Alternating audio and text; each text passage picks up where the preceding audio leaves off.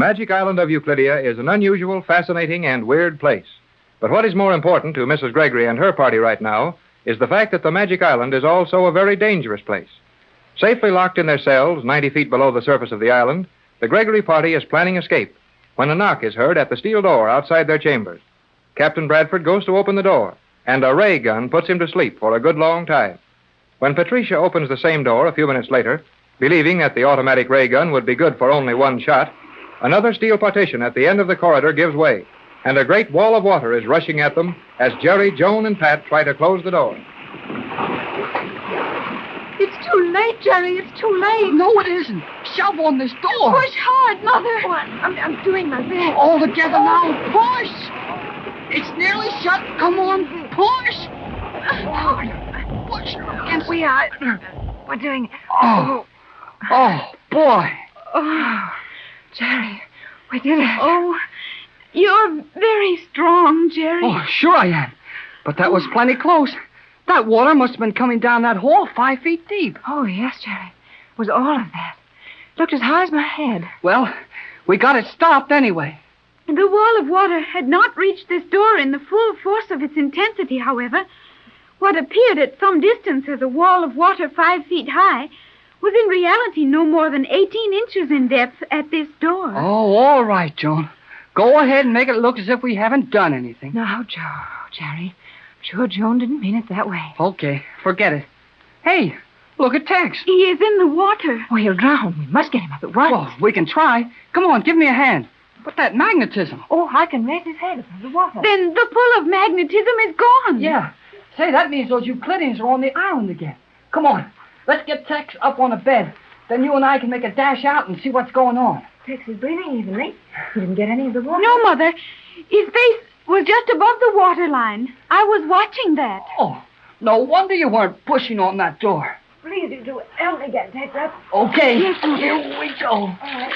Oh, come on. Oh, he sure is heavy.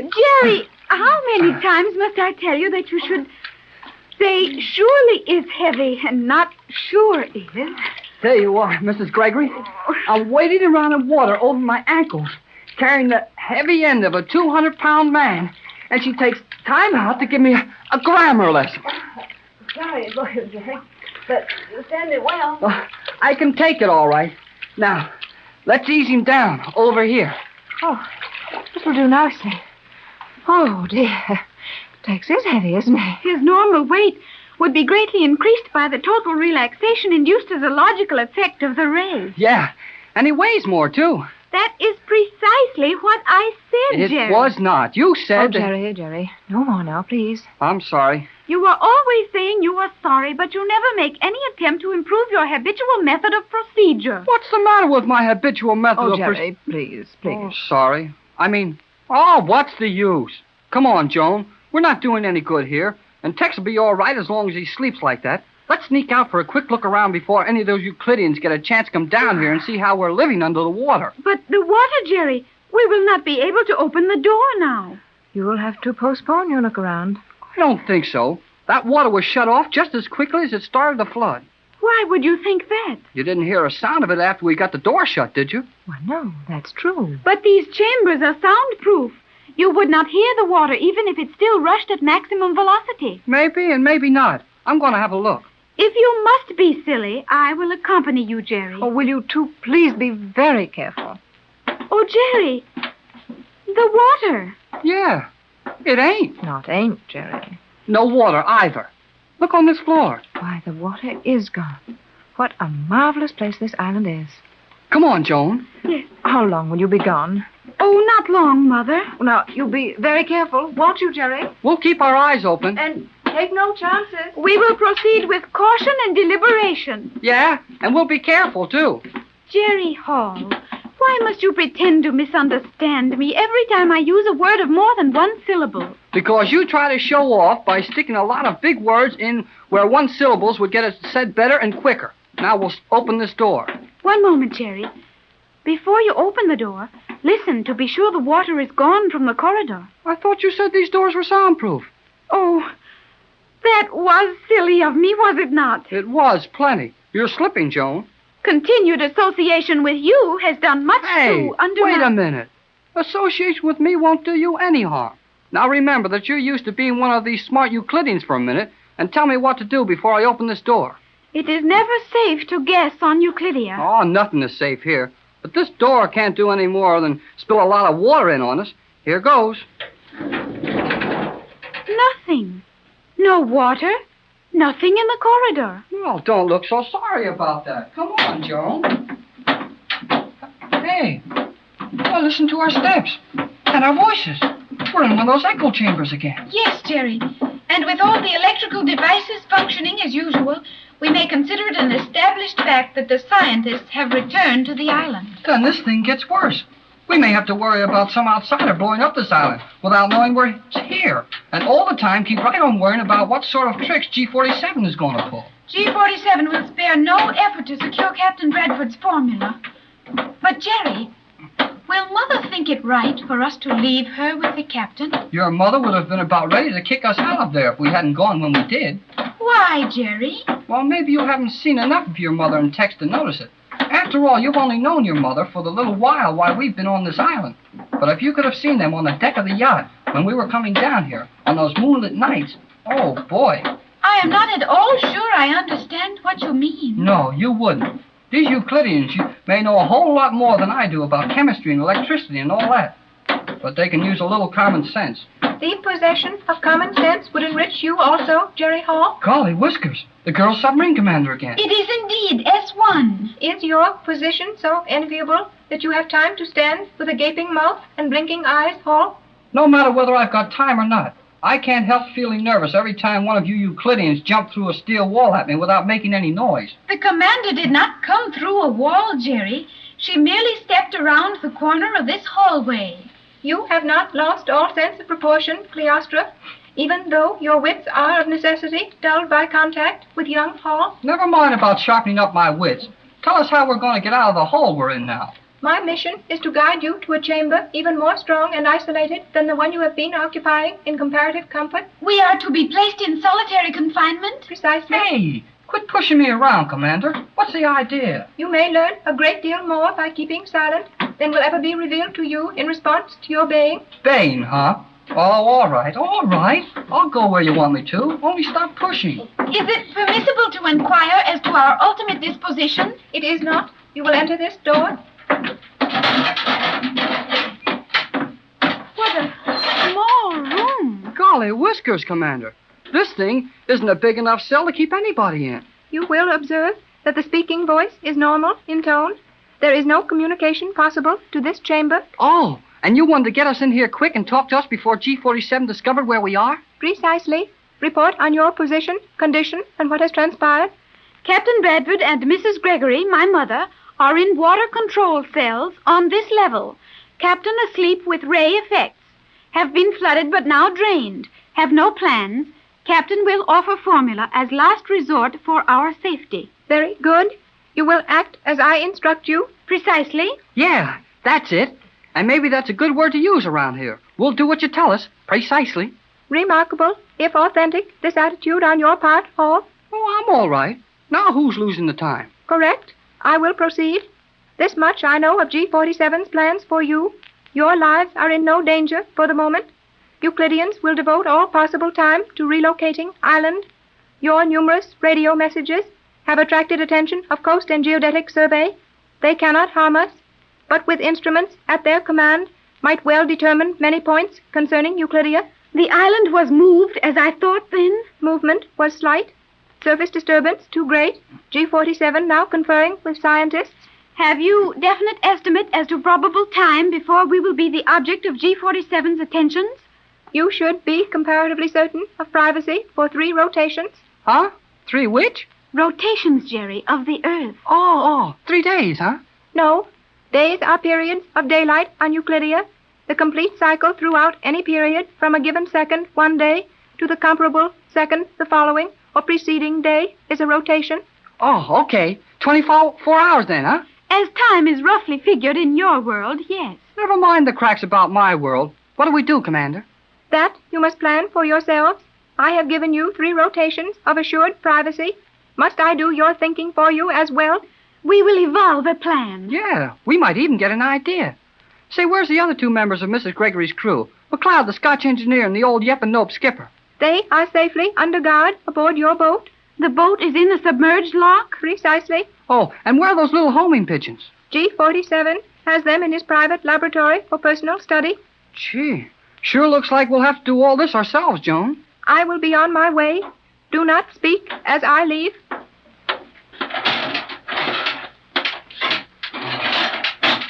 Golly whiskers, that girl sure comes and goes fast. The commander risked her life to bring that message to us. I know it. Boy, she's a swell girl. And is she good looking? If her beauty is so attractive to you, Jerry... Oh, forget that stuff, Joan. You don't have to worry about her. Gosh, she's 22 years old. But even if she is pretty old, she's all right. Do you prefer the commander to me? Huh? Jerry, I like you very much. Oh, okay, I like you too. But this is no time to tell you about that kind of stuff. We've got to get back to your mother and Captain Bradford. Will they be tickled when they hear we'll have about 3 days to figure our way out of this place? 3 days? Golly whiskers. I'll bet Tex can figure out how to be halfway to New York in that time. If he wakes up.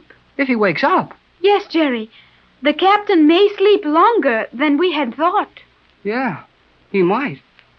Hey, you're sure of it. There is one thing that Jerry and Joan may be quite sure of on the magic island of Euclidia. No matter what part of this artificial island in the South Pacific they visit, they're going to get action of some kind. When Captain Bradford was put to sleep by a ray gun in their prison cells, and Mrs. Gregory offered to remain with the captain until he recovered, it was decided that Jerry and Joan should go alone on a tour of as much of the island as they were allowed to reach. Their friend, the Euclidean girl submarine commander, has just left them in a tiny storage closet on the 9th level below the surface. And as there is no echo heard, Jerry and Joan feel safe in talking the situation over. Oh, all right, then. All right. I'm right. Very well, Jerry. You are correct. I said that girl submarine commander was a friend of ours, didn't I? You did? And she just now helped us out a lot, didn't she? How? By telling us we had 3 days to plan what we were going to do about escaping from this place. Her assistance would have been more valuable had she offered a plan of escape. Oh, sure. And she could have been a real help if she'd dug up a magic carpet and had us all back in Hollywood in 10 minutes. Well, you ought to be blamed grateful for what she did tell us. Why, in 3 days we can do a whole lot. And we'd better start right now. Do you have a plan? Yeah. Keep moving. Standing still's no good. Then let us go at once. Have you got any idea what the directions are down here? No, Jerry. Sections of the island may be revolved, and as you know, the entire island has been moved. It is quite impossible to determine any direction. Okay, Joan. We'll just get out in the hall and start. We may speak freely without fear of detection as long as our voices remain normal in tone. But when they get that funny hollow sound, Euclideans are listening to us, huh? That is right. Then let's remember that, and when our voices start jumping back at us out of the walls, quit talking.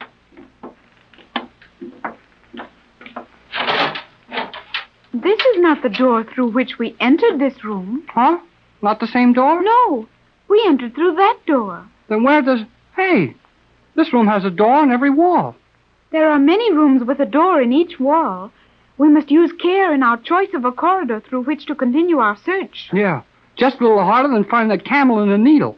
Every one of these blame halls look just alike, and you know it.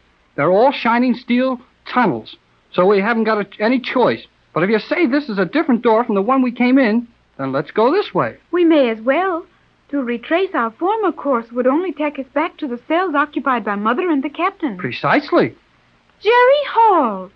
You do not like that word. Why do you use it? Well, just to get your goat. How many times must I remind you that I have no goat? Goat.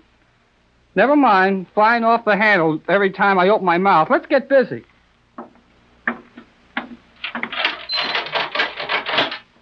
I have no idea where this will lead us. Well, just so we go someplace and learn something. There's so much I don't know about this island that it makes no difference where I start in learning. Hey, ouch! Jerry, did you hurt yourself? No, I didn't hurt myself, but this whatever it is here sure didn't do me any good. I can see nothing there. It must be one of the invisible steel doors. Invisible steel? I should have expressed myself differently. The door is actually so perfectly transparent that it is impossible to detect its presence with the eye. Hence, it is called invisible. You mean there's a steel door right here in front of me? Feel it with your hand. Well, golly whiskers. That stuff is clearer than glass. I can see the whole corridor through it, and it's still as strong as steel. Euclidia is a place of wonders to those who are not accustomed to it. You've been here 14 years, and you get plenty of surprises, I notice. I was not attempting to appear superior, Jerry. Okay, just so you don't. Remember what I told you. The higher they are, the harder they fall. Who will fall from what? Oh, skip it. And let's get around the other side of this invisible door and see what goes on there. Oh, all these blame hallways look just alike to me. We do not know where we are going. Nope, but we're on our way. Why are you walking with your arm out before you? Oh, so if I meet another of those funny steel doors, I'll bump my hand instead of my nose. This is most unusual, Jerry. Huh? What is? That we should be allowed to walk around so freely in these lower corridors. Some of the most carefully guarded secrets on the island are contained in these lower levels. Well, I sure haven't seen anything yet that I'd run home and tell about. Perhaps we haven't tried the proper doors. Well, we'll keep on trying them until somebody stops us. And here's where we try another one. Right now. You are very careless in your method of striking these doors. They won't bite, will they? Some of them are electrified. Hey, fine time to tell me that, after letting me open 2 of them with my bare hands. Well, what do you do with these things? I would suggest that you press against the door with your shoe. Yeah, maybe you're right.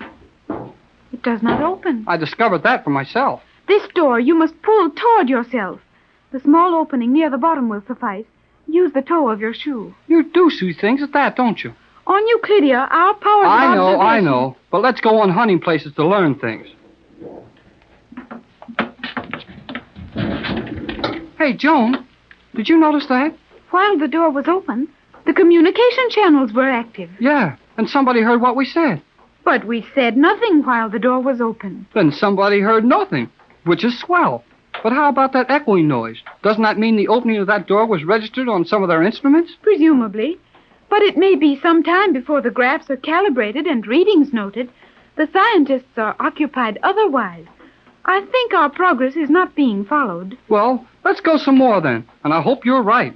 We should now be nearing the center of the island. Center? It can't be. This thing is 1,000 feet across, isn't it? The main portion is 600, roughly. Actually, the diameter of the central section is exactly 1/10 of a nautical mile, or 608 feet. Well, I know we haven't walked any 300 feet since we left the confinement cells. Agreed. However, I think the cells are not on the extreme outer ring of the island. Furthermore, the narrowing curvature of these walls would indicate our progress toward the center. Looks like you're right. Well, what do we find when we hit the center? The central control elevator is the axis of Euclidia. Well, then maybe we can get up in that elevator shaft and see what's going on in some of the other levels. It will not be so simple, I think. While I am not familiar with this level, it is only logical to suppose that we will find various chambers arranged around the elevator shaft. And maybe somebody in those chambers won't like the idea of our touring around. Precisely. Oh, undoubtedly. Well, if we're near the center, we'll soon find out, because here comes another door. Jerry, the door is not coming. Well, we're coming to the door. What's the difference? A great deal. If the door were moving toward us... All right. I'm sorry I started it, but here is the door. We should proceed with more than usual care now. I know it. But how am I going to do anything about it? The door and walls will be soundproofed. It would do no good to listen at the door. That's what I was afraid of. Yet I fear that something we will regret will follow the opening of that door. What, for instance? I do not know. Sure, you're a help. If you were clever enough to ridicule me, you would not need my help. Well, you win. Let's go on in. But we may be in danger. We are in that anyhow. And we've got to do everything we can to get your mother and Tex and ourselves out of this. Now, you stand over to one side, and if any ray guns or tricks are waiting to jump out at us, it won't hit both of us, and you can run back to the others. I would not run away and leave you, Jerry. You'd better, but maybe nothing will happen. Here I go. Hey, Joan, look at that. I have not seen him for years. I had forgotten he existed. I think we may safely stand and watch him for a moment. Well, keep your voice down. The old guy will hear you. But he is quite deaf. Deaf? Yes, deaf. You don't mean deaf, do you? I said deaf, and I mean deaf. Totally lacking in the sense of hearing. Oh, I know what deaf means, all right. But I don't see how he could be deaf. You do not know that man, do you, Jerry? Never saw the funny old guy before. Then you are in no position to judge as to whether or not he is deaf. Look, Joan, that old guy is tapping on glasses of water with that little steel rod, isn't he? He is? Well, I've seen him do things like that on the stage, and they were always making noises or playing tunes with those glasses. This old man is doing much the same thing. He is making musical notes. Just what I thought. And he acts like he was pretty busy at it, too. Now watch when he hits that glass and then listens till the last little note of sound is gone. If you can see and understand what he's doing, why must you question his ability to do it? Because if he's deaf, he can't hear what he's doing. And no matter what note he hits or what noises he makes, he wouldn't know anything about it. He is listening to the vibrations. Vibrations? Yes. He has trained his sense of touch to such perfection that he will instantly recognize several thousands of notes of the audible scale. Thousands of notes? What are you talking about? Well, there aren't even hundreds of notes, let alone thousands. On Euclidia, we have developed our sense of hearing far beyond your worldly knowledge, and we easily hear sounds entirely beyond the range of your ears. Sounds to which even your most delicate detection and recording apparatus will not respond. Golly whiskers. You mean we can only hear half of what's going on around us? You do not hear 1/100th of the sound waves beating at your ears. Well, maybe not, but I know that I hear plenty. Hey, Joan, that note he just struck. I can't stop hearing it. Jerry, are you hearing a musical note? I sure I am. It sounds funny. No, it's not funny. It hurts.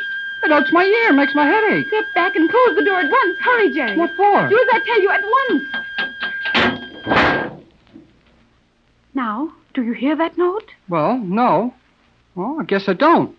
But my head sure feels funny. That was your keystone note. My what? Your keystone note. That note, steadily played or beaten within your hearing, would soon make you deaf or worse. Make me deaf? What about you? I did not hear it. You didn't hear the sound when he hit that glass? I heard the common vibrant note of the accepted musical scale, but the sustained note, the constant sound which continued to beat against your inner ear, that was not keyed to my hearing, hence it did not bother me. You mean that old guy's experimenting with those notes to find out which one bothers people? And which ones they'd keep on hearing until it would drive them crazy? Exactly. Even in your poor scientific world, you have heard of a musical note shattering a glass or even shaking a small building, have you not? Well, sure. When that man's experiments are completed, he will be able to sound a note which will destroy a large building, a bridge or a tunnel. One note, and a battleship will crumple as easily as a piece of paper. Another note, and an aeroplane high in the air will disintegrate. The note will strike the keynote of the motor. The synchronization will be destroyed, and the machine will shake itself to pieces in a matter of seconds. Golly whiskers. Why, if they could really do that, these crazy scientists could capture the whole world without hurting anyone. And they wouldn't need one single gun or a weapon of any kind. Precisely, Jerry. You have seen only one of the many devices being made ready for G47's conquest of the world. Yet that one alone should convince you of the futility of ever escaping from this island and coming back to take it over. Well, it don't look so good. I'll say that. What would you do if you heard one single musical note that would destroy the largest building in the world? There wouldn't be much you could do against such a threat as that. And that's the strange Euclidean power which Jerry and Joan have just seen and heard. Down on the 9th level below the surface of the island, Jerry and Joan have been scouting around trying to find a possible avenue of escape, while Joan's mother has been taking care of the unconscious Captain Bradford. The young couple are just outside the door of a small laboratory where they have seen the actual experiments with the musical notes which are to control the world if the Euclidean plan works out. Jerry and Joan don't seem any too happy about it. Why, golly whiskers, Joan.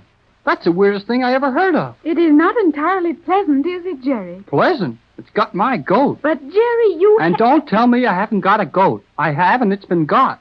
Though you need a lesson in English, I think we will not take time for it now. I know we won't. Let's get on back to Tex and your mother and tell them what we found.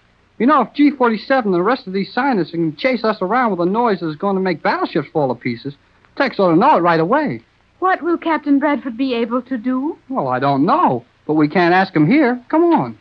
But we came that way, Jerry. No, we didn't. This is the way we came. I am sure you are wrong, Jerry. How are you so sure? Do you not remember that I called your attention to the angle of the corridor narrowing as we approached this end? Yeah, I remember that all right. But it gets narrower down this way, too. Oh, yes, so it does. Then you don't know which way we're going. I must admit that I do not. Oh, neither do I. But I've got a hunch it's down this way. We may as well go this way as any other. Now, what do we do? Doors. Doors all around us. I know we never passed that many doors all in one bunch. Remember that sections of this island may be rotated. If the corridor we traversed before was north and south, it is quite possibly running east and west now. That's why this blame island makes me tired. Nothing stands still long enough for you to figure it out. Whoever heard of a tunnel running all over the place? Fine thing, that is. Wouldn't some of our railroad engineers back home get a surprise to find their tunnels turned around? Boy, that would be something, wouldn't it? Imagine starting through a tunnel in Canada, Rocky Mountains, and coming out in Mexico. That is ridiculous, beside the problem, none of our concern, and impossible. Oh, you don't like it much? I do not. Then I'll put the tunnel back where it belongs and we'll walk some more. We will soon have to make a choice of doors, Jerry. Well, I like that one over there. It's already open. It was not open a moment ago. Well, it is now. Then someone must be in there. Yeah, maybe you're right. Let's use one we have to open ourselves. It won't seem quite so much like a trap. That looks similar to the door we came through. Okay, if you say so. Let's go. Jerry, do not move. That door is opening also. Yeah, I see it is. This thing is beginning to get spooky. I think we may safely use any of these doors. But even if they keep opening up like this? Yes. I have seen doors like these open on the other levels. They are operated by the sound of our voices directed toward them. I am sure we will find every opening in this chamber guarded by a voice-controlled door. Well, how about telling one of them to go shut again? Gee whiz. Jerry, the door closed when you looked at it and used the word shut. Well, I thought that too. But that doesn't make sense. How could a door close on a certain word? This is the level on which all sound control devices are put into actual use. I thought that was on the 5th level, near the chemical laboratory. Don't you remember that we found all that soundproof paint up there? Before we escaped from the island before? Yes, Jerry.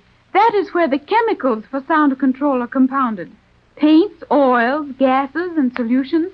But on this level, mechanical sounds are developed, such as the musical notes we saw the old man making with the glasses containing water. Okay, if you say so. Let's work it again. Now, I'll look right straight at that door over there. That is the one you tried accidentally before. I would suggest you choose another for this experiment. Well, you know these self-starting doors better than I do. I'll take that one over there. Look right straight at it and tell it to open. Jerry, it is opening. Then you're all wrong. I hadn't told it to. Do not lose your head, Jerry. Remember what G47 told you. There is no magic here. Euclidia is a land of fact.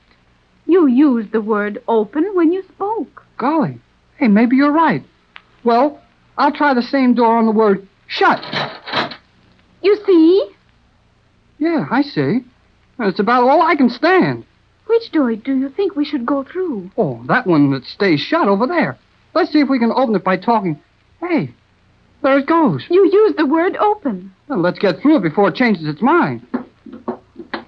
We are entering another chamber such as that one. Might as well be on a merry-go-round. What is a merry-go-round? Oh, I'm too busy to tell you now, but it goes around and around and you don't get any place. Now, let's see if we have to turn around and talk straight at that door or if it can keep our backs to it. I think the voice must be directed. Well, we'll see. Shut. Go on. Shut. No good. I will try looking directly at the door. Shut. Joan, if we ever get off this island, I'm going to write a book about it. I will help you. Yeah, but first, how about a little help finding those jail cells we were in? I am anxious to see Mother and the captain. Yeah, me too. I'd rather be locked up with them than running around here loose by ourselves. Are you afraid, Jerry? No, but I could be mighty easy. Hey, where did that come from? Another door closed. Well, let's open one. Open. Open. Open. You must direct your voice at the door. I did. Well, I'll try another one. This one right here. Open. Open. Hey, open. That is most unusual. Yeah, it's also not so good. Maybe I can open one by hand. Oh, Jerry, I do not like this. Oh, steady, Joan. It may be all right. I'll try another one.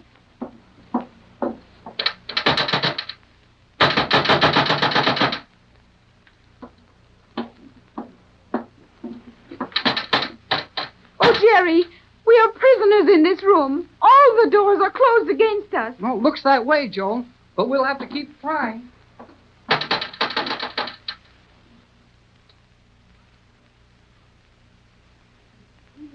Knew where they were, I would still feel that they'd been gone far too long.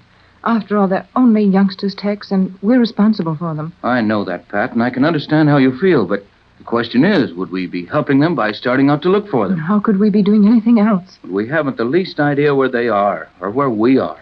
And if we go out looking for them and miss them, what are they going to think when we aren't here when they get back? Yes, I suppose you're right, Tex. But you're not able to start out walking just after recovering from that sleep-producing ray? But I can't sit here much longer. Well, I suppose we'll help them just as much by moving as by sitting still. They're no more afraid of this place than we are. Let's go, Pat. Oh, are you sure you're equal to it, dear? I'm equal to anything when you're concerned, Pat. You always have been.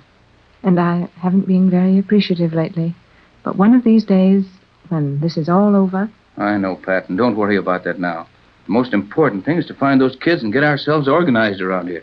You're quite sure it won't be too much for you? Oh, I'm all right. That ray gun didn't do anything but put me to sleep. Maybe a little dopey for a while, but if you do the thinking, I can at least tag along behind you. Have you any idea where we are? Not the slightest. Joan said she thought we were on the 9th level. But as to what side of the island or where we go from here, I can't even make a good guess. Well, at least we know we can find the elevator if we return the same way we were brought in here. Yeah, if we can remember how we came. Now, if we can open this door without getting put to sleep again. Jerry and Joan went out without trouble. Joan's theory was that the ray gun had been set to fire only one shot when the door was opened, predicated on the belief that one shot would discourage any further attempts to leave. Well, let's hope she was right. How about that water? Well, the corridor was dry when they left. Okay, then here goes. Well, nothing happens. Here we go. It isn't going to be very easy to find our way. These walls and doors look exactly alike in every direction. Yes, and they're all made of that transparent steel, with us on the wrong side of them to see anything. And most likely every move we make is being watched and every word overheard. I don't think so. Joan said she was sure G-47 and all his men were busy trying to figure out how to move this island without disturbing the surface of the water so much. And I suppose her judgment is better than ours where this mad place is concerned. That should be. Well, now where do we go? Probably doesn't make much difference. I imagine we'll have to continue looking everywhere until we find them. Well, this door looks as good as any other. Well, shouldn't you listen before you open it? Wouldn't do any good. They're soundproof. No matter where we are on this island, the story is always the same. No chance to protect ourselves. Just stumble along blindly, trusting to luck. Seems to be about all we can do, all right. We might as well get at it.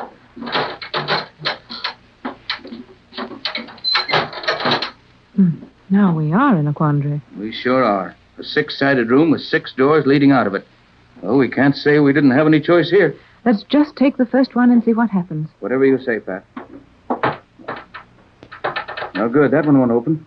Then there must be something in there we're not supposed to see. And we won't see it. Well, I'll try the next one.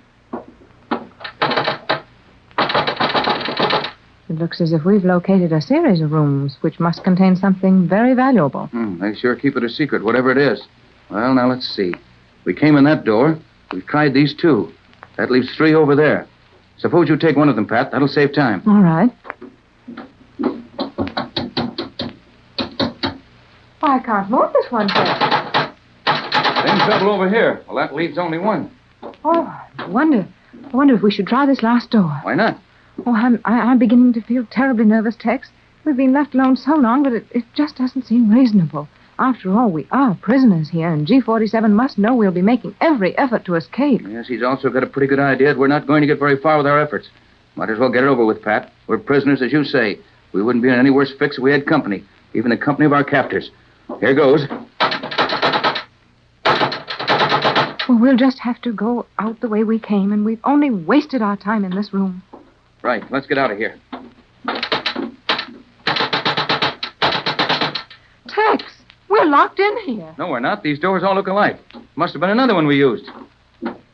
Yeah, this will be the one. I remember now. We went all the way around the room. That's funny. I know it was one of these 2 doors. Well, it wasn't this one. Now, don't get excited, Pat. We'll find the right door in just a minute. Oh, I'm not so sure, Tex. We've tried them all. We're locked in, Tex, and we can't get out. The magic island of Euclidia may be a grand place for G-47 and his scientists, but the Gregory yacht party are not enjoying it much.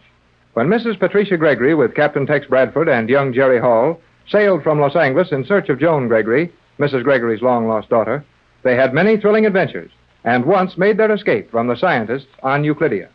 Their freedom lasted only a few hours, however, and once again they are prisoners, held in the 9th level of the artificial island. Jerry and Joan have gone on a tour of that level, looking for some means of escape. and Patricia and Tex have followed them. Now, both searching parties are apparently hopelessly lost. As the last time we saw them, Jerry and Joan were locked in one steel room, and the captain and Mrs. Gregory in another, where we find them now. Oh, it's no use, Tex. We're locked in this room to stay. Sure looks like it, Pat, but why? Well, we're prisoners, of course. Yes, but why should this one room close up automatically as soon as we get in it? I'm not convinced Joan was right about the scientists all giving their attention to something else. I think we've been watched all the time, and this room is a handy place to keep us until G47 is ready to do what he sees fit to do with us. You may be right. One thing is sure. There's no sense in wearing out our hands trying to push these steel doors open. Look, Tex, how beautifully polished this steel is. These doors are perfect mirrors. Mirrors? Uh-huh, that's it. What's what? These panels are mirrors. Mirrors of polished steel. Yes, but Well, what? don't you see, Pat? They're not doors at all. Not doors? No. But they must be. They all look exactly alike. Yeah, they look alike, but they aren't. Don't you see it? They really are mirrors. And with the exception of one panel, which is actually a door, the rest of them are only reflections. Then we've been pounding on sections of the wall? Sure we have. We got excited and lost our heads for a minute. Now all we have to do is to go slow.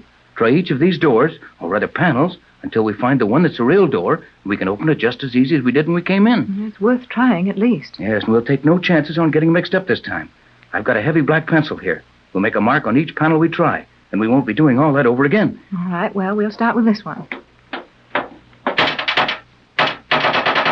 No, it isn't here. I'm sure of that. Okay, then I'll make a big cross on it, and we'll know what... That's funny. Have you anything to sharpen the pencil with? Well, it's sharp enough. But it didn't leave any mark on the door, Tex. Watch it now while I try it again. Tex, did you see that? Yes, it did make a mark. But within a fraction of a second, almost instantly, the mark faded out. I don't like this. Everything we come in contact with smacks of the supernatural. Well, it is a little nerve-wracking, but there's nothing supernatural about it. Well, that pencil mark disappearing so quickly certainly is... Some sort of paint they've treated these doors with, I think. Nothing to be afraid of. It sure wrecks my idea about marking the panels. Then what are we to do? Well, let's see. Supposing we stand still and count all the panels in the room.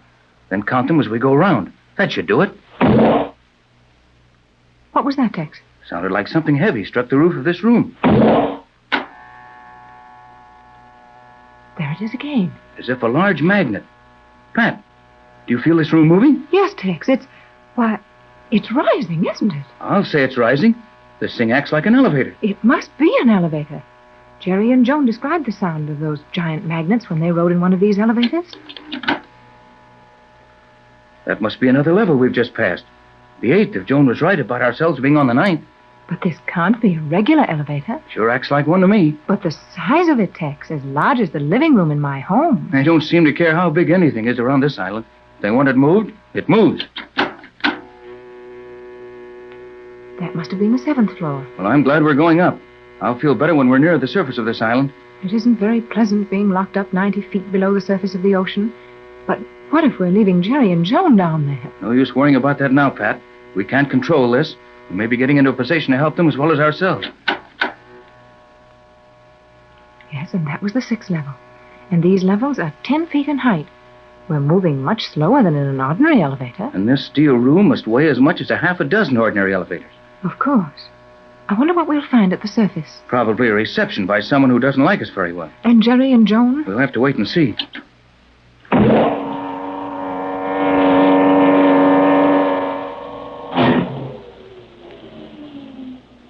That was the 5th floor. You mean this is the 5th floor? We're still here. Why, so we are. We've stopped moving. This must be as far as we're going. Look, Pat, that door is opening. Then we did try the right one. Opens easy enough when you know how. But who's opening it, Tex? No one. That whole ride of ours was automatically controlled, I believe. Something tells me we ought to get out of this elevator while we have a chance. Might decide to go down again. Very well, Tex, if you think it's wise. I think it's just as wise to get out here as it is to allow ourselves to be taken down to that 9th floor again. We didn't get out any too soon. Looks that way.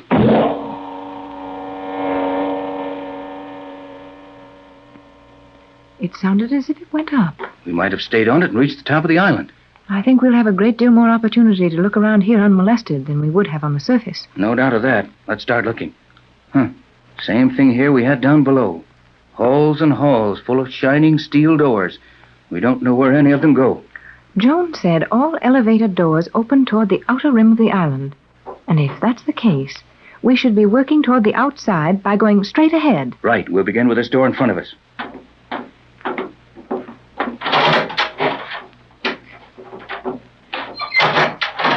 Well, we got that far anyway. What now? Well, I'd say straight ahead again, Tex. You're guessing all right so far. Come on, let's go.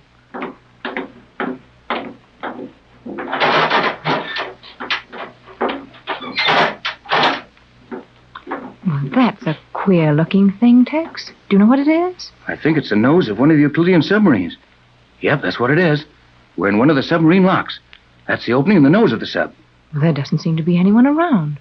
Would it be safe to look into the submarine? Why not? They might as well find us looking at that as at anything else on this island.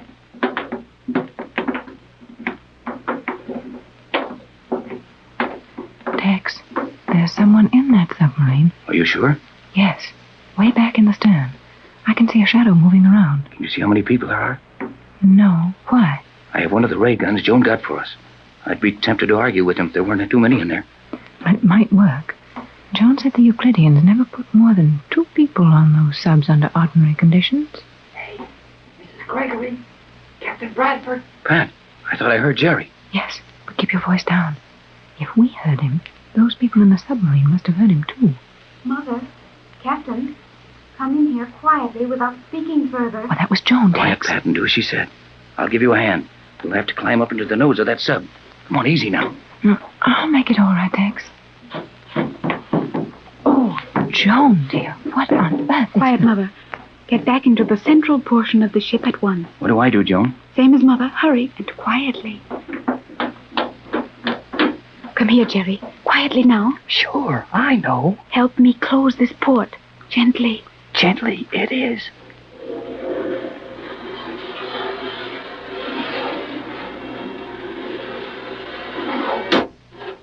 Now lock that breech. Gotcha.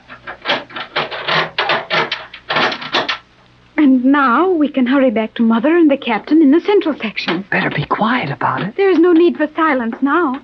I have cut off all possible methods of communicating sound or motion to the island. I can see that you're confident we may speak with safety now, Joan. We may indeed, Mother. Then tell us how you kids managed to get here and into this submarine. It was not cleverness on our part. I'll say it wasn't.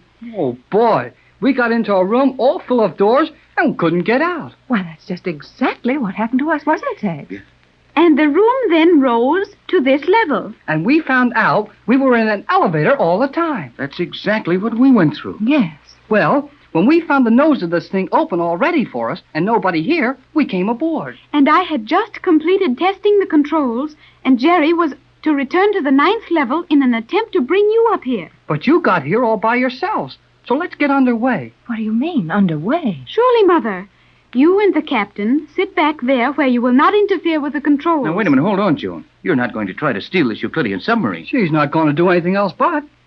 Oh, dear. Do you know how to operate it? Are you sure, Joan? I believe so. I have watched the commander operate the ship many times. Well, you've sure got your nerve, Joan. But if you'll steal it and think you can run it, we'll ride with you, won't we, Pat? Oh, I should say we will. Ready, Joan? One moment, Jerry. That lever will release the mechanism which reverses the nose from that submarine lock. When I signal you, pull the lever well back. Okay, kid. I'm ready. Then pull. Tex, turn me over. No, we're not. That's just the outer shell revolve. But how can we see it? The submarine is constructed of transparent steel. Okay, Joan. The nose is clear. Now what? I will have to perform this alone. To turn around will create too great a disturbance on Euclidia. I must run with reverse jets for a few miles. Let her go.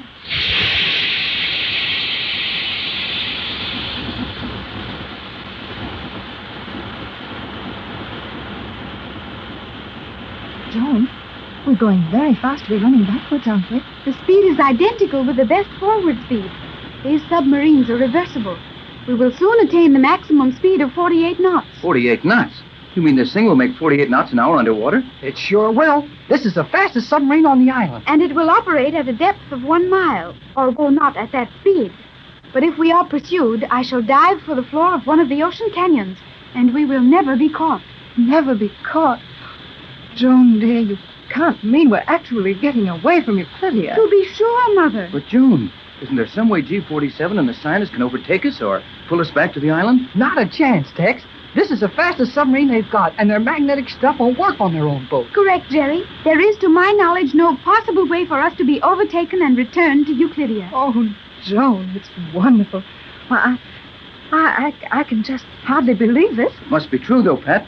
We're sure leaving that place behind. And I'm not doing any crying over it. That magic island is all right for the guys who run it, but I've had enough. I, too, have had enough, Jerry.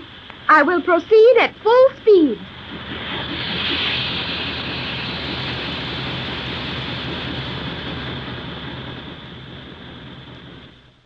There's nothing any finer than a taste of freedom after being shut up against your will. The Gregory party is now enjoying their second bit of freedom since landing at Euclidia, the magic island. When Jerry and Joan set out to do a little detective work in the lower levels of the island, they were only hoping, and rather faintly hoping at that they might possibly discover some weak link in the Euclideans' plans to keep them prisoners. They had more good luck than anyone expected and found one of the fast submarines with no one guarding it. Mrs. Gregory and the captain arrived at the same time, and with Joan at the controls, our four friends have helped themselves to the 100-foot submarine. They are now racing to get away from Euclidia and the power of G-47 and his scientists. I believe we have now attained maximum speed. You may close that valve, Jerry. Okay, Joan. Close it is. How can you maintain your speed in this thing if you shut off the compressed air, Joan? The air is not used as motive power, Captain Bradford. It merely forces the fuel pellets into the combustion tank. But, Joan, darling, what makes this submarine go? Did you not see that small cylinder Jerry inserted in that heavy projectile-shaped tank? See here, Mrs. Gregory, one of these little things. I see them, Jerry, but they're hardly larger than a golf ball. They are quite large enough to propel this submersible ship for a distance of 25 miles at maximum speed. But, Joan, 25 miles on one of these little capsules? Approximately, Captain. Oh, sure. There's enough of these little things here to take us to Los Angeles. To Los Angeles? Precisely, Mother. The first requirement when a submarine commander lands her boat at Euclidia is to refuel, and the minimum charge is for 5,000 miles. 5,000 miles? And we're only about 4,000 from home. Then you mean... Oh, I can't even seem to say it. You mean we're actually away from that island with enough fuel to take us safely back to California? I have stated the simple truth. Well, it may be the truth, Joan, but it isn't so simple. How's our speed now? We are making only 44 knots. There is some slight defect in the gas combustion apparatus. Only 44 knots. Yeah. Too bad we've got to crawl along at 44 miles an hour on the water. I'll bet the Navy would feel bad if their ships wouldn't do any better than this. There is no Navy in the world with a submarine that will make any such speed, or even half of it, Jerry. Oh, Johnny was only kidding you, Joan. 44 knots. 44 nautical miles an hour. Why, that's faster than our heavy surface craft can travel. It is interesting to contemplate the advances which may be made after this system of propulsion has been perfected. Yeah. Maybe they'll do all right after they've quit fooling around and really get these things to running. Now, Jerry, if you'll let Joan be sensible for a few minutes, I'd like to ask her a few questions about the continued operation of this boat and learn something about how to navigate. This is my first submarine experience. Okay, Tex. I'll keep still. What is it you wish to know, Captain? Well, you started this thing and you're keeping it running. So if you know how to do that, I'll leave it in your hands. But I'd like to be of some help to you. Thought it might be with the navigation. Tex is one of the finest navigators in America, Joan. That is interesting, but there is no need for your services at this time, Captain. Looks like we're just going for the ride. Sure looks that way, Jerry. I believe we are now sufficiently removed from Euclidia that we may with safety reverse the craft. Reverse? You mean we've been going backward all this time? At 44 knots? To be sure. I explained that when we left the island. Don't you remember Joan saying that she didn't dare turn the sub around for fear it would make such a fuss in the water that the Euclideans might get wise? Yes, I remember. But in the excitement of getting away, I'd forgotten it. And we've been running full speed astern for the last 10 minutes? Precisely. I don't see why we can't feel that, Joan. I can't ride backwards in the train without feeling it. On the train, you know you are riding backward, do you not? Well, sure. But why? I will give you the same sensation here if you desire it. You'll give us a sensation?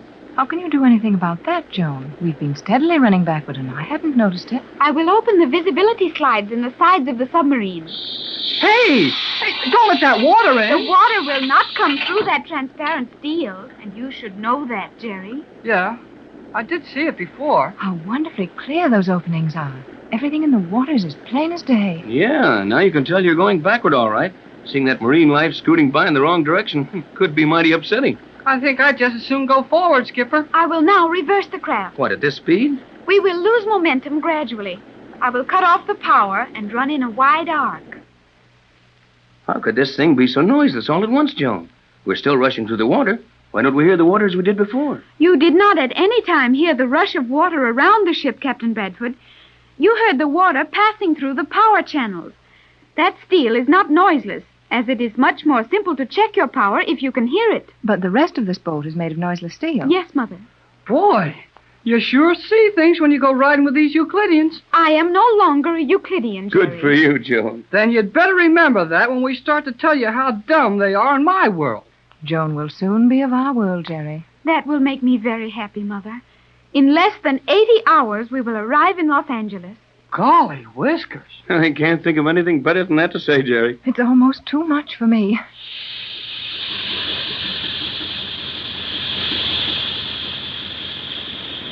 Hey, you sure take off fast. We are in a hurry, are we not? We're in a hurry to get away from Euclidia, yes. But, Joan, is this submarine safe at such speeds? Euclidean machinery is nearly perfect. Speed has no effect on this craft. Well, it sure has some effect on me. Are we doing full speed already? The maximum will be attained in a few more seconds, Captain. One thing nice about these things, they sure make up their minds plenty fast. Joan, I don't mean to worry you with a lot of childish questions, but I'm interested in navigation. Now, how do you know where we're going? Just what I'd like to know. These steel slides in the side of the ship are fine, but I can't see where they'd be any help in navigating. Show them the gadgets, Joan. Gadget? Sure, the dingus. Thingamajig you navigate with. There is nothing like that here, but I will show you how the instruments operate. Oh, that'll do just as well. Well, I don't see any instruments, at least not enough to run a submarine with. We seem to be running all right, though. Operation of this submarine is very simple. I will pull down the chart of our present course. Our present course? Do you mean you've had this run charted in advance? Of course not, Mother. That would be quite impossible, as we had no advanced knowledge of the cruise. Had you there, Pat. Never mind, Mrs. Gregory. I feel just like you do about it. There's a nice straight line with Los Angeles marked on the north end of it. But how did it get there? We haven't had any time to draw any pictures since we started. This is one of our 16 basic or permanent charts, showing a true course from Euclidia to the 16 principal ports of the world. And our course is a perfectly straight line? Insofar as navigation is concerned, yes. Although we will naturally deflect to avoid striking any undersea mountains. Hey, I hope we do. Yes, but what are you steering this thing with? It is not necessary to steer, as you term it. I have merely set this lever at the point marked Los Angeles, and in good time we will arrive at that destination. But it's impossible to sail a straight course for that distance. We must surely run dangerously near islands and sunken reefs. We will pass around them safely. The impulse deflectors will attend to that. We'll go around these things like that automatically? To be sure. Joan, you're sailing a submarine at over 40 miles an hour without being able to see where you're going? I am constantly watching the seaway on our course, and all is clear for several miles in advance of this ship. Where are you seeing all that? In this reflector suspended before me. You may look over my shoulder if you wish. Go ahead, Pat. Take a look. Oh, I'd like to. Tex, you can see through the water almost as clearly as you could see on the surface. Golly whiskers. You sure can. Say, that's remarkable, Joan. How do they do it? We utilize an electric ray of atomic principle. This ray is projected directly in advance of the submarine. Mineral salts are dissolved along the course of the beam from the ray, and the dissolving salts form a path of remarkable clarity through the water. Well, that's nothing short of amazing. And you'd never be bothered by fog. Euclideans are not, as you say, bothered by fog under any conditions. This is only one of the many rays used under various conditions to control visibility. Huh. And everybody thought I was crazy when I said we were going to visit a magic island. There is no magic on Euclidia, Jerry. Yeah, I know. Old G47 is always raving about everything on that island being nothing but scientific fact, which is all okay with me. But just the same, it's the kind of stuff that they call magic in my country. I can understand how Jerry feels. When you see our world, Joan, and when you see how far we are behind Euclidia and all of our machines and inventions, you'll be able to understand why this seems like magic to us. I will try to understand. Do you realize that when this submarine plows into Los Angeles Harbor, that we'll be the most famous people in the world? After this small cruise, Euclidean submarines have circled the globe without rising to the surface. Oh, yeah? How do they carry enough fuel? We have a great deal of space here that is not being utilized. It is possible to carry fuel for 50,000 miles. Well, no matter what you think about this cruise, there's going to be a lot of excitement when we dock. Tex, this boat is armed, isn't it? My guess would be yes. You bet, with a capital Y. They've got enough trick weapons on board this thing to capture more than Los Angeles. Well, isn't that going to present something of a problem when we sail into the harbor? Entering a port with an armed vessel is something that takes a little preparation. Oh, I think we can square that, Pat. After all, the government must have an idea as to what we're up against. But what can we do if they won't let us into the harbor? It's not a question of getting into the harbor. We'd be in there before anybody could stop us. What I don't like is the idea that someone will spread the story all over the waterfront. We'll have our hair full of newspaper reporters and newsreel cameras before we can protect our secret. You will not wish it known that a Euclidean submarine has brought you back to the United States? Why, Tex? A Euclidean must have agents in every country. They probably have instruments on the island strong enough to locate this submarine on the surface. They'd pick the news out of a dozen news broadcasts in an hour. I'd like to keep this quiet until I can get to the government agents. Take the proper steps to protect ourselves against the Euclideans, as well as to lay our plans about going back to take over that island. But we'll have to come up somewhere, Tex. And if we don't come up in some harbor, well, we'll never reach land, and I don't see how it can be helped. Can you offer anything, Joan? That is a simple problem. Maybe it is to you, but it looks plenty hard to me to pop up out in the ocean someplace, hide a submarine, and walk into the harbor. Jerry may be sketching it rather broadly, Joan, but that's what we have to think about. I will take care of that. When we reach a position within 5 miles of the harbor, we will submerge to the ocean floor. The submarine will remain there indefinitely, safely anchored, and we will proceed to the harbor with our life rings. Sounds easy, but 5 miles is a long ways to swim. If we could get out of a submarine on the ocean floor and reach the surface alive. Yeah, it's no sense to try to get from a sub to the surface. With the equipment I will show you, it will be easy. Please have no fear of that. If we are allowed to reach the harbor, I promise you we will land without the submarine and without trouble.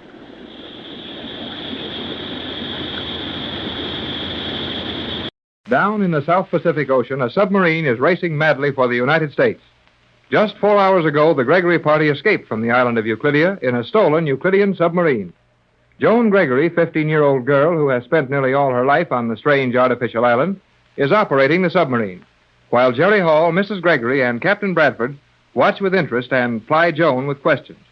The speedy undersea craft is making over 40 knots and is 8 fathoms below the surface of the water. Are you sure we've come that far, Joan? It is obvious that my instruments could not be wrong.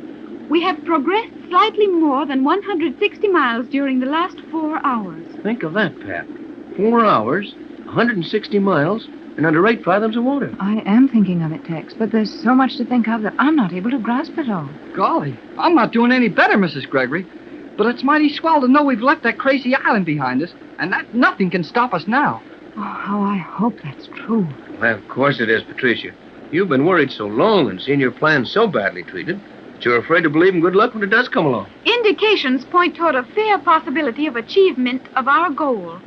We have many miles to traverse, however, and Euclidia is not to be forgotten. Well, I'm going to forget it just as soon as I can. Joan, you're not sure that we're safely away from that island, are you? No one who appreciates the ability of G-47 is ever sure of anything in which he might take an interest. Yes, and he might take plenty of interest in our escape. I'll say he will. It will avail us nothing to anticipate trouble. We must now eat something. Huh? Eat? By Jove, Joan, we forgot to provision the boat. We had no time, even if we had remembered it. The submarine is fully provisioned. Oh, with what? Food. You sure keep it hid. Yes, I can't see any space in here large enough to contain any amount of food. And we've a long way to go to California. The Euclideans are as exacting regarding food as they are in their provision for sufficient fuel. We are amply provisioned for a cruise of this length and more. Well, come on, break out the grub. What? Jerry means, let's eat. It would seem indicated as the passage of time since our last meal is slightly more than the customary period allowed to elapse. Maybe that's how you find out when it's time to eat. But I know when I'm hungry. Yes, and I'm a little inclined to figure the way Jerry does. My stomach is better than the clock. The thought of food had not occurred to you until I noted the fact that it was time to eat. Oh, that's what you think. I was plenty hungry long ago, but I didn't see any sense in asking for something we didn't have. That was my feeling, Jerry. I had thought of food some time ago, but I knew it wouldn't do any good to suggest it, as we'd only feel worse about not having any. It is amazing to learn how foolish people can be in your world. Foolish because we get hungry? Certainly not. Foolish because you refuse to accept the perfection of Euclidean preparations. It would be a serious offense if a Euclidean were to start on a trip without all necessary equipment and provisions. Well, that's okay, too. But we stole this boat, and you don't always find a boat ready to steal all full of food. Well, supposing we'd met that Joan showed us up and asked for some of the food, huh? Yes, I can marvel at having the food just as comfortably while I'm eating it. Very well. Jerry. Aye, Skipper? I am not a skipper, Jerry. Okay. What do you want?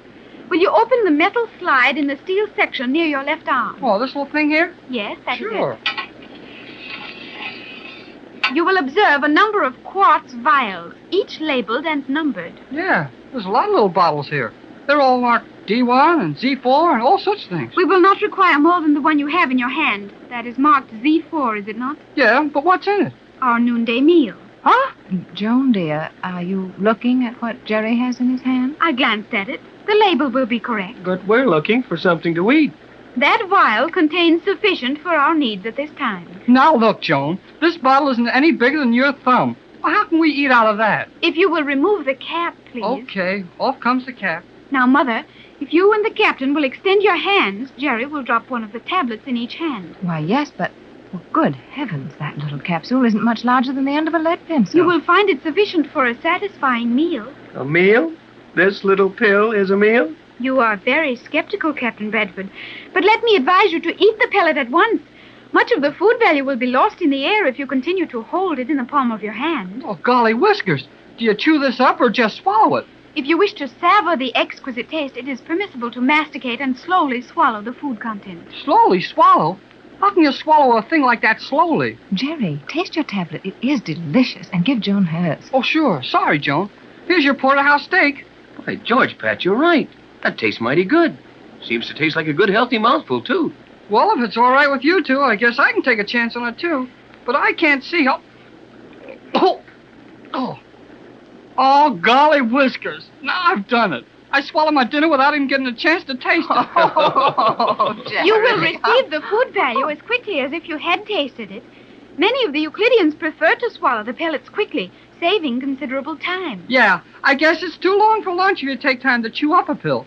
What a bunch of people old G47 and his playmates are. Well, I must admit that is one of the most satisfying meals I've ever eaten. Oh, I feel so comfortably drowsy, just as if I'd eaten a little too much. It is not too much. Those tablets are scientifically correct in their food content. Well, I feel all right. No, maybe that was all the lunch I ought to have. But it's a funny way to get it. I'll tell you a funny one's in that. I'll bet no one else has noticed it. What's that, Tex? Well, I'm not thirsty.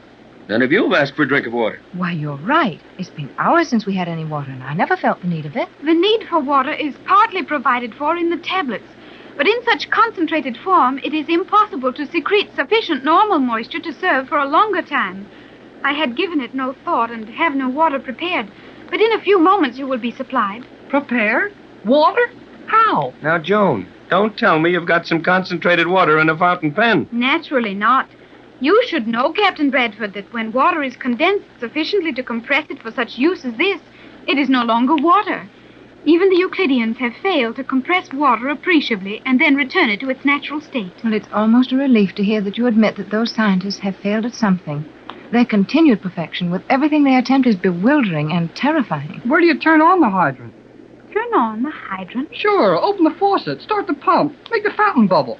Oh, when do we get a drink? If you will allow me a few seconds to refuel, I will show you. Go right ahead, Joan.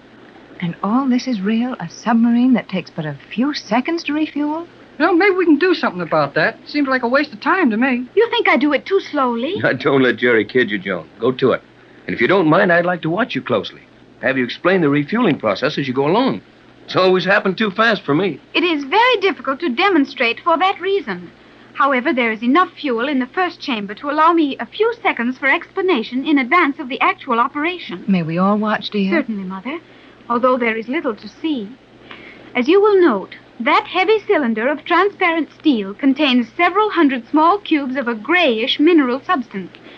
That substance is a highly condensed, compressed, and dehydrated gas.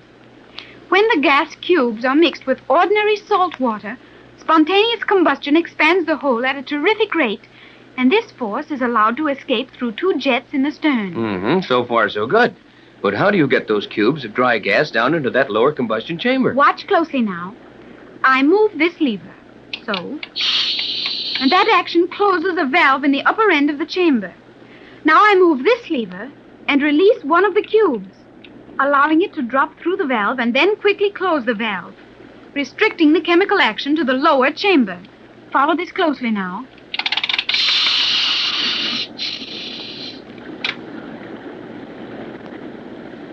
I hope you saw what you were looking for, Tex. It was much too rapid for me. Me, too.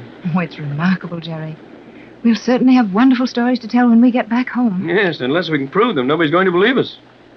Well, I'll have a submarine to show them, and when we get some help and some of your foreigners to use and capture the Magic Island, we can prove the whole thing then. You are very optimistic, Jerry, but that portion of our adventures is far from realization. Oh, Joan, dear, we'll get out of this all right. I feel it. Sure we will. Old G47 can't touch us now. Yeah, stop worrying about those Euclideans, Joan, and go on with our education. Now, where's this drink of water coming from? I am indeed sorry that the water was forgotten. We will now extract enough for our immediate uses. Extract it? Extract water? Precisely. Okay, precisely. Tell us how you get water out of a steel submarine. I get water out of the ocean. The ocean? You would find it simple to extract the salt from seawater and render it satisfactory for human consumption if you were in your laboratory, would you not? Of course, with proper apparatus. Retorts, stills, burners, and bell jars. But I'm lost here. Lost? But we are on our course. Oh, Tex, man. You left him hopelessly behind in your discussion, Joan, dear. Well, why don't you go ahead and show us, Joan, like you did about the compressed gas tablets for fuel? Well, I think that is best. We can always get a good general impression by watching you at work. In securing palatable water, we make use of the same principle you employ in your laboratory, that of distillation. However... What is it, Joan? Sounds like a carrier wave coming out of a radio. Tune it in quick, Joan. It might be Johnson trying to reach us. Not on that wavelength. There is no transmitter in your world with a frequency of that calibration. Well, it surely sounds like a radio. Yes, now, bet it is. You are indeed hearing the tuning signal of a transmission apparatus, but your friend Johnson will never be heard there. Well, what is it? The location beam from Euclidia. The Magic Island? Oh, they've located us. Steady, Pat. Now, what is it exactly, Joe? That constant signal will be received by every Euclidean receiving set all over the world. Every spy Euclidia has is getting it. And all will know that something is missing from Euclidia. And I suppose the search is on right now. You may be sure that the ocean and air are alive with Euclidean pursuit units at this moment, Captain. Well, gee, let's tune in on the island station and see what old G47 is broadcasting about. No. Our only hope of escaping location is to refuse to open our receiver to voice transmission. That would break the beam, and the instruments on Euclidia would register it at once, giving them our exact distance from the island. You mean we can't even receive a message without being located? Exactly. But what if Johnson or some other rescue agency attempts to communicate with us? We will not receive their messages. Our only hope now is to remain lost in the depths of the sea. Lost to Euclidia and lost to the world.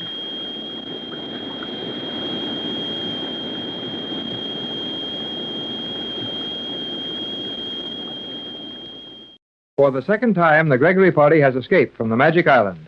And as they race along under the sea in a Euclidean submarine, putting 40 more miles between themselves with every hour, it looks as if all should be well. But nothing connected with the Magic Island is ever just what it seems to be. Captain Bradford, Mrs. Gregory, and Jerry Hall have been enjoying themselves as Joan explains the working of the stolen submarine. But the fun is over when their radio picks up a warning signal from Euclidia. Joan is explaining that it will be impossible for them to intercept any messages without giving away their own position. But we've just got to sit still and listen to that thing howl. We can't even get any messages out. We will be able to send no communications while the Euclidean transmission beam is in operation, Jerry. I can't understand it, Joan. You say that Euclidean radio is working on a wavelength far shorter than anything in our world. Yes, Mother. Well, then why can't we use the radio in this submarine? Use it on the common broadcast band or commercial shortwave and be perfectly safe. We would interrupt that signal we are now hearing. I don't see how. I believe I do, Jerry. As long as that signal continues without interruption, G47 has no way of finding out that we are even receiving it here. But if we cut it off to move from that wavelength, the action will be registered on the recording graphs at the island. Locating us then would be a mighty simple matter. And we don't even dare to stop that noise. It would be very unwise. Well, it sure gets on my nerves. Well, don't let it bother you too much. It's better to have a few shivers running up and down your back than it would be for G47 to locate us. Oh, I'll say it is. You're right, Tex. Why, it stopped. Yeah. And I can get along swell without it. I guess none of us will miss it much. If you wish to act quickly, you may try to reach Johnson now. We can use the radio to send him a message. I would not attempt that as yet. However, you know the wavelength of the boat Johnson is now on, and you know he will be transmitting almost a constant signal to you. I would suggest opening our set to that wavelength for reception, but we will have only 90 seconds. 90 seconds? For what? The Euclidean beam will be off for 90 seconds. Well, then hurry. Put that set on 6 meters. Very well, Captain. I will observe the time carefully and return the radio to normal in time to receive the Euclidean beam. We must be very careful not to run over into it. I've got the receiver on 6 meters. That's where we last heard from Johnson. But Tex, he was on a boat then, running to Los Angeles. Don't you think he should be home by this time? I wonder about that. Well, he'd be trying to reach us just the same, wouldn't he? Well, possibly not, Jerry. If Johnson is in Los Angeles, he's very busy trying to arrange a rescue party. Yes, and being laughed at every time he tells his story. Yeah, I guess that's right. Nobody would believe Johnson's story about what happened to us. The fact that you have not returned should offer ample proof that all is not well with you. And if Johnson is clever, he will succeed in making your friends understand your position. Oh, he'll organize the rescue all right, Joan, but that takes time. Well, we don't seem to be doing ourselves any good on the radio. Oh, don't be too impatient, Jerry. We may have to listen for hours to get any word from Johnson. You have a powerful private transmitter at your home, have you not, Mother? Why, yes, Joan. Would it not be wise to... Wait, let me have the radio controls, Jerry. It is time for the Euclidean beam. I will make the change quickly. Glad you remembered that, Joan. Wouldn't be so good to run over into the Silence. Boy, you sure didn't give yourself any time to spare. You just barely got the set changed over when that signal came in. I was quite conscious of the passing of time. You've got more confidence in your watch than I'd have in mine. And what if that Euclidean beam had started a little early? What if they hadn't waited their full 90 seconds? Well, we'd just be on our way back to the island and spend more time worrying with the things they give prisoners to do on Euclidia. Everything is constant on Euclidia. When a Euclidean is told that the location beams are transmitted constantly, with 90-second intervals and 60 seconds of activity, you may be sure that you will be allowed exactly 90 seconds of silence between transmissions. Well, we'll take your word for it, Joan. You certainly know a whole lot more about G47 and his scientists than we do. But I'd suggest that you be ready to use the whole 90 seconds listening for Johnson when that beam stops. Yes, Joan, dear. We must be ready to switch to our own wavelength at once. I had anticipated that. You'll want to put the set on 1 1/2 meters. The radio will be set to 1 1/2 meters the instant Euclidea's beam is silent. Not much chance of hearing anything from Johnson now, though. He won't be sending night and day. Well, I'm inclined to believe that he may be, Tex.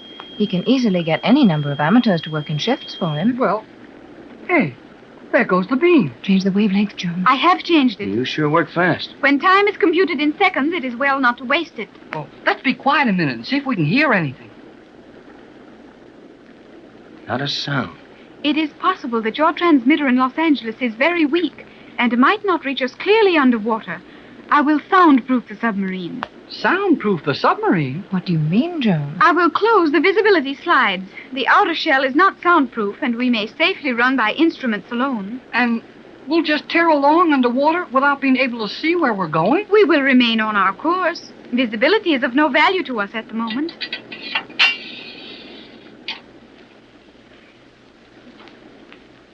Why, that's wonderful, Joan. This is practically soundproof. The silence would be perfect, except for the fact that I have one vent open for securing fresh water. Oh, yeah, how about that water you promised us? Now, don't worry about that now, Jerry. Let's hope we may hear something from J12C. Yes, J12C is the call of our home station, Joan.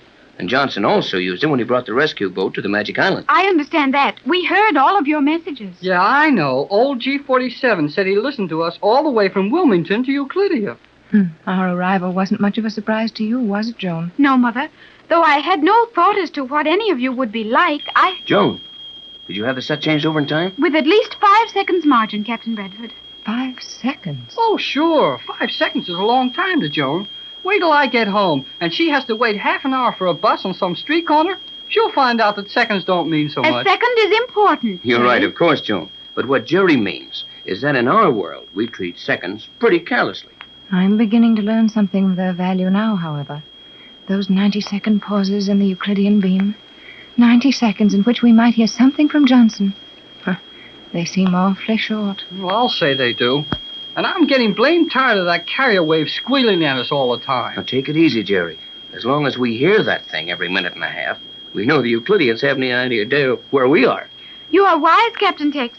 Any interruption of that beam might well be fatal to our plans. Well, I know how serious it is, but the next time you get one of those 90-second pauses, how about making us a drink of water? The water is being prepared now, Jerry. Being prepared? How? Quiet. The beam is gone.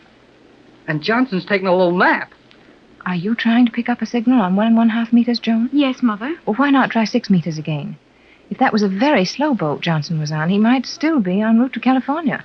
Good idea, Mrs. Gregory. Yeah, plenty good. We might try alternating between the two bands. That will not be necessary.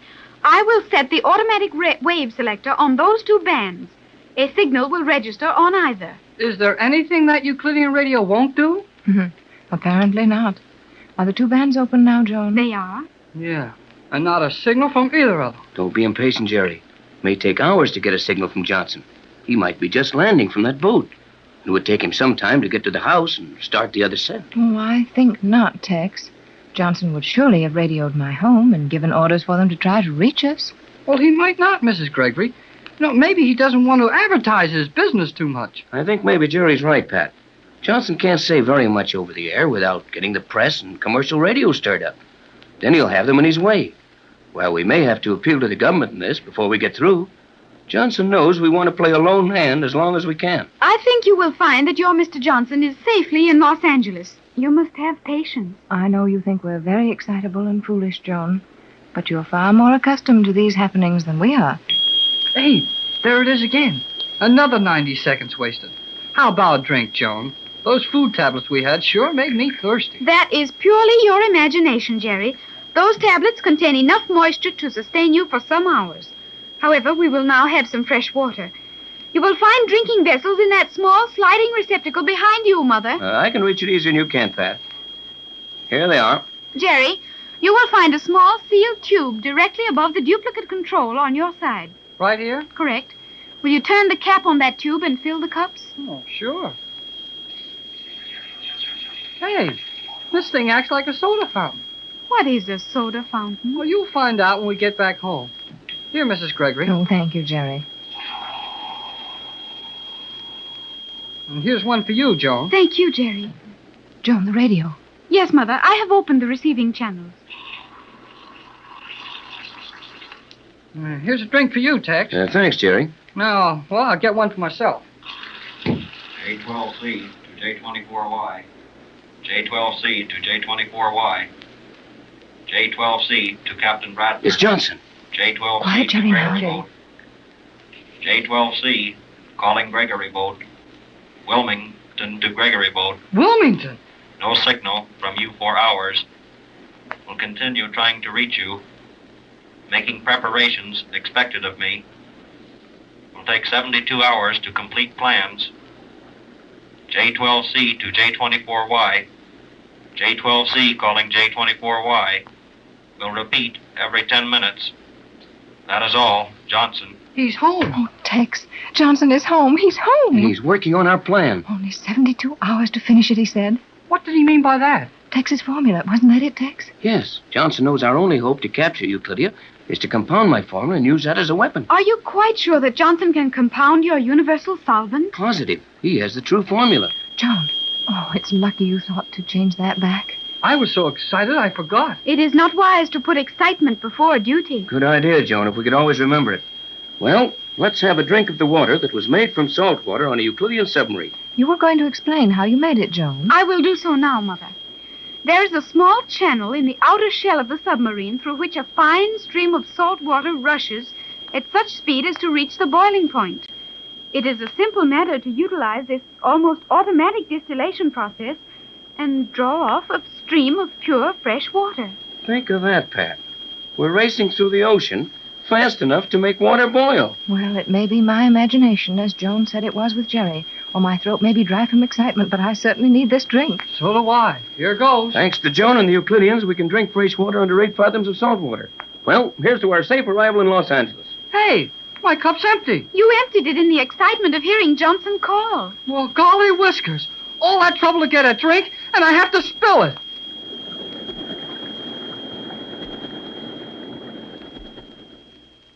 300 miles from the magic island of Euclidia. 300 miles between the Gregory party and the weird colony of scientists who have held them captive for so long. With Joan Gregory at the controls of the stolen Euclidean submarine, putting another 40 miles behind them every hour, it looks as if Jerry and Joan, Mrs. Gregory, and Tex Bradford have really escaped from the island. They are not to be allowed to get away without some opposition, however, as the Euclideans have been sending out directional radio beams in an attempt to locate the missing submarine. All is quiet inside the sub now, and only Jerry and Joan are to be seen in the central control section. Are you sure we won't disturb your mother and Tex if we talk up here? There is no danger of that, Jerry. But you can hear our voices all over this thing. Yes, if I had not closed the stern section off. Closed it off? Well, I can still see Tex and Mrs. Gregory asleep back there on the bunk. To be sure you can. There is no necessity of losing visibility merely to restrict sound. Yeah, I know. Everything's so easy for you to do. That's another one of those soundproof doors, I suppose. To be sure. One of the transparent steel doors. Mother and the captain may rest there in perfect comfort and silence while we continue our discussion. What discussion? We were speaking of plans for our amusement in Los Angeles. Oh, it'll be easy enough to find plenty to amuse you with when we get there. But I'd like to know a little more about our plans for the rest of this ocean.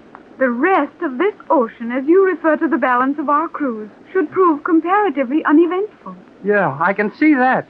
Nothing's liable to happen to us except old G47 and his Euclideans.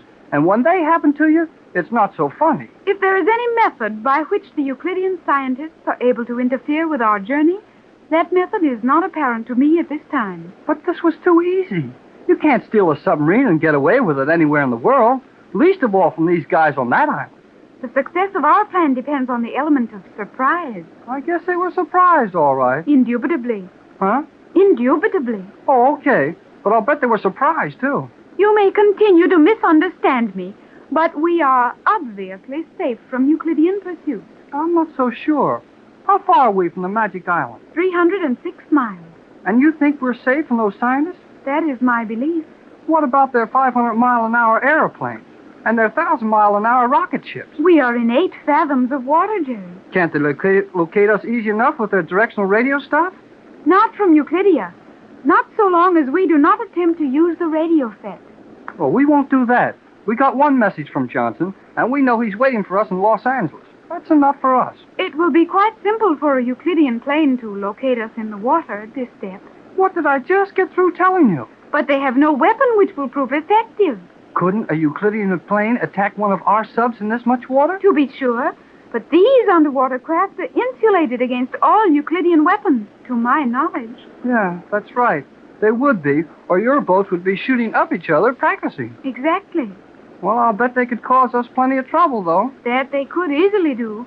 And they could compel us to submerge to such a depth that our progress would be restricted to the vanishing point. Well, what more do you want? What more do I want? I mean, what more harm do they have to do to us? If they can dive this thing down to the ocean floor and make us stay there until our provisions and fuel are gone, all they've got to do is wait until we have to come up to the surface for help and grab us. That would be sound reasoning if Euclidean submarines were not superior to your worldly ones. I know that you've got the best boats in the world, but no matter how much you know about science, you've got to eat and sleep just the same as anybody else.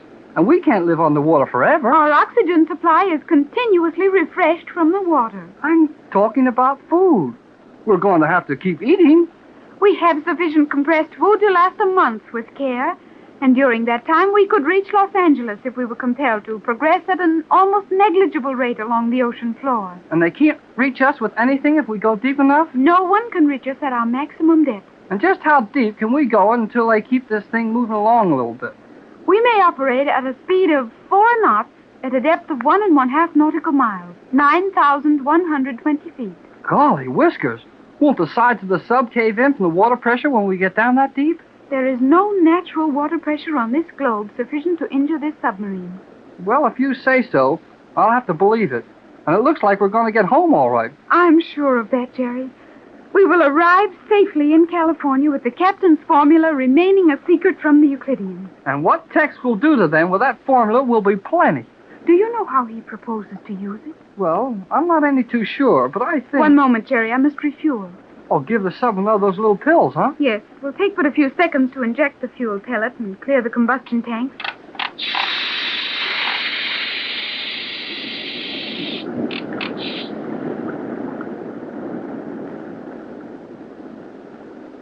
You may continue your remarks, Jerry. Huh? Jerry, you may continue. Continue? What? The discussion of the captain's formula and its use. Oh, yeah. Oh, I was watching that refueling thing, and I guess I forgot what we were talking about. You were going to attempt to explain how the formula for the universal solvent may be used in capturing the island of Euclidia. No, I wasn't. But you said I said I wasn't any too sure how Tex intended to use it, and I'm not. Maybe he can explain it to you. I will ask him. Well, don't wake him up to do that. That will not be necessary. The captain is awake. Huh? Oh, yeah. It looks like your mother's awake, too. Those thin metal sleeping compartments are perhaps not too comfortable for them. I'll take a chance on going to sleep on one of them. You will be given the opportunity the moment Mother and the captain come forward to relieve us. You mean you're going to let Tex and Mrs. Gregory run this thing while you and I sleep? Certainly. But, do they know how? I can give them all the necessary instructions in 10 seconds. Well, I guess I can spare that much time. But I can sure use a little sleep before long. Mother and the captain are now approaching. I'll bet Tex bumps his head in that transparent steel door. I know it. I will remove the transparent section panel. Okay, Tex. You can come up here now. What was that I bumped my head on? A transparent steel panel. You will find no further obstructions to your passage. It's a strange sensation to watch a man stop by a steel wall that you can't even see. Yeah, stranger than that when you're the fellow who gets stuck. Joan put that section across the stern sleeping quarters so our talking wouldn't wake you up. And we did sleep. At least I did. Yeah, I did too, but I sort of feel a little like I've been sleeping on a rock pile. Those flexible steel mattresses are a little strange to us. Those will be found on all Euclidean craft. So there won't be anything to burn if a fire tries to start, huh? Precisely. Well, kids, I feel a little guilty about letting you two stand watch while Pat and I slept, but if you think you can trust us to run this thing, we'll take it over. Will that be all right, Joan? Captain Bradford can do everything I could possibly do. Joan can set all the automatic controls for you, and this sub navigates itself. Would it make any difference if you opened those visibility slides for us, Joan? None whatever. Well, I think I'd like to have them open. Even if we can't do anything about it, I'd like to see where we're going. It's nice and quiet riding along with them closed, though. Yeah, I know, Jerry, but I know how Mrs. Gregory feels, too. And I'm inclined to agree with her. A little good old sound will be a tonic for both of us. Yeah, it is a little too quiet for me here, but Joan likes it this way. I will open the slides for you, Captain. I have just refueled, and you may repeat every 40 knots. I understand, Joan. Tex and I will stand a 4-hour watch. We'll stand it as long as it takes you two to get some rest. You must be all in. Oh, I'm not tired, but I guess I could sleep a little. We will rest 4 hours. At that time, we may expect the Euclidean location beam again. Could we try the radio? No, it is too dangerous. But you said the Euclideans had nothing they could harm us with in this sub. That is true. However, if they learn of our exact location, it will be a simple matter for them to follow our progress to Los Angeles. And there are many ways in which they might plan a most unpleasant reception for us. Yes, you're right, Joan. I think our best chance is to get into port without being located, if that's possible. Well, come on, Joan. Let's go back and collect some shut-eye. Collect what? Take 40 winks. Hit the hay. Pile in the feathers. Go on the downy. Don't you understand any of those? I do not. Well, I mean, let's go back and lie down and sleep. Then you should say what you mean. You are now the one who is using large words where small ones would serve much better. Well, never mind about that. I'll argue with you after I get some sleep. Well, how do you shut this door? I will close the door. Those kids sure spend a lot of their time quarreling. Yes, but it seems to be excellent for their morale. They also spend a lot of time getting things done. They sure do. The nerve of Joan stealing this submarine. I'm very proud of her, Tex. You should be. When Joan learns our ways, she will be the most accomplished girl of her age in the country. Do you think we'll reach home in safety? We've got a long way to go. If Joan and Jerry can keep their heads up, we should be able to. Joan forgot to open that slide for us. I'd like to see out into the water, Tex, and see where we're going. Oh, I know how to do that. I watched Joan close the slide. It's this one. Oh, I like that ever so much better. I'm not sure I do. We're a long way down the water, Pat. But this submarine is so safe. And what a wonderful machine it is. Think of being able to look through a wall of transparent steel. Yes, and a wall that will stand water pressure at a depth of 1.5 miles. I'd say we were pretty safe, Pat. Well, at least we're not under G47's eyes, and he can't hear every word we say. We can hear you, though. Well, Tex, was that Jerry? Yes, but that stern section is soundproof. Nevertheless, we can hear all you say. How are they doing that? Sounds like a speaker of some kind. Nice work, Tex. This is a communication system. We're hearing you through the little microphone right in front of you. Will you two stop playing and get some rest? Your 4 hours will pass soon enough. You are correct, Mother. We will cut off the voice channel. Those kids sure managed to keep their spirits up. They're a good deal younger than we are, Tex. Well, I'm sure Jerry's a lot younger than I am, but you and Joan could pass for sisters. Now, Tex, I have a fair idea of my appearance, and I know it isn't particularly flattering. Your appearance is always exactly to my liking. Oh, you're a sweet person, Tex. You spent many a year helping me search for Joan. It's been more than worth it. Now we've found her. Yes. She's mine at last. After 14 years, I'm actually taking her home, Tex. Home. Oh, it will be a home now, for the first time in those 14 long years. Wait a minute, Pat. I heard something. Something strange. Yes. And I thought I felt the submarine quiver. We must have passed over a high reef. No, the water's clear all around us. There isn't an obstruction in sight in any direction. Well, I know something happened. Well, Tex, it's getting nearer. It didn't sound good to me. Dive, Captain Bradford. Those are Euclidean magnetic bombs. Dive at once. Well, how do I do it? Oh, Tex. Try it, Mother. That large lever between your knees, Captain. Pull it to you. Pull it quickly. We are being attacked from the air. Pull that lever.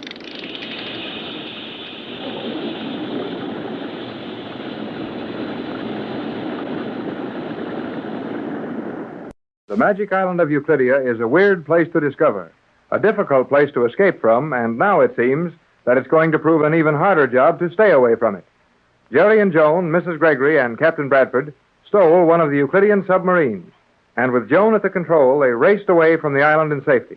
Now they are nearly 400 miles from Euclidia, and that should be a safe enough distance from anywhere. But things move fast with G47 and his scientists. We find Captain Bradford at the controls in the central section of the submarine with Mrs. Gregory at his side. A strange sound had just reached their ears. The submarine hesitates, then is tossed about as if a heavy shell had exploded near it. And from the stern section, Joan screams at the captain to dive. The submarine is being attacked.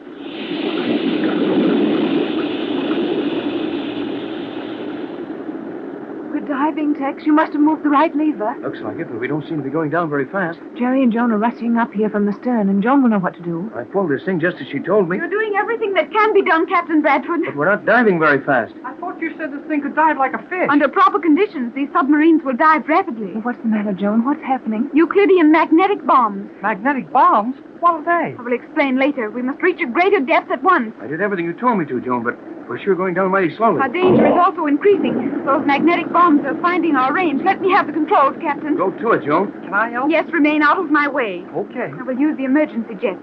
All of you must hold firmly to the arms of your steel chairs. The vibration may be sufficient to break the ship in half, but we must try it. Hold your stations.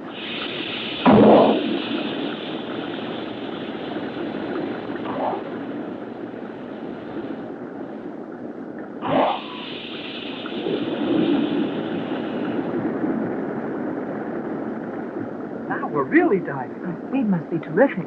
Feels almost like a power dive in a plane. I think we will gain our freedom now. This rate of descent will rapidly put us beyond reach of the magnetic bombs. I could get seasick awfully easy. Oh, I don't blame you, Jerry. I guess we can stand it if Joan can. We are nearly free from the effect of the bombs. In a few seconds, I will be able to reduce the speed.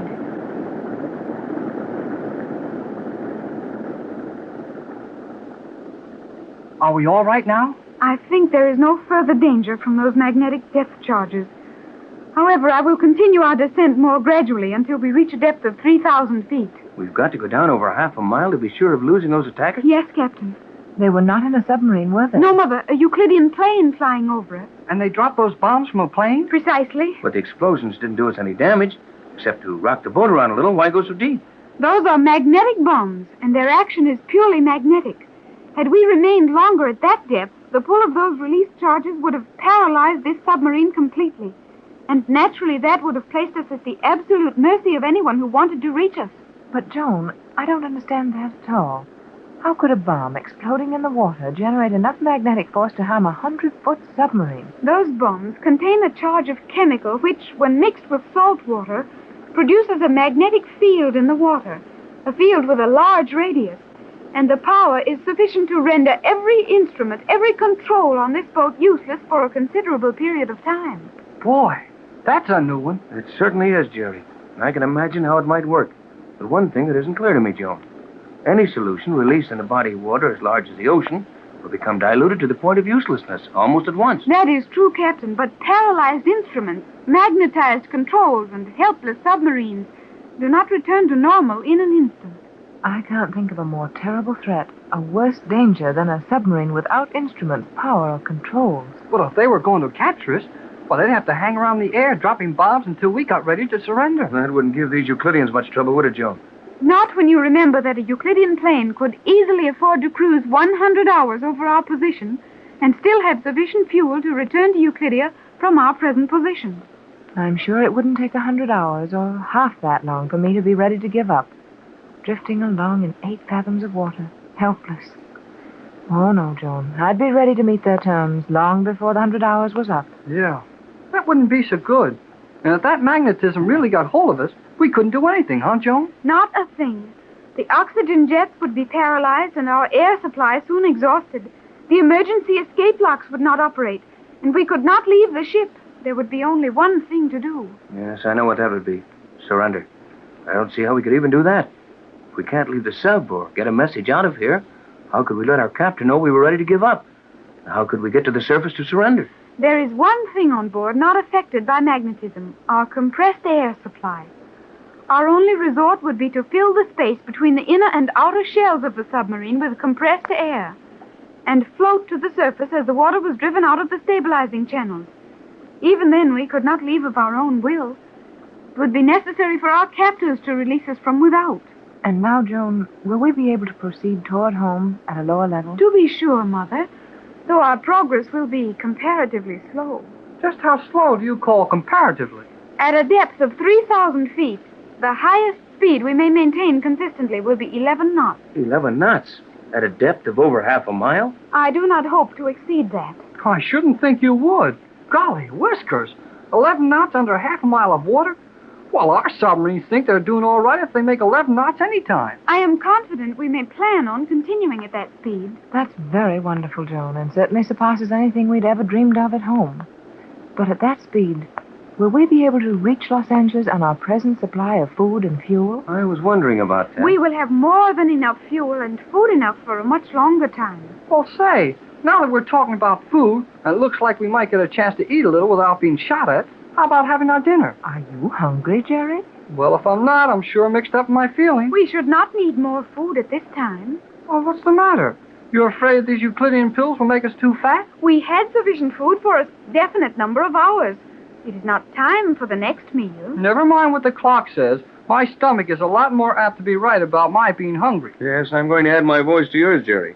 I could stand something to eat. Well, if everyone else feels that way, I'll admit a huge appetite. Looks like you'll just have to sit around and watch the rest of us eat, Joan. I shall do nothing of the sort. You will open a vial labeled S4, Jerry. S4? What's the S for? Oh, Jerry, what a horrible pun. Didn't you like it? It was pretty bad, son. A more completely descriptive adjective would be atrocious. Okay, if you don't like my puns, I'll eat all 4 of the pills and none of you'll get any fried chicken. Do you remember where you got the last meal, Jerry? Oh, yeah, right out of here. It sounds funny when you call a little bottle of 4 pills a meal. They seem to satisfy us before, though, Jerry. Jerry knows the food is satisfactory. He is merely exercising his talents for discussion. I believe you've got his number, Joan. Number? What is your number, Jerry? Oh, never mind. Well, here's a little bottle labeled S4. I'd like to ask what that label means, but I don't want to run into any puns, as Jerry did. The letter S designates sunset, or time for the evening meal.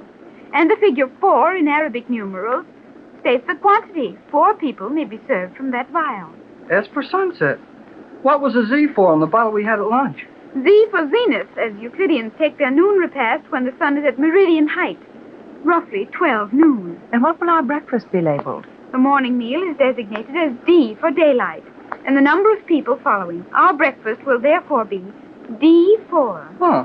D4 for breakfast, Z4 for lunch, and S4 for dinner. Does sound funny, Jerry. But I liked what I had at lunch. Suppose you pass the steak. How will you have your steak, Mrs. Gregory? Just medium, Jerry. Not too well done. Okay, 1 medium steak. You get pill number 1. What was yours, Joan? Steak, chop, macaroni? I will have one of the pellets, Mr. Hall. Mr. Hall. You appear to be a gentleman of note, Jerry. I don't think she meant it that way. But here's your bacon and eggs, Captain. I think I'll have some pancakes and honey for mine. I shall now restrict the angle of our dive to 5 degrees. That will enable us to reach 3,000 feet in a short time and will also allow me adequate protection from the automatic pilot.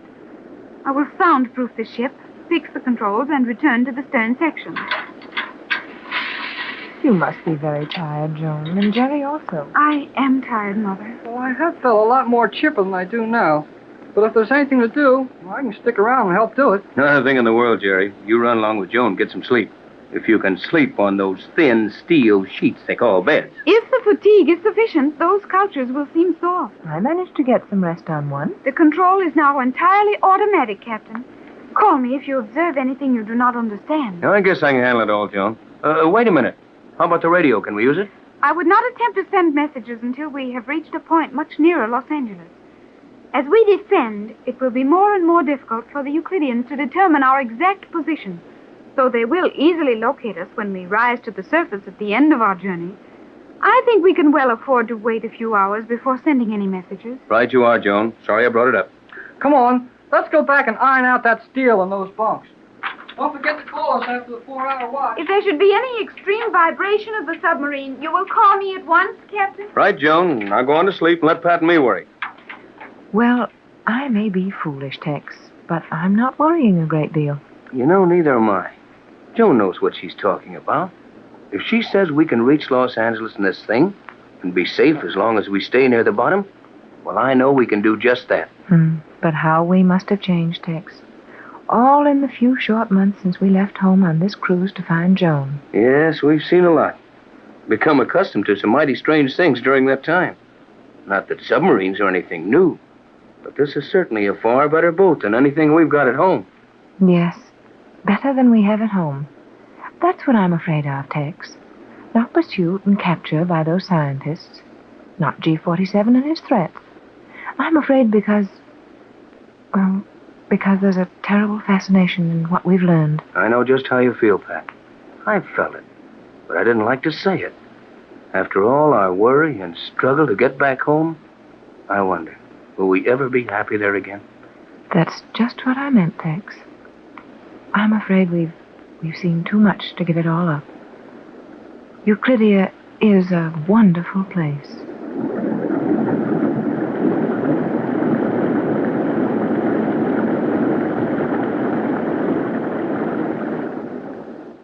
One and a half miles below the surface of the South Pacific Ocean.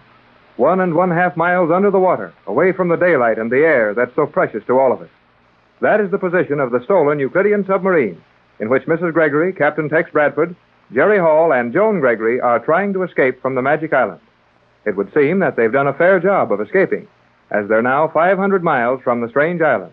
But things are not going along any too well, and Captain Bradford, left in control of the submarine, while Jerry and Joan are resting in the stern section, is admitting to Mrs. Gregory that he doesn't feel very happy about the situation. I know you have complete confidence in Joan's knowledge of these Euclidean machines, but is it safe to stand still right here? I think it's a lot safer to stand still than to run a machine I don't know much about, into something I know nothing about. Well, are we securely anchored? We are, but it wouldn't matter if we weren't. Have you any idea, Pat, what the pressure is under 9,000 feet of water? Why, I know it must be enormous, but You bet it's enormous. And we won't do any drifting, except for some current might move us a little. And Joan reminded us that currents are scarce along here, so we're safe. 9,000 feet below the surface of the sea. And safe? Joan says so, and she knows. I wonder. Wonder? Yes. Wonder if we're not putting too much confidence in all of these Euclidean inventions. Well, so far they've done everything that was claimed for them. They're perfect as far as I can see. Is anything made by man ever really perfect? No, of course not. We've seen enough of these things to know that we're better off with them than we would be without them. When we're in such a position as this, yes. And what worries me most is that we're always in such a position. That's what makes Euclidia so terrifying and fascinating. It would be almost worth going over to their way of thinking to assure your safety. Now, Pat, you're incurably romantic. And you're looking at all this as if something very wonderful. I warned you when we started on this cruise that there wasn't any such thing as magic. But every time Jerry called that weird colony a magic island, you took it for granted. These scientists aren't magicians, Pat. And they aren't friendly or warm or reasonable. They're hard and bitter and clever and cruel. How do we know that they are? What? How do we know that they're all those things? They've kept us pretty tightly imprisoned for some time, haven't they? Have they ever harmed us, though? Those ray guns? Oh, those ray guns have done nothing more to any of us than just to put us to sleep. Even so, I'd just as soon pick out my own times to take a nap. Oh, of course, Tex. It's a little surprising to drop off to sleep suddenly when someone else wants you to. But what I'm getting at is something larger than that. The real reason behind all the activities of G47 and his scientists. That's easy enough. They're building up the greatest collection of mechanical and electrical devices the world has ever known. And when they complete their work, they'll simply take the world over. But might the world not be better off? Better off? Yes. If all the nations were controlled equally, it might be a means to prevent war. Yes, it might. But I'll bet G47 hasn't any such beautiful ideas. Well, I believe he has. You think that bunch of scientists have buried themselves out here in the Pacific Ocean to spend their lives thinking up things beneficial to the world? Why not? Scientists have been giving their lives to help the world since histories have been recording their doing. Yes, I know, Pat, but... And we haven't any reason to think otherwise of G47 and his men. You've certainly suffered a change of heart since our first landing on Euclidia. I've learned a lot about the Euclideans. So have I, and I don't care much about them. Oh, I'm sorry, Tex. I didn't mean to start an argument with you. It's just that... Oh, I can't express exactly how I feel. Well, don't let it worry you. We've been under such a strain for the last few weeks that everything is out of proportion. You'll be able to organize your ideas when we get home. When we get home. Home. Only a little matter of 3,500 miles, and we're hurrying home by standing still, firmly anchored under 1.5 miles of water. Well, Joan said it was best to remain anchored for a while, because she and Jerry had to have some rest. And navigating a submarine at this depth is something about which she knows a whole lot more than I do. Oh, very well. I suppose there's nothing more to do. And I'll call the youngsters to take over in a few minutes, and then we'll get out of their way and let them handle it. 12B to J24Y. Johnson to Gregory boat. Tex, it's Johnson. Yes, quiet. To Bradford. I've not been able to raise you. Answer if you can hear my signal. J12C to J24Y. J12C at Wilmington to Gregory boat. Couldn't we answer him, Tex? Joan said no. But the Euclideans have our position anyhow. We don't know if they have it exactly. J12C to Bradford. Johnson to Gregory boat. Waiting for instructions from you before proceeding with plan. Can you hear me? What does that mean, Tex? Waiting for instructions before proceeding with plan? It sounds as if it meant that he was waiting to hear from me before compounding the formula and organizing our party to return to Euclidia. Well, he should know better than that. Johnson doesn't need any instructions from you or anyone else to do the things he will have to do. Exactly. Then his message means something else entirely. What else could it mean? That's what I don't know. Unless... Yes, that might be it. What, Tex? Those Euclideans. They have agents all over the world. Johnson may have found that they have someone watching him in Los Angeles. In that case, they might take the formula away from him. Yes, and in that case, Johnson would be smart enough to keep the formula hidden and do nothing without hearing from us. But he may be in danger. Those men mean business. I thought you were ready to believe they had only good intentions. Why, I think they mean to use their inventions for good, but I'm even more sure that they wouldn't stop at anything to gain your formula. I wish we could warn Johnson of our position. Well, it can't be done, Pat, so we'll just have to be patient. Well, if we can receive his radio messages in safety, how could it do any harm to send him one? They might learn a lot more on the island by intercepting our messages than they would from Johnson's. I suppose so. Have you had a message from Johnson? Tex, it's Joan. They must be awake. I'll say we're awake. What's going on there? Well, suppose you and Joan hurry up forward and we'll tell you. We will join you in the control section at once. Perhaps Joan will know how to get a message to Johnson. Perhaps, or she may agree that we'd better take a chance and send it, even if the Euclideans do hear us. Boy, I sure got a lot more sleep on that steel mattress than I expected to get. How many times have I told you that everything designed by the Euclideans would perform its appointed tasks perfectly? And how many times have I told you that I'm not so crazy about everything the Euclideans do? Now, you two forget your argument for a minute and listen to us. Certainly, Captain. Okay, Tex. What do you want? We've just had a message from Johnson. Yes, and it might be mighty important that we get an answer to him at once. Hey, this boat isn't moving, is it? Obviously not. Well, Tex thought it better to anchor. We were making only 2 or 3 knots. You were wise, Captain Bradford. We may ride safely at anchor here for an indefinite period. Okay, never mind about how safe we are. What about Johnson? He's apparently in some sort of trouble. Or at least we figured that from the unusual wording of his message. What did he say? He said he was making no attempt to complete our plans until he heard from us. And that is not logical? Far from it. Johnson knows everything to do exactly as we would do it ourselves. And when he seems uncertain, he's got a good reason for it. Hey, how about sending him a message, Joan? That depends entirely on Captain Bradford's view of the matter. If this is serious enough to warrant it, we must send the message. Well, I think it's serious enough to warrant doing anything we have to do. Then we will send a message to Johnson. But Tex, what wavelength did you get his message on? 3 meters. That's the best on our side at home. J12C to J24Y. If you are getting this, listen carefully, as this may be my last message for some time. Danger threatens original plan. Danger? Quiet, Pat. Radio tampered with. Safety deposit. Formula. Do not come to. Stay away from. John. Hey, something's wrong. What happened to the radio? It was not this radio. Something happened to Johnson's set. He said danger threatens. Then the set started to cut out. I didn't get the rest of his message. I thought he started to say stay away from Los Angeles. Yes, I heard that. This should be a time for great accuracy. Johnson started to say, do not come to Los Angeles. Well, that was the idea anyhow. He tried to say something about the formula. And he mentioned safety deposit.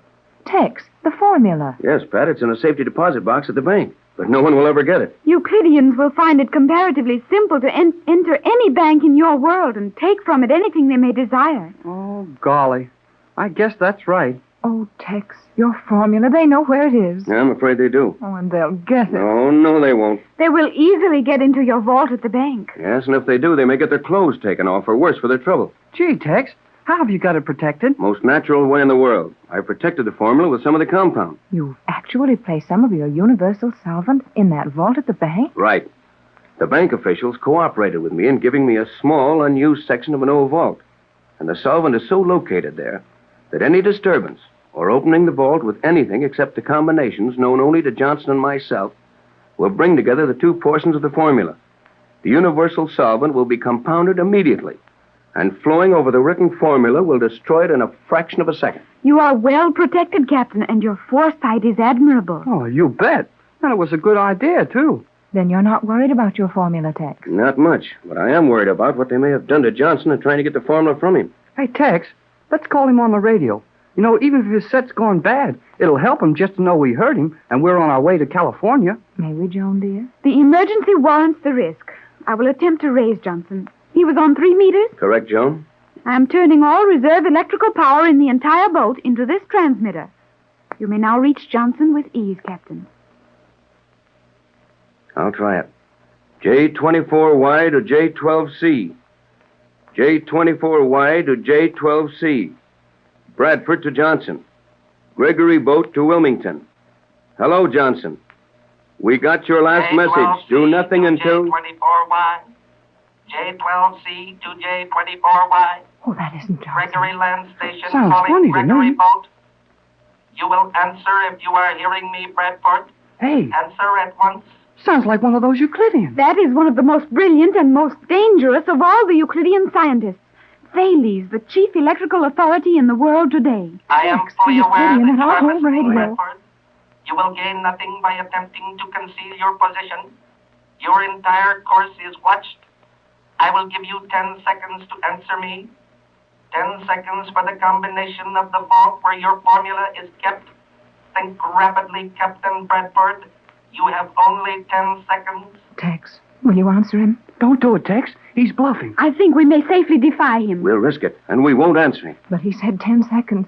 What can he do to us? We'll know in a couple of seconds. You have had your chance. Now you will never see your homes again, nor will you return to Euclidia. You will never leave the floor of the ocean where your submarine now lies. You have failed.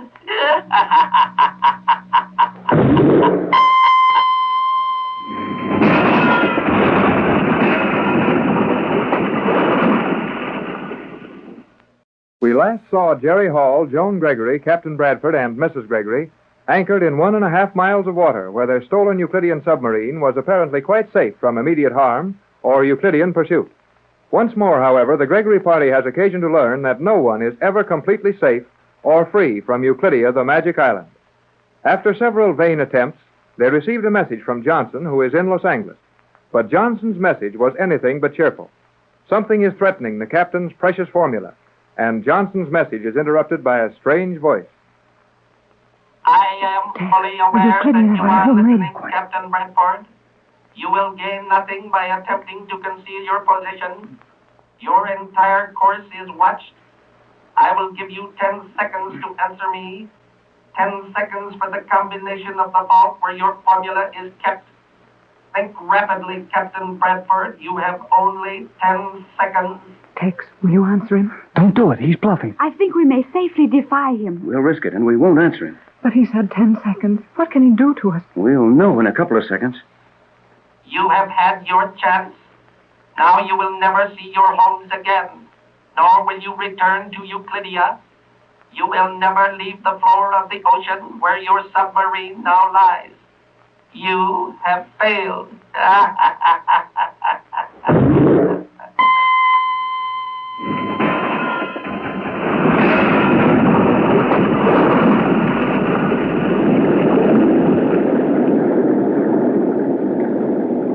Hey, the sub's going to fill up with water. John will be drowned. All of you remain in your stations. We will suffer no damage. Isn't there something we could be doing, Joan? Merely remain in your places. I will do everything necessary. Well, whatever you're going to do, do it quick. That water looks mighty wet to me.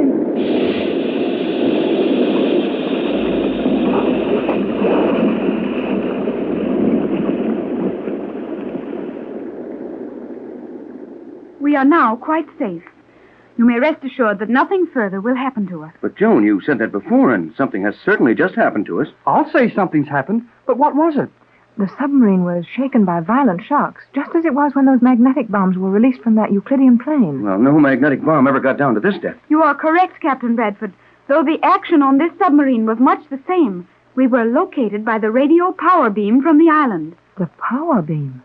Why, Joan, you don't mean that those scientists are able to send a burst of destructive power along a radio beam? They can do everything else. Then we invited that when we took a chance on answering Johnson's call on the radio. Precisely.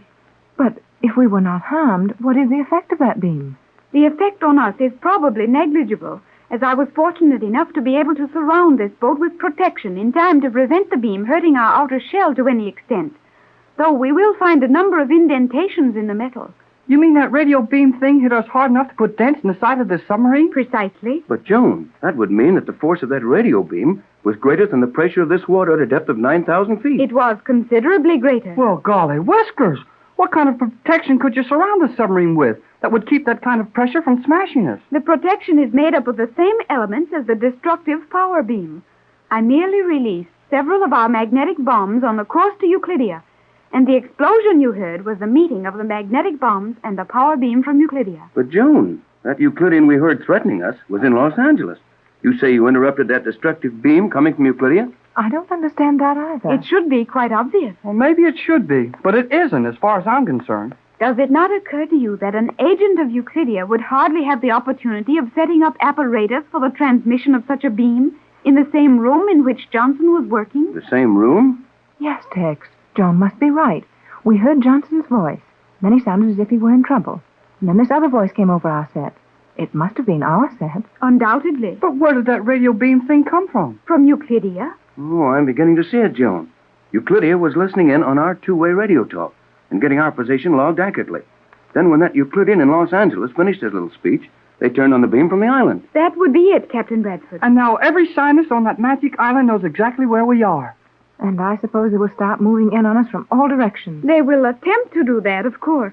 But we will reach Los Angeles in safety. But we're losing so much time. And Johnson may be in danger. No doubt about that, but we couldn't get there in time to help him anyway. That is true. Mr. Johnson will have to care for his own safety until we arrive. In the meantime, we may make ourselves comfortable. Comfortable? Swell place for it. Now, Joan, as you think our best move is to do nothing for a while, perhaps you take this time to give us a little explanation about that Euclidean fellow who managed to get so close to Johnson in Los Angeles. Yeah. Who is he? I am sure the voice we heard over Johnson's radio was that of Thales, chief electrical scientist on Euclidia. Another of those weird names derived from some ancient scientist, I suppose. To be sure. Thales bears his name in honor of the original Thales, philosopher of ancient Greece. Thales lived 2,600 years ago and was the founder of modern electrical research. I thought Benjamin Franklin and his kite discovered all that. No, I'm afraid Thales lived slightly before Franklin. Yeah, it's quite a while. So the Euclidean chief electrician is in our country. It would seem so, Captain Bradford. Thales is powerful, perhaps the most clever man on Euclidia. Many believe him to be superior to G47. Well, he sure got these electrical rays of his trained. If they'll run along the ocean floor for 600 miles and bump our submarine around. You appear to have made something of a study of this man, Thales. The original, I mean. Have the Euclideans any proof as to how far he progressed with his studies 2,600 years ago? Euclideans have made more extensive research than any other mortal men. Thales was credited with discovering the electron, the Greek word given to common frictional or static electricity, though there is no evidence to show that he even dreamed of the electron as we know it today. I never even met an electron. You've met a lot of them, Jerry, but maybe you didn't recognize them. And I'm as much in the dark as Jerry. Joan knows so many things of which we are ignorant. I can still remember learning in school that Benjamin Franklin discovered electricity. Your schools must be sadly lacking. Oh, I don't know. We get along all right. I think it's a lot better to know that Edison invented electric light than to worry about some Greek who rubbed the cat's back to knock out a few sparks before America was discovered. Thales did not rub a cat's back to get sparks. The earliest experiments were performed with pieces of amber and cloth. Okay, but what? And Thomas Edison did not invent or discover the electric light. He did, too. Joan, are you sure of what you're saying? Naturally. Well, now, let's not get into an argument over it.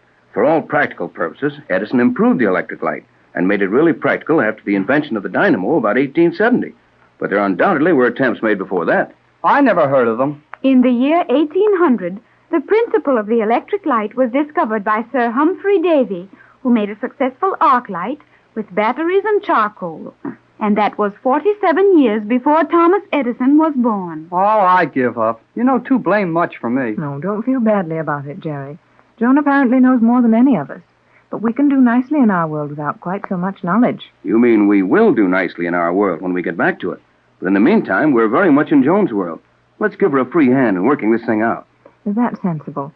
What would you suggest, Joan? For the moment, nothing. Huh. I could have thought of that. Nothing is easily thought of, but many people do not know how to do it well. You're certainly right there, Joan. And one of the worst faults we have is impatience. A great deal of patience will be needed before we are safely in California. Now, if you will all remain perfectly still, I will open the beam testing devices in the radio receiver, one by one, and we may check Euclidean waves without danger. You mean you will be able to tell if they're still sending out radio impulses from the island? Precisely. And as it makes it very difficult to observe this with our transmission channel closed, you must all maintain absolute silence while I test the various beams. I'll keep quiet. We'll not make a sound until you give us permission, Joan. Go to it. Very well. Silence.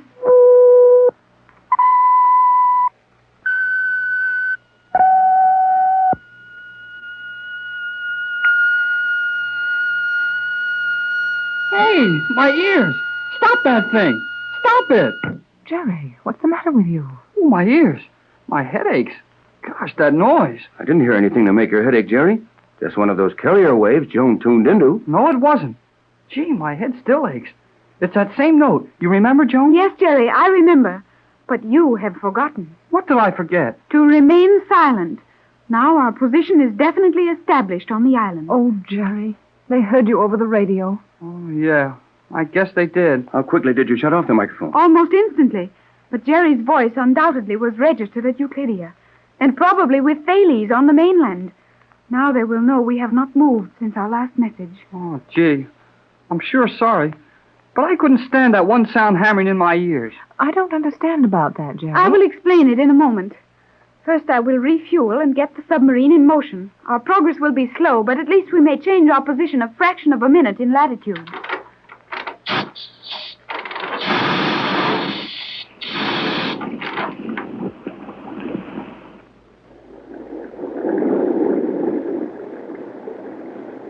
will explain why that seemingly innocent sound should disturb Jerry so badly. Well, why didn't it bother any of the rest of us? Oh, that's my keystone note. Your what, Jerry? Joan can tell you better than I can. Jerry and I have neglected to explain one Euclidean experiment we witnessed on our way to this submarine. You two manage to learn something every time you get lost on that island. All Pat and I saw was a bunch of doors that we couldn't manage. Well, we got mixed up in them, too. It was when we opened one of them that we heard the old deaf guy practicing music. A deaf man practicing music? I will explain it. We accidentally opened the door of the musical laboratory where Octavo was conducting his experiment. Was that his name, Octavo? For Octavius, who was credited with arranging the musical scale? Mother, you knew. Well, we have learned one or two things, Joan, but go ahead. Jerry and I stood in the doorway, observing the old man as he tapped on vessels containing varying levels of water, sounding a true note with each. At last, he struck the note to which Jerry's consciousness is tuned, and Jerry had a severe headache. Yeah, just like I had when that note came out of the radio. That is being done deliberately? Well, I'd say so. Same principle as a musical note wrecking a bridge, isn't it, Joan? Precisely. And while Jerry may be uncomfortable from the effects of his note, I think we have nothing to fear unless they discover the keystone note of this submarine. Joan, they might find a note which would destroy this boat. More than that, they are sure to find it. Our only hope is to reach Los Angeles before they succeed. And if we don't make it in time? Then a single note of music will end this voyage. When we last saw the Gregory party aboard the stolen Euclidean submarine, their position was anything but a happy one. Compelled to anchor the submarine on the floor of the ocean in 9,000 feet of water, Joan soon discovers that the Euclideans have located them even there. As Captain Bradford engages in two-way radio communication with Johnson in Los Angeles, the scientists on the Magic Island send out a radio beam of such power as to nearly cripple the submarine. Then the Euclideans send out a musical note, keyed to a certain pitch, and Jerry Hall gets a severe headache. Mrs. Gregory watches helplessly as they plan to run the risk of capture in a desperate dash to Los Angeles.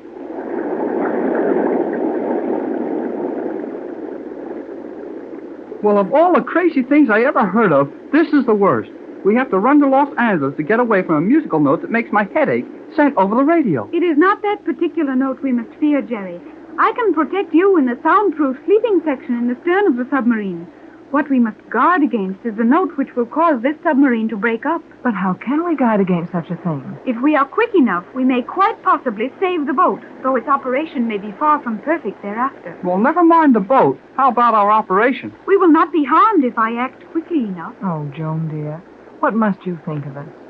You must do this, and you must do that, while we sit helplessly by and watch you save us time and time again. Because, Mother, I am the only one who understands all these devices the Euclideans use, and because I understand how to operate this submarine to the best advantage, to prevent the Euclideans successfully attacking us.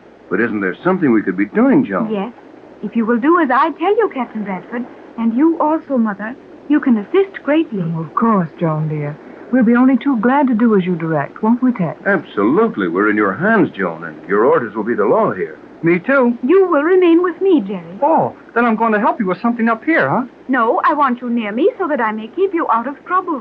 I guess that takes care of you, Jerry. Sure looks like it. Never mind, Jerry.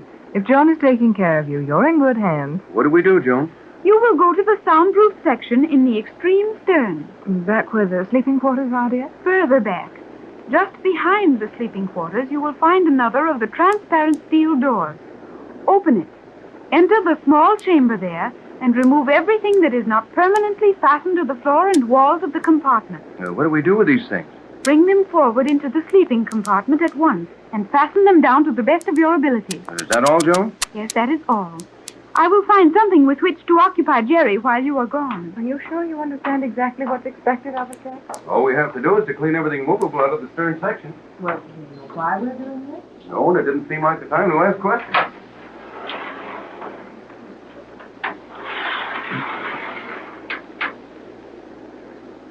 Well? Yes? Huh? What?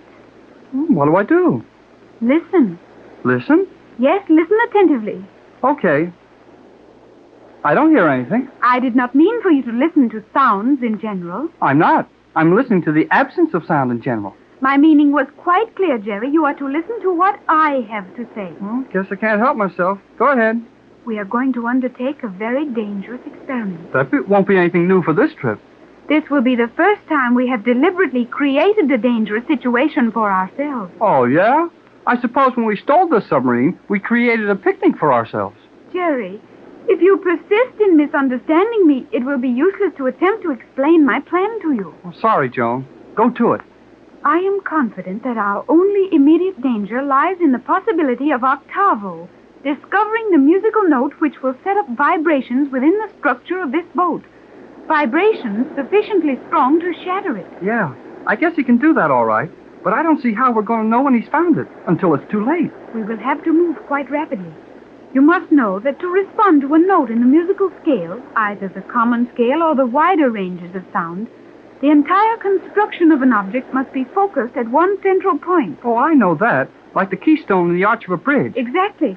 And this submarine will also be found to have a keystone, not placed as one nor appearing as one. But somewhere in everything built by the hand of man, there is one important point, one vital point which will respond to a certain musical note. Now, I understand that. And I understand when old Octavo finds a note that fits this sub, G47 will broadcast that note in our beam, and this boat will fall to pieces. That is the possibility. Uh-huh. Swell idea. And when the sub cracks up, we're left to swim under 1.5 miles of ocean water. You cannot swim under 1.5 miles of water. I know it. That's what's worrying me. If my plan is successful, we will remain within the boat. Well, that won't be much fun after the boat smashes around us. The boat will not, as you say, smash around us.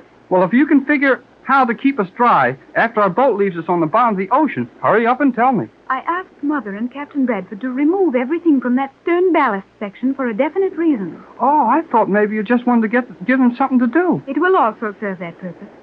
However, I want that section cleared so that we may drop it off without losing any of our supplies. Drop it off? Precisely. Drop off the tail of the submarine? It is so constructed as to permit that. But can we still run it and steer it just as well? We may continue to operate the boat, and our speed will be appreciably increased, though the loss of the stern stabilizing fins will render accurate navigation difficult. Oh, that's nice. We'll go faster, but we can't steer the blame thing, huh?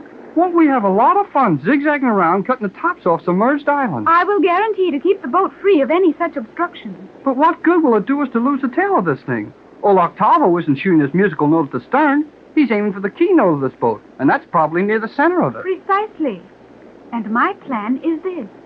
Octavo will find that note without doubt, and possibly find it very soon, as he must have been experimenting all through the hours since we left the island.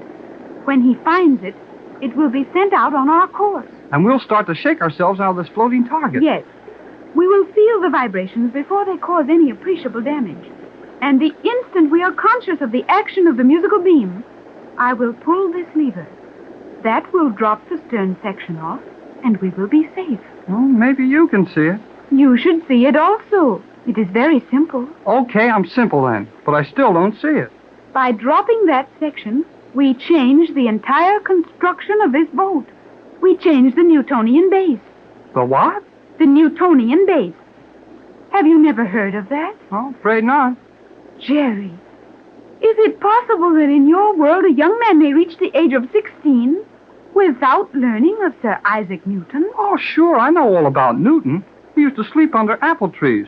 One day an apple fell on his head and he figured out the law of gravity. The story of the apple is probably fallacious. However, it is Newton's law to which I refer. The Newtonian base is the center of gravity. Oh, all right. We'll argue about that some other time. I know what you mean, anyhow. When you drop off the tail section, you change the center of gravity of this boat. And that changes the musical note, which will wreck the boat. That is a crude explanation, but if you understand it, that will suffice. Well, go on. When you change the center of gravity, you mix old Octavo all up. And then he's got to spend some more hours making noises with glasses of water until he finds a new musical note, which they can broadcast to wreck us. That is it. Our safety depends on my ability to recognize the vibrations of the destructive beam the instant they strike us, and to distort them by losing the stern section. Well, do we have to open the receiving side of this radio set to hear the beam coming? It would be very simple if we could do that.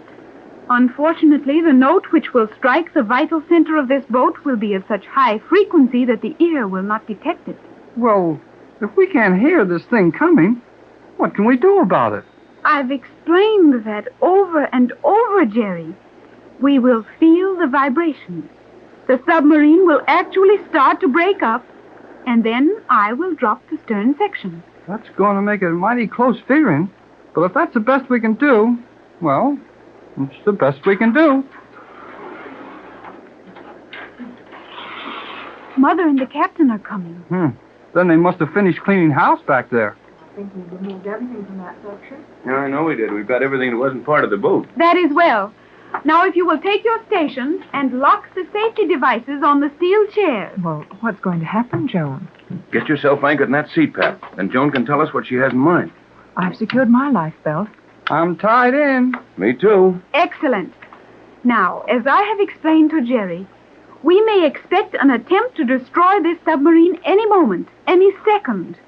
And when this attempt is made, the first indication of it will be a series of sharp and violent vibrations. We must be prepared to remain in our places and make no false moves. I will quickly cut off that stern section, thus changing the center of attraction in this boat and saving us from destruction. Oh, we hope. But, Joan, if you are afraid the Euclideans are going to send a destructive radio beam and our safety can be assured by dropping that stern section, why wait until they start sending out this beam? This will be a constant musical note, Mother. And I am basing my plan of escape on the belief that Octavo is working to find the note which will destroy this boat as it now stands. If we were to change our structure before he strikes, he would know it instantly and would set about making ready to attack us as a smaller unit. Well, that's sensible enough, Joan. Once he has sent out his constant note tuned to this sub, and you have thrown him out of range by dropping that section, he will be forced to start his experiments all over again, giving us at least a few hours in which to run for home. Precisely, Captain. You sure understand easy enough, Tex. Well, I have studied the destructive power of a musical note. You and I seem to be the only ones completely in the dark on this, Jerry. Sure looks like it, Mrs. Gregory. But if Joan and the captain know everything, we don't have to worry about knowing anything. Silence.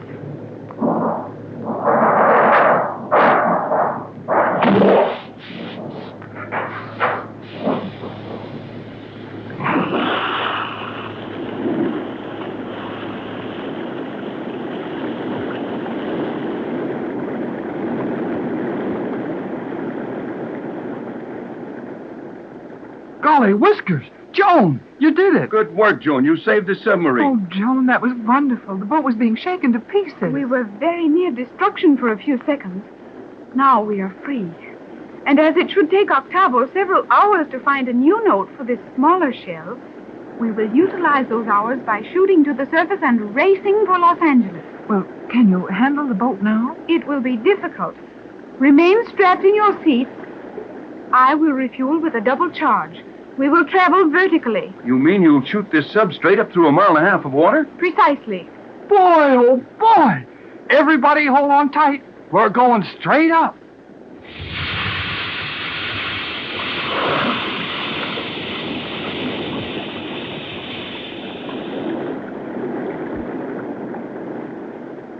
Now the race for freedom is on in earnest.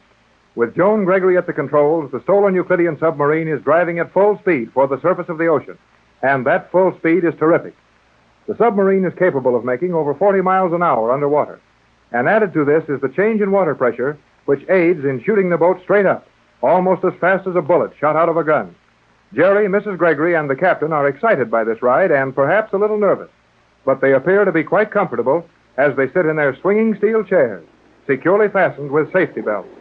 Joan is giving them some last-minute instructions as the submarine nears the surface.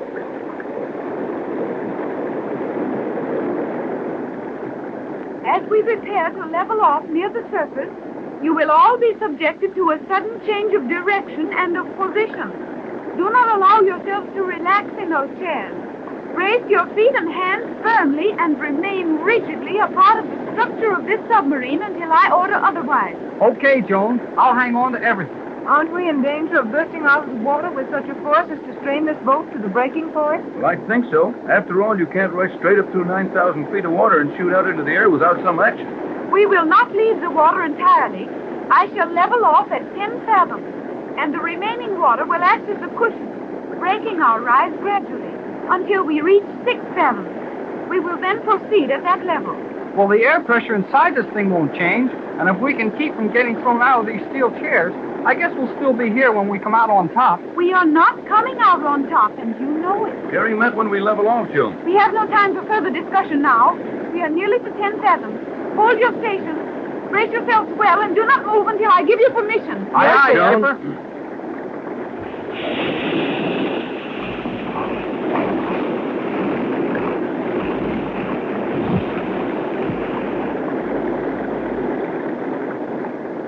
You may now speak. I don't think I can speak. You just did, Jerry. Oh, then I can. Well, Jerry, I too am surprised to learn that I can. That was about the wildest bit of sailing I've ever gone through. Are we safely leveled off at 6 fathoms now? We are, and proceeding along our course to Los Angeles. Hey, we're not riding any too well. That's to be expected, isn't it, Joan, with that stern section off? Yes, Captain Bradford. Our sailing will be very rough at all times now. The submarine is hard to control without the stern stabilizing fins. We're certainly flopping around like goldfish in a bowl, but we seem to be making good time. The vibration is not as great at this speed as it would be at a lower rate. Then, for heaven's sake, don't slow down. Are you uncomfortable, Mother? I've really been more at ease a number of times, Joan, but I can stand it if the rest of you can. When I think that we're getting away from that island, I can't imagine anything I couldn't stand. That goes for me, too. Hey, Joan, how about using our radio now? It would not be advisable. I hope that G-47 and Thales will suppose this boat to be destroyed. And in their excitement, it is barely possible the scientists in the transmission chambers on Euclidia have failed to note our movement on their prism receptors. Well, I don't think those Euclideans ever miss anything. They will probably locate us within a very short time. But they won't be able to reach us with anything, will they, Joan? Not to my knowledge. Though it is quite possible that G-47 did not let me see everything there was to be seen on Euclidia. There were secret chambers where only a few of the greatest scientists went. What about this man who succeeded in getting to Johnson at our radio set? Thales. What would he be doing in America? Acting as a Euclidean spy and learning what new developments in science were being used. Would he be in constant communication with the island? To be sure he would. But how could he send messages to them? He'd have to have a radio set somewhere in the States, and his messages would be picked up all over the world. He would be operating on a frequency which no worldly station could pick up, as you call it, Jerry. Is that going on all the time, all over the world? Euclidia has many agents, that I know, and their reports come in a constant stream to the island. But it is most unusual for a scientist as great as Thales to leave the island. Such work is usually delegated to minor scientists. Looks like old G-47 figures we're pretty big stuff. Big stuff? Jerry is off on one of his non-English speaking tours. But he meant that we must be important enemies if Thales would personally set about to make trouble for us.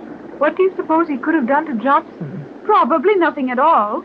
Certainly he will not have harmed him. What makes you so sure of that? Thales would know of some way to keep Mr. Johnson quiet for some time without hurting him. It is a strict policy with G-47 to have his agents refrain from creating disturbances. Well, I'll bet he didn't take that radio set away from Johnson without creating something. I saw Johnson once myself, and he's a pretty husky-looking fellow. I think you'll find you're mistaken this time, Joan. In what way, Mother? Johnson would protect us with his life if necessary, and he would have to put up a struggle before turning that radio set over to an agent of Euclidia. That's right, Joan. I imagine that Johnson and Thales have never seen each other. You will all remain silent. No, I but said if you Joan, will all remain silent. Well, thank you. I will attempt to explain. I wish you would. we heard Johnson's voice over the radio, and then the reception became very poor. The radio sounded as if it had been knocked over or broken or something. Yes, and then Johnson said the danger threatened him, and that the radio had been tampered with. There's no other way to figure it, Joan. Thales was standing right over Johnson when he sent that message. I know you are wrong, and I will prove it. Well, you'll sure have to. Hey, hold this thing still. That was a bad one. Oh, it felt as if the boat were turning around. We did waver slightly from our true axis course. Wave slightly? Huh. I get tossed around like a canoe in a storm, and we wave slightly. We are riding easily now, Jerry. So go on with your explanation about Johnson and Thales. Johnson did not say that danger threatened him. He said danger threatened our plan. Why, yes, Joan, that's true. And furthermore, Johnson did not sound as if he were engaging in a struggle. The radio was becoming uncertain, but Johnson's voice quality or his relation to the microphone did not change. Say, I guess it didn't at that. You're right so far, Joan. Go on. You have progressed far enough with your own experiments, Captain Bradford, to realize that it would be a very simple matter to place a destructive solvent in Johnson's radio. A solvent which would be released and flow through the set, quickly ruining it. Yes, that wouldn't be hard. And a clever man could find a chance to get into the radio room and do that. But if Thales wasn't there with Johnson, how could he release this solvent just at the right moment to interrupt Johnson's message to us? Yeah, that's what I'd like to know. Why, he might have planned that stuff in the radio hours before it was used. And Johnson could have sent plenty of other messages. Agreed. But I believe that Thales was listening constantly to Johnson's station at his own powerful equipment not far off. And when Johnson was talking to us, Thales allowed him to talk just long enough to trace the beam to our exact location and report that to Euclidia, which would take very few seconds. Then he would cut in on Johnson's wavelength, reverse his powerful beam, and release the destructive material he had placed in your set at Los Angeles. Why, Joan, that's fantastic. Reversing a radio beam to destroy a set? Euclideans have done it often successfully. Boy, that's the best one yet. Yes, but it's also one of the easiest ones to perform. Don't forget that explosives are set off by radio in daily experiments all over the world. I'm not questioning the Euclideans' ability to do this, but we've had so many of these experiences that it seems almost more than a person can stand. Oh, cheer up, Mrs. Gregory. We'll catch this fellow Thales when we get back home. What is the population of Los Angeles? Well, with Hollywood and the suburban communities, it's roughly 2 million. Then your chances of laying hands on Thales are 1 in 2 million, if he is in Los Angeles.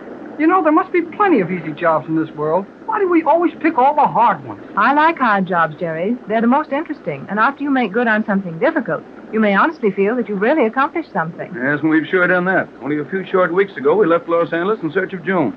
And now Joan is skippering us back at the controls of a Stoughton Euclidean submarine. This will be considered an important adventure in your world, then? It better be. I want to see my picture on page 1 of every newspaper in the country. I'm sure you'll get your wish, Jerry. But when your picture has been on page 1 as many times as mine, you'll get a little tired of it. They'll be taking your picture also, Joan. I should like that. I have never seen my picture. Of course you have, dear. Don't you remember the picture I showed you the day I found you? But I was only a year old when that picture was taken. I am now 15 years. Surely I do not look the same. I'll say you don't. Oh, Joan, dear. That was dangerous, wasn't it? No, Mother. Uncomfortable, possibly. Possibly nothing. Uncomfortably, for sure. Joan, there's something I don't quite understand about these sudden wild swings the stern of the boat makes. What is that, Captain? Well, when we're running along at constant speed, the gas combustion chamber makes hardly a sound. But when the stern of this thing whips around out of control, there's a heavy burst that sounds like escaping air. How do you account for that? Quite easily. When the stern is suddenly thrown around out of balance, and it will be so repeatedly without the stern section, when that occurs, the speed of the rear sections of the boat is so great during the short arc of movement that the gas bursting from the combustion chamber is actually going into a vacuum created by the boat. No wonder I don't feel so good when those things happen. If we're flapping around fast enough to leave a hole in the water behind us. Joan, is it safe for me to return to the sleeping quarters and lie down? Of course, Mother. Pat, are you ill? Of course I'm not ill. Only I think I'll rest a little. You look kind of white around the mouth, Mrs. Gregory. Are you seasick? Seasick? Oh, not after 15 years on the water in my own boat, but I think I'll go.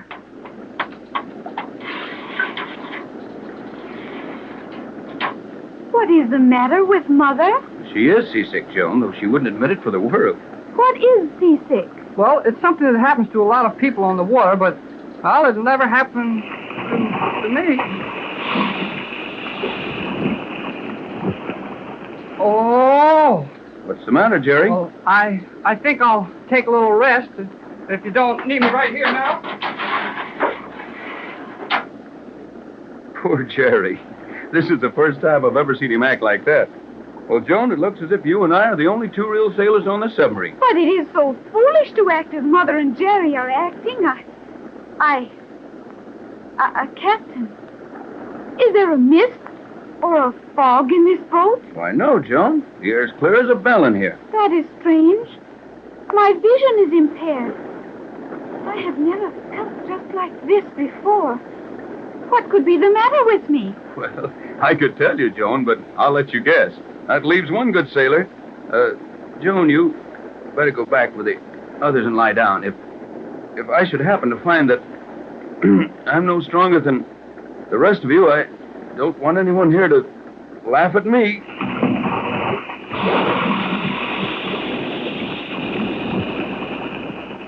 The stolen Euclidean submarine is still racing for Los Angeles.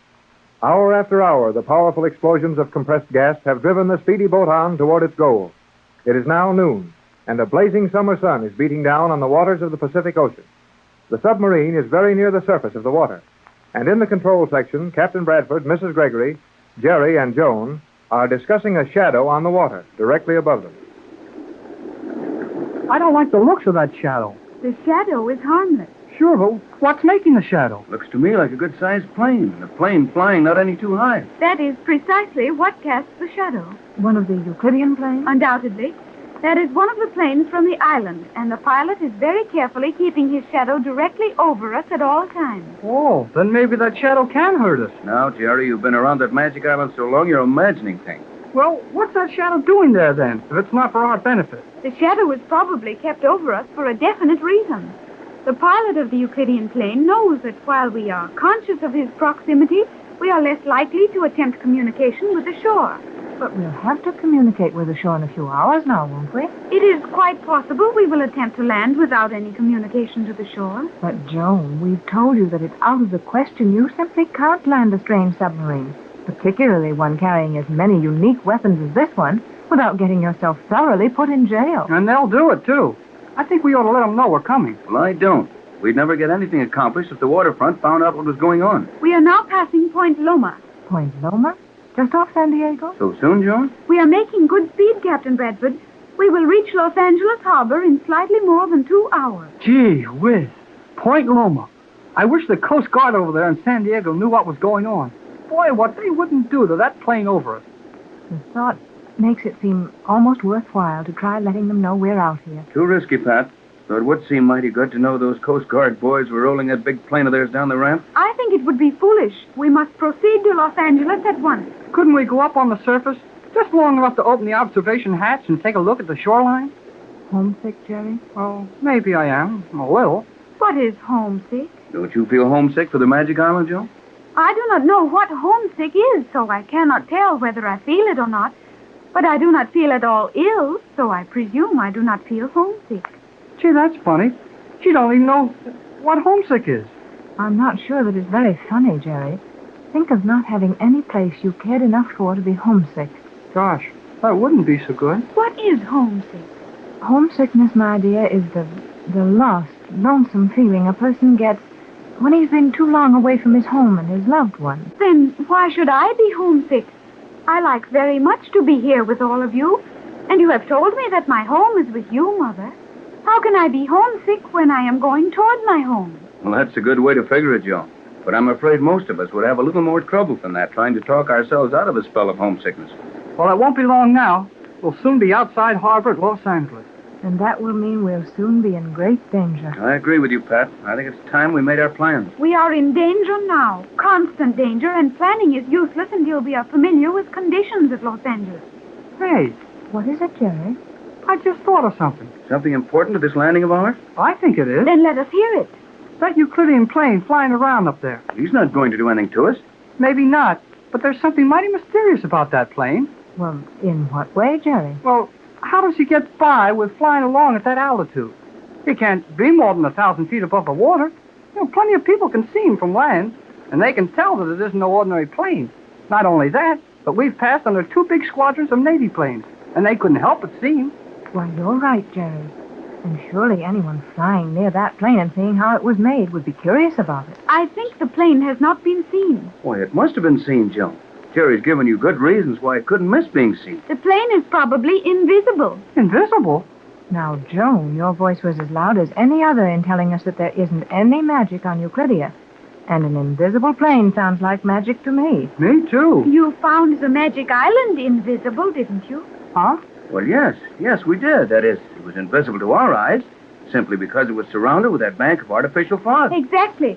And if we were on the surface, We could look up and see a large gray cloud flying steadily along over us. That Euclidean plane is hidden in a cloud, an artificial cloud generated by the plane and thrown out around it? Precisely.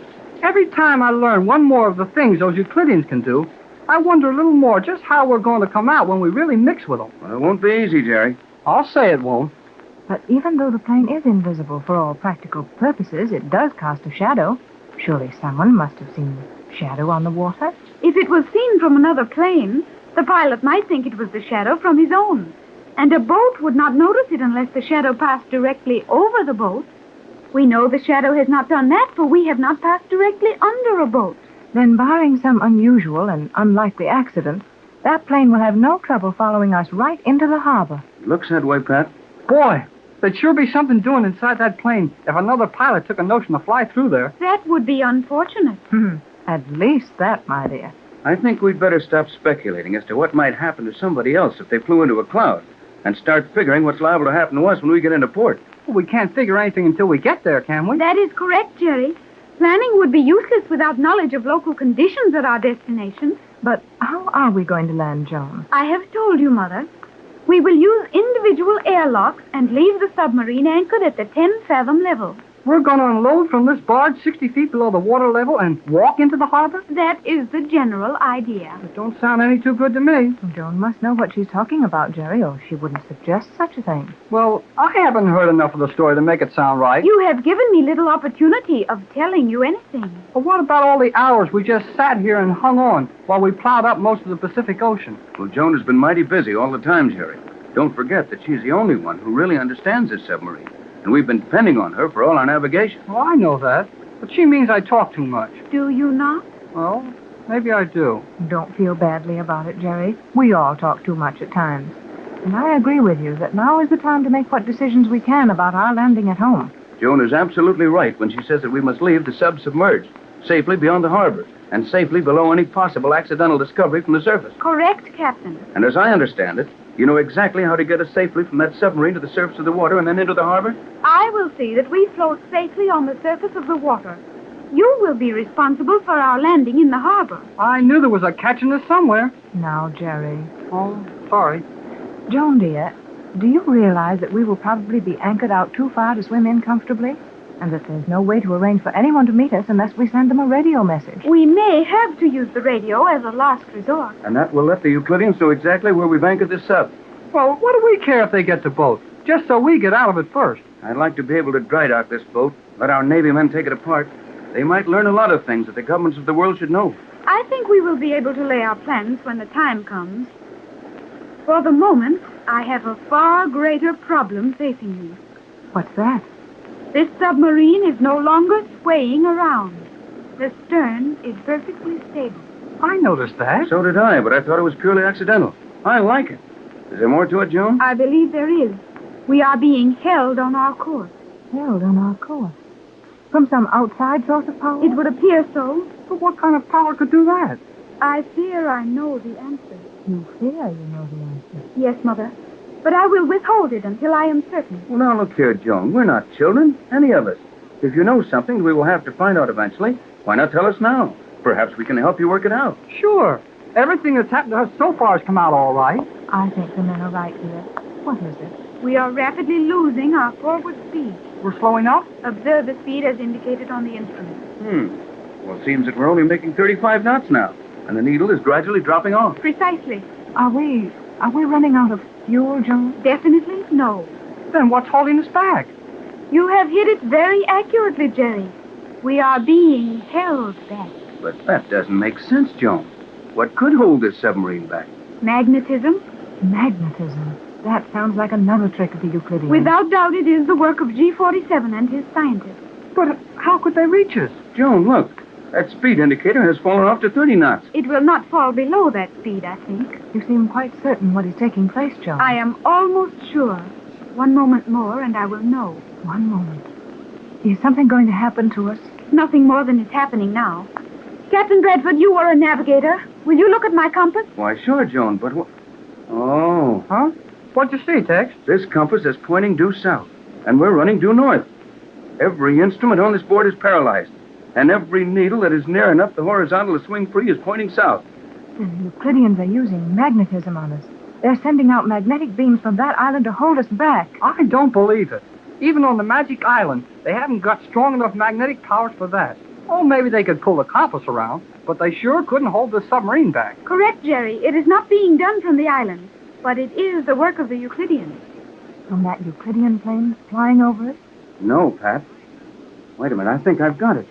There's the Euclidean submarine right behind us. Oh, no, Ted. Yes, Mother. Oh, but how? You must be wrong, Joan. You said this was the fastest sub on the island. It is, but do not forget that we lay at the bottom of the ocean, practically motionless for hours. You're right. And every time we had to dive to get away from those bombs, every time we had to submerge to keep out of trouble, there was a sub gaining on us all the time. Gee, one of those Euclideans plowing along our course, just waiting for a chance to catch up with us. But how could they have been so sure of our course? That is one occasion where the very perfection of Euclidean machinery has betrayed us. Any Euclidean submarine commander would know that we would be navigating with the automatic devices, and that our course would be the regular Euclidean course to Los Angeles. He could not fail to follow us. And now, there's one of those submarines practically on top of us. He must be pretty close, isn't he, Joan? Within a mile, or his magnets would not hold us back. Well, what are our chances? To outrun that submarine, we have no chance. But he will never shorten the distance between us. Well, that's all right here. But when we get to Los Angeles, what then? Yes, Joan. What then? We can't possibly get out of the submarine and escape during the few minutes it will take him to catch up with us after we stop. Well, I don't see what we can do about it. It's up to you, Joan. I see no more chance of escaping that submarine than you do. That is, if we attempt to stop at Los Angeles. Attempt to stop? Joan, we must stop there. Then that other Euclidean submarine will stop with us. And what will happen then, I am afraid to say. The Euclidean submarine carrying Mrs. Gregory, Tex Bradford, Jerry, and Joan is within 100 miles of Los Angeles. Less than 100 miles from home, and a new danger threatens them. They are losing speed. Joan has figured out that another submarine directly behind them is holding them back with magnets. This makes the end of their journey more hopeless than the beginning, as it would certainly be too bad if the Euclideans captured Mrs. Gregory and her party so near home. Jerry and Joan, the captain, and Mrs. Gregory are in the central control section of the submarine, watching the speed indicator. Well, I guess you're right, Joan. We can't make over 30 knots anymore. I know I am right. But are you sure it's another submarine that's holding us back, Joan? Well, we're certainly being held back. I don't know what else it could be. It is another Euclidean submarine. And as all other boats are much slower than this one, it must be well commanded. Hey, Joan, our girlfriend. Girlfriend? Yeah, you know, that Euclidean girl submarine commander? I think not. But it might be, dear.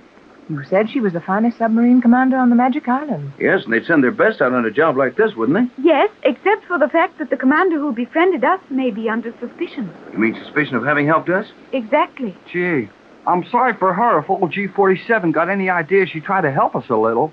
Is there any way of finding out who is in command of that submarine? Only radio communication, Mother, and it would do us no good. No, nothing to be gained there. Unless we could find out how many of their scientists are on board. You mean so we could have a better idea of what we're going to be up against when we get to Los Angeles? Well, something like that, Jerry. I thought I might get an idea as to what they're most likely to do if I could find out who's on that boat. That would make very little, if any, difference. The Euclideans are so well versed in all sciences that any of them could perform what tasks might be necessary to interfere with our landing. And now, with that submarine so near at hand, we're not at all sure of landing. We will land, but it will not be as simple a process as I had thought. I don't see any chance of landing at all. I'll bet we can figure out some way, Jerry. We haven't come over 4,000 miles in this submarine to give up that easy when we get to the end of our trip. I don't see any hope of doing anything. We will think of some plan before we approach the harbor. But those men, or whoever is back there in that other submarine, aren't just sitting around idly. They're planning, too. Naturally. But we have an advantage over them. I can't see it. We may plan to do as we please, and may execute our plans on the spur of the moment. Our pursuers will find it necessary to forestall our plans, and that is most difficult. You're right there, Joan. It's always a lot easier to think when your whole job is getting away from something than when you have to figure what the other fellow's going to do and stop you. But if that submarine behind us can follow us right into the harbor by simply hanging onto us with magnets, we haven't even room for a plan. You must not be too sure of that, Mother. Isn't there some way we can lose that guy back there? Not as long as his current holds out. I have one possible way to halt the progress of that boat. but I do not want to use it except as a last resort. It seems to me that we're not far from a last resort. Yeah, and if you know any way to get rid of that fella, this looks like a swell time to do it. I do not think the emergency is great enough. Well, you know best about this equipment, Joan. But I'd say we didn't have any great amount of time to waste. We're nearly to Los Angeles, Joan. We'll have to act very rapidly to get away from that boat with any margin of safety. That is true. But it might be very dangerous to lose them too quickly. I don't see why. If you're trying to get away from somebody, the sooner the better. What if you escaped from them early enough to afford them the opportunity of making additional plans to recapture you? Huh? You mean that if we succeeded in losing our pursuers now, it would only give them another chance to catch us? Precisely. Well, I can understand that all right. Your idea is correct, Joan, providing we can stop them at the proper time. That is, of course, our problem. What do you propose to do, Joan? Use our magnetic bombs on that other submarine and hold it motionless for a period of time sufficient to allow us to escape from this boat to the surface. Magnetic bombs? The same kind of bombs the Euclidean plane dropped on us? Exactly the same type of bomb. But, Joan, do we have any of those bombs? To be sure, Mother. I have told you this submarine is fully equipped. Well, I certainly don't see anything that looks like a supply of bombs. Oh, never mind, Tex. They're probably just a lot of little pills like those big dinners we've been eating. How large are those magnetic bombs, Joan? Approximately 1 cubic inch. 1 inch? Gee whiz. A bomb 1 inch square will hold a submarine still in the water? If the bomb is placed near enough to the boat, certainly. Golly, where are those things? I will show you when the time comes to use them. And how will we know when that time has come, dear? Yes, Joan, we'd better know exactly what your plan is. And if, well, we have to act quickly, we won't be in the dark as to what we're supposed to be doing. That submarine will not gain on us. They must remain at a distance of approximately 1 mile. That will give us ample protection when we enter the harbor. You're going to wait till we get into the harbor to turn those bombs loose? That might be dangerous to other shipping, Joan. We don't want to excite a lot of suspicion as to our movement. In that event, we will release our bombs at an appointed place outside the harbor. That other submarine will be held powerless at that point for a sufficient length of time to permit us to escape. I think you're right, Joan. The longer we wait, the more chance we'll have of holding that boat powerless at the time. Our safety will depend on the fact that it is powerless. I guess that part of it's all right. But how about the men on the other boat having a little sense of their own? What do you mean, Jerry? Well, those fellows back there in that other boat aren't asleep. They'll soon figure out what we're going to do. Naturally they will. All right, then. What's going to stop them? Stop them? What do you refer to? Well, they've got some of those magnetic bombs, haven't they? Naturally. Then why can't they hold our boat powerless? Just as easy as we can hold theirs. I wanted to ask that same thing, Jerry, but the rest of you have left me so far behind in all these technicalities that I was ashamed to ask. Well, you needn't be, Pat. I can't see it any better than Jerry does. Those bombs will work both ways, won't they? To be sure. The action of the bombs is identical from either ship. But the fact that those bombs are magnetic, that their contact is strongly magnetic, is our best protection. Well, I still don't see it. That other submarine is now sending out a magnetic beam, which is retarding our speed and allowing them to cling to our course. That is understood? Oh, sure, we know that. It's the action of the bombs that puzzles us, Joan. The action of the bombs, as bombs, has nothing to do with it. They are merely small cubes of a highly compressed substance which will form a powerful magnetic field when released in salt water. But those bombs cannot be fired through the water for any appreciable distance. Oh, now I'm beginning to get it. They couldn't possibly shoot those bombs far enough ahead to catch us. But we could drop them on our course for the other boat to run into. Gee, that's simple, isn't it? Most things are very simple, Jerry, after we understand them. That is not all. Once we release a bomb, their magnetic beam will pull it directly to them at a terrific speed, and they will be held motionless almost instantly. Well, you're right. That beam would pull the bomb to them. And more than that, it would prevent them sending a bomb after us. Then let's turn one of those bombs loose right now. No, Jerry. Why not, Joan? We're getting closer to Los Angeles all the time. I should think our best move would be lose that other submarine as soon as possible. It would seem so, Mother, but for one thing. Well, what's that? The effects of the bomb would hardly last until we reach the harbor. Oh, and that sub could take right out after us again, huh? That's it, son, and Joan's right. The thing to do is to wait until we're nearly ready to anchor. Then release one of the bombs. And the magnetism is sure to hold the other boat powerless long enough to give us a chance to land. Precisely, Captain Bradford. Well, I can understand that all right. But it seems as if we're taking the enemy dangerously near to our camp. Well, I guess that's about the best thing to do, though, Mrs. Gregory. At least we're going to be sure where he is if we've got him pinned down the water with one of those bombs. Yes, in the meantime, though, we'd better be making some plans to get out of our own submarine and safely onto the land. What would you suggest, Joan? I think the captain should take charge of that.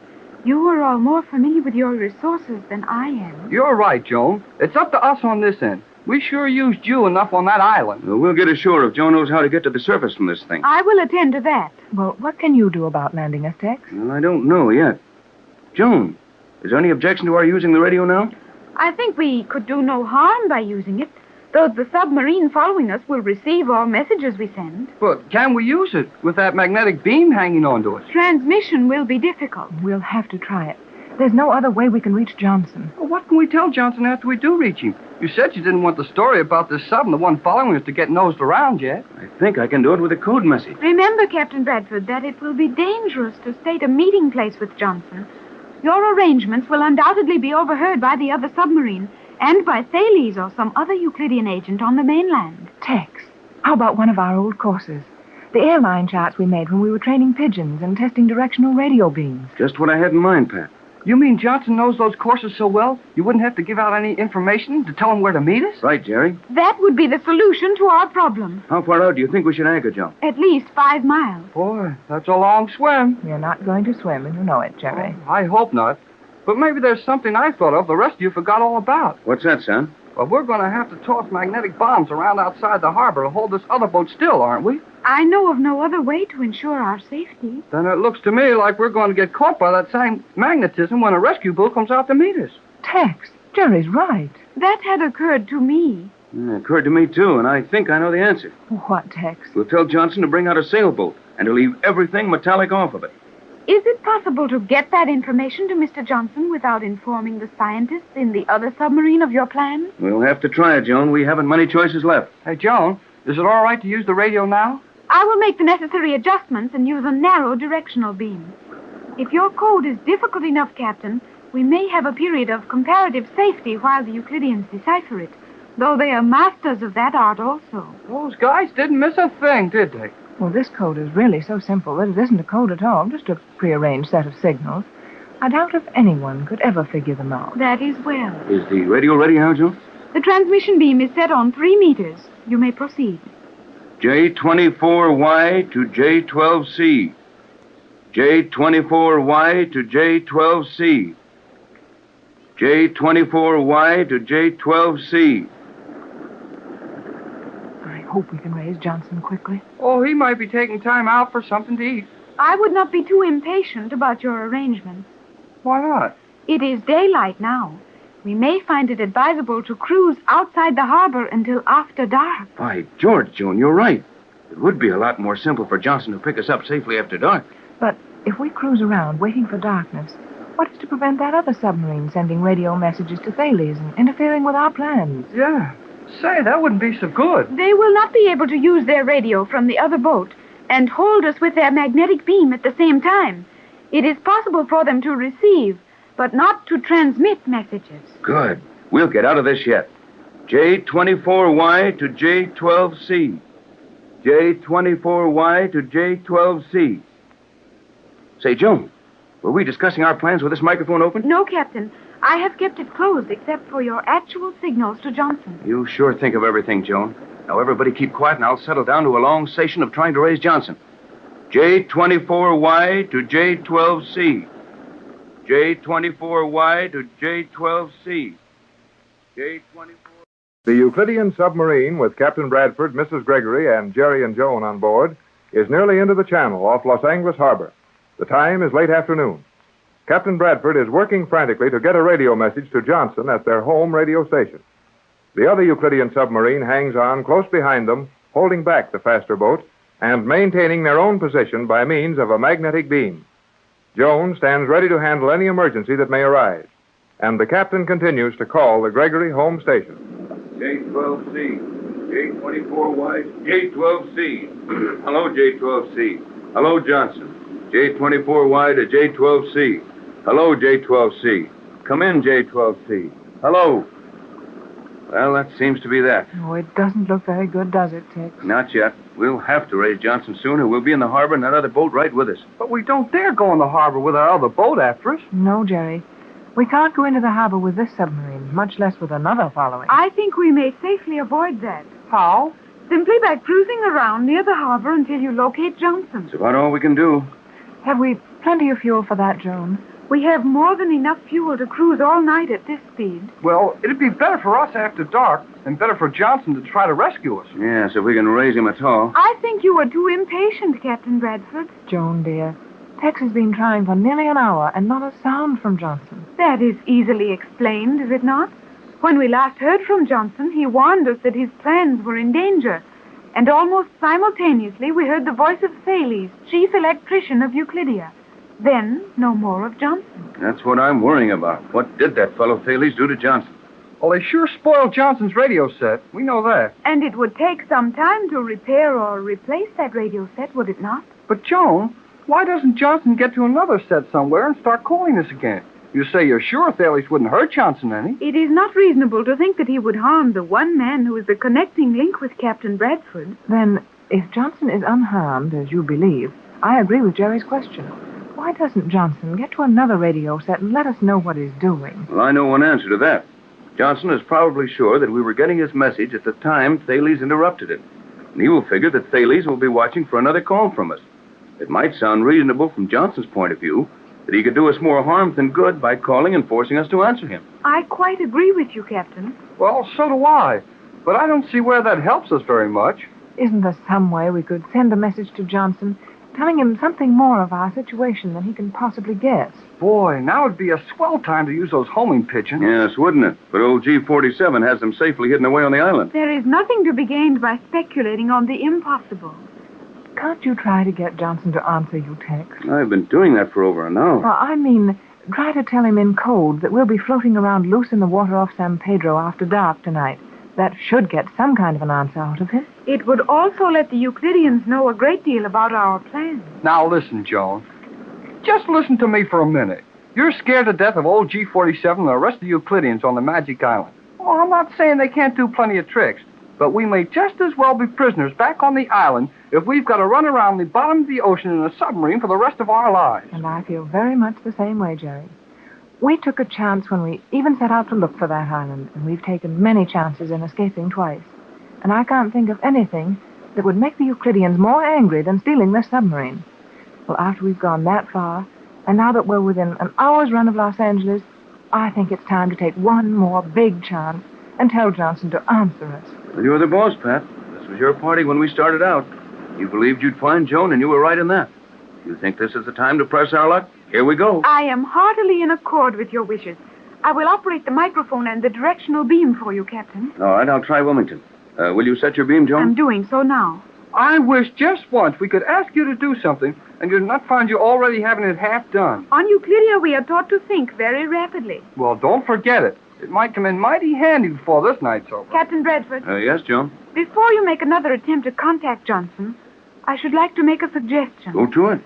We will use our magnetic bombs to hold the other submarine powerless while we escape from this one. Yes, we understand that, Joan. Then it is absolutely necessary that Johnson come out to rescue us in a boat made entirely of non-metallic materials. That's right. And if he doesn't, well, he'll get magnetized along with the rest of us, and he'll be in it just as bad as we are. But, Joan, you said that the magnetic beam from the other submarine would draw the bombs to them, and that we wouldn't be affected by them. That is true. We will not be affected by magnets from the other submarine. Then where can the magnetism come from that would harm Johnson's boat? You have forgotten the plane flying over us. Golly whiskers. Oh, Tex, that plane. I sure forgot it for the minute. But we don't see the shadow on the water now. Oh, are you sure it's still following us? Positive. I don't see the shadow. The sun is now much lower. The plane is undoubtedly directly over us, but its shadow is a great distance, probably several hundred feet ahead of us. You think the plane is still right over us? You may believe that I know that, Captain. The Euclidean plane is directly over us. But he can't see us in the water, can he? Easily. His prism reflectors will pierce a far greater depth of water than we now maintain. That's not so good. He can always drop some of those magnetic bombs and anchor any boat Johnson brings out, even a wooden one with a small motor. Precisely. But after dark, what good will his reflectors do then? Then he will depend on his magnetic compass. The beam from the submarine holding fast astern of this boat naturally ends at this boat. Even an ordinary compass in an ordinary airplane would show whether the pilot was over the end of that beam. Then that plane that will be flying over us even when Johnson comes out to rescue us tonight. Right so, Pat. But what will he do to us?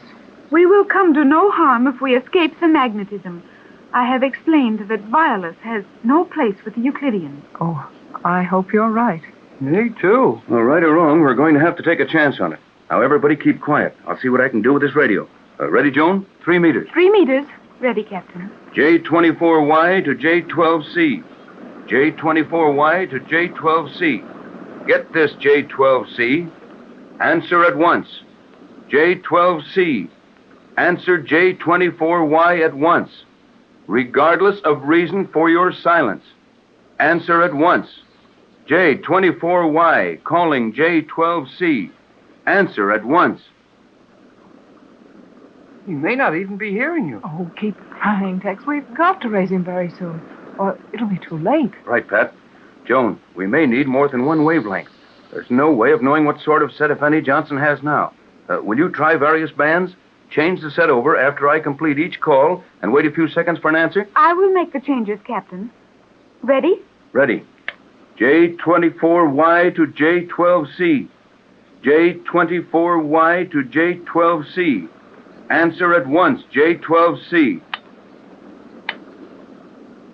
J24Y to J12C. J24Y to J12C. Answer at once, J12C.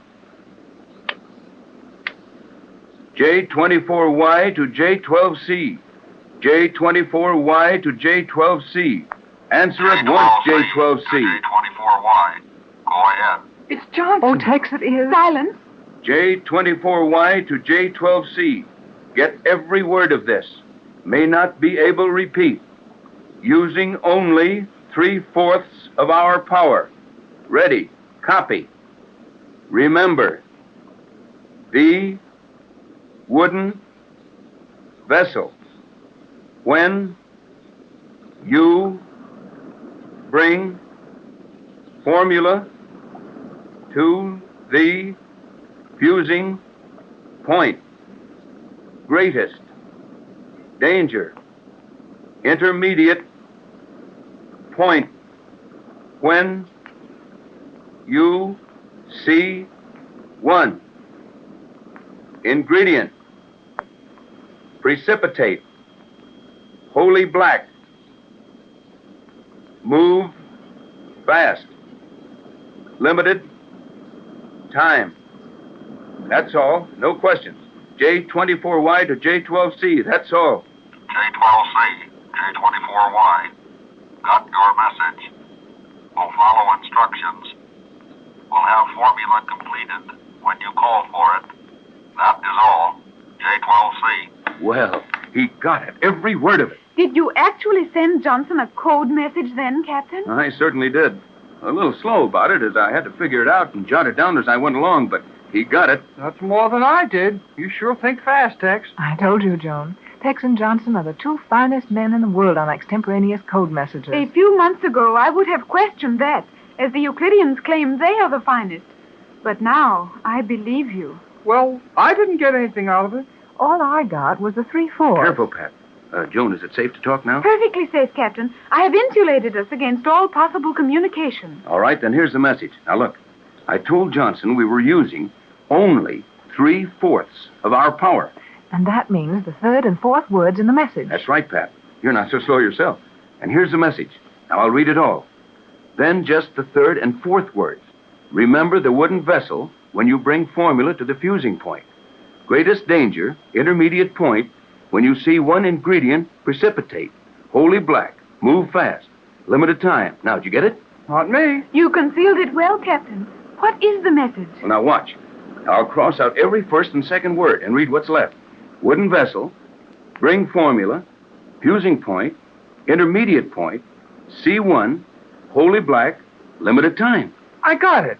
Johnson's going to meet us halfway with a wooden boat as soon as it gets dark. Oh, splendid work, Tex. It is indeed excellent, Captain Bradford. But I fail to understand the appointed place. Well, intermediate point means halfway, and C1 means our old pigeon training course. Course number 1 to Catalina. Oh, that covers it, Tex. Johnson will be prepared to meet us with a sailboat, halfway to Catalina, on our old training course as soon as it's completely dark. That's it, Pat. I don't see how it can miss. Oh, it seems almost too much. We're within a few minutes of the harbor, and Johnson will be out to meet us.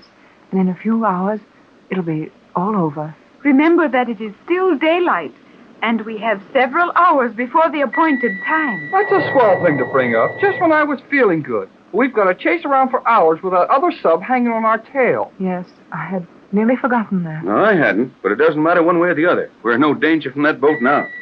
What was that? I didn't notice anything. Neither did I. Silence. I heard it then, all right. That is another musical note from Euclidia. Octavo is near our keynote with his beam. We must put on emergency speed and try to shake off that beam. You mean they're finding us with one of those destructive musical notes? I thought I felt the submarine shake. You did. Our only hope lies in changing our position constantly until after dark. If that note finds us squarely, Johnson will never find us. Just outside the entrance to the Los Angeles harbor at San Pedro, a strange adventure is nearing a climax. The stolen Euclidean submarine with the Gregory party on board is racing across the Catalina Island Channel, and another Euclidean submarine, filled with scientists from the Magic Island, is hanging grimly to the Gregory boat by means of a magnetic beam. Joan is at the controls as total darkness covers the channel. The time draws near for their attempt to escape from the submarine. Hey, Joan, we're picking up a little speed. We do seem to be moving faster, Jerry. Why is that, Joan? It is barely possible that the magnetic beam of the following submarine is weakening slightly. Well, I wouldn't be surprised. They've used that thing continuously for 7 hours. How about our getting the magnetic bombs back to them if that beam gets too weak? Do not worry about that, Captain Bradford. The magnetic bombs will follow a line of electrical impulse no matter how weak. Then we are absolutely sure we can hold that boat helpless when we're ready to escape from this one? Yes, Mother. What's our position now, Joan? We are nearly to the point you have established for Johnson to meet us with his sailboat, Captain. How near? We will reach the midway point between the breakwater and Catalina Island in less than 120 seconds. 2 minutes? Boy, let's do something about getting ready. Yes, Joan. You haven't explained those escape chambers we're going to use. The explanation is very simple. Jerry, will you please open one of those 4 large cylinders just forward of this compartment? You mean we're going to get inside those little tanks? Precisely. The covers are not locked. They will swing open easily. Oh, okay, if you say so. Now, Mother, if you and the captain will step over there near Jerry, I will make the explanation from here, as I must remain at the controls to stabilize our boat and release the magnetic bombs the instant we are in position. Very well, Joan. Come on, Pat. I'm a little nervous, Tex. This is getting very near the end of our journey. Only the beginning of Magic Island, though. Wait till we go back and with some help and take the island away from old G47. It would be well to get out of here first, if you will allow me to explain these escape cells. Go to it, Joan, and keep still, Jerry. I'm still. One moment. All hold firmly to your stations, and must now release the magnetic bombs. I think 2 would prove sufficient. However, I will use 4 to guarantee our safety.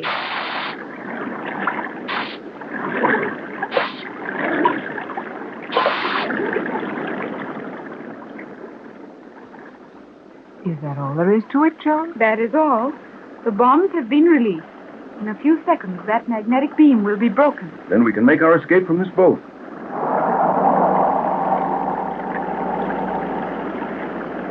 Hey, what's going on here? We're being tossed around. I will take care of that. Those bombs sure traveled half a mile and nothing flat.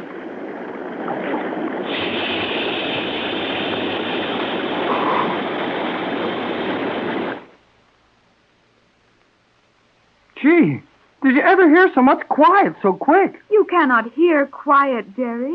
Maybe not, Joan, but that silence was certainly sudden. What happened, Joan, dear? The moment we were released from that magnetic beam, our submarine started to spurt forward, and not wishing to run beyond the position of our meeting with Johnson's surface boat, I used all reverse jets. We are now stationary and will remain stabilized at this point. Is Johnson due over us now? Right this minute. Well, then let's hurry and get up to him. I'd like to try being on top of the water for a while. I will now explain the escape cells. Joan, is it safe for you to leave the controls? The submarine will not move from this spot. Sure got these boats trained. I told you to open these cells, Jerry. Oh, I got excited and forgot it, I guess. You just lift these covers off, Joan? They will not lift off. Open them toward the shell of the submarine, in this manner. Each of you open your own. There's mine. Mine's open. And there is mine. Now we will need to work very rapidly. No one knows how great a margin of time we may have before the Euclideans find a way to interfere. Oh, we're listening. We must all take our places in these cells at once. If you watch me enter this one, you may all duplicate the action. Place your foot here, then step up here. Raise your weight by these holes on the shell, so. And lower your body into the cylinder, as I am doing. This is the final position.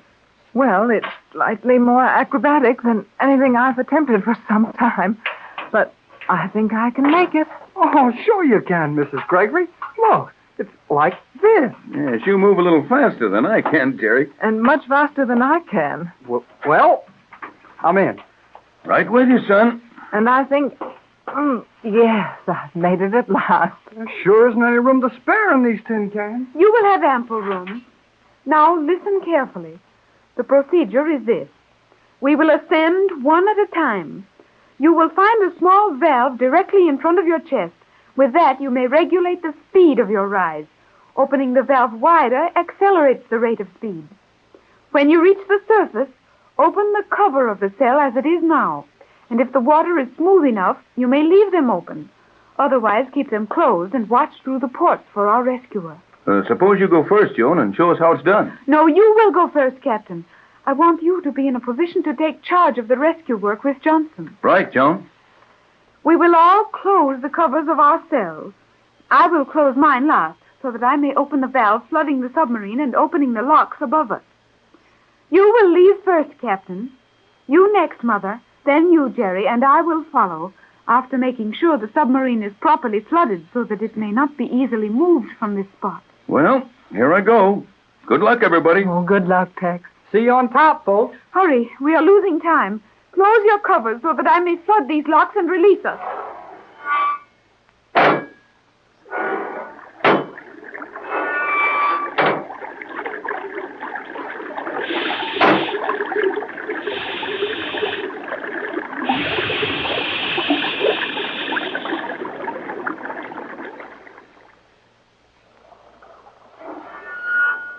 Well, the water's smooth anyway.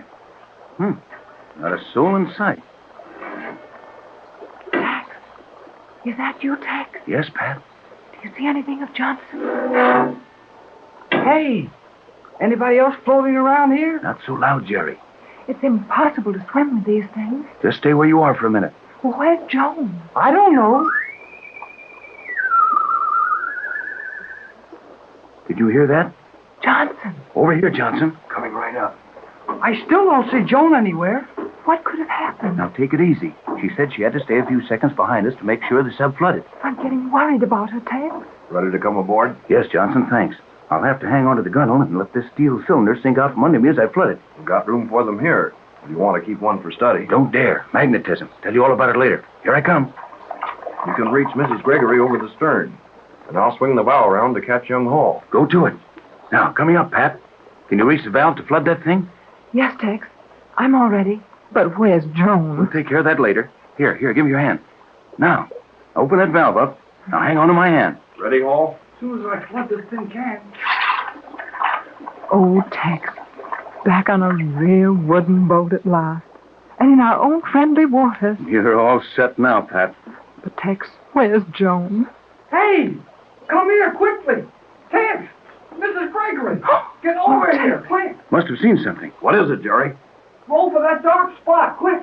I'll help you. What did you see, Jerry? I don't know, but something came up out of the water, and it didn't look like one of those escape cylinders. Joan. Oh, Joan. Take it easy, Pat. Here I am. Where is Joan? And she's all right. Oh, sure she's all right. That girl can take care of herself. I'll say she can. Here, let me give you a hand aboard here, Joan. Yes, Captain.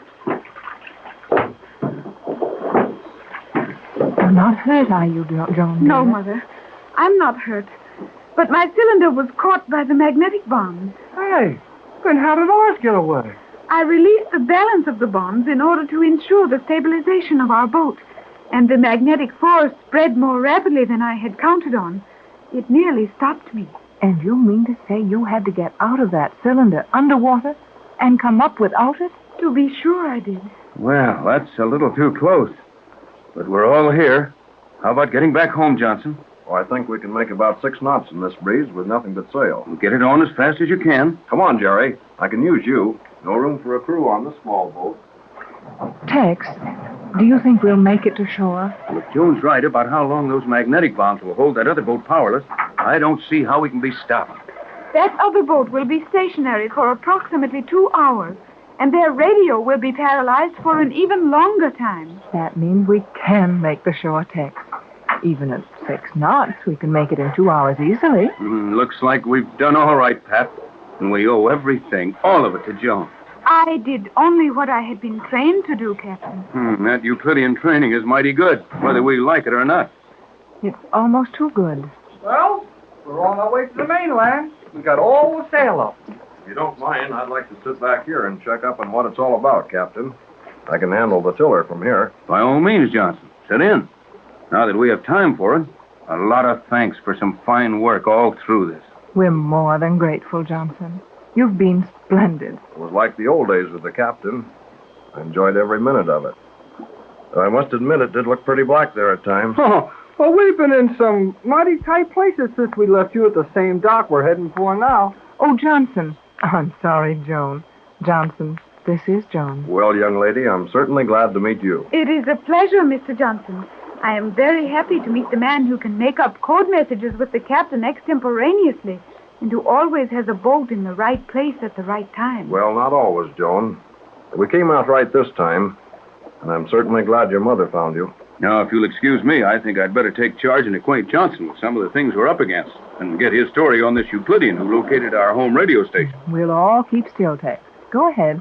Well, in the first place, Johnson, there's another submarine down there near ours. They hung on to us with a magnetic beam, and Joan paralyzed their boat with magnetic bombs. But that won't last forever. And when they get free, we can look for trouble. Not only that, but some musical genius on the island has figured out how to transmit musical notes which will wreck those boats. He nearly had us a couple of times. Hey, what's that noise? The boat is rocking badly. Feels like we're over a volcano. I know. Octavo has found the musical note. Our submarine is being attacked. Those are the compressed air tanks exploding. We didn't get out of that boat any too soon. Golly, Whiskers!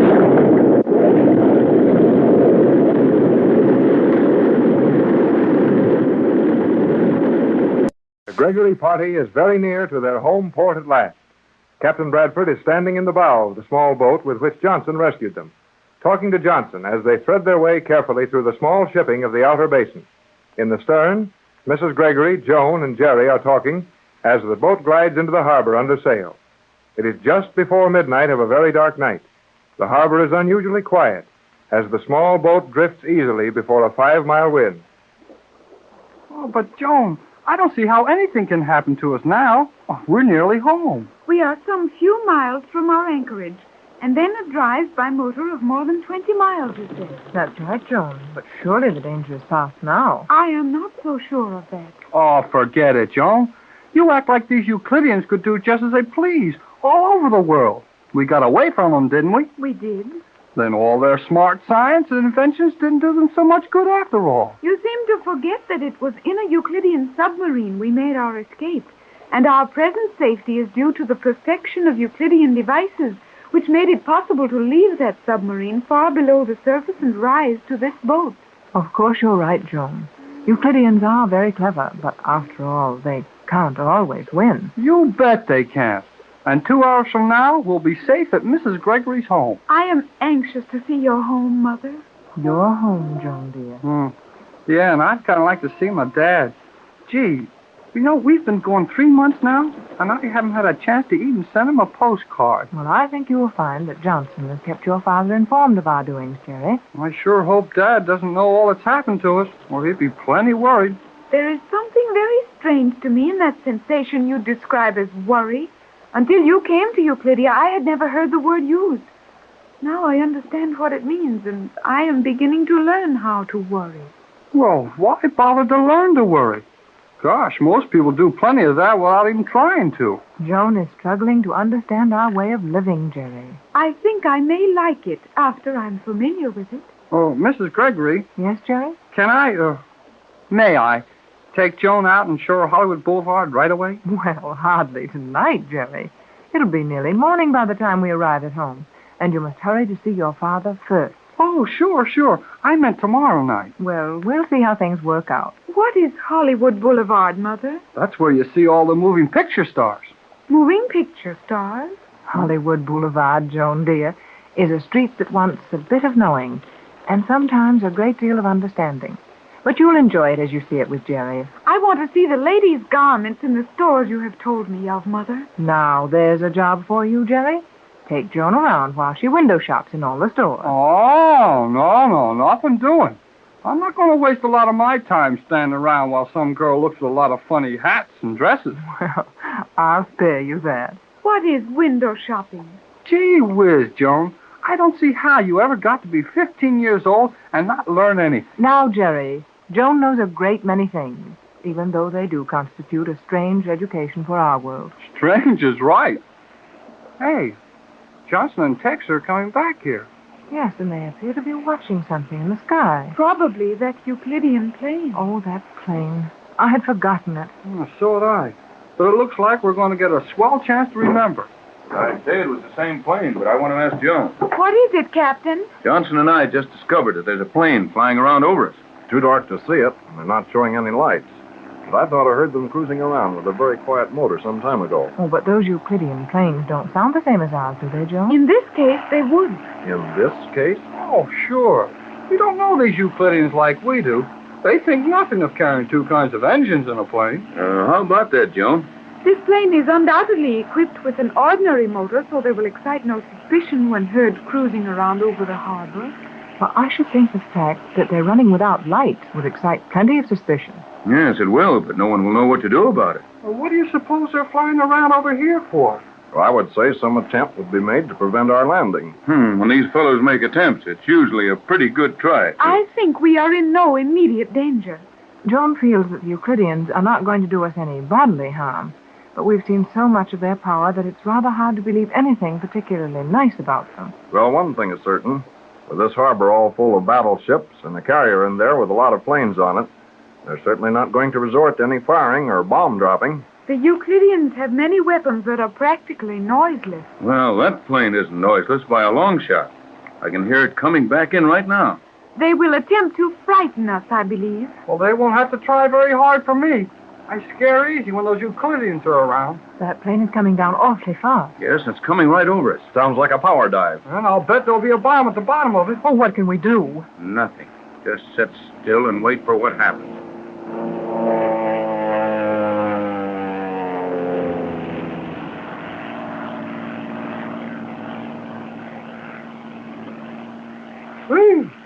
Well, they didn't hit us. They didn't try to hit us. They dropped something just as the plane passed over us, though. I'm sure of that. Yes. I thought I heard something hit the water. Have no fear. If they were using bombs, it would be only the magnetic type. Got any metal on this boat, Johnson? Not unless you brought it along with you. I even ripped out a small capstan head forward. Well, then we can keep moving. But if there's one little piece of metal on this boat, we'll stay right here. Johnson, your anchor. We have no anchor, Mrs. Gregory. You are very thorough, Mr. Johnson. It pays to be thorough in this sort of business. Well, we seem to be going smoothly along, and nothing's happening. Yep. But those fellows from the Magic Island fool you. Just when you think you've seen the whole show, they dig out one more trick. Well, they must have dug one out then. Here they come back to try it out on us. Sorry we haven't any protection on this little boat. Oh, don't worry about that, Johnson. A battleship doesn't carry enough protection to save it from a Euclidean plane if they're attacking in earnest. I would suggest we all sit perfectly still, make no move as the plane goes over, and concentrate on trying to discover their purpose in these repeated dives. That's right, Joan. Now everybody sit still with your eyes wide open.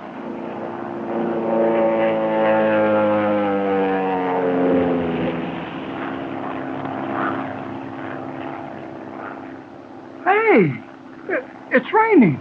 Sure, feels like it. The cooling system in that plane must be leaking.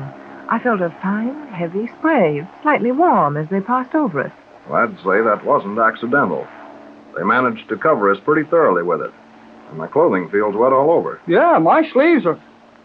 Say, well, that's funny. What, Jerry? My sleeves were wet, soaking wet, and now they're dry. Why, you're right, Jerry. They have used a chemical of some kind with which to spray this boat. Well, what for, Joan? The reason is not apparent to me as yet. It can't be anything very destructive. It didn't burn where it touched the skin. And it doesn't seem to be affecting the fabric of our clothing. If we could only smell the blame stuff, we might get an idea. Euclideans are far too clever to allow an odor to identify any of their preparations. Well, whatever this stuff is, I'll bet we find out a lot about it mighty quick. Look, that plane's coming back. What can they do to us? Anything they take a notion to, I guess. I believe I understand the purpose of this liquid spray now. Well, what is it, Joan? I will not tell you. Oh, but Joan... No, Mother. If the effect will be as I think, you might do something foolish in attempting to escape from it, when our greatest safety lies in doing nothing. Well, I hope you know best, Joan. Here he comes.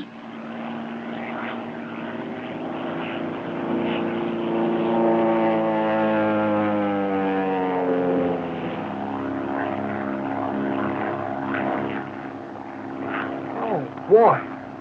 Oh. Well, whatever you thought it was, Joan, you're wrong. He didn't do a blame thing to us. Have you tried to move your hands?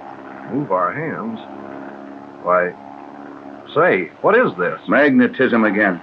Tex, I'm absolutely powerless. I can't move at all. They sprayed us with that magnetic paint of theirs. Precisely.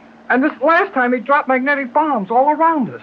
We had plenty of this sort of treatment on that island. Well, tell me, how lasting is the effect? That will depend on how many bombs were dropped in the water near us, and what materials the bomb casings are made of. You will observe that the boat is no longer making any progress. Oh, you're right, Joan. We're standing still, except for a little drift with the tide. And we'll stand here until the solution from those bombs becomes so diluted in the water that it won't hold us? Correct, Captain. Well, that won't take long, will it, Joan? I believe the pilot of that plane may have arranged that it will take several hours. Several hours? Why, Joan, dear, that magnetic solution can't possibly stand up in water that long. You would be right, Mother, if the solution was all formed at once. But I imagine some of those bombs were made to float and dissolve at certain intervals, continually generating fresh magnetism on their contact with the salt water. Then, if that's the case, we may be here all night? At least we may be here long enough for the submarine we left magnetized to free itself and come up after us. Well, you mean to tell me that all we can do is just sit around here like a bunch of statues and let this boat drift around with us? That is all. Well, now I'm beginning to understand something of what you've all been through on that island. Oh, we sure had plenty of weird things happen to us. Look, that plane seems to be on his way now. Yes. I can't hear it anymore. He must be going back to Euclidia. I think that is correct. But how do they refuel those things? They don't much. We've learned a lot of things, Johnson. One of them is that we don't know anything about fuel or how to use it. We'll get our hands on all those formulas when we go back to the Magic Island. I'm not at all sure I want to go back, Jerry. Sometimes I feel that Euclidia is a very fascinating place, and at other times I hate it. Just now, I'm not very kindly disposed toward G-47 and his men. Oh, yes, his men. How about this fellow Thales? What did you finally do to get rid of him, Johnson? I've never seen him. Never seen him? No, Mrs. Gregory. Then you were right, Tex. That radio was wrecked by remote control. Johnson, did you find your set burned up or melted down? Both. Some highly caustic chemical was suspended near every vital part of the set. When I used it to warn you, it simply flowed over everything and put the set out of business. But you mean to say, Johnson, you have no idea where Thales is or what he looks like? No, not the slightest. I have seen him on Euclidia. I would recognize him if I saw him again, I believe. I hope you get a chance to point him out to me. Oh, Tex, look. What, Pat? Well, that boat. See that big shadow off the port bow? Gee, it's a great big oil tanker. And he's bearing right down on us. We are helpless. None of us can make a move. They'll never turn that big boat in time. Can't blame them. We haven't any lights, and I painted the sails black so we wouldn't be seen. Tex, he's going to run us down. We'll sure get it in a minute. And we can't swim with this magnetic paint Worse on us. than that, we will sink immediately. He's almost on top of us.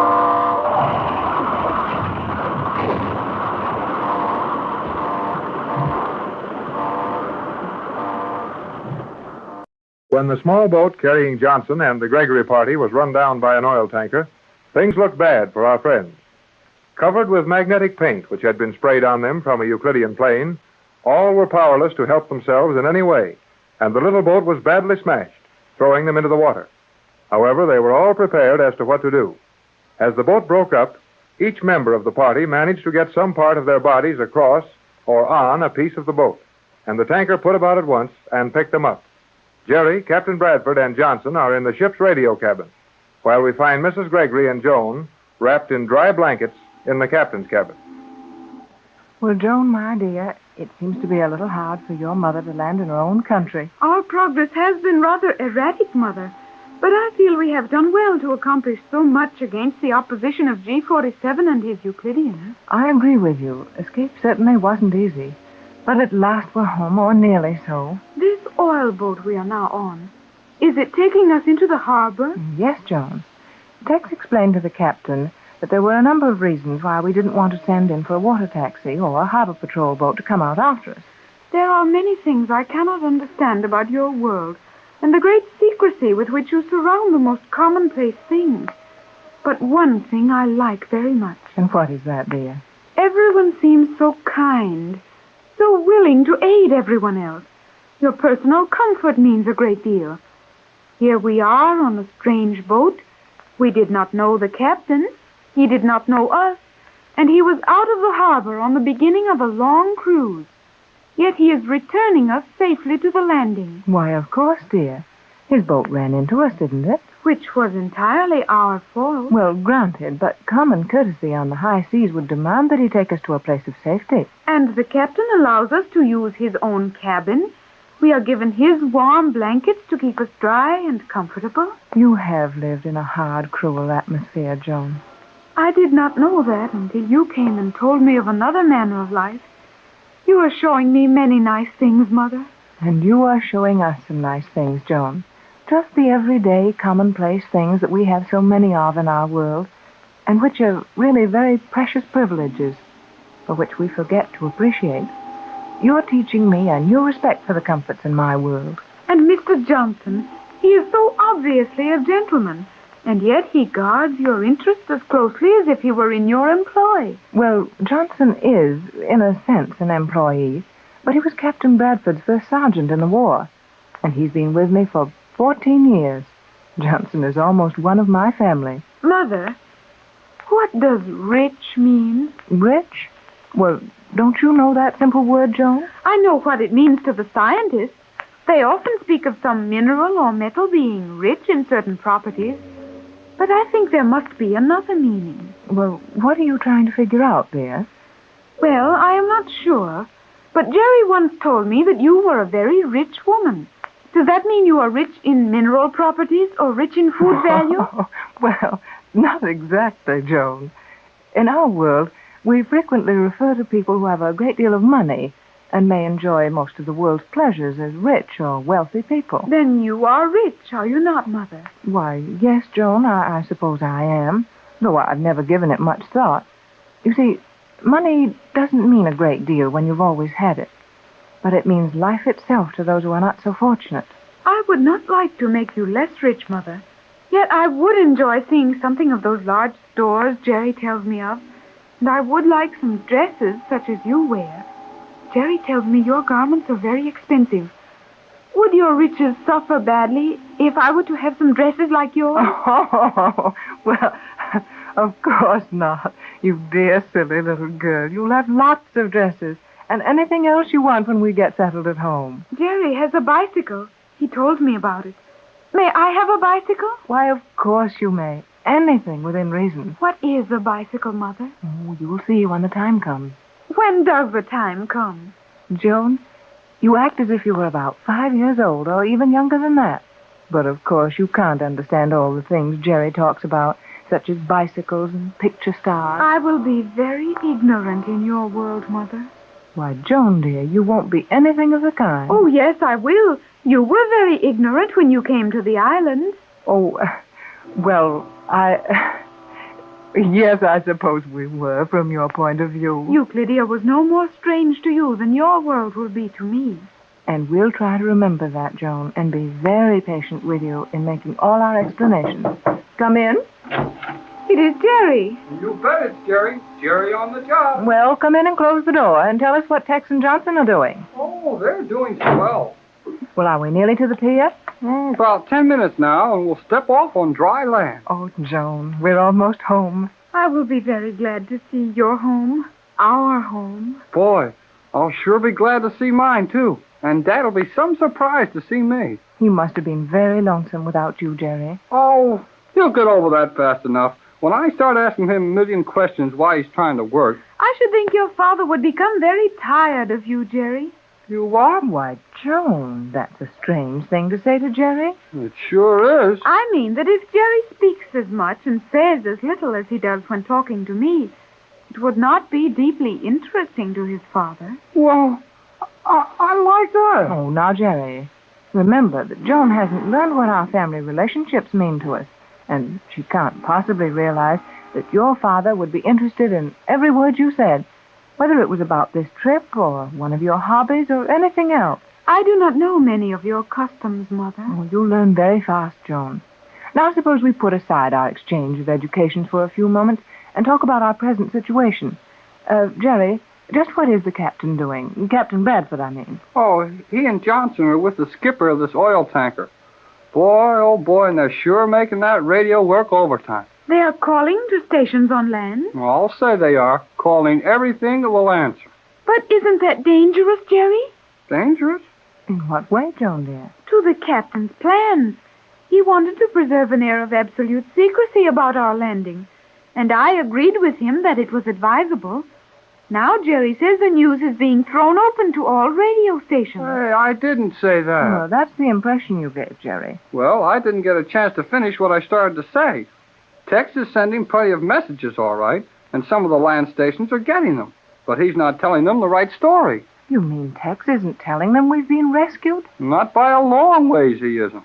He's telling them that we're on a tramp steamer, 300 miles out, and that we won't be in here for a couple of days yet. That would be a very clever story if it were not for the fact that your land stations will be able to localize those messages and know exactly where they are coming from. I don't believe we need to fear that, Joan. You see, there aren't a dozen stations in the country with equipment to do that, well, even possibly well. And Tex is staying away from those stations. You can be very, very sure of that. I should think that would be advisable. And that's just what he's doing.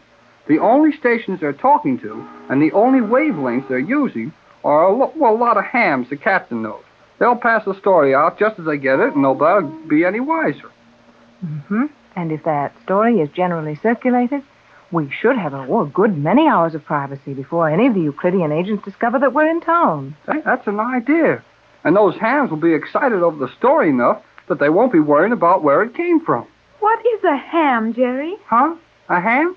Yes, what do you mean by a ham? Oh, a ham is an amateur radio operator. A fellow who has a radio station of his own and works it just because he likes to. That is interesting. Are there many hams? Oh, thousands of them. Oh, yes. Jerry is a ham, aren't you? You bet I am. You see, my dad and I have got one of the best sets in Southern California. Come in. Oh, come on in, Tex, and join the powwow. I'll do that. It looks like a powwow at that with you two all wrapped up in blankets. Well, now, Captain Bradford, we're warm and dry and comfortable, and our Indian appearance isn't bothering us one little bit. I say, as far as I'm concerned, you look fine. Sure do to me. Well, what'd you find out? I think my story got over all right. No one suspects we're landing from this boat? Not a soul. How will we go ashore without being observed, Captain? Well, the captain's taking care of that. He's really got more supplies on board than he needs. And the men who helped load the stores, they'll remember that. So there won't be any suspicion aroused when the captain says he picked up some stuff by mistake. And as it looks like large cases in which most anything might be contained, he's just going to drop a few cases back on the pier. And we'll be in them. You don't mean we'll be in the cases? Right, and we won't get hurt. That should not be difficult. Well, I wasn't thinking of the difficulty of landing in those cases. But, Tex, what about the rescue? Well, surely someone in the harbor must have heard that crash and knows about this boat running us down. Yeah. Say, I forgot about that. What are they going to say to the captain when he comes in without any survivors from that wreck? And after all, Tex, the packing case thing isn't much of an excuse for turning an ocean-going tanker around when he's out in the open channel. That's all taken care of. Johnson will be the survivor. In fact, the only survivor. And as Johnson went out alone on that boat, it's going to look perfectly all right for him to be rescued alone, isn't it? Gee, that's smart. Why, it certainly is. Johnson is a survivor, just as he should be. That is a very clever plan, Captain Bradford. You are indeed the most resourceful man I have ever known. Aha, flowers for you, Tex. And thank you, Joan. But I can't take the credit for that. Johnson thought that one up. You sure did a good job. Now, Jerry, look, I want you to run along up and see what you can do to help Johnson, the skipper. I'll join you in a minute and give Pat and Joe a chance to dress. Okay, Tex. I'll see what goes on. Hey, don't be long. You know, we're mighty near the pier. Right, Jerry. You'd better get out of here, too, Tex. If we're that near the pier, Joan and I had better be dressing. Yes, I know that, but I want to get Jerry out of here long enough to tell you something I didn't want him to hear. Oh, yes, Tex? Is there any trouble, Captain? No, Joan, just something to smooth out. Oh, what is it, Tex? Well, one of the amateur radio operators I talked to, and thank heavens it was after Jerry came back here, was Jerry's dad. Jerry's father? Oh, how wonderful, Tex. Then he knows Jerry's safe. Yes, on the contrary, he thinks Jerry's on the high seas, still in danger. Oh, of course, your message. But what a shame to worry him like that. Well, I didn't dare tell him the truth. Anyone could have heard it. But that should be a simple matter. We will be in Los Angeles soon, will we not? In about an hour. Then Jerry's father will know he is safe in an hour. Well, that won't be so bad, Tex. After waiting all this time. Oh, I know that part of it, but I just wanted to ask you if you'd phone Jerry's dad as soon as we land and sort of break it to him gently. Might be quite a shock if he runs in on his father and, well, I can't do those things. Don't worry, Tex. I'll break it gently. Hey, hurry up. We're there right now. Oh, Joan, Tex, we're home, safe and sound. The magic island of Euclidia is over 4,000 miles from Los Angeles, California. And now our friends of the adventuring Gregory party are just that far from the magic island. Yes, they're safely home at last. However, as well as we've learned to know Mrs. Gregory, her daughter Joan, Jerry Hall, and Captain Bradford, it doesn't seem likely that they'll stay safely at home very long. In fact, as we pick up the story now at Mrs. Gregory's mansion in Los Angeles, plans are being discussed which haven't anything to do with staying home and being safe.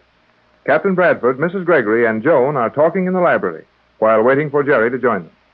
But, Mother, why must we hurry about our plans to return to Euclidia? Because, Joan, dear, the Euclideans are hurrying with whatever plans they're making about us.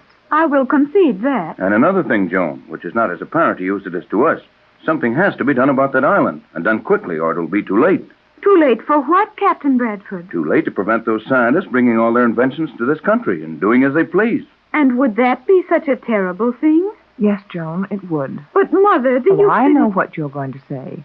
The Euclideans know far more than we do when they would help the world with all their marvelous discoveries. Precisely, and that is true. Granted that they could introduce a culture, an advanced education which the world needs badly, I still feel that their methods in bringing this education to us might be a little too drastic for a majority of the population. You do not want to see your people educated, Captain? It isn't that, Joan. Of course it isn't.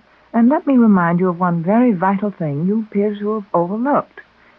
There are a great many kinds of scientific education we can do nicely without. Now, for example, I think most people prefer sitting down to a good meal to one of those concentrated food tablets we had on board the submarine. Yet you admitted the concentrated food pellets provided adequate nourishment. Sure they did, Joan, and they certainly served their purpose, but that was an emergency. Exactly. And everything done on Euclidia is the same. Your airplanes can fly 1,000 miles an hour, but except for emergencies, no one has any reason to fly 1,000 miles an hour. Suppose another country would attempt to take over the control of this country. Would you not like to have some 1,000-mile-an-hour planes then? Well, naturally, but that's another emergency. War isn't a continual state of affairs. What your mother is trying to explain to you is that too much knowledge, too much speed, too much perfection rob us of many of the leisurely, pleasant ways of living, which are, after all, the only pleasures in living. I must confess, I do not see it as you do. You will, dear, after you've seen and enjoyed more of the pleasures in our world. I should like that. But how am I to enjoy those pleasures if we are immediately going to organize an expedition and return to Euclidia? Jerry will be able to take you around and show you a great many things, Joan. And even though you know far more than any of your instructors will be able to tell you, I want you to attend school. School? I am to be taught to read and write when I have known that since I was 3 years old? Not quite that bad, Joan. Jerry has another year of high school to complete. And your mother and I thought it would be nice if you went with Jerry. I'm sure we could arrange to have you admitted. High school? What is a high school? Well, I think you'd better form your own conclusions about that. At any rate, you will remain here in school. I'll have a housekeeper and guardian look after your interests while Tex and I are gone. You and the captain are going where? Back to Euclidia. We've got to take charge of that place, Joe. Put those scientists under some sort of regulation where their discoveries can be used only for good and protect the world against any wild ideas they might have. But you would not go back there without Jerry and me. Yes, Joan, dear. You and Jerry must stay here. Why should we stay here? Oh, many reasons. Your safety, for one. But what of your safety? Oh, I'll be safe enough. Tex and I are going to take along sufficient equipment to ensure our safety. And we'll turn the tables on Euclidia this time. Yes, don't worry about us, Joe. We'll be as safe as we would be right here at home. You are very definite about that. Why, of course, Joan. We'll be perfectly safe. Then why would not I be safe with you? What? If you will be safe, why would I not be safe with you? Yes, of course. I think if you'll excuse me, Pat, I'll run along. Oh, no, you'll do nothing of the kind. Sit right down here and help me get out of this. You will not be able to extricate yourselves so easily. The fact remains that if you will be safe on a trip to Euclidia, I will be equally safe. Well, there's a certain amount of risk connected with any such expedition. And we feel that you and Jerry will be safer at home. Would you not be safer at home? Why, yes, I suppose we would. Then I do not want you to go. You what? I do not want Mother to go if she will be in danger. But, Joan, I am your mother, and I will say what we will and will not do. That I do not like about your world. Older people are always allowed to do as they please, even if they are wrong, while younger ones are forbidden to do the things that are quite safe, proper, and harmless. Well, now, Joan, you're getting into the oldest discussion known to modern parents and teachers. No one has ever settled it to anyone's satisfaction yet. I realize that your training on that strange island has given you a great many ideas which do not fit in any too well with the conditions as you'll find them here. But I think I can explain why parents are allowed to give orders to their children and why children should obey. I will be very glad to hear your reason, Mother. Well, as I see it, parents give orders and children respect their wishes, not because parents are so wonderfully smart or have any more rights than the children, but simply because parents are older and their judgment should be better in a majority of cases. Parents make mistakes, lots of them, but their mistakes should be fewer because of their greater experience. That is entirely reasonable, and I can understand how that might hold true in your world. Good for you, Pat. You sure made that clearer than I would have. Now, are you satisfied that your mother is competent to arrange your activities, Joan? While we are living here, yes. But on a trip to Euclidia, no. But, Joan, dear... The situation is entirely reversed, Mother. On matters pertaining to the island, my judgment is better than yours. Now, where do we go from here? I give up, Tex. You'll have to try it again tomorrow. I thought Jerry was coming over tonight. Jerry is to be here at 7 o'clock. He'd better hurry. It's 1 minute of 7. Then he will be here in 60 seconds. I'm afraid, my dear, that you won't find things in our world running exactly on schedule as they did on the Magic Island. Why should they not? Time isn't quite as precious around here. But Jerry said that he wanted very much to see me. And if he wanted that so very much, he would be on time to look at me. Well, perhaps you'll learn that a young lady can't always depend on all a young man says. I do not like that.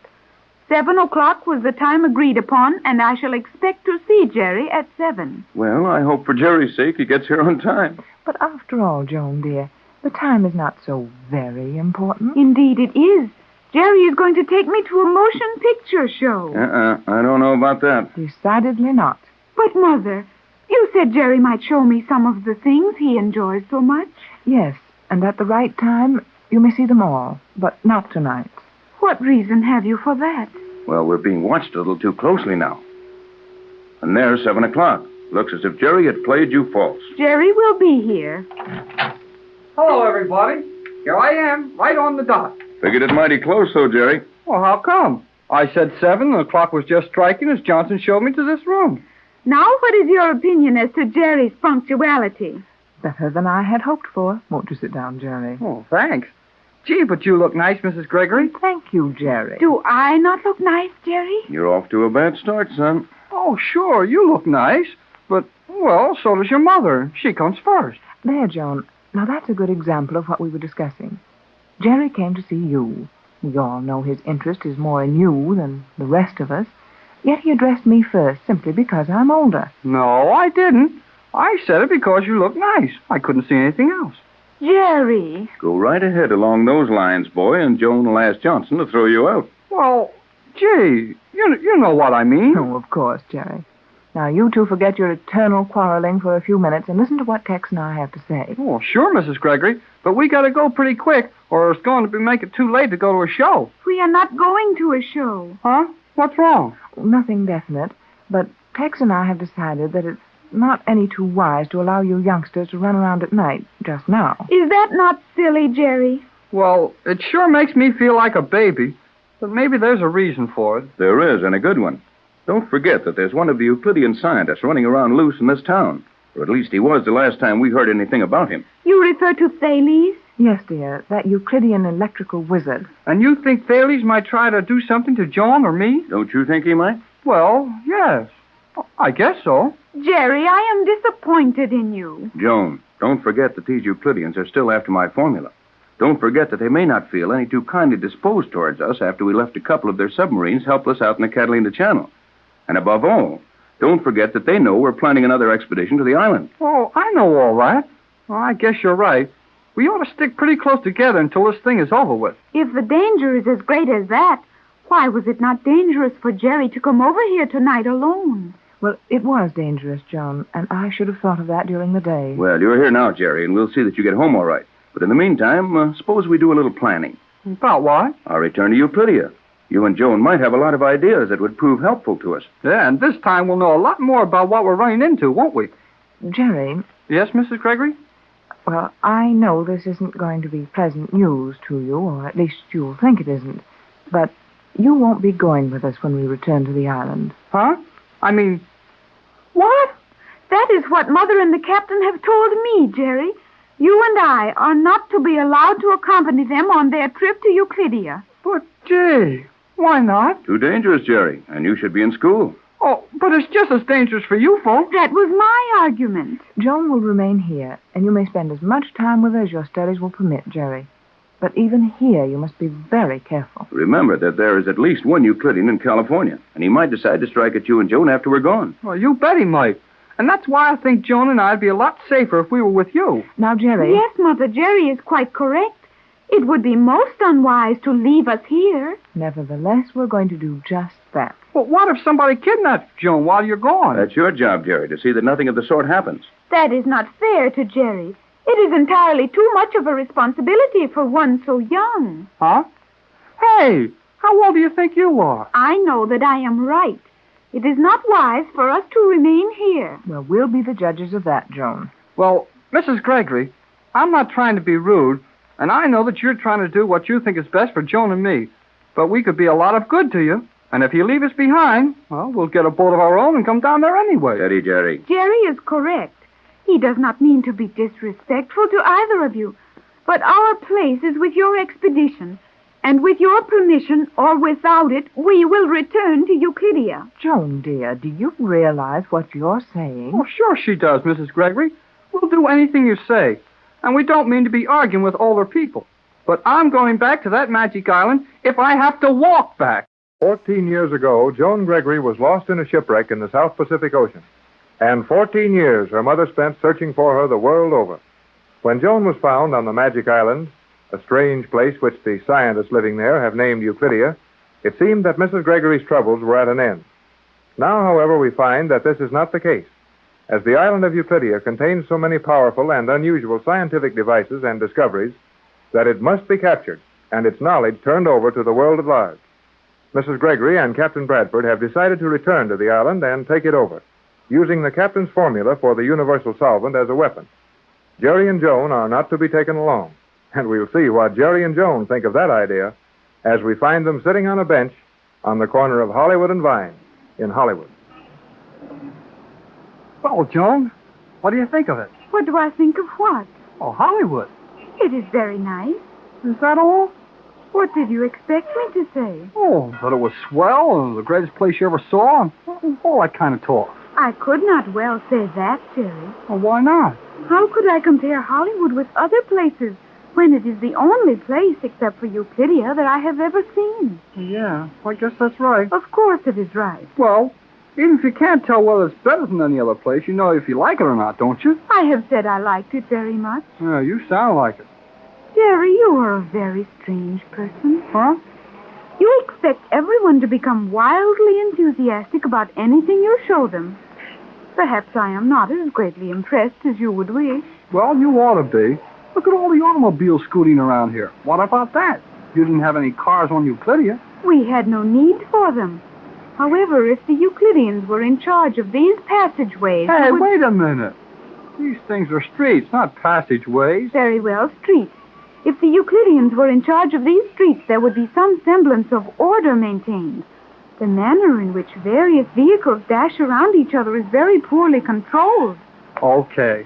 Nobody likes the traffic any better than you do, but nobody's been able to figure out how to handle it any other way. I believe I could suggest a plan. You could? Certainly. Well, if you can do that, you'll find the police will give you a medal. That does not sound correct. Why? What's wrong with that? A moment ago, you showed me a police officer arresting a man. Well, yeah, sure. They arrest you if you do something wrong, but they can be mighty nice to you if you do something right, too. I wonder if I will ever understand this strange country. This strange country? After living on that crazy island, you think this country is strange? On Euclidia, everything was well-ordered, regular, and perfectly controlled. While here, everyone seems to be doing much as they please. Well, why not? This is a free country. But everything is so carelessly done. What's wrong now? That lunch we had. Oh, lunch? What was the matter with it? We ate it without the slightest regard for what our previous meal had been. You made no attempt to note the quantity we consumed, and at least 2 of the ingredients of the meal duplicated items included in our breakfast this morning. What's the difference how much we had or what it was? We had a good lunch, didn't we? It was excellent. Okay, then forget about what we had yesterday or what we're going to eat tomorrow. And you can forget all the rest of that sort of stuff you learned on that island, too. Do you not consider my Euclidean training of value? Oh, sure. When there's something scientific to be figured out, I guess you might come in handy. But when it comes to getting along with the rest of the folks around town, you won't do so good if you keep trying to fix everything you see the way they do it on the Magic Isle. I'm merely trying to help. Well, all right. But if you keep on telling everybody you meet how they ought to do things, you're going to help yourself to a lot of trouble. What have I done that is so terrible? Well, what did you say to that traffic cop? Cop? Well, officer, then. Well, what did you say to him? I merely tried to explain to him that his method of procedure was quite wrong. Yeah, that's all you did. Just told the cop how to run a street corner. Jerry, you must admit there was logic in my contention. If the officer would sound his whistle before a motorist did something wrong, would it not be better than waiting until after the fault was committed? Oh, sure, swell. But how are you going to know that a man will break a traffic rule until you see him do it? If the whistle was sounded continuously as a warning to all motorists, there would be no violations of rules. And how long do you suppose people would stand for a cop standing on a corner blowing a whistle all the time? The people would not like it. Of course they wouldn't like it. You can't make a racket like that in the middle of a street and keep it up. Perhaps I do not fully understand how things must be done here. You don't. And if you don't want to get in bad with everybody you meet, you'd better let things alone. I'm sorry if you are angry with me, Jerry. Oh, I'm not angry. I just don't like to see you being such a sap all the time. A sap? What is a sap? Oh, it doesn't matter. It's only slang, and you don't like slang. No, I do not like slang. It is so much easier to express oneself in English. But slang is English. Slang is no language. Oh. It was originated and has been furthered and added to by people who are too lazy to learn the collection of expressive modifying words which would allow greater expression than the weirdest slang phrases. All right, I'm lazy. Agreed. Well, just the same, I know how to get along in this country. And if you want to do what I do, you'll get along better. I am willing to do as you tell me, Jerry. Well, okay. Now, we're going to see a picture show. And while we're in there, you mustn't make a sound. Don't say a word while the show is on. Is not the picture show merely the projection of images from a celluloid strip of sensitized materials known to you as film? That's it. And you can hear them talk, too, just like the stage. Jerry, I do not enjoy correcting your misleading statement, but motion pictures cannot be like the stage. The characters in the picture are not actually alive. Look, I don't mean to start a war over this, I just told you not to talk in the show. But, Jerry, what will be the harm if I do speak in the show? Well, people around you won't like it. They pay their money to listen to the actors. And if you've got any questions to answer them, well, wait till the show's over. Very well. Say, hey, what's that extra about? What is an extra? Oh, something special in the paper. Big news of some kind. News of what? Well, how do I know till I see the paper?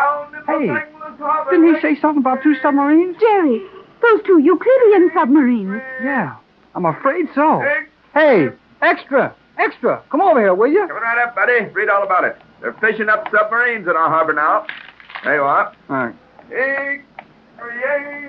What does it say, Jerry? Oh, they found them all right. May I see the paper? Oh, sure. Take a look.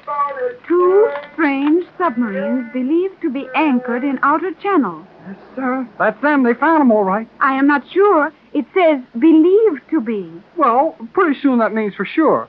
We know they're out there, and everybody else will know it soon. But, Jerry, how could they see those 2 submarines in 6 fathoms of water? How do you know they were in 6 fathoms of water? That is how we left them. Oh, sure. And that was the night before last at midnight.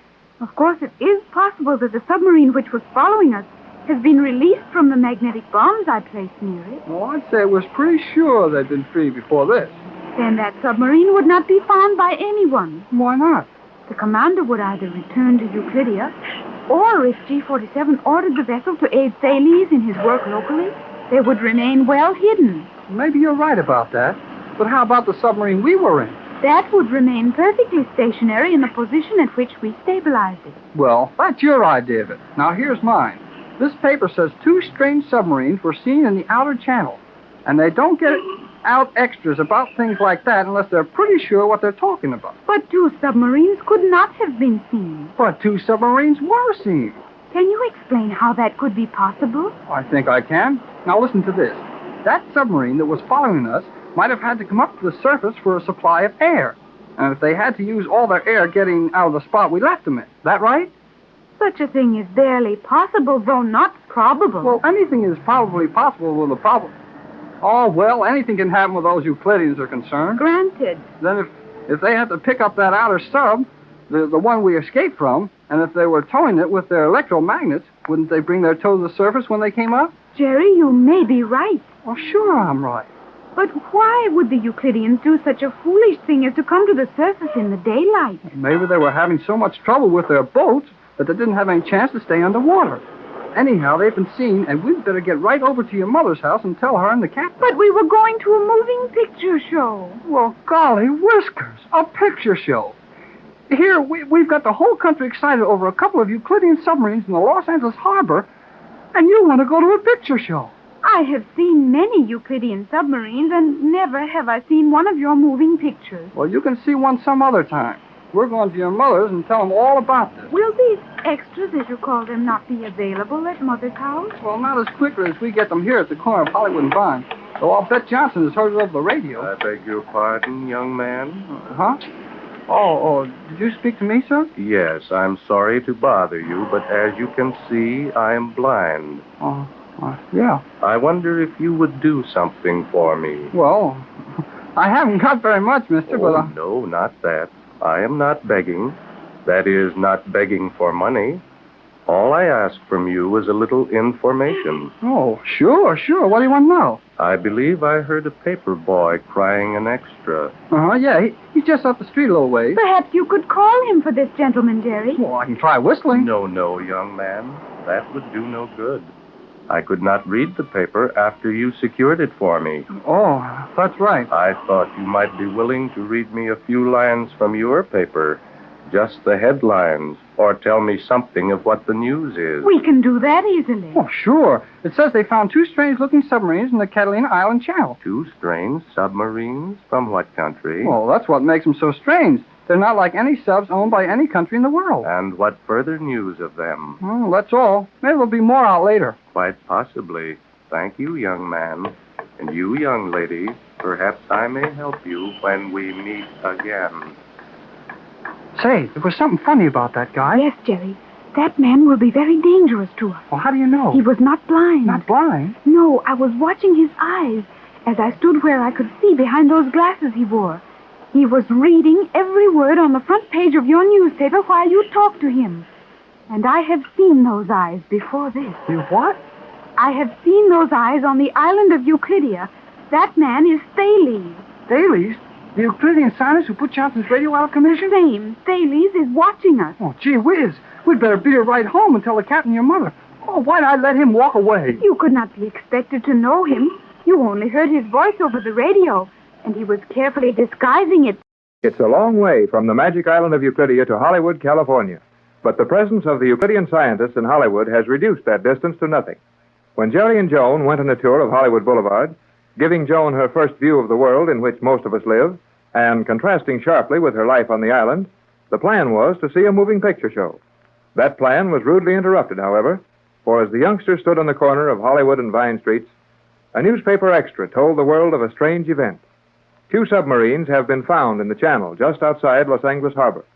They must be Euclidean submarines, and a man who is disguised as a blind street vendor is identified by Joan as one of the Euclidean scientists. The young couple are in Mrs. Gregory's car, rushing to her home with the news. Jerry, you are doing very foolish things with this motor car. Well, I want to get to your mother's house, don't I? But you are breaking many of the rules you told me about. Well, this is the time to break them. Your mother and Captain Bradford can explain to the police. They'll see that it's time to hurry. All this is very confusing to me. On Euclidia, all things were in order. Here in your world, all things are mixed up. What's wrong now? There are so many different names on the intersections of the streets. You couldn't have all streets with the same name, could you? But it would be possible to use only numbers, would it not? It would not. The way some people write, the post office never would figure out where a letter was going. But how does anyone ever learn all of these things? Oh, Jerry! What's the matter now? Nothing. Now? You nearly struck that other car. You mean he nearly hit me, but he didn't. Well, here we are at your mother's house. And I am glad. Huh. After all the things you took me riding in on Euclidia, all those trick elevators and stuff, you've got a lot of nerve to talk to me about a little fast driving. That was far different.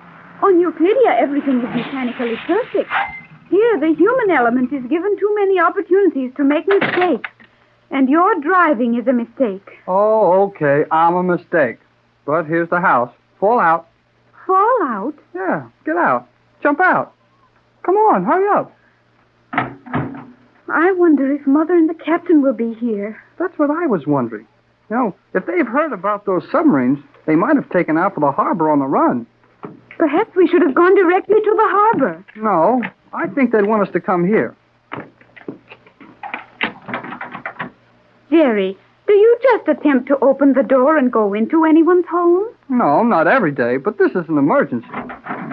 You might save time by ringing the bell. Oh, so you learned we got doorbells in this country, have you? To be sure. Mother let me ring the bell nearly all morning. Huh. Fine business for a 15-year-old girl, ringing the doorbell all morning. I had never seen one before. I'll bet the servants love that, running to answer a bell all morning. They did not do that. Mr. Johnson explained to them that I was only experimenting with it. Some experiment. Well, maybe you had fun ringing it, but I can't get a sound out of it. If you would open the door as I had it this morning, you would hear the bell ring. Yeah, and if I could open the door as you had it this morning, I wouldn't need the bell. Jerry, it opens. Sure it does. Come in quickly, both of you. Mother, we have news. Not here. Gee, what's all the mystery? Follow me into the radio room and I'll tell you. These stairs are steep and dark, so be careful.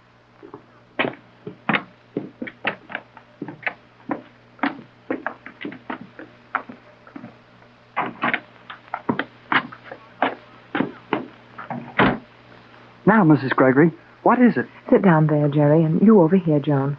I'll sit near the radio set so that I can use it quickly if Tex calls. Where is the captain? Now, one thing at a time.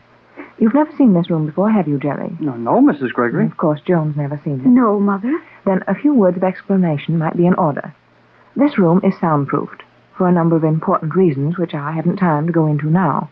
However, I think that the various activities surrounding us this minute are of sufficient importance to warrant using this room for all of our discussions. Then it's all right to say anything we want to in here, huh? Perfectly safe, Jerry. Okay.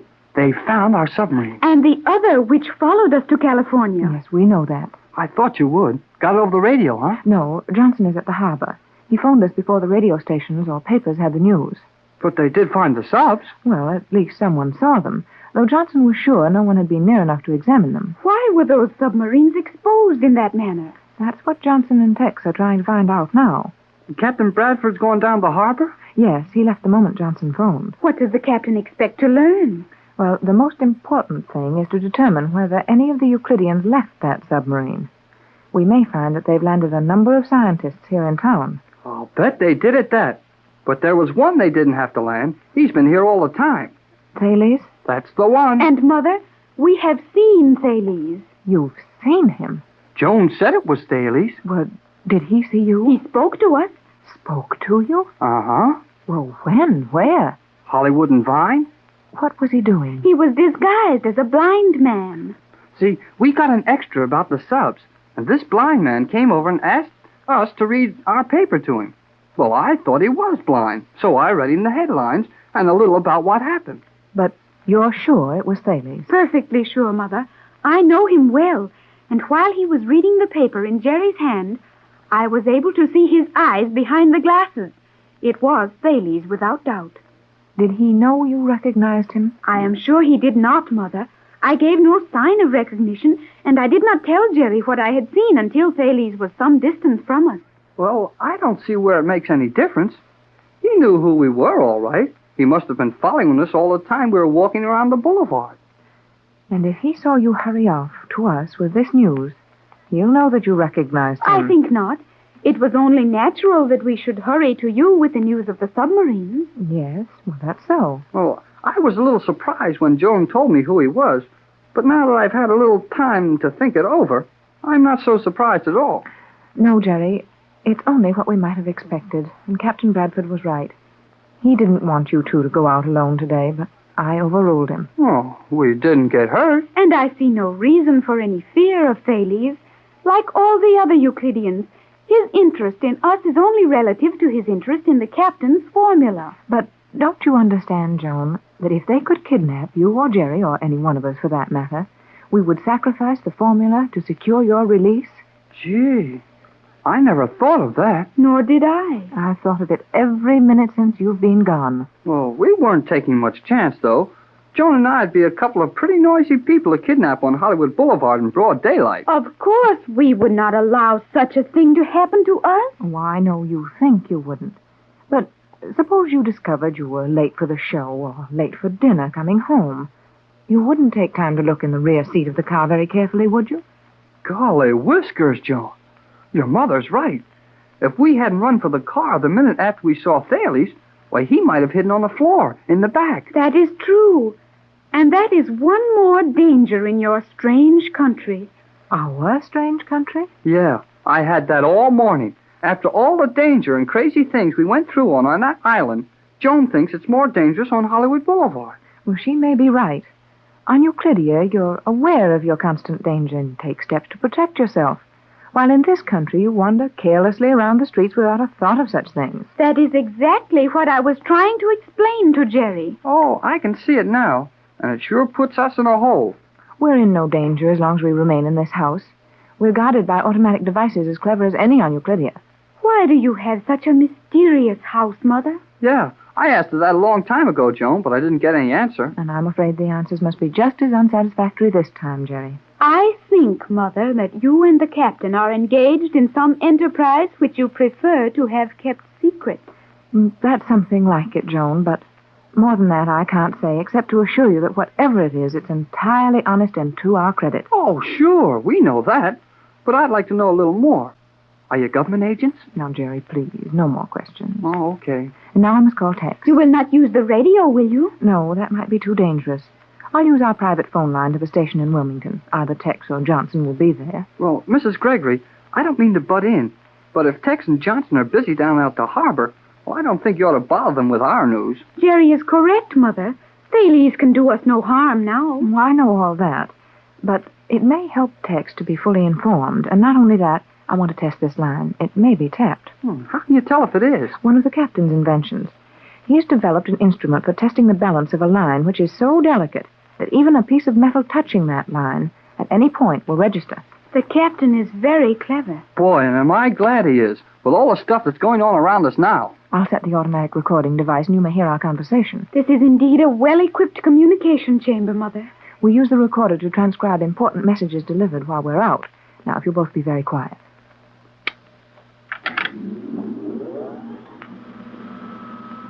Hello, Wilmington. Wilmington, Jerry and Joan safely returned home. News of submarines is on the street. getting extras here now. Any progress? Not much. Johnson is working from amphibian plane. Water is apparently free of submarines now. What from your end? Thales talked to Jerry and Joan on Hollywood Boulevard. Repeat. Thales talked to Jerry and Joan on Hollywood Boulevard. Right. Any disclosures? None. He is disguised as a blind man, apparently following them at all times. Keep them home. Stay there yourself. Give the servants a week off. Set the automatic controls for the entire estate. Servants gone. Control set. We will remain within the house. Good. I'll call you at half-hour intervals, except return at sunset. Check your disturbance graph. Checked. The line is open somewhere. I thought so. That is all. Wilmington. Now we can talk freely. You were right. That phone line had been tapped, and those Euclideans, or one of them, must have heard all you said. Undoubtedly, but we didn't say anything they didn't know. The captain has learned very little at the harbor. Oh, I'm not too sure of that, Joan. Tex sounded to me as if he could tell us a great deal more than he did. Well, that phone line being tapped sure proves one thing to us. Thales isn't the only Euclidean spy in town. How does it prove that? Well, he hasn't had time to get from the boulevard over to where he could tap this wire. Quiet, Jerry. Watch that green light in the corner. There, see it flash? Yeah. What's that? The alarm. And it's the inside alarm. Someone is through the outer alarm and in this house. But, Mother, how could they get through the outer alarms? I had the gate open for you and Jerry. I set the alarms and closed the gates as soon as you came up the drive. I'm afraid you, too, had company. Gee, we did forget to look in the back of the car, and I'll bet it wasn't... The magic island of Euclidia seems to have as much effect on the lives of our friends in Hollywood as it did when they were on the island. Jerry and Joan went out in the afternoon, and one of the scientists met them on Hollywood Boulevard. When they rushed home to tell Mrs. Gregory and Captain Bradford that a newspaper extra is on the street with the story of the finding of their submarine, they found Mrs. Gregory alone. The house is protected by automatic alarms. The captain is down at the harbor trying to get further news of the submarine. As Mrs. Gregory explains the alarm system to Jerry and Joan, the signal light flashes in the radio room. Someone has managed to get inside the ground and is entering the house. Yes, there it is again. Someone is getting into the house. Well, let's go and do something about it. Wait, Jerry, wait. We're quite safe in this radio room. But, Mother, suppose they enter rooms where your valuables are kept. We have a number of little surprises that will prove very interesting to anyone who goes too far.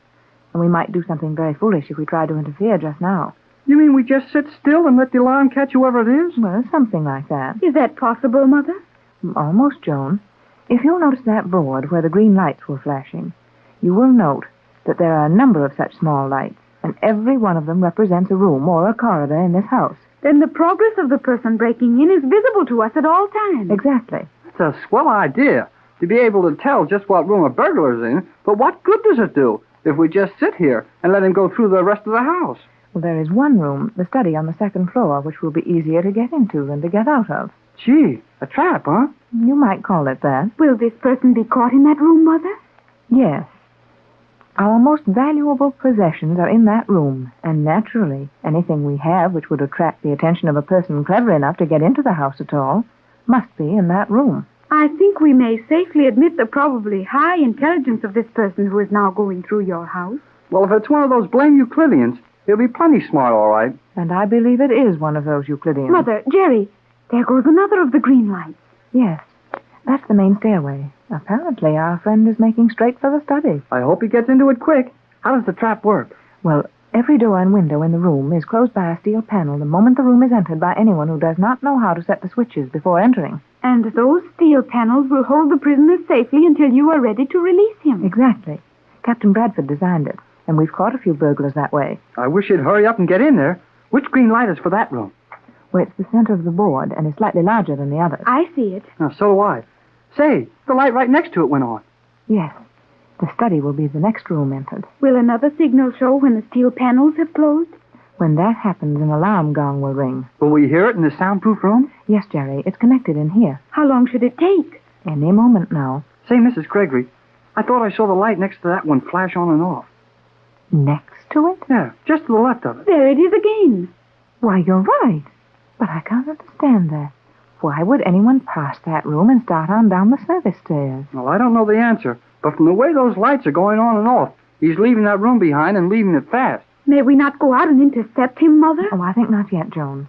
If he hasn't entered that room, nothing of value has been touched, and we might find it very dangerous. If it is someone clever enough to know that that room was a trap, might he not be clever enough to imprison us in this room? Yeah, that's an idea. Maybe we're in the trap ourselves. No chance of that, Jerry. In an emergency, this entire side of this room can be made to open out merely by pushing on it, and at the same time alarms are rung at the police and fire departments. I think you'll find that we can get out. This is sure some house. It is indeed. I am surprised, Mother, that you and the captain should seem so impressed with the things you saw on Euclidia. You have nearly the same type of thing here. Only in a few instances, Joan dear. The captain is clever, but he's only one man, while Euclidia is a colony of the world's greatest scientists gathered for a purpose and devoting their lives to science. That is true. Well, that reminds me of something I've been wanting to ask you for a long time, Joan. If they're great scientists from all over the world, then a lot of people must know them. Why doesn't somebody worry about where these men are or ask questions about them? I've often wondered about that, Jerry, and so has Tex. I think I can answer that, or partly so. Then hurry up and do it. The way things happen to us, I think we need all the answers we can get. Are any of G47's men well known to the world, Joan? It is my belief that a number of the scientists on Euclidia are men who have been well known in various countries of the world. But if that's true, why didn't we recognize them? Tex knows most of the prominent men in science throughout the world. He's worked with many of them in laboratories and on expeditions.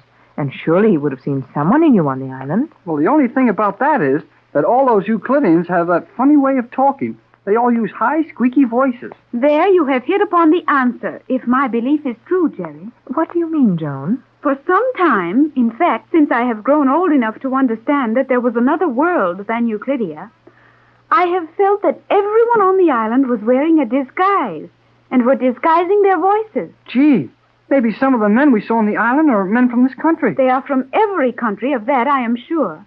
And most of them are men and women, famous men and women of all countries, who have supposedly been lost with expeditions, or who were passengers on ships which were supposed to have sunk. Supposed to have sunk? Yes, Mother.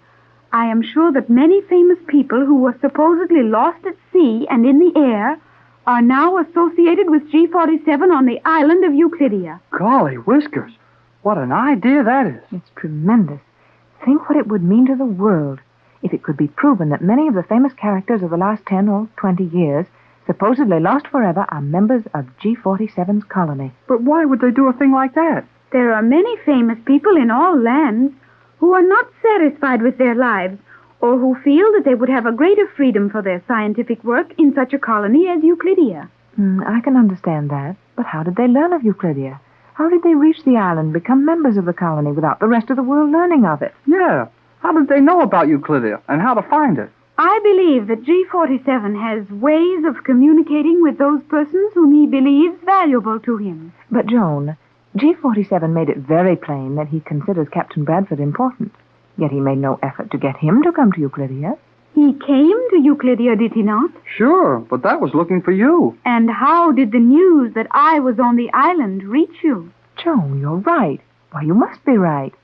G47 allowed the news of your life there to reach us when he decided the time had come to have Captain Bradford on the island. Precisely. And if that's right, then old G47 will keep trying to get Tex or his formula until he does get it. I think so.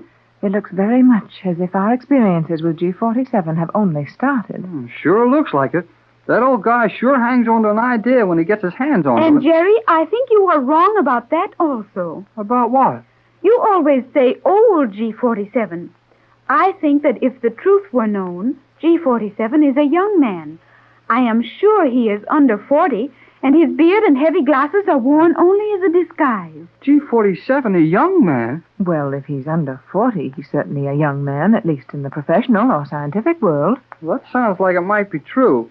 There ought to be some reason for those funny voices all those Euclideans use, and if they're doing it as a disguise, that makes sense. Indeed it does. But we'll have to forget that for a minute and remember where we are. Our visitor has left the house. Oh, Mother, we were careless in talking so long. Now all those little green lights have gone out. Oh, I wanted to go and catch that fella a long time ago. Now it's too late. No, Jerry, that wouldn't have been wise. We're better off here. The alarm system showed that the study was not entered, and whatever our visitor came after, he didn't get. Yeah, but don't you think... Wait a we minute, could... quiet, Jerry, quiet, please. Both of you, be very quiet. Hello, Wilmington. Ready. Go ahead. Have just made some important discoveries which I can't give you now. Have you had a visitor this afternoon? Yes. The alarm system showed steady progress through most of the house.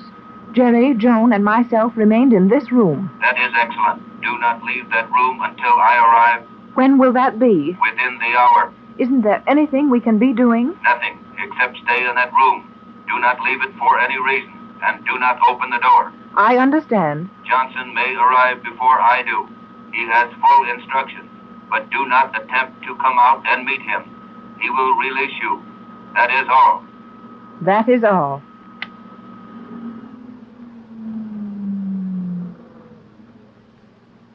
Well, Tex certainly feels that we're in danger. Yeah. He said not to leave this room. Does that mean that the intruder whose progress we followed with the alarms has managed to secrete himself within this house? Well, I would say no. Definitely no. Then how's he going to hurt us if we go out of this room? Well, I think it's highly probable that he's left some sort of trouble waiting for us out there. That could easily be done. And the captain would know that if the element of danger to us had been safely placed from the outside, it may be safely removed from the outside. That's it, Joan. You mean that guy left some sort of a trap out there that's set to do something to us when we open the door? But if Tex waits for Johnson to get us out, we'll be all right? That's the way I see it, Jerry. And I feel that is correct. Oh, then it must be right.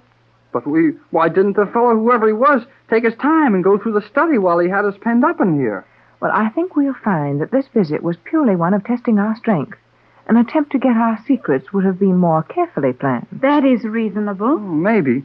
But it looks to me like there wasn't much wrong with the way this one was planned. The captain will be here within the hour, he said. Surely we can wait that long. I know blame well I can. And I, Jerry. There's no sense in running into a danger we know exists. But one thing I'd like to know is how Captain Bradford, way down there at the harbor, knows more about what's going on here than we do. That had occurred to me also. And I'll have to refuse to answer. There are many things about this home and our system of communication which would add to your knowledge, but it would also add to your danger. And for the present, I feel that you're safer if you know very little about what's going on around you. Oh, I guess so. But I'd still like to know. Mother, what is that peculiar odor? Odor, dear? Yes. You're right, Joan. I can smell something. Well, I wonder... Smoke. Jerry. I'm sure it is, Mrs. Gregory. I can smell smoke. No doubt of it. There is smoke in this house. Why, this room is supposed to be airtight except for the air conditioning. Do you suppose that fellow set the house on fire? Oh, I don't think so. But even if he did, we stay here. Stay in this room with the house burning? Yes, this room is fireproof, and it will stand alone if the rest of the house burns to the ground, and the study will do the same. Are you sure it's safe to remain? Nothing is ever absolutely safe where fire is concerned, but I'm sure we're safer in here than we would be trying to get out. Well, I don't like it much. My idea about fires is to try getting out of them. Would it not be wise to open the door slightly and investigate? No, sit still, both of you. Tex said for us to stay in this room, to keep that door closed, and we'll stay here if the house burns down. The corner of Hollywood Boulevard and Vine Street may seem like a strange place to meet one of the scientists from the magic island of Euclidia. But an even stranger place to meet a Euclidean is in your own home. That's apparently the situation which confronts Mrs. Gregory, her daughter Joan, and Jerry Hall. When Jerry and Joan started out to see a matinee at one of the moving picture houses, they met the Euclidean electrical wizard Thales, disguised as a beggar. Now they are locked in the radio room at Mrs. Gregory's home. And Mrs. Gregory has been talking over the phone with Captain Bradford at the harbor, where he went with Johnston to investigate the Euclidean submarine. A faint odor fills the room. The house is on fire, but Mrs. Gregory refuses to let Jerry or Joan leave the room. Oh, I don't doubt what you say, Mrs. Gregory. If this room is fireproof, it's fireproof. But I don't understand why it's smart to stay locked up in here and let the rest of your home burn. Jerry, Captain Bradford said we were not to leave this room until he or Johnson arrived to let us out. But, Mother, your home is so beautiful, and though I have little understanding of the value of money in your world, It must be a very valuable home also. It is valuable, Joan, and some of my art treasures are almost priceless. But there is no price as high as that of human life. Well, gee, Mrs. Gregory, are you sure it's that serious? I believe it might be just as serious if we attempted to open the door and leave this room. Bradford This is indeed a strange... Quiet, Jack. room. Bradford to Gregory room. It's Tex, calling from his car. Quiet while I answer him.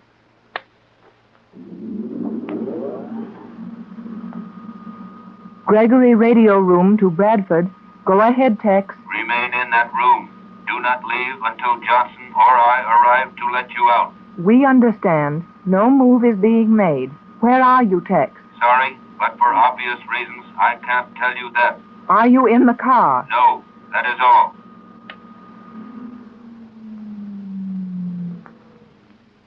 Well, Tex is on his way here in the car. But he said he wasn't. Obviously to deceive someone, Jerry. It would not be very clever of the captain to admit that he might be caught on the streets with his car. Yeah, that's right. The only thing we have to worry about is how long it will take Tex to get here and just how great our danger is. Well, I'd say it was plenty great.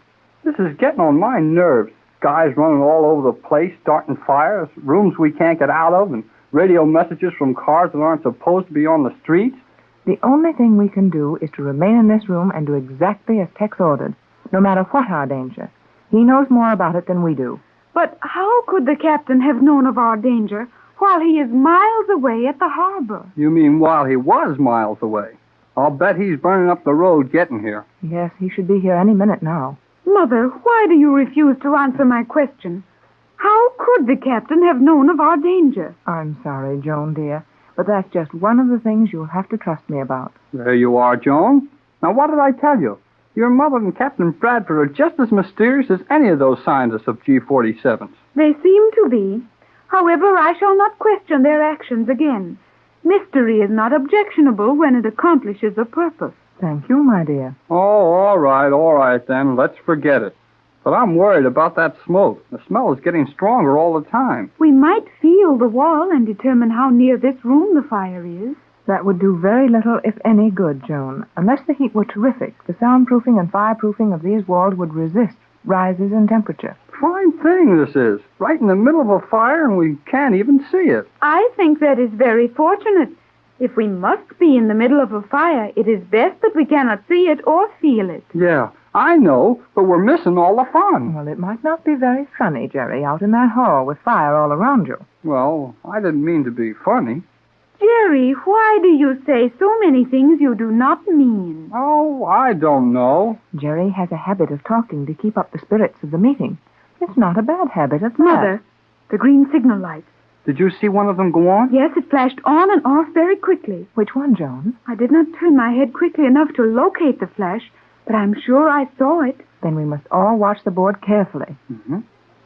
There it is again. Yes, on the extreme left end of the central row of light. I saw it. That's the rear service door. Isn't that the same door the fellow went out after he started the fire? Yes, why, Jerry? Oh, well, he must be coming back to finish the job. Perhaps the fire was purely local, designed to hold us in this room so that he might make a search of the rest of the house. Nice going, Joan. That is possible, but I doubt it. Oh, there's the next light. He's starting up the stairs, the service stairs. Mother, is it not possible that this might be the captain? Golly whiskers, Joan. You're right. It's Tex coming to get us out. Come on, let's open the door. Jerry, don't open that door. Oh, I'm sorry, Mrs. Gregory, but, I thought maybe... I know what you thought, Jerry, but you're wrong. That isn't Captain Bradford, nor is it Johnson. Well, if he's planning to go into that study and steal something now, he must know that the fire can't get to him. And if it can't get to him, it can't be all over the house. That's logical, Jerry, and under ordinary conditions, I'd say that we should try to find out what's going on. But when we're sure that the city contains one or more enemies, our best move is to make no move. I believe Mother is right, Jerry. Well, maybe she is. But that guy's getting closer to the study all the time. Now, look at those green lights flash now. Mother, was that not the large central alarm light, the one for the study? Yes, Joan, it was. Then the study's being worked on right now. At least the door was tried and probably... No, look. The next light.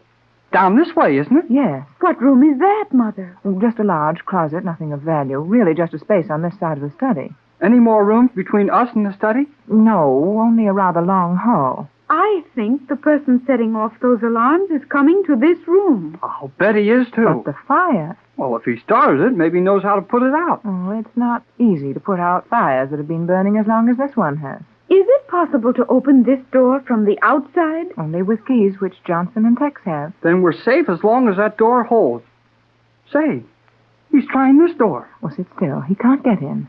Now the light for this room has gone out. Oh, boy. Well, he gave up easy. Maybe the smoke out there in the hall was too much for him. If we watch the lights, we'll soon know where he's going. Mother, the door. Huh?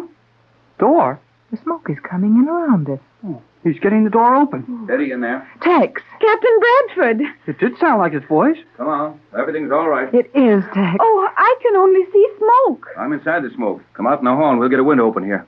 What happened, Tex? Where's the fire? Right in that smoke pot on the floor. Here, give me a hand to raise this window, Jerry. Aye, aye, sir. Now, we can all have a little fresh air. Oh, Tex, what in the world has happened? Well, several things. I'll go over them just as quickly as I can. But I think we'd better stay right here in this window. I want to watch for Johnson. There is something strange about this smoke, Captain Bradford. I was wondering which of you would notice it first. No, I don't notice it yet. It's smoke, and it's just as smoky as any smoke I ever smelled. But it does not injure your eyes, Jerry. Huh? No, it doesn't. And it doesn't hurt your throat. Why? Our Euclidean friends at work again.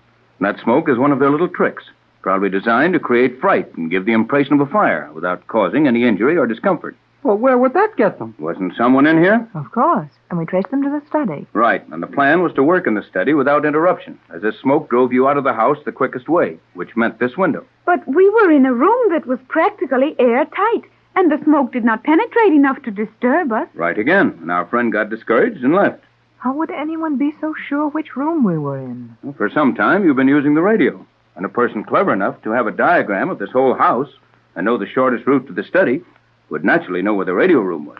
Why, yes. I should have thought of that. These Euclideans work so fast they leave a lot of things around we should have thought of. And are you certain, Captain Bradford, that a Euclidean was our visitor? Positive. Thales was the man. Well, that isn't very surprising. We've known for a long time that Thales was in Los Angeles. But is he alone? I think not, Joan. Did other Euclideans come ashore from the submarine which pursued us here? Not much doubt of it. Did anyone see them? Not leaving the submarine. Both these boats are gone. Back to Euclidia, I suppose. That would be correct, Captain. Then how do you know any more of those scientists landed? I can't prove it, but here's what happened.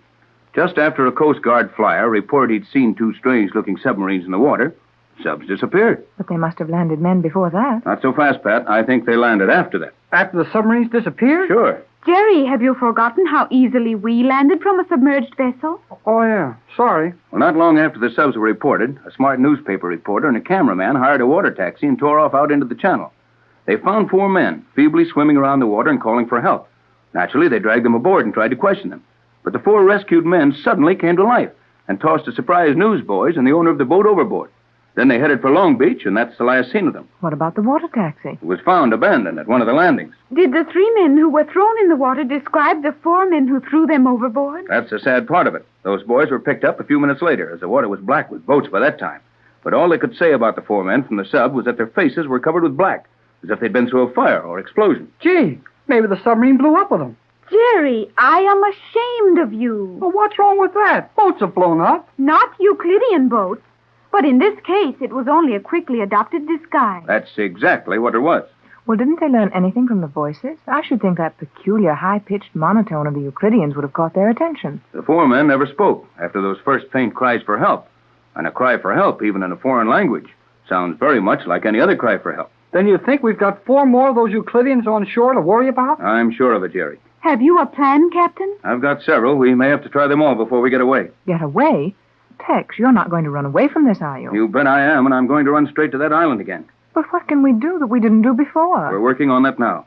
Johnson's rounding up a fleet of fast yachts and several other things, including a large amount of the chemicals necessary to compound my formula. You're determined to go back and attempt to take over Euclidia? Certainly. We haven't any choice, Pat.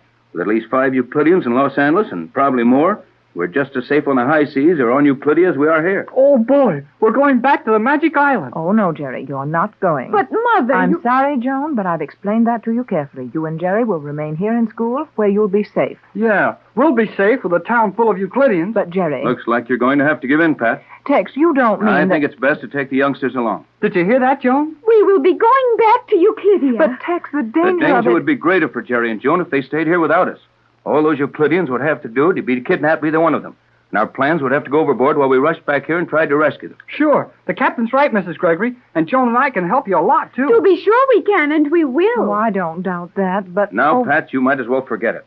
None of us can make any plans to lead a normal life in this world until we break up that colony of G-47s. And the sooner we get started, the better. We're going back to Euclidia. Back to the island of Euclidia, the magic island of the South Pacific Ocean. That's the plan of the Gregory party, which had so many weird adventures there before. At one time, and not so long ago, our friends had but one thought, to escape from Euclidia. Now they're planning to return to the strange island, but this time they'll be much better prepared to guard themselves against the weapons of G-47 and his scientists. In the library of Mrs. Gregory's beautiful home in Los Angeles, Captain Bradford is explaining his preparations for the trip. The clock is striking 12, midnight, and Mrs. Gregory, Jerry, and Joan seem greatly excited as the captain outlines his ideas. But the thing I want you all to understand is this. There's just as much danger in this trip as there was in the last one, possibly more. That's the part that I can't understand, Tex. You admit we'll be going into certain danger, and yet you're willing to take Joan and Jerry into that danger with us. The captain has explained all that, Mother. Oh, sure he has, Mrs. Gregory. It'd be a lot more dangerous for Joan and I to stay here than it will be with you. That's it, exactly. You three seem to understand it perfectly. But somehow I can't quite admit that a trip to that strange island is as safe as anything else. Do you not understand that there are at least 5 of the Euclideans here in Los Angeles? I realize that. And you know but... they're going to watch Joan and me pretty close. Yes, I suppose you're right. Well, we'll do it together. Now you're talking like your old self, Pat. This is the first time I've ever known you to hesitate where an adventure was concerned. I am glad you're willing to have Jerry and me with you, Mother. Boy, so am I. When do we start, Captain Bradford? Within the next few minutes. Johnson is completing preparations at the harbor, and we will leave there when he telephones. Boy, I'd like to be down there helping him right now. There's a good reason why you're not doing that, Jerry. We've got to preserve as much secrecy about this thing as possible. So I doubt if we're making a move that the Euclideans don't know all about. You may be very sure on that point, Captain. If you have made any move visible to eyes other than your own, some one of the Euclidean agents has observed it. That's why I'm so worried about the outcome of this whole thing. Those scientists know everything we intend to do almost before we know it ourselves. Well, that's what I say. Why not come right out and tell them what we're going to do? We're losing a lot of time trying to hide things from them and they can find them out anyway. Why not save that much time and get going? These Euclideans are clever, but they haven't learned all the tricks. When we sail out of the harbor this time, we'll have a trick or two on board that G-47 won't know a thing about. Are you quite confident that that is possible, Captain? You bet I am, Joan. But, Tex, you've had so little time to prepare anything. And they've spent their lives working miracles on that island. Oh, it's not as bad as all that, Pat. They haven't worked any miracles on Euclidia either. G-47 and his scientists are merely a clever group of men who are devoting their lives and unlimited money to the study of science. There are hundreds of men in the world who could do the same things if they had the time and the money. That is possible, Captain Bradford. And I have seen enough of your work to assure me that you could equal, if not surpass, the Euclideans in scientific work if you had given the same concentrated effort to it. But you have not. And it would seem to me that the advantage was with them now just as it was before. Well, now look here, Joan. You haven't even given the captain a chance to tell us what surprises he's got ready for those men on the island. And I'm afraid I can't tell you all about them just now. But when we're safely on the boat and out on the high seas, I'll explain the whole thing to all of you. Why, Tex, you don't think we're being spied on here, do you? Probably not. Probably. I thought Mother's home was so well guarded that it was impossible for anyone to observe anything they were not supposed to see here. I thought that once. Now I know better. Oh, gee. What makes you say that, Captain? Yes, Tex. You seem very sure that this home is no longer entirely safe. Have you forgotten what happened to you three here this afternoon? You mean that Euclidean sneaking in here and making us believe the house was on fire so he could have time to steal your valuable papers out of the study? Well, not only that. I felt that we were exaggerating our safety here. But how, Tex? How? You discovered our private phone line to the harbor was tapped, didn't you? Yes, but it was surely tapped outside the house and probably outside the grounds. Right, but it was tapped. Though it's hidden underground in a maze of cables that all look alike. Well, what if they did tap the wire? They can't use that wire to listen in on us now, can they, in this library? No, they can't do that. but they have been using our line for their communications. And what I've learned about their plans proves that they know all about ours. You have proof of this, Captain? Yes, and I'll show you in a minute. Jerry. Yes, sir? Will you turn the radio on? Sure. Throw that knob on this side over to the right, Jerry. Oh, like this? Yeah, that's right. Now open the top and start that turntable. The record I want you to hear is on there now.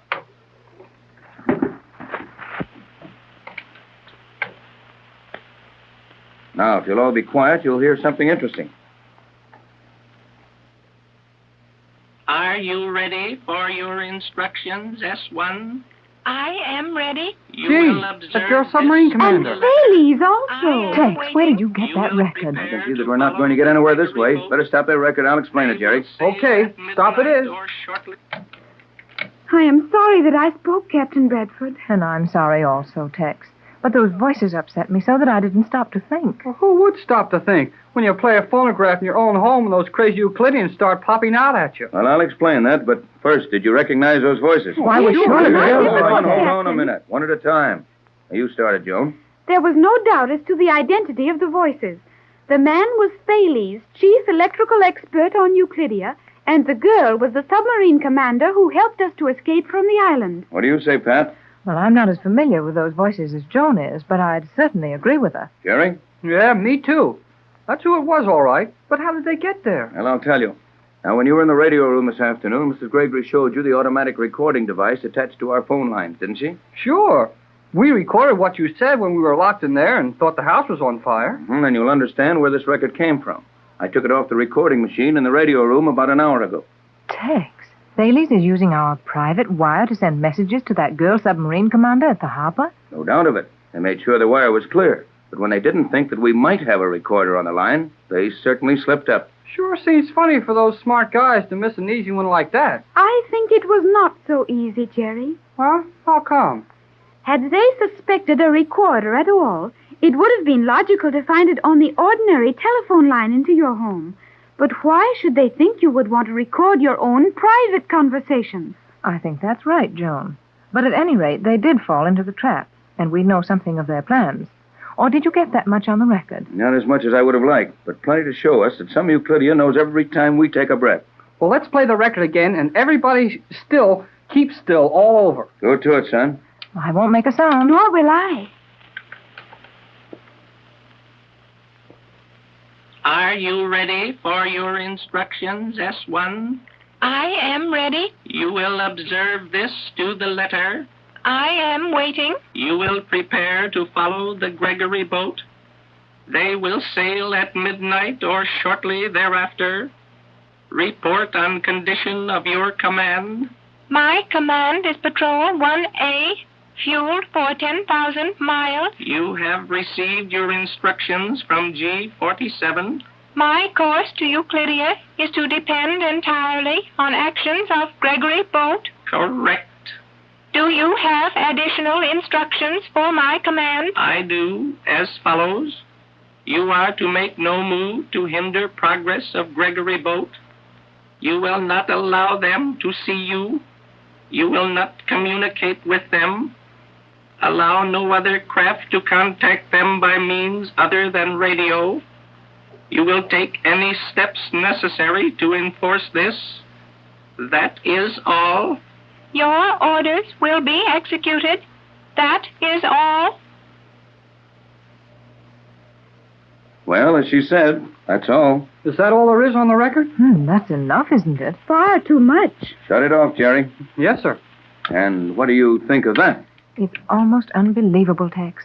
They even knew the hour we expected to sail. And if we had not been delayed waiting for Johnson's call, we would have sailed at 12. We'll be underway by 1 anyhow. Then we'd better be on the way. We're leaving at once. Your stuff all here, Jerry? Oh, yes, sir. Right here with me. Then come on, Pat. You and I'll check things over in the radio room for a minute.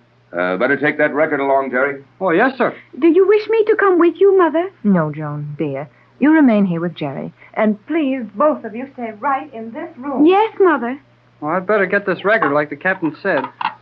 Jerry, I think I am afraid. You're what? I think I am afraid. Oh, don't you know if you're afraid or not? I am not at all sure that I know what fear is. We do not know fear on Euclidia. The sensation is strange to me. Well, I've been scared often enough. I can tell you if that's what's the matter with you. How does it feel? I feel as if there was something creeping up my back. Something small and very cold. The back of my neck has strange chills running through it. Oh, boy. You're scared stiff. Well, I wish you hadn't told me about it quite so well. Well, I've got those creepy things running up and down my back. I have never felt like this before. I do not like it. Golly, nobody likes to be scared half to death. But what got into you all at once? You've taken me through plenty of places on that funny island where I got goose pimples all over me, and it didn't bother you a bit. That is why this feeling is so strange to me, Jerry. I did not know fear on Euclidia. But now, though I have been in this beautiful home of my mother's only a few hours, a change has come over me. I have learned something of comfort, of beauty, of the sort of happy, foolish fun young people in your world have. And with it, fear has come. You felt safer on Euclidia than you do in Hollywood? Not that, Jerry. There was always danger on Euclidia, but I was part of it. Now I am not. Now your world is my world. And I realize how helpless your world is against such a man as G47 and his scientists. Yeah, I know how you feel. But don't forget that we've got Captain Bradford, and that girl submarine commander's on our side, too. I have told you before that you put too much faith in that girl, Jerry. Well, she hasn't hurt us any yet. Gee, there's the telephone. That'll be Johnson calling from the harbor. Should you not answer the telephone? No. Your mother or the captain will get it upstairs. Where's your things? My things? Yeah, your suitcase. Your clothes. I have nothing, Jerry. Mother and I were to have visited your stores tomorrow. Oh, well, never mind, Joan. We'll see all the things I promised to show you when we come back next time. Jerry, when will next time be? Golly, Joan, I don't know. No, Jerry. You do not know when we will return. Mother does not know. Captain Bradford does not know. Oh, Jerry, I am afraid. For the second time, the Gregory party leaves Los Angeles Harbor on a cruise to the Magic Island. Only a few short months ago, Mrs. Gregory, Captain Tex Bradford, and Jerry Hall sailed from this harbor in search of a mysterious island in the South Pacific. An island on which a little white girl was supposed to be living with a strange colony of people. We know this was true, for Mrs. Gregory found her daughter Joan, now 15 years old, on the weird island where she had spent 14 of her 15 years. 2 boats were lost in attempts to escape from the island. And finally, a stolen submarine made it possible for our friends to reach Los Angeles. As they leave the harbor behind in the inky blackness of the early morning, Joan and her mother are talking in their cabin on the boat. I did not see much of your beautiful country, Mother. I know, Joan, dear, and I'm sorry. But Captain Bradford and I agreed that you and Jerry would be much safer with us than if you had remained in Los Angeles. That is possibly true, and of course I am happy to be with you, Mother. But it all seems so foolish. Foolish? Yes. In what way, Joan? Anything useless is foolish, is it not? Well, yes, but... And this voyage is quite useless. How can you say that, Joan? Don't you realize that we're performing a real service to the world by returning to that island and putting those scientists under control? I realize that such might be the case if you could do it. We're going to do it. I am not so sure. Now, Joan, you've spent nearly all your life on that island, and you're far more impressed with the power of those Euclidean scientists than I am. Yet you admit that they have advanced to a degree that your world cannot hope to contend with. Of course, I admit that. But Captain Bradford knows what he's doing every time he starts out to do anything. And while taking over that island may be the biggest job he's ever attempted, we'll come out all right. I hope so, for your sake. Joan, dear, you're very depressed. And that's unusual for you. I am sorry that you should see me so, Mother. On Euclidia, we are taught to display no emotion. That did not seem difficult while I was there. But after a glimpse of your world, I realize that emotions are very necessary things. It is better to feel sorrow than to feel nothing at all. I think I understand, dear. And one of these days, we'll come back home again and stay there all the rest of our lives. I hope so. Oh, boy. I'm sorry. I thought this was my cabin. That's all right, Jerry. Come on in and talk to us for a while. I didn't mean to come busting in like that, but Captain Bradford said this was the cabin that he and I were going to use. Well, that's my fault, Jerry. I thought this one would be more convenient for Joan and me, and I had our things brought in here. Oh, hello, Joan. How do you do? Oh, what's the matter with you? Not a thing. Well, you look to me like everything was wrong. Joan's feeling badly about leaving home so suddenly, Jerry, and I can't say that I blame her. We promised to show her a great many things in our world, and in less than 48 hours after landing in Los Angeles, we're leaving it again. Yeah, I know how you feel, Joan. I felt sort of funny, too, when I had to run away without saying goodbye to Dad. You did not see your father? No. Jerry, do you mean that you left on this trip without getting your father's permission? Well, he knew I wanted to come with you, and he didn't say I couldn't. But when I went home the last time to get my clothes, well, I couldn't find him. I'm very sorry about that, Jerry. You should send him a radio message at least. And if he doesn't want you to go, well, we'll put about and take you back to the harbor at once. Oh, now, you won't have to do that. Dad knows I'm just as safe here with you as I would be in Hollywood with Euclideans all over the place. How far have we come from Los Angeles? Well, the captain said we were just 25 miles out when I left him in the radio room. We're making good time then. We sure are. But it's a long way to the Magic Island. Yes, and many things may happen before we arrive there. Gee whiz, Joan, you give me the willies. Jerry? Yes, Mrs. Gregory? Why don't you take Joan out on deck? She's doing too much thinking about this cruise. I do not care to go out on deck. Boy, you're sure good company. Now, Joan, dear, I want you to go with Jerry. Now, I have a number of things to do here, putting the cabin in order, and a turn around the deck will do you both a lot of good. Then we must get some rest. 4 bells. 2 o'clock in the morning. Does that remind you of anything, Mrs. Gregory? Well, it reminds me that it's long after bedtime. No, I didn't mean that. Don't you remember the last time we sailed out of the harbor to look for Joan and that island? The ship's clock struck 4 bells as we left the harbor. Why, that's right, Jerry. And a lot has happened since then. And much more will happen before we return here. Oh, stop that crying around, will you? Come on out on deck and we'll look at the dark. You cannot see the dark. Oh, maybe not. But you sure can't see anything else when it is dark. You could see light very easily in the dark. Now, you two stop arguing and go out. We'll go out, Mrs. Gregory. But don't make Joan stop arguing. When she argues, I know she's all right. Come on, Joan. We'll look the boat over. I will not be long, Mother. Stay as long as you wish. It'll do you good. Boy, isn't this a swell night, Joan? It is a very dark night. Oh, sure. But it makes me feel good to get out in the water and smell the salt air. I am glad you like it. Joan Gregory, you listen to me. If you don't snap out of it and hold your chin up, I'm going to quit trying to talk to you at all. It might be as well, since you say nothing when you speak. Oh, is that so? All right. Come on, then. We'll walk around the deck like your mother wants us to. But I won't say a word to you. Not a word.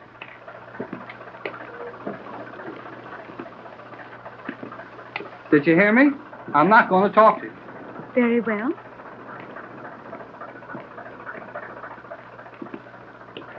Why don't you say something?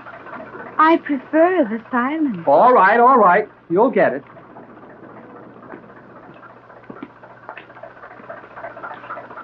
Sounds sort of funny when I don't talk, huh? I could not say. You are always talking. What's the matter with you? You don't like it when I talk, and you don't like it when I keep still. You don't like it in the cabin, and now you don't like it out here on the deck. That's you, Jerry. Just started out to find you. Yeah, it's me. And Joan. You two can hear something mighty interesting. Come on the radio cabin. What is it, Captain Bradford? We know that girl submarine commander is following us in an Euclidean submarine. I think we're now hearing one of the scientists on the island talking to her by radio. Gee, let's hurry up and see about it. Come on, Joan. I think it is very doubtful, Captain. We ought to pick up the island easy enough if their signal is strong enough to be heard in the submarine. Oh, sure we could. Is it set on now, Captain? Right where I heard the signals before. Well, then let's listen in. Maybe we'll hear them again. Was it the voice of G-47 you heard, Captain? No, it didn't sound like him, but the signal was so faint I couldn't be sure. If it was not G-47, you were not listening to the island. Hey, he isn't the only scientist who knows how to run that transmission set. No, but he is the only one who would be issuing instructions under these conditions. Well, how can you be sure of that, Joe?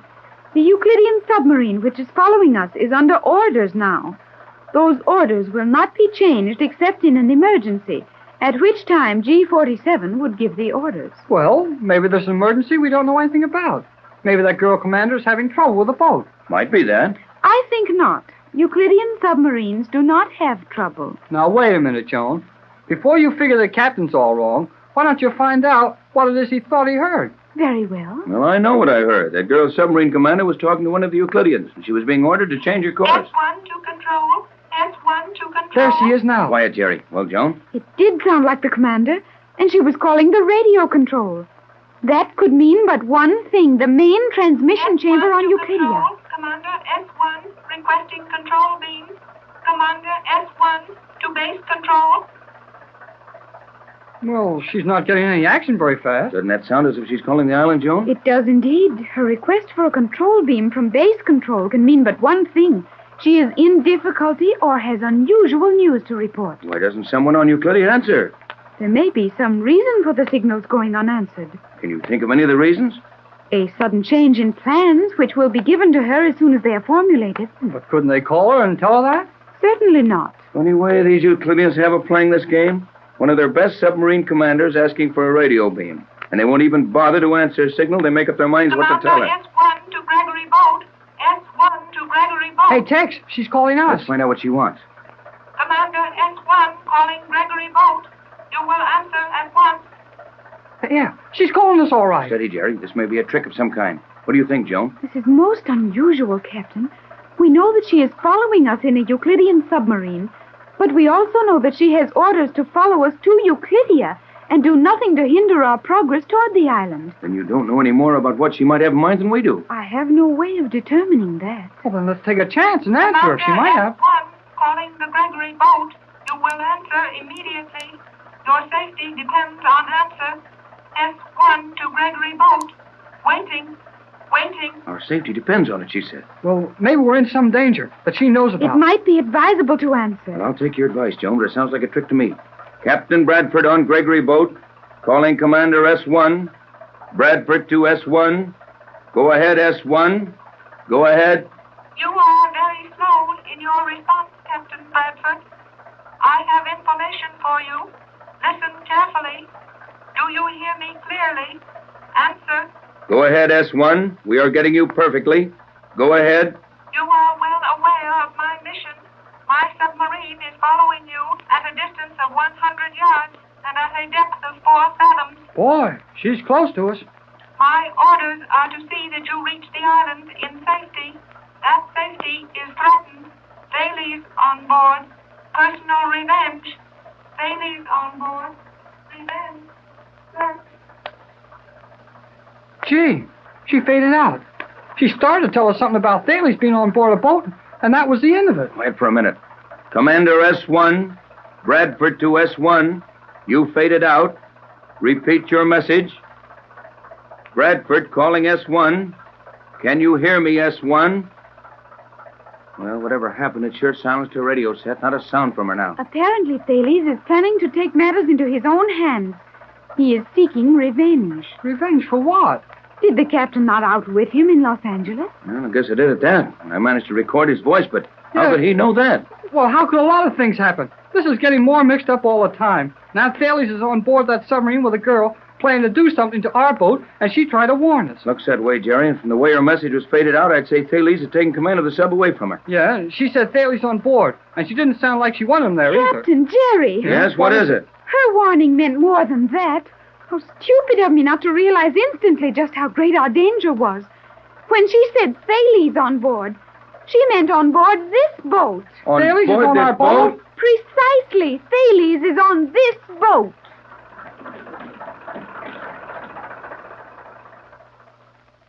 During the time when Mrs. Gregory and her friends were prisoners on the island of Euclidia, they were helped more than once by the beautiful young girl who commands one of the Euclidean submarines. Now it seems that the girl is helping them again. As the boat carrying the Gregory party leaves Los Angeles Harbor and strikes out into the open sea, Captain Bradford receives a strange message on the boat's radio. Jerry Hall and Joan Gregory join the captain in the radio room. They hear the voice of the girl submarine commander warning them that Thales, the Euclidean electrical wizard, is on board their boat. The captain begins a search of the boat and sends Jerry to remain with Mrs. Gregory and Joan. But, Joan, dear, I can't believe it. I can't figure out how that guy could be on board, but the girl submarine commander seemed to be pretty sure he was. Where could he be hiding? The captain is now making a thorough search of the boat. This isn't a very large boat, Joan. It doesn't sound possible. I think, Mother, we will find that the submarine commander was correct. Those Euclideans don't make many mistakes, but there isn't much room on here for anybody to hide. What are the accommodations? This cabin of ours, Joan, and we're sure no one is hiding in here. Granted.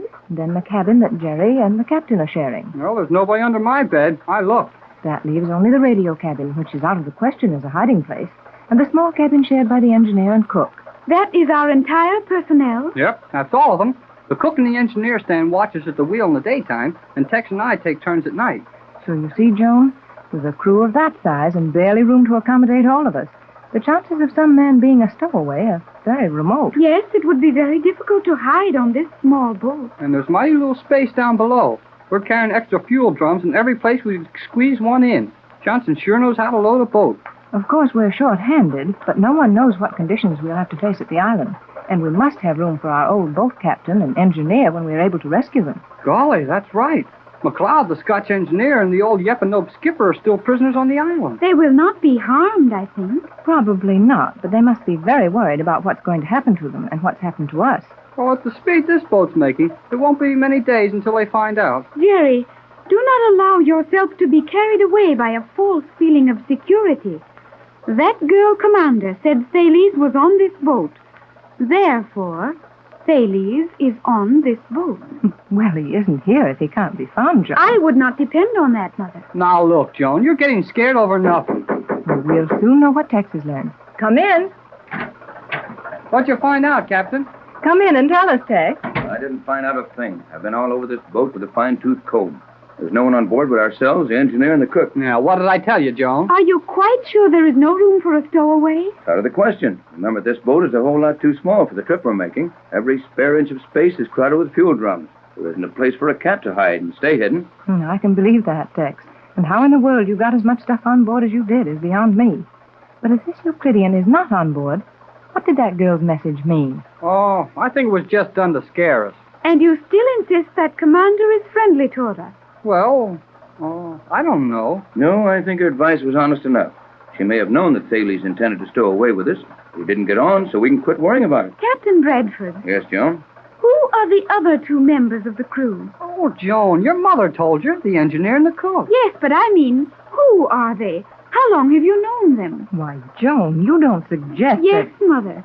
That is just what I do suggest. I'm afraid you're way off on that, Joan. Johnson and I have known both men for years. Golly whiskers, Joan. You don't expect to find one of those Euclidean scientists working for your mother, do you? Is it so impossible?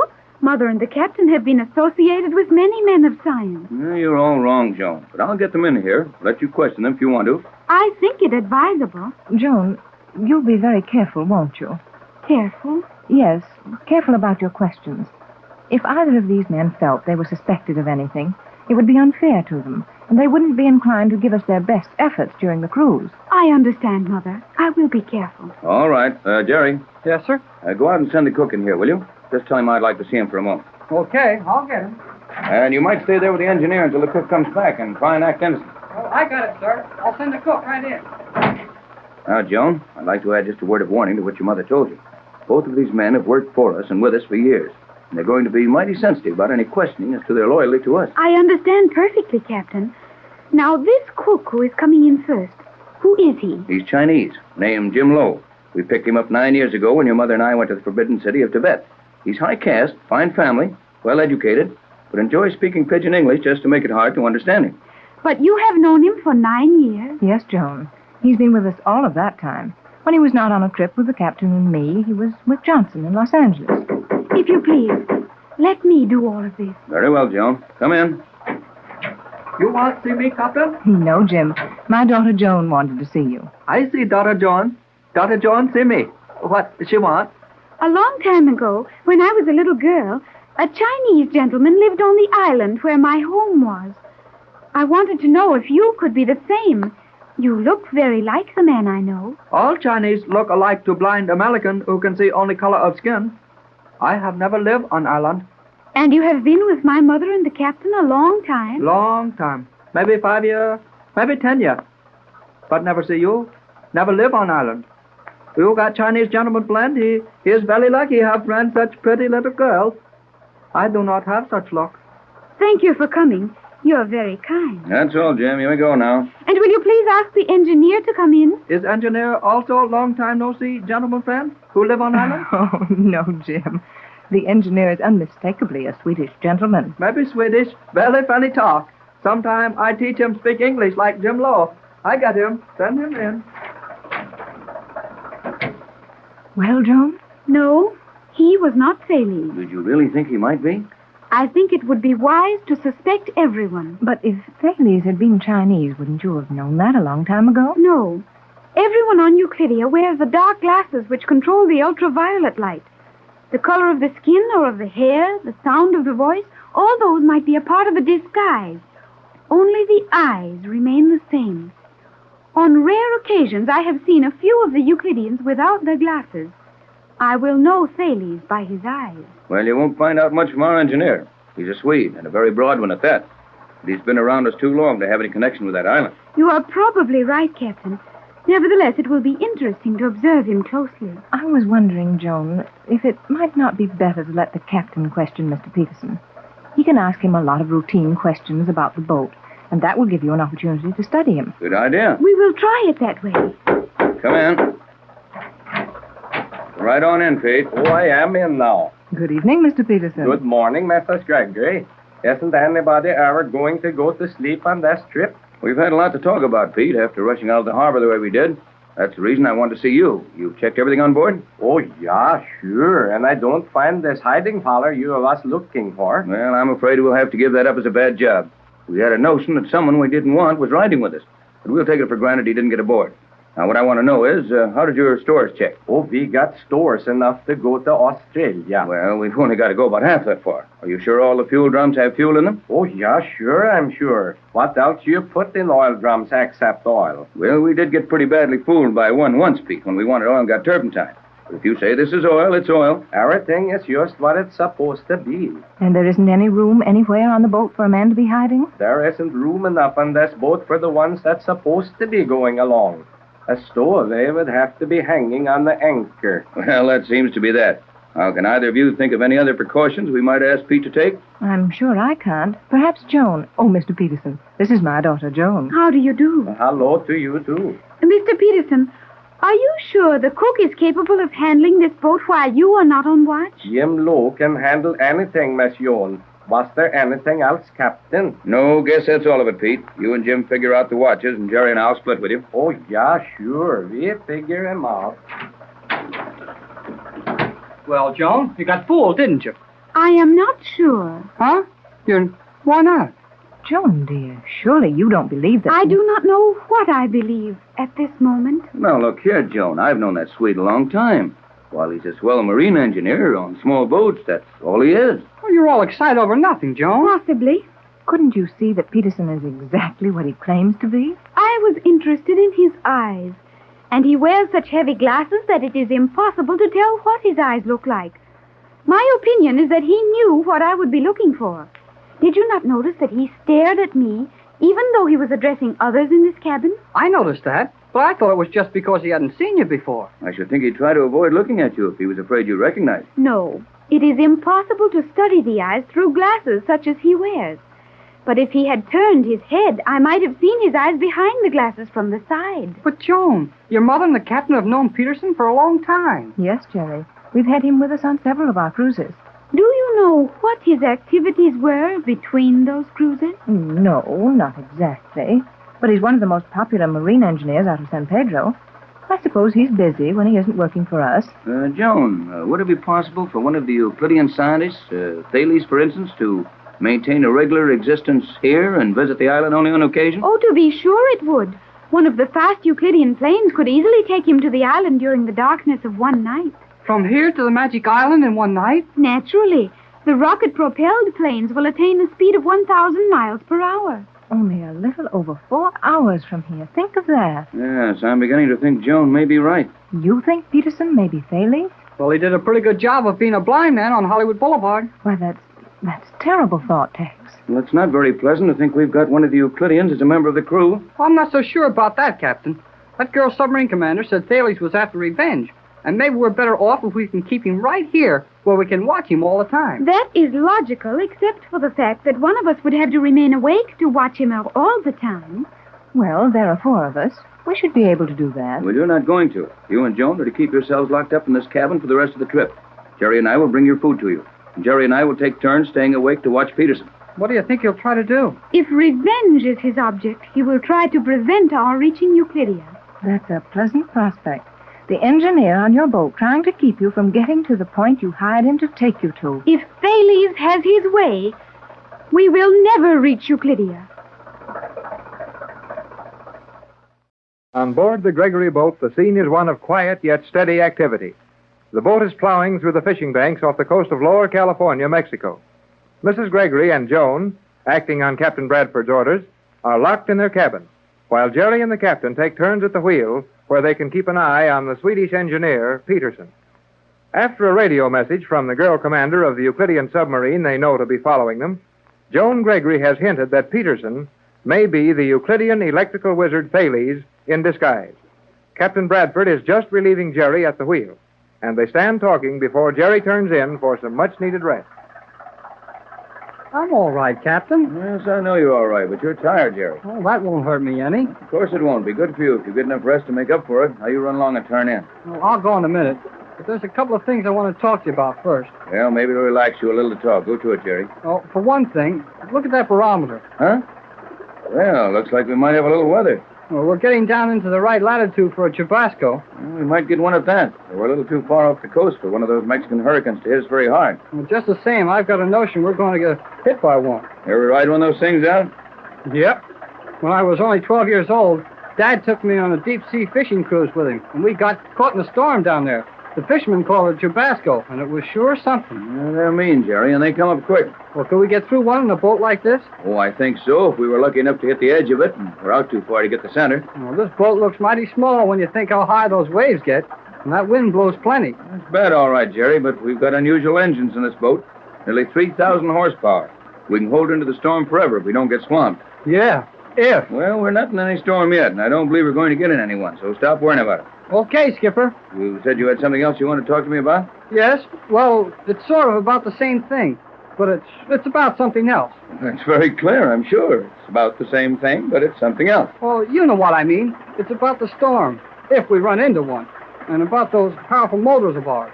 You sound serious, son. Talk some more. Well, you know how to run these motors, and I guess it's all right if you stay awake to watch them every minute. But if anything happens while I'm on watch, I'm not so sure I can handle it. If anything happens to the motors? That's not likely, but Peterson can do more with the marine engines than any man on the West Coast today. I know he can, and I'm afraid he'll do it. What? Well, he knows just too plain much about those engines to suit me. Yes, I'm beginning to see what you mean, Jerry. If we do run into a storm, those engines are going to mean the difference between getting out of that storm and not getting out of it. And if Peterson is his fellow Thales, he might not feel like helping us any. That's what I meant. Well, to tell you the truth, Jerry, I'm not the least worried about Joan's suspicion. Oh, of course, Pete could easily be spending part of his time on the island as one of those scientists, the rest of it around Los Angeles, posing as a marine engineer, but I just don't believe that's the story. Well, I do. Joan says those men of G-47s are from every country in the world, and if Peterson is smart enough to be as good an electrical engineer as he is a marine engineer, well, he could be Thales easy enough. Well, I'll admit there's room for your worries, kid, and I'll keep an eye on Pete if we run into trouble. No, we won't have to run very far. Looks to me like we're in a storm right now. No doubt of it now, Jerry. In mighty few minutes, we're going to be somewhere near the center of a man-sized hurricane. Then I'm not going to turn in. Afraid it wouldn't do you much good. You'd soon get turned out anyway. Well, maybe I'd better go and wake up Mrs. Gregory and Joan. Might as well. They're never going to be able to sleep through this, and they might feel better to be dressed and ready for it. Well, I'll go and wake them up. Then I'll come back to you. Be sure and tell them to put on plenty of warm clothing, some oilskins if they're coming out on deck. Okay, Skipper. I'll tell them.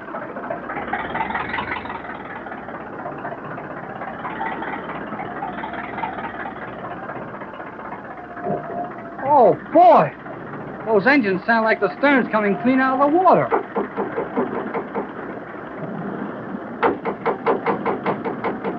Yes, who is it? It's me, Jerry. You'd better get up and dress. We're running into a storm. I can't hear you. I said it's Jerry. You'd better get dressed. We're running into a storm. Put on a lot of warm clothes. We're dressing now, Jerry. We'll put on our slickers and be out in a few minutes. I'll be at the wheel with Tex. We'll join you there.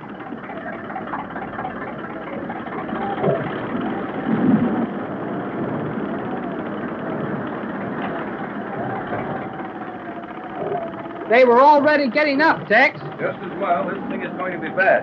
It's coming faster than anyone I ever saw. Must have sneaked up on us in the dark. Everything's running all right, though. Oh, we'll get through it, but we're liable to get pretty wet before it's all over. Is it all right for Mrs. Gregory and Joan to come out here on the deck? It is now, but if it gets too bad, they'll have to stay in their cabin. The engineer seems to be making those engines behave. He'd better. We wouldn't be any too happy here without motors. Say, where's the cook? He's trying to make some hot coffee, but I'll bet he's having trouble keeping the coffee pot on the stove. Hey! That's too rough for me. I don't know about this thing, Jerry. If it gets too bad, we'll use the radio and ask someone to stand by for us. Nobody's going to come into the middle of this thing and try to find us in the dark. No, but they could be waiting to pick us up when we get out on the edge of it. Can you tell if we're in the worst part of it? We're not yet, but the trouble with these things is that you can't tell where the center of the storm is. We may be heading right for it. Well, I hope it never gets any worse. We'll be all right as long as those motors keep going and the rudder post stays in. One of those Euclidean submarines would look pretty good to me right now. It would if that's done. When you get down in the water a few fathoms, you never know there was a storm up here. Our girlfriend must be right under us with herself. Yes, and that's an idea. Supposing you go to the radio shack and see if you can raise her. You may be glad she's following us before this thing's over. You want me to go and do it right now? Yes, and take Pat and Joan in there with you. It'll keep them from worrying about the storm. Okay. I'll see if they're ready.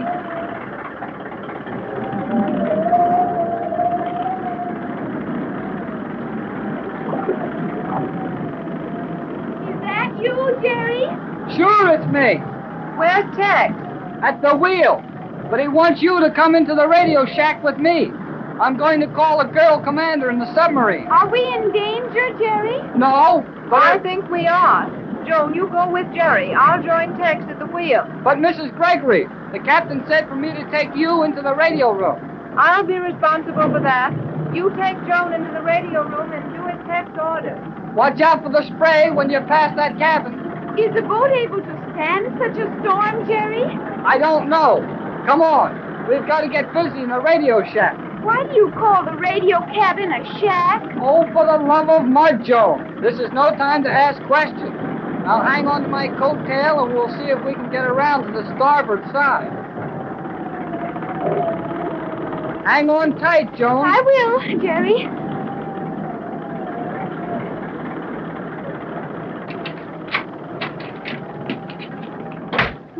Boy, that's getting bad. It does seem so on this little boat. Well, this little boat is all we've got right now. Hope I can raise the commander on this thing. What wavelength were you using the last time we talked with her? 3 meters? Then she will be waiting for your signal on 3 meters. I hope so. Commander S1. Jerry Hall to Commander S1. Gregory Boat, Euclidean submarine. Hello, sub. Jerry Hall to Commander S1. Commander S1 to Gregory Boat. You may proceed, Jerry Hall. Proceed with your message. Hello, Commander. Looks like we may need you before this is over. The storm is getting pretty bad up here on the surface. What can you do to help us out? I will bring my command up to 3 fathoms. Drop your bow anchor at once. I will take your anchor with my stern magnetic fin. Reverse your motors. Run them at full speed astern. If your anchor chain holds, that will stabilize you.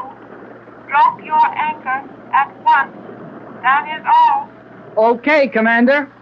Well, Joan, I guess she thinks it's serious, or she wouldn't do that.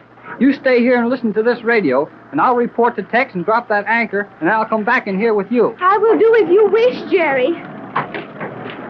Hey, look out! You don't get hurt by some of this stuff sliding around in here. So hang on the radio table. Yes. It's folded to the deck. I will take care of myself. Hurry and drop the anchor. I'm going right now.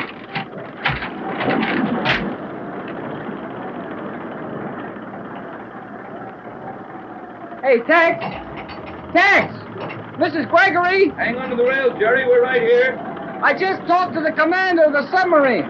Get closer, Jerry. We can't hear you. I said I just talked to the girl commander.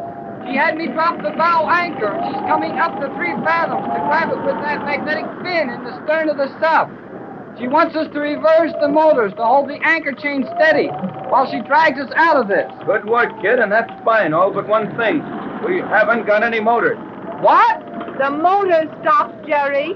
And I'll bet that guy Peterson stopped them. Looks like it. We haven't shipped enough water to hurt the engines any. Then that means Peterson is Staley's, just like Joan said. I'm afraid it does, Jerry. Boy, this boat's sure rocking around us. I hope that girl hurries up about tying this submarine onto us. Is Joan in the radio room? Yep, she's all right. You go back in with her, Jerry, and you too, Pat. I'll stay here with you, Tex. Go back and stay with Joan. Will you please, Jerry? And keep in touch with the sub all the time. Tell her our motors are dead and she may have to use all her speed to keep us straightened out. Okay, Tex. I'll tell her.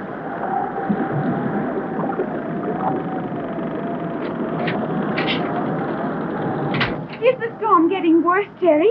The boat is tossing about much more. Well, I don't know about the storm, but our engines are dead. Was that an accident? No, I don't think so. And the captain doesn't think so either. Then I was right. Peterson, the engineer, is Thales, the Euclidean. And it looks like it. Now keep quiet while I tell that girl sub-commander about our motors. Jerry Hall, the commander, S1. Gregory Boat, Euclidean submarine. Jerry, the submarine magnets have just picked up our anchor. Yeah.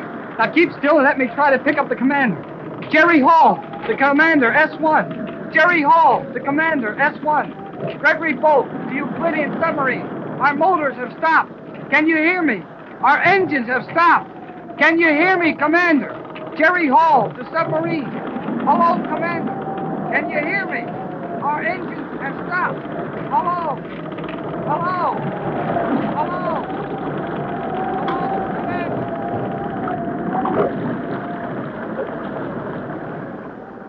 The journey back to Magic Island is proving much more difficult than the escape from the island. Just off the coast of Lower California, Old Mexico, the Gregory boat has run into one of the hurricanes so common to that locality, known as the Chubasco. The storm is so bad that the small boat is in great danger, which is increased when the motors stop and leave them helpless. Jerry radios to the girl commander of the Euclidean submarine, which is following them, and she picks up their anchor with a magnetic fin on the stern of the submarine. For several hours, the storm rages, then is gone as suddenly as it appeared. We find Captain Bradford and Mrs. Gregory standing at the wheel as the storm subsides. Oh, Tex, that was the worst storm I've ever been through. Certainly the worst I ever went through, and a boat as small and helpless as this one. Now that the wind has gone down, we're moving awfully fast. Do you think it's safe to be towed at this speed? Might be a good idea to go a little slower. That girl certainly makes that submarine move along. What are your chances of starting the engines? Can't tell until I look at them and see how much damage Peterson did. You're sure he did it? How else did it happen? Accident? No chance. Those motors quit cold when they were running perfectly. That was no accident. Where is Peterson now? But we'll have to find out. We should go and stay with Joan in the radio room and send Jerry to me. Well, can't I help you? Nothing for you to do. I'll feel safer if you're in the cabin with Joan when we round Peterson up. And while you're in there, call the submarine commander. Explain our position to her. Tell her that this speed is too high in smooth water. She'll have to cut down to about 25 knots if she's going to lose us. Very well, Tex. You'll be careful, won't you? Don't worry about me. Run along. There's Jerry coming out of the cabin now. Well, I'll hurry in and stay with Joan. Oh, Mrs. Gregory, storm all over? Well, it looks like it, Jerry. I'm going in with Joan, and the captain wants to see you right away. Okay. Joan's listening to the radio. Morning, Skipper. That submarine's sure dragging us along. Yeah, a little too fast, Jerry. I just told Mrs. Gregory to radio that girl commander to cut her speed to 25 knots. She'll have us flying if this keeps up. Did you try to start the motors? Haven't had a chance to see what's wrong with them. Didn't dare leave this wheel while the storm was so high. Well, I'll take the wheel if you want to look at the engines now. Good idea, kid. Take it over, and you'll have to handle it like a basket of eggs until we lose some of the speed. How about the course? You don't have to worry about that. Oh, sure, I forgot. Submarine's towing us. Yeah, when a boat like this makes 35 knots, you can be sure something's towing us. Well, I'll shove off and have a look at the engines, and, Jerry. Yes, sir? If the engineer shows up before I find him, tell him to come and see me. Understand that now. Don't enter into any conversation with him. Leave that to me. Aye, aye, Skipper. Hello there, young feller. Huh?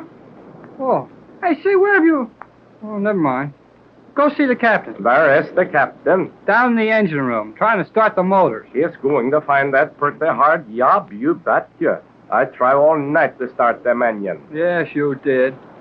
Yes, I did. Okay.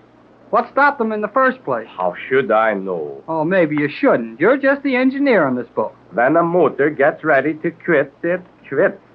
By Jimmy, what makes us go so fast? Oh, you don't know, huh? How should I know? Yeah, I know. You're just the engineer on this boat. And I suppose you didn't know that there was a Euclidean submarine towing us ever since 2 o'clock this morning. I wonder why the boat goes better without the motor. Sure, and being an engineer, you figured it was all right if the boat got along swell without you. So you crawled into a lifeboat and went to sleep. Yeah, that's a pretty good guess. It's no guess. The lifeboat was the only place you could have been. Now, you better go down the engine room and see the captain. I got to go see Mrs. Gregory You're first. not going one step toward our cabin? What was that you said? You heard me. Don't you even start around that side of the boat. Now, you get in that engine room and start explaining to the captain. Explaining what? Plenty of things. But the captain will ask the questions. My business is steering this boat. Then give your best attention to your business. Hey, where'd that voice come from? You will learn where a great many things come from if you attempt to prevent my reaching Mrs. Gregory's cabin. So, Joan was right. You're Thales, the Euclidean electrical engineer. Precisely. I am Thales, as well as the trusted and simple Swedish engineer on this boat. Well, you won't be trusted anymore. Now, you going to start for that engine room, Peterson, or Thales, or whatever your name is? I am going to Mrs. Gregory's cabin. Oh, no, you're not. Just take one step and I'll use this. So, you have one of the small 60-second ray guns, eh? You bet I have. And I know which end of it works, too. You would be doing a very foolish thing to use that on me. G47 would not regard your act as particularly friendly to Euclidia. Well, something tells me you're not going to be in any too good with G47 after he hears about this trip. We were supposed to be allowed to reach the Magic Island in safety, and you're sure not helping us along any. I will be the judge of what G47 will think of this trip. Well, in just about 5 seconds, you won't be the judge of anything. Let him have it, Jim. Good boy, Jimmy. You sure laid him out. It is written, when frying pan hit head was in wrong place. Well, you sure know what to do with a frying pan besides cooking it. It is a poor skillet, which will not serve two masters. Well, I saw you sneaking up on him, but I was afraid you'd never make it before he turned around. Jim Lowe do not care which way head is looking when flying pan falls. If he look too quick, I drop pan quick. Well, you sure did a good job. Now run down the engine room and tell Captain Bradford to get up here quick. Maybe more better let skillet fall on head one more time. Then this fellow boy will not wake up too soon. Well, he won't wake up too soon. The way he hit that deck, I'll be surprised if he wakes up before we get to the island. Now you run and get the captain. You'll know what to do from here on in. You take fry pan. If he put head up, you put it down again. Okay, Jim. Mighty good idea to have this in my hand at that. I go now. Get Captain Bradford. Remember, Jerry, if head come up, pan go down. Don't worry, Jim. I'll drop it. Well, Jerry, we've been waiting for you to call us to breakfast, and... Why, Jerry, what's this? Oh, this is the frying pan from the galley. Did you hit Peterson with it? Not yet. Well, what's happened? Well, the Chinese cook let this pan fall on Peterson's head, and he pushed it a little bit as it fell. Jim Lowe knocked the engineer unconscious with that frying pan? He sure did, but that's only part of the story. Peterson's is Thales. Are you sure, Jerry? Oh, he got so mad when I couldn't let him come to your cabin that he forgot to talk like a Swede and sound just like G47. Then the warning of that girl submarine commander was correct. Well, I'll say it was. And I think this guy was coming to wreck our boat. But if he'd done that, he would have gone down with the rest of us. Well, I guess he figured on the submarine saving him. He didn't believe me when I told him he was in plenty bad with old G47. There's no doubt about that. But, Jerry, where's Jim Lowe now and Captain Bradford? Well, the captain went down to the engine room, and I sent Jim down there to get him. Here he comes now. All right, Jim, you stay there until I get back. Coming right up, Jerry. Everything all right here? Well, sure is. There's your engineer. Tex, from what Jerry tells me, I gather that Jim Lowe is the hero of the hour. Yes, he is, and he knows it, too. He had to explain to me just how he hit Peterson with it. And he said the sound of the frying pan on Pete's head was music to his ears, like the stroke of a big temple gong. It did make a swell bong when he hit him. And Peterson was really Thales. Looks like it. Well, what'll we do with him? Only one thing to do that I can see, tie him up and sit on him until we get to the island. Well, I don't like the idea of having to watch that guy for days and days. He's too slick. I think you're right, Jerry. It will be hard to keep as clever a man as that prisoner on this boat for long. Say, wait a minute, I've got it. Jerry. Yes, sir? Go in the radio room. You and Joan raise the girl commander on the submarine that's towing us. Ask her what to do with this fellow. She'll know fast enough. A good idea. She ought to be told about this anyway. Yes, she's certainly entitled to the information. After all, it was her warning that allowed us to be prepared for this. No doubt of it. Run along, Jerry. Have a talk with that girl in the sub. Then you and Joan come back here and we'll see about some breakfast. Oh, can Jim cook it without his frying pan? You can leave the pan here with us. Just now, Jim's looking for the lost pieces of the motors. The lost pieces? Yes, I'm afraid Pete, or rather Thales here, took some of the vital parts off the motors and threw them overboard. Nice little fella he is. Well, here's your frying pan. And if Jim's still busy when we get back, Joan and I'll cook the breakfast. Well, call that sub as quick as you can. Aye, aye, sir.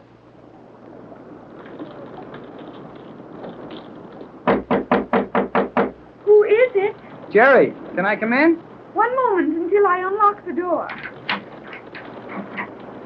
Come in, Jerry. Boy, have I got the news. What is it? Shut that door and let's get this radio set started. The radio is ready to use now, Jerry. What is your news? Well, you'll hear it if you listen when I tell it to the girl submarine commander. Jerry, you have found Thales. I'll say we have. Where? Lying on the deck. You found him there? No, I left him there. How did he get there? Jim Lowe put him there with a frying pan. A frying pan? Yes, sir, a frying pan. Now, keep quiet. Let me call this girl submarine commander on the sub. But, Jerry, are you sure I say keep quiet and let me use this radio. Captain Bradford's orders, and he said to hurry it up. Very well. Calling Commander S1, Jerry Hall on Gregory boat to Commander S1. Hello, submarine. Gregory boat to Euclidean submarine. Hello, Commander. Commander S1 Hello. to Jerry Hall. You may proceed, Hall. Proceed with your message. First thing is, will you please slow down to 25 knots? We can't stay in the water much longer at this speed. We'll be up in the clouds. Will curtail speed to accommodate proper towing of your craft in smooth water. Proceed with balance of message. We found Thales. Proceed with your message. Well, gee whiz. Aren't you surprised? I said we found Thales. Thales. I understood you. Proceed with your message. Oh, golly whiskers. You might get excited about it. It is what I warned you to expect. You are wasting time, Hall. Proceed. Hurry up, Jerry. Okay. Well, we found out that our engineer, a fellow Mrs. Gregory and Captain Bradford have known for years, was really Thales. He sure sounded Swedish enough until he got mad at me. Then he sounded like old G47. Our Chinese cook knocked him out with a frying pan, and we want to know what to do with him. He will be returned to Euclidia as a prisoner. G47 will deal with him. Yeah, we figured that, but we're not sure we can hold him that long. There's nothing on board this boat that was made to keep a guy like that prisoner. I will accept the responsibility of his delivery to G47. Prepare your landing stage on the starboard side. I will rise to the surface and take the prisoner aboard the submarine. You will arrange to deliver him to me at once. That is all. Okay, Commander. We'll have him ready. I am so glad we will not have him aboard this boat. So am I. There goes the Magnus. She's dropped her anchor chain, and in about a minute, the nose of her sub will be sticking up out of the water. Come on, Joan. We've got to get ready to turn Thales over to her.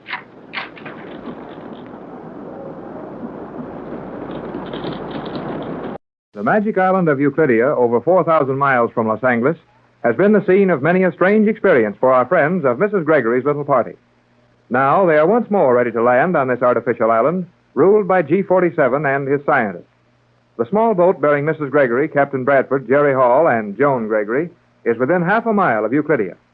Jerry and Joan are standing at the bow looking for the island, while Mrs. Gregory and Captain Bradford are busy with preparations for their landing. Well, Joan, we'll soon be on that magic island again. I am not happy about that, Jerry. Well, you ought to be. This is where your mother and Captain Bradford wanted to be. They are very foolish, and they are on a hopeless errand. Well, I'm not so sure about that. Tex Bradford thinks he can take over this island, and I'll bet he'll do it, too. Jerry, you must realize that such a statement is not at all logical. Huh? Well, what's wrong with it? What is moving this boat toward Euclidia at this moment? Why, that Euclidean submarine that's towing us, of course. Exactly. If it were not for one of the machines developed on the island the captain expects to take over, he could not even reach the island. Well, it wasn't Tex's fault that we had a Euclidean on board, was it? Could he help it if the sweet engineer turned out to be Thales? Thales was clever in arranging to be on the boat, was he not? Well, he wasn't clever enough to keep from getting caught when he wrecked our motors, though. Perhaps he did not object to his capture after the motors were out of commission. Well, maybe not. But he didn't look very happy when that girl commander took him on her submarine. That was indeed something he did not expect. And he'll get a lot more he didn't expect when old G-47 gets his hands on him. No, I think Thales must know that he will be punished. Personal revenge is not allowed on Euclidia, and Thales was seeking revenge because the captain had recorded his voice. Yeah. Hey, what will G-47 do to him? That remains to be seen. I say, here comes our Chinese cook. And boy, is he in a hurry. He is a strange man. Yeah. It's getting so I don't know anybody but strange people. Oh, what's up, Jim? Captain Bladford say come tell you we're near island. No, well, we know that. We can see it from here. The eye is blind to strange sights. Look over there, Mr. Lowe. Almost dead ahead. Jim, look. Don't see island. Oh, you see a bank of gray fog or clouds lying there in the water, don't you? Oh, sure. See foggy cloud on water. The island is surrounded by that fog. Island inside cloud? Yep, island inside cloud. That would seem very dangerous place for island. Steamship run through cloud, go smash on island. Too bad. But on this island, steamships are not allowed to go smash. They go around. Very good idea. If all steamships know that. Well, they can't help but know it, Jim. This is a magic island, and ships can't run over it, even when they want to. Jim Law believe magic when Jim Law see magic. You come now. Captain Bladford wants to see you in radio room right away. Okay, Jim. We'll come. We should hurry if the captain wants us. Yeah. You know, we're nearly on top of that island. But, Joan, did you notice that we're not moving as fast as we were? That is obvious, Jerry. The submarine commander has dropped our anchor from her magnets. We are slowly drifting toward Euclidia. Well, I don't like to drift around in this corner of the ocean. I wish they'd send that magnetism out from the island and pull us in. Jerry, will you go to the radio cabin as the captain requested? Oh, sure. Come on. I wonder what he wants. As it is only a matter of minutes until we land on the island, I should think it would have to do with the captain's final plans as to what each of us is expected to do after we land. Yeah, that's right. You know, Tex hasn't told us anything about his plans. I am afraid he may find it difficult to execute a plan. Oh, don't worry so much about the captain. He knows what he's doing. Undoubtedly. And the Euclideans also know what he is doing. Oh, well, I didn't mean it that way. Then say what you do mean. All right, all right. Now forget it for a minute. We'll go in and see what Tex has to say. Interlocking devices with your boat. Gee, Tex. Quiet, kid. You will be placed at your pier by the magnetic devices as before. I understand that, Commander. Anything further? Very little. You have a definite mission to perform on the island. You cannot hope to do it in secrecy. Therefore, you will find your position more tolerable if you request an audience with G-47 when you land. I'll do that all right. That's what I came down here for. Your reason for coming here is known to the Euclideans as well as to your own party. I have dropped your anchor from my stern magnetic fin. I will now proceed to my sub-level anchorage. You will be drawn in. That is all. Oh, hold on a minute, Commander. When are we going to see you? That is all. Now, come in, Jerry. May I come in also, Captain? Hey, what's going on, Tex? Just a minute, Jerry. Why, of course you may come in, Joan, but your mother's waiting for you in your cabin. Perhaps you'd better run along and see what she wants. To be sure, Captain. I will go at once. Close the door and come over here, Jerry. Fine. Well, what's the matter, Tex? They can't hear us talking on Euclidia, can they? No danger of that, but I don't want Joan or her mother to hear this. Gee, is something wrong? Yes, but I can't tell what it is because everything sounds all right. Well, that sounds funny. I know it, but it isn't. Well, come on, tell me. I'm very much afraid the G-47 has some carefully laid plans for us, Jerry. Oh, sure he has. That old guy probably got a lot of swell tricks stored up for us after we escaped from his island and left him flat twice. It's more than that. I'm sure of it. G-47 must have learned more about us than we think he knows. Well, did the girl commander tell you something over the radio just now? She couldn't tell me much, as it's a cinch they'd be listening in on the island. But she said enough to let me know that things are going to be made entirely too easy for us on Euclidia. Gosh, that won't be hard to take. Jerry, we know that we're going to land on that island and stay there a while in the hope of finding some way to break up this scientific group before they start out to run the world from Euclidia. And those Euclideans know it, too. You know, they're too smart to think we came 4,000 miles to get no place, just for the ride. Right. Now, I had expected we would be confined as prisoners, While we wouldn't be in any immediate danger, yet it would present something of a problem for us to get free for an inspection of the island. Well, if they're not going to do that to us, what is it? They're going to give us living quarters, the same as anyone else on Euclidia, and leave us alone. What? It amazed me, too. That girl sub-commander said we would be taken from our boat to our quarters in a short time, and to stay on the boat until ordered to leave it. But we are to have the freedom of the island as soon as I talk to G47. The freedom of the island? After they kept us locked up here so tight before? And part of it's reasonable enough. We were trying to escape then. This time we've come to stay until our job is done, and they're not afraid of our running away. But what about all the things you brought with you? Jerry, that's what I wanted to tell you. Tell you before we land on the island, as we may never again have a moment's privacy. I didn't bring a thing with me. But, Tex, your formula. Not even that.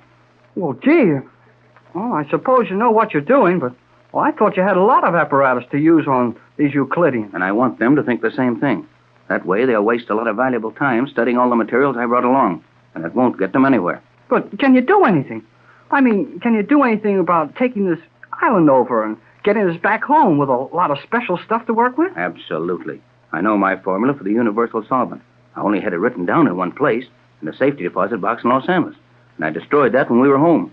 The only place in the world that formula can be found is in my head. But what about materials to make the real formula with? They have everything I need right here on Euclidia. Now, don't tell that to Pat and Joan until I tell you to. They might worry about it. Yeah, they might. And act as if everything was steady now. Yeah. Here they are. Come in. We got ready as quickly as possible, Tex. Plenty of time. They're going to pull us into the island with those magnets again. Did you see how close we were when you came along the deck? We are entering the artificial fog bank now. That would mean just outside the ends of the piers. And only about 200 feet to go, and we'll be on the magic island once more. I can't hear the water rippling around the boat anymore. We must be inside the fog ring now. That would be the case, Mother. Were you able to contact that girl submarine commander who told us in, Tex? Just had her on the radio. She advised us to stay on our boat until I talked with G47.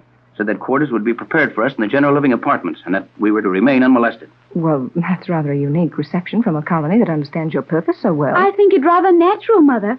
G47 and all his assistants are fully aware of our purpose, and they're as anxious to see the captain's formula working as we are. I think that's it, Joan. They want me to have a chance to complete my work as soon as possible, and then find out if I can show them anything they don't know. There's no danger of their getting your formula? Not a chance. Well, how about the materials you brought along? Can you keep the Euclideans from taking those? I'll do my best. Our best wasn't any too good when we were here before. Oh, cheer up, Mrs. Gregory. We were running away before. Hey, look out the door. There's the island. So it is, Jerry. That pier looks just like it did when we first landed here. It is now daylight, Captain. When you first landed here, the Euclideans were using their artificial daylight. Your memory is better than ours, Joan. Oh, Jerry, do you remember how frightened we were when someone placed those glasses in our hands? Remember it? Boy, I can still shake every time I think of it. Well, those tricks won't frighten us again. Ultraviolet light is something we also know a little about. Well, let's go out on deck and see what we can see. We were advised to stay on the boat. Well, nobody said we couldn't look at the island. I see no harm in it. Not a bit. Let's all go out. Look, Mrs. Gregory, we're at the same pier we were before. Yes, twice before. We've lost 2 boats at this pier. And the chances are we'll lose this one. I think it highly probable. Hey, Joan, do you know what they do with all the boats that get lost around this part of the ocean? I have heard several accounts of their disposition, but I believe we will see many of them before we leave Euclidia again. If we ever leave it. Now, there you go again with that if we ever leave it stuff. Well, don't worry, Joan. We'll get away this time. We know what we're getting into, and we're well prepared for it. Well prepared for it? For what? Well, for anything. Anything. Anything may happen to us here. Yeah, when you get near this island, well, you can feel it all over again. That sort of empty, lost feeling. A few short months ago, I could not have understood that feeling. Perhaps I understood no feeling. And surely I had no fear of the only home I knew.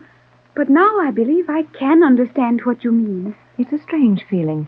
That shining circle of steel, 600 feet across, with those radio and defense rooms rising out of it like huge streamlined one-story houses, and not a sound. Knowing there are over 200 people inside that giant steel tube, living their lives without contact with our world. I'm not sure I'm glad we came. Oh, I know how you feel, but we had a job to do, and, well, this was the only way to do it. Well, I wouldn't have come back or brought any of you here if I hadn't felt that this was our only sure way to protect each other. Jerry and Joan certainly weren't safe at home with Thales and those other Euclideans in Los Angeles. At least we have a common chance here. I am not afraid, Captain, but it all seems very hopeless. That's my feeling, Joan. No matter how gallant an effort we make, will we accomplish anything? Well, it's worth trying, and after all, we didn't have much choice. We sure didn't. But I wonder how many choices they're going to give us here. Not many, I think. Well, the boat stopped moving. We're here. Yes, we're here. Well, how's it feel to get back home, Joan? Home? I hoped I would never see this place again. For the third time, a boat bearing the Gregory party lands at the magic island of Euclidia. The first time, they were searching for the island. The second time, they were returned to it as escaping prisoners. And now, they have been allowed to land for the purpose of attempting to take over the island.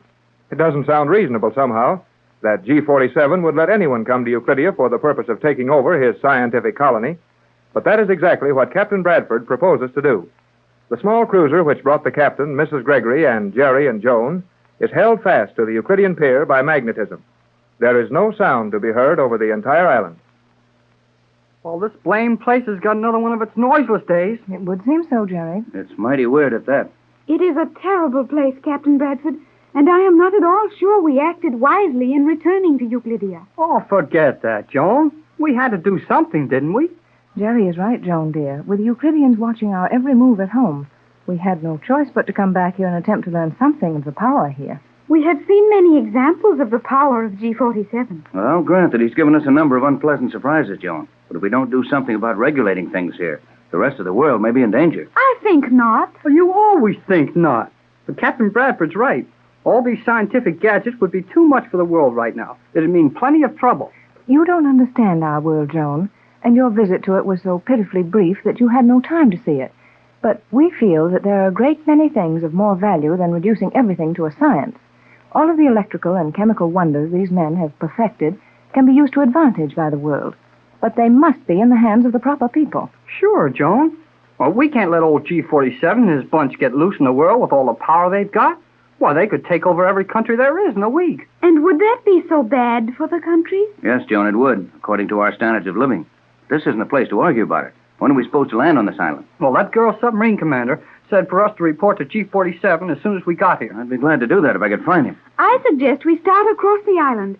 We will be seen and stopped. Then we may say our business and be conducted to G-47. I think that's the best thing to do, Tex. So do I. Right. Come on.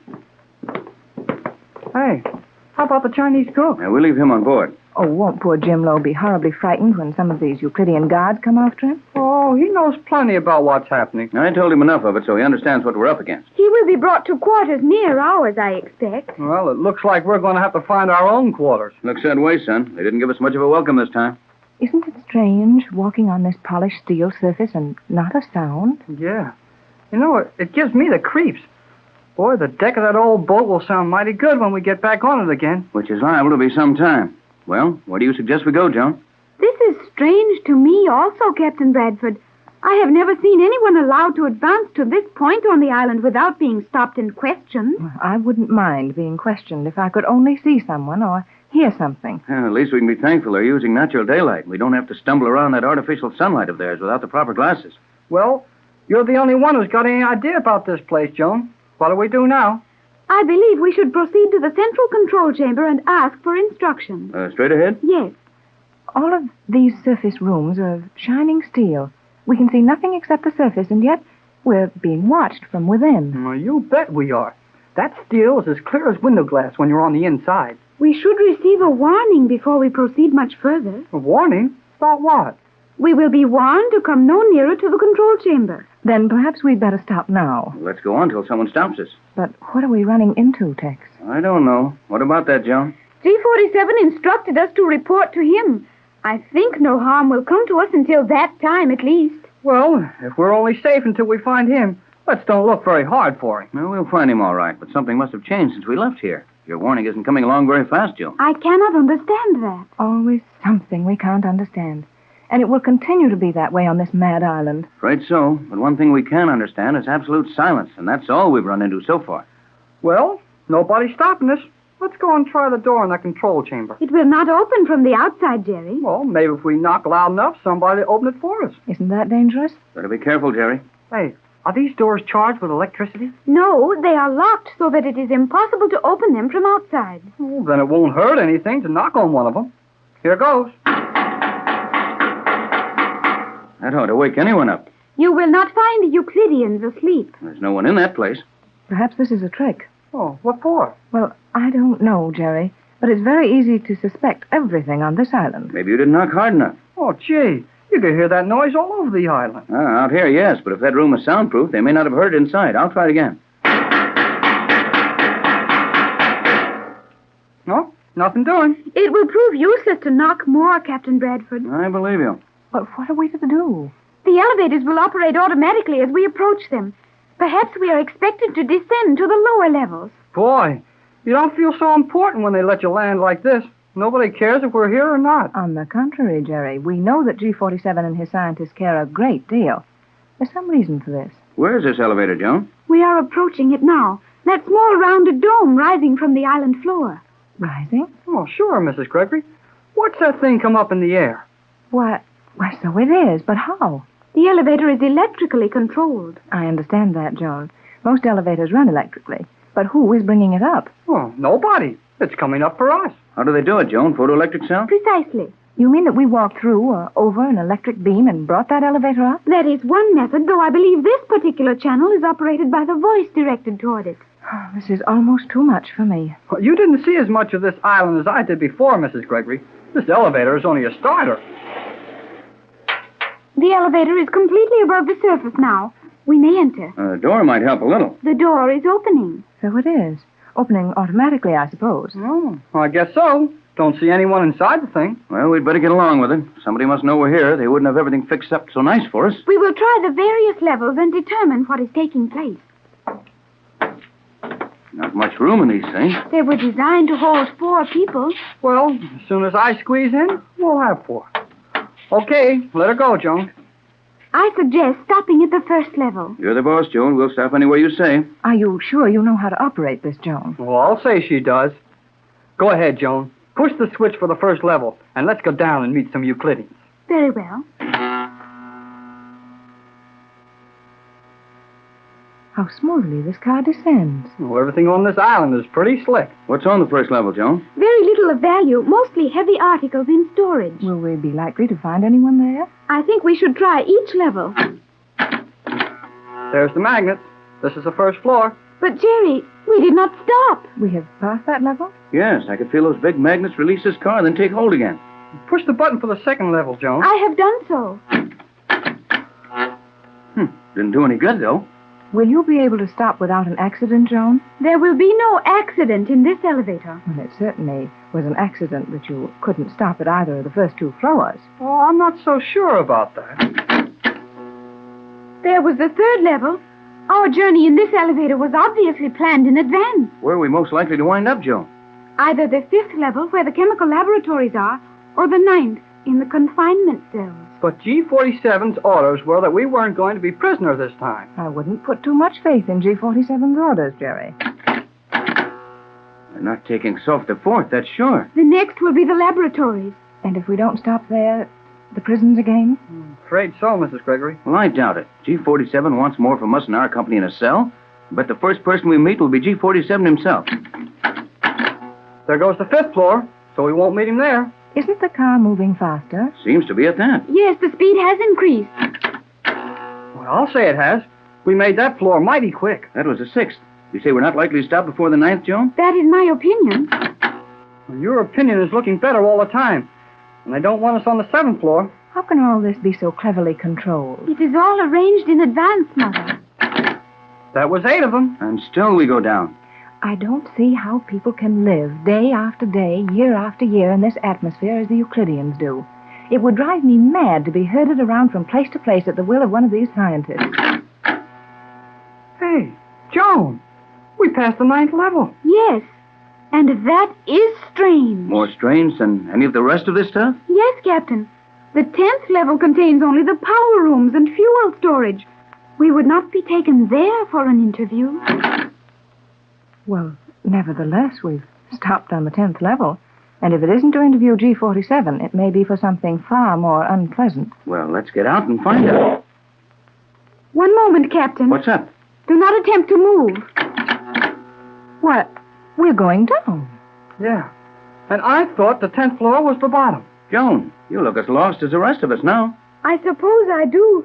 I can only speculate as to what is happening. Then speculate out loud. We've already gone through the floor. Where can we go now? We're certainly going down. How about this, Joan? This isn't an illusion created to worry us, is it? What, Captain? I mean, we're really going down? Undoubtedly. But where are we going? Oh, no place I ever heard of. That 10th floor was past the bottom of the island when Joan and I searched it before. Yes, Jerry. It was the bottom, so far as we were allowed to see. Joan, what do you mean? Well, she means that even when you've seen 10 levels below the water on this thing, and even when you're 100 feet under the ocean, you haven't seen everything. We've been going down at about the same speed. That would mean we've already dropped 30 or 40 feet below the 10th level. But that couldn't be, Tex. The island is only 10 levels deep. The island, yes. But now I think we may expect to learn why we found all levels in the island deserted and closed to us. We are to be taken to modern Atlantis. Modern Atlantis? Why, Joan, the lost continent? No, its namesake. The Euclidean city under the ocean floor. I had heard strange tales of it, almost too fantastic to believe. But now I feel that it must be a reality. We will continue down for 200 feet, and when we leave this elevator, we will be in the most wonderful city in the entire world, modern Atlantis.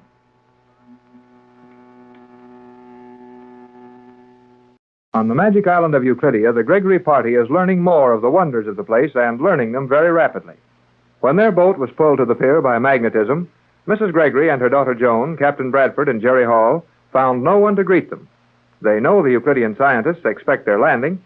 It's very puzzling as they walk across the island, enter one of the automatic elevators, and descend to various levels, searching for G47 or one of his assistants. The mystery deepens as their elevator passes the 10th level, 100 feet below the surface of the sea and supposed to be the lowest level on the island. The elevator does not stop there, however, and we find them now 50 feet below the bottom of the island, 150 feet below the surface of the water, and still going down. Oh, gee whiz, Joan. How far down does this elevator go? I do not know, Jerry.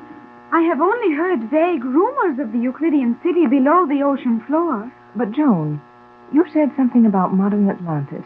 Surely you don't believe there's a lost continent under us. Well, why not, Pat? The only people who refuse to believe the story of Atlantis are the same kind of people who said automobiles wouldn't run and airships wouldn't fly. But, why, it's tremendous, Tex. Yes, it's that all right. Well, Joan's lived on this island 14 years. I should think she'd know more about this. G47 and his men have not told me everything about Euclidia. I think we may see things of which I have never dreamed. Well, the only time I ever did see this kind of stuff is when I was dreaming. This elevator keeps going down. We must be nearly 100 feet below what we believe to be the foundation of the island. And yet we go down. Down into what? Well, whatever it is, it's been made by man. If these Euclideans can stand it, I guess we can. I am as greatly surprised as you are, Captain Bradford. My knowledge of Euclidia will be useless here. Well, whatever's going to happen to us, I wish it would happen quick. I'm getting tired going all in one direction in an elevator. We stopped. No, we started again. Something wrong here.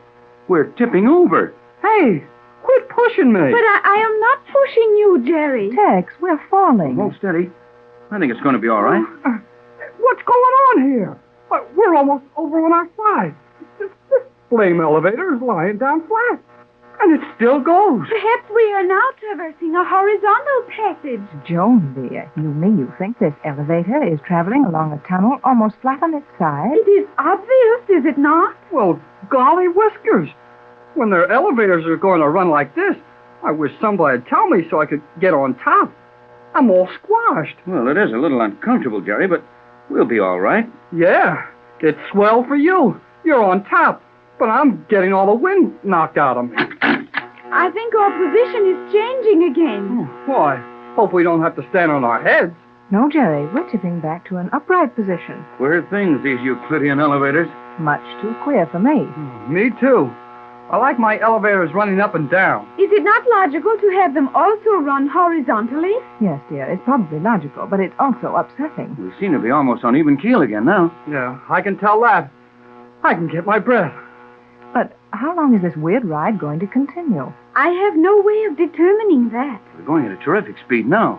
Wherever we're going, it shouldn't take us long to get there. Have you any idea as to our direction? Not the slightest. We're going down. Of course, Jerry, we all know that. What Mother meant was our direction from the center of the island during our progress along a level plane. I wouldn't know. We just passed another control of some type. I hope we don't start upside down now. We are stationary. What? Huh? Joan's right. We've stopped moving. Why, so we have. Then I'll bet it won't be long until something else happens to us. That is probably correct. Oh, I know it is. These Euclideans don't let much time go by without trying one of their tricks on you. Well, we've evidently arrived at our destination. Right, let's get out. Do not open that door, Captain. Why not? I do not know why you should not, but it is well to remember that when the Euclideans wish you to pass through a door, that door is opened for you. You mean we just stand here in this little steel coop until somebody lets us out? Precisely. It may be safer, as Joan suggests. No doubt of that, but I hope they don't keep us in here too long. I'd like to know where we are. Well, we're somewhere near the Magic Island. You can sure tell when these Euclideans are running things. Everything always happens, so you can't figure it out. I think I'll take a chance and open this door. I wish you would not, Captain. Oh, please, Tex. If Joan is worried about it, surely we can spare the few minutes it may take for someone to come and let us out. All right, Pat. Yeah, maybe take a few hours if they don't want to see us right away. The door is opening now. Yes, look. The door is opening, and no one is touching it. Well, that's merely the usual procedure around here. Well, I'll say it is. After a few weeks in this island, you get too lazy to open doors for yourself. This one is certainly opening without human aid, and I think it's time for us to leave. Yes, let's get out before this thing decides to take us back up to the surface. Huh? Say, this looks just like those passageways up in the island. The construction is obviously the same.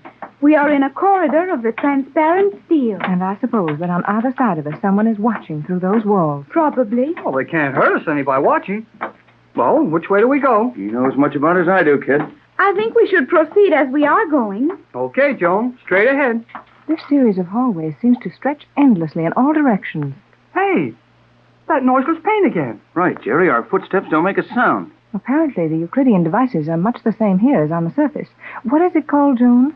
I have heard it referred to as a modern Atlantis, but the actual designation is Euclidia. Oh, the same name as the island, huh? Obviously. You're not very certain about things down here, are you, Joan? I am not, Captain. This is my first visit, and I heard it discussed but little. Well, it's a mighty big place, if our walking means anything. We can't even depend on that, Jerry. For all we know, we're walking in a circle. That is possible. Well, even a circle will bring you back to your starting point. We'd better go off at that elevator, and we are wandering around an endless hall. Well, this is a fine thing. Here we come 4,000 miles to see people that we know want to see us, and when we get here, we can't find anybody. It is indeed strange, Jerry, but I think it is being deliberately done, probably to impress us with G47's complete contempt for us. I'm sure of that.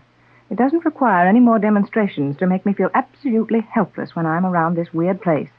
How long do you think we should keep up this aimless walking, Tex? Tex?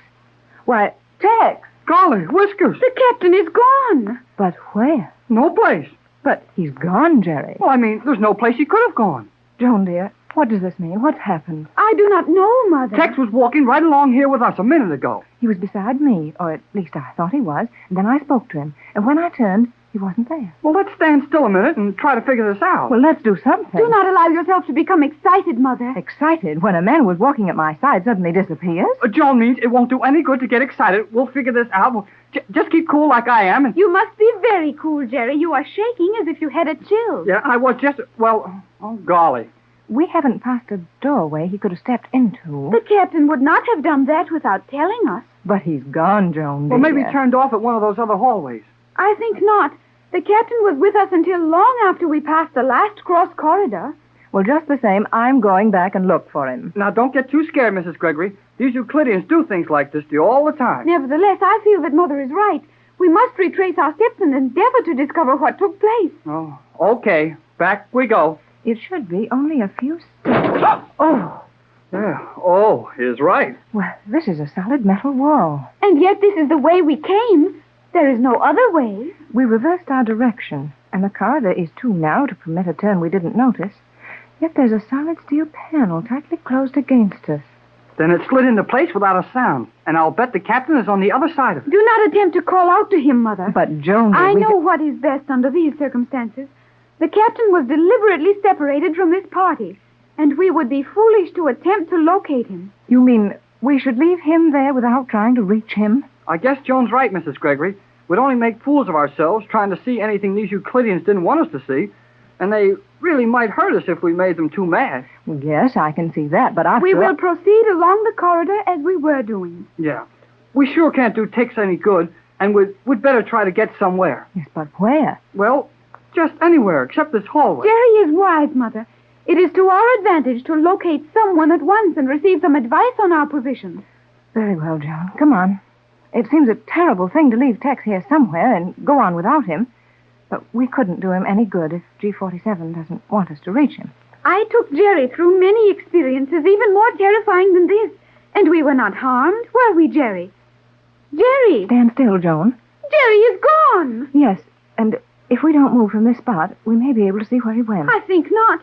There was no sound, no disturbance. Yet Jerry has vanished as completely as if he were in another world. Yes, another world. Joan, we are in another world.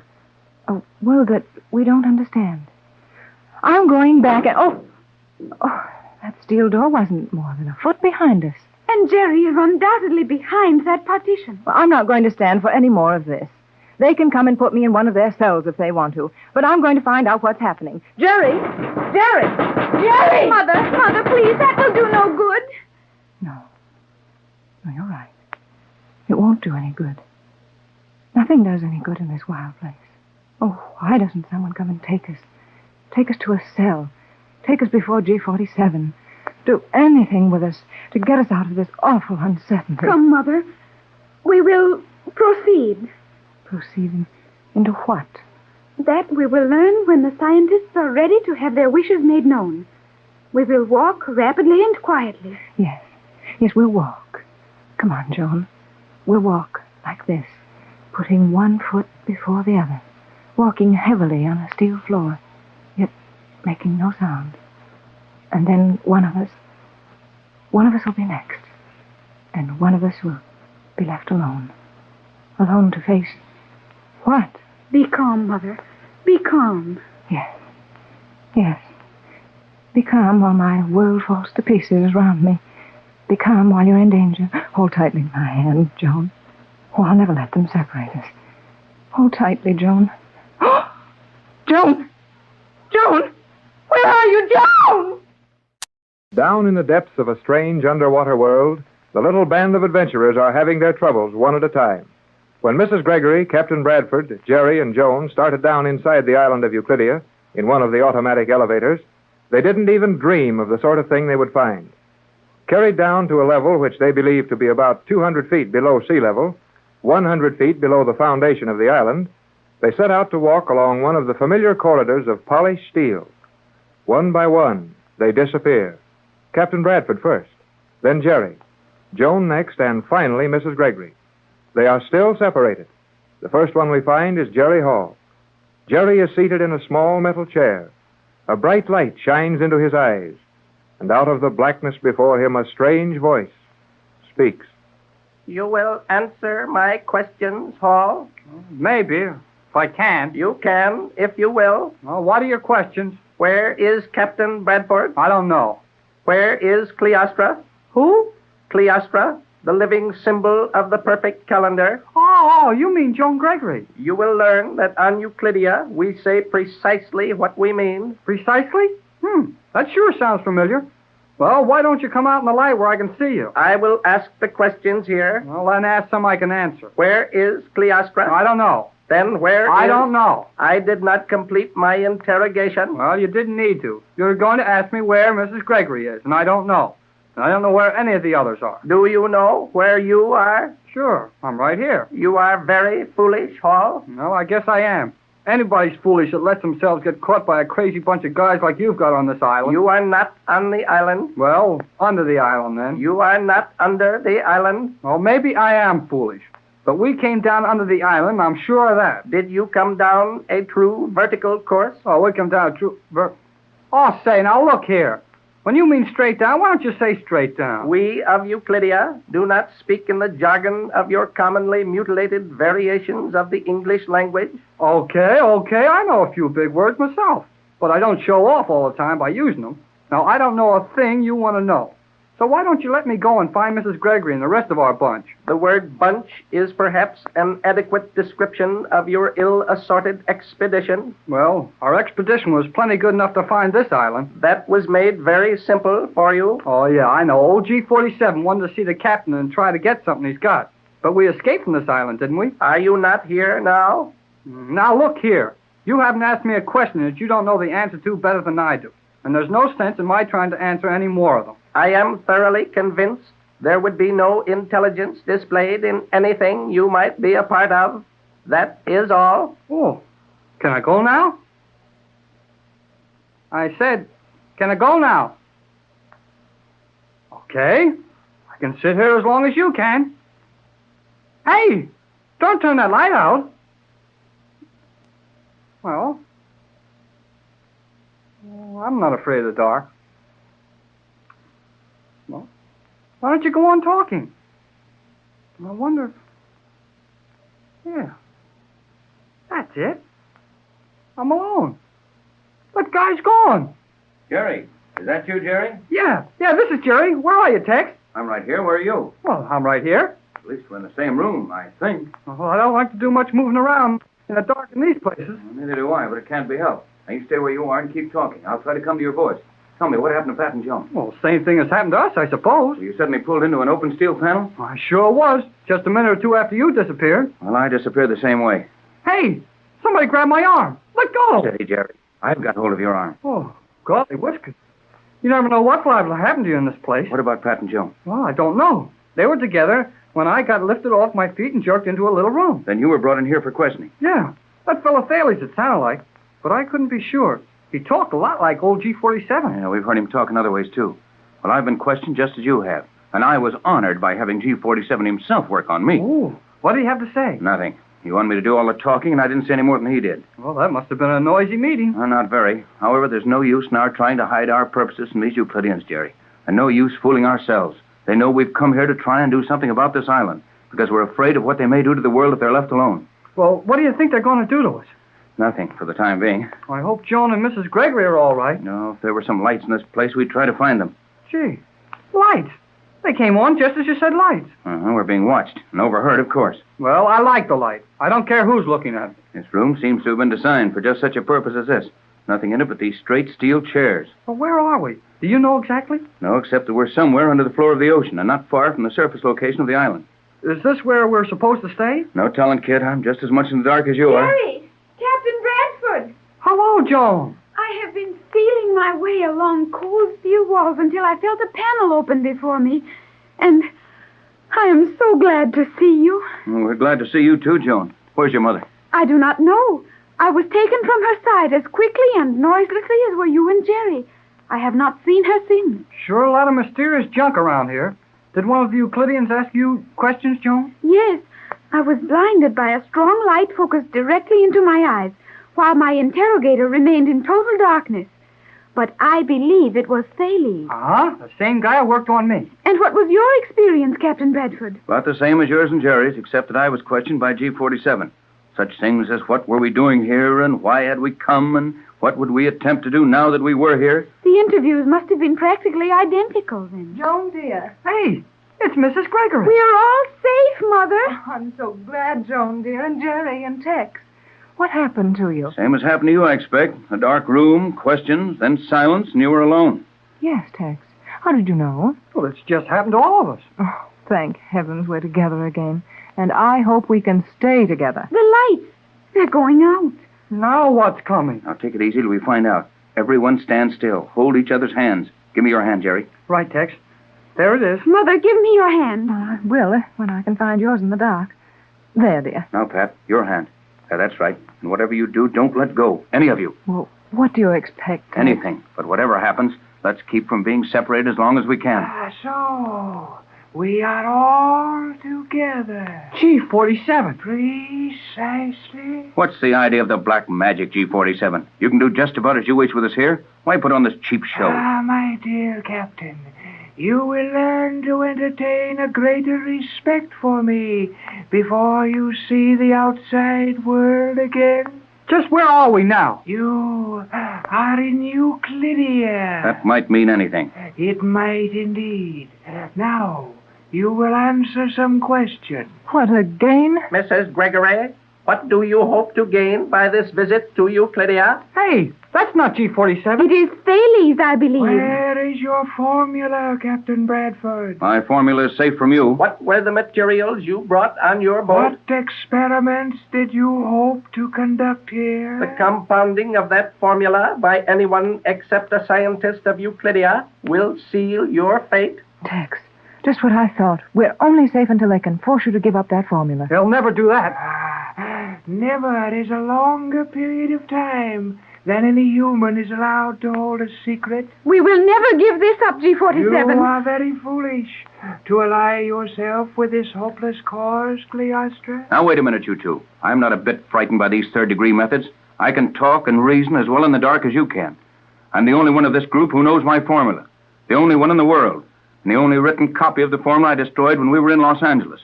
You can't browbeat any secrets out of the others, and you'll never get them from me. Good for you, Tex. We all feel the same way. Very heroic. However, your sweeping gestures have the weakness of all heroics. They have no value in the face of fact. But the formula is a fact, and my having it a fact. And is it not a fact that you would surrender the formula before you would allow harm to come to any of these others? Well? No, Captain. We are able to undertake anything with you. Yes, Joan, dear. But the four of us mean very little when the safety of the world is at stake. Do you think you four weak fools are of any value in the world? Well, as long as we can keep guys like you from running wild and upsetting all our countries, we're plenty of good to the world, and that's more than you are. We of Euclidia have knowledge that is priceless to your elementary world. That depends on your senses of values. We're going to do everything within our power to see that your vast scientific knowledge is not used to harm the world. No, never mind, Pat. We're only wasting our breath. Let's just let them talk, and when the time comes, we'll find a way to do the right things. Does anyone in your world ever do the right things? Hey, listen. That's the signal to submerge the island. That means we will not see the daylight for some time. The island is being submerged completely and will remain so until we have that formula. Well, we can stand it down here if you can. And in the meantime, there are warships from every nation in the world ready to come to this position and attack the island if we do not return within a specified time. That is interesting indeed. For those warships, we'll find only the crater of an extinct volcano. A volcano? Under the water? So that's where you got the foundation of the island. Precisely. The island was built in the crater of a volcano, and that made your excavations easy. Gives you plenty of space under the ocean floor. Several millions of cubic feet. Millions of cubic feet? In what? In Euclidia, where this room is located, where you are now more than 200 feet below the surface of the water. And this is the highest level of the city. City? I told you, Mother, I thought there was a city here. When will you let us see this place? You will be free to explore it at your pleasure tomorrow. It is not necessary to warn you that escape is hopeless. No, we can see that for ourselves. Anyway, we didn't come here this time to try and escape. You may go to your quarters when you so desire. And I suppose we've got to walk around here in the dark and fall over a lot of steel chairs trying to find a door. Hey! You're wrong, Jerry. There's plenty of light now. G47. And Thales. They are gone. Golly, gone without a sound. And they were both right here in front of us. Don't let that bother you. We're going to have a lot of things more serious than disappearing tricks to contend with. Yes, our position is serious now, Tex. We cannot escape as we did from the island. No, they're not kidding about that. We're 200 feet below the ocean. 200 feet. Under the water. It might as well be 200 miles. During the past few weeks, we've learned a lot about the Magic Island. One thing we learned was that the island is called Euclidia. Now, however, this seems to be not altogether true, as the island itself is apparently only a small part of Euclidia. When Mrs. Gregory, Captain Bradford, Jerry Hall, and Joan Gregory returned to the island on this trip, they expected to stay for some time and learn as many as possible of the Euclidean secrets. On their arrival, they found the island deserted. One of the automatic elevators carried them down into the lower regions of a submerged mountain. We find them now in a room of polished steel, 200 feet below the surface of the South Pacific Ocean. Well, here we are again. Yes, Jerry, here we are again. You should not say, here we are again. We have never been here before. You're right enough, Joan. We've never been here before. Oh, maybe not in this room. but this is sure the third time we've come to this island. And our prospects are a little more grim and hopeless each time we come. Yeah, maybe we've come once too often. That is bad grammar, but sound reasoning. I'm inclined to agree with Jerry for once. If I'd had any idea we would run into a setup like this, I doubt if we would have left Los Angeles. But, Tex, Joan had mentioned something of a larger colony she thought existed. That is true, Captain Bradford. I did mention that, though I was very indefinite about it. I'm not blaming you, Joan, but one of us certainly should have thought that the Euclideans would have a larger place in that island for the operations they were carrying on. Well, I guess we can all think of a lot of smart things we could have done, now that it's too late. But we're here, and I think the best thing to do now is to figure how to get out of here. You're right, Jerry. We knew we were taking chances when we came here. Well, Joan, while you've never been in this undersea city of theirs before, you probably know more about it than the rest of us. What would you suggest? That is very difficult to answer, Captain Bradford. I heard the Euclidean scientists mention the city below and Euclidia proper, and I felt somehow that there was much of Euclidia that I had not seen. But I have no definite knowledge with which to help you. Well, why not quit talking about all the things that might help us if we only knew them, and talk about the things we know how to do? Well, what would you suggest, Jerry? Well, let's get out of this room and start looking around. Do you know how to get out of this room? Sure. Walk out. Where is the door? Why? Huh? Oh, gee. There isn't a door in this room. That's the first trouble. There are probably a number of exits as G47 and Thales entered and left without any trouble.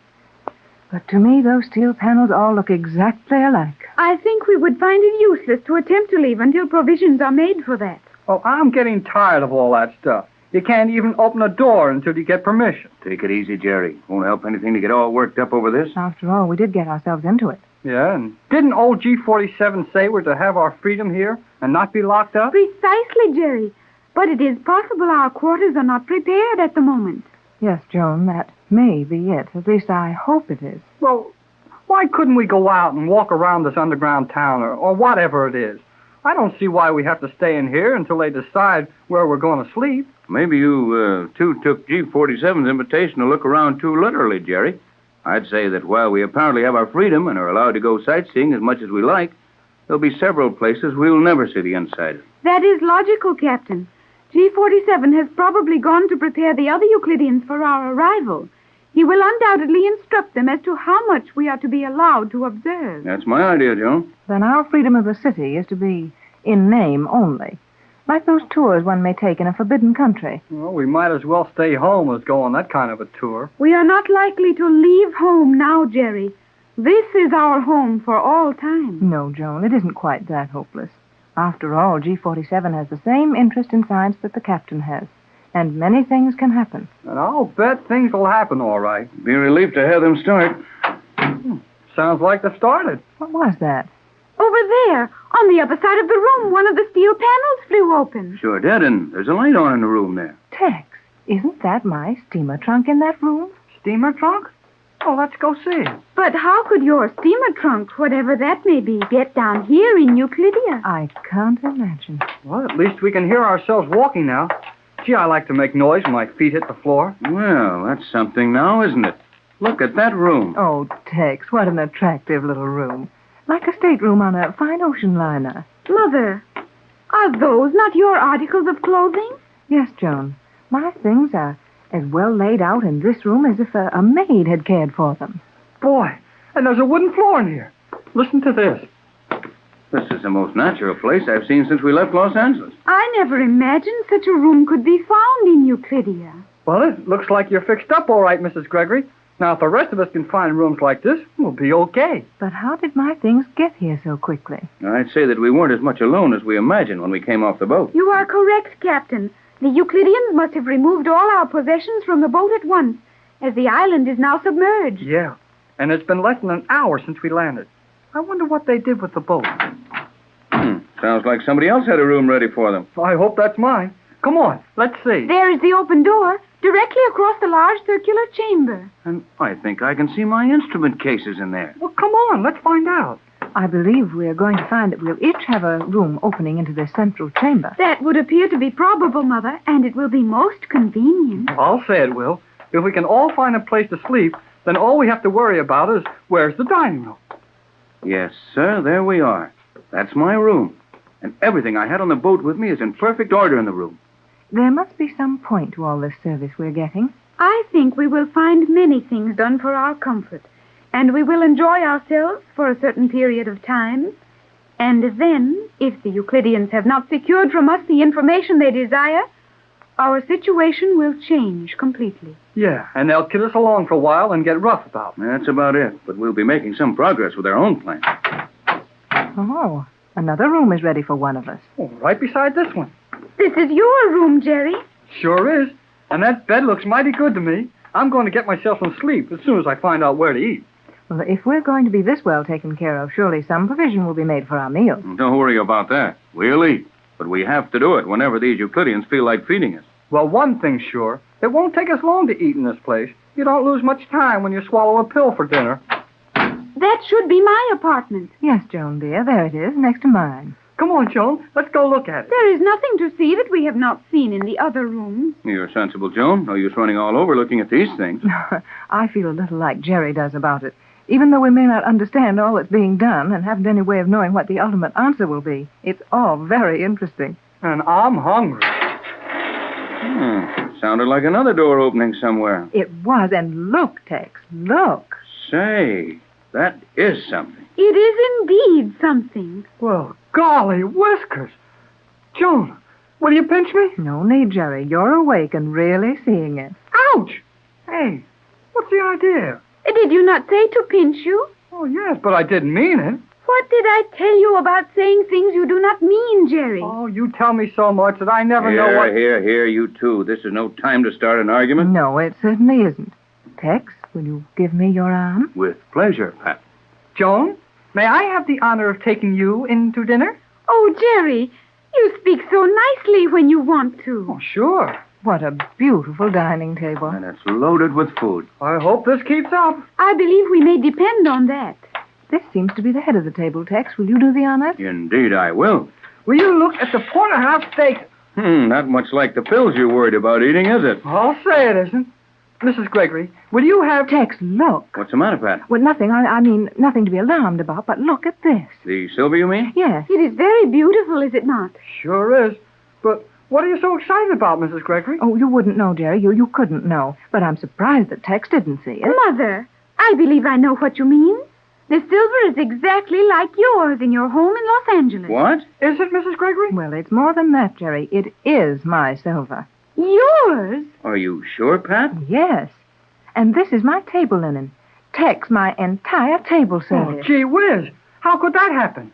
I believe that the visitor who went through your home while we were locked in the radio room spent more time in various parts of the house than we noticed. No doubt of it, Joan. One of those Euclideans took everything out of your mother's house that he thought she would want for a long stay on the island. And that sounds like those men are mighty sure we're going to make a long stay. Yes.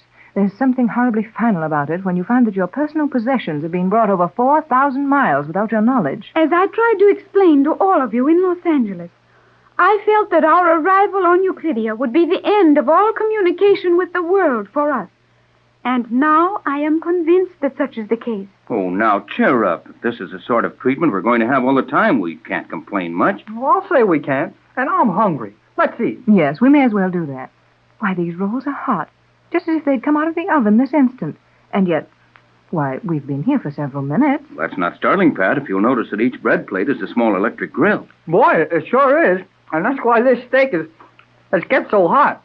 Oh, boy, is this good. Jerry, is it your custom to speak while you are eating? Well, sorry, but when you expect to be handed a pill for your dinner and somebody brings you a steak that's kept sizzling hot, it's hard to remember your manners. Oh, I know that, Jerry. But we must try very hard to preserve our composure and maintain all of our standards in the face of everything. This food is really very excellent, is it not? I don't know when I've tasted a meal I enjoyed more.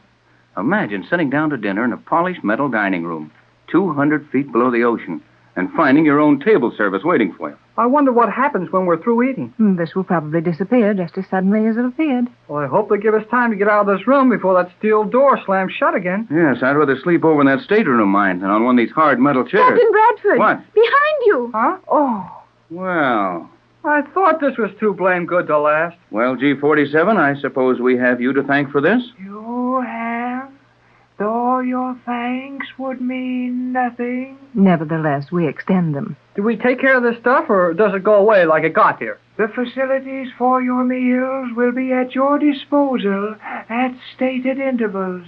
You will have 1,800 seconds in which to complete each meal and leave this room. We eat on time and when and what you tell us to eat, huh? Precisely. When may we begin our tour of Euclidia? Tomorrow morning, you will find the main passageway open.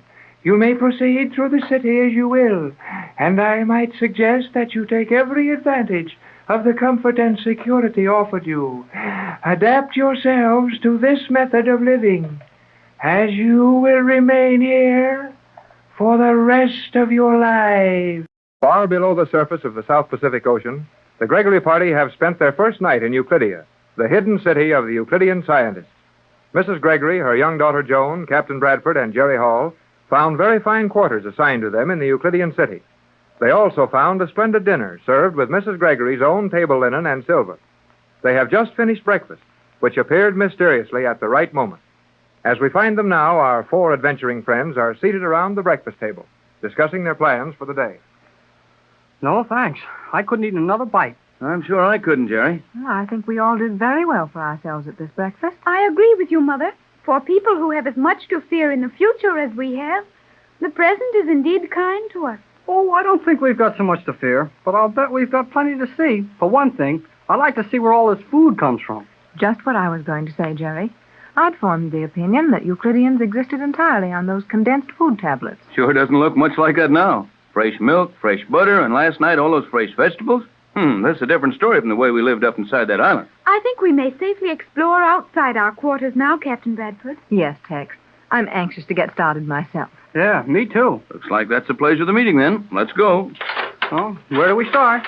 I would suggest we start by finding an outer door. Yes, Joan, dear. We'll have to leave this large room or group of rooms if we're going to get anywhere. No, all we need is a door. Well, while you're looking for that, I'll get some heavy wraps for Joan and myself. Well, you won't need them, Mrs. Gregory. But if we're going outside, Mother, where do you think outside will be?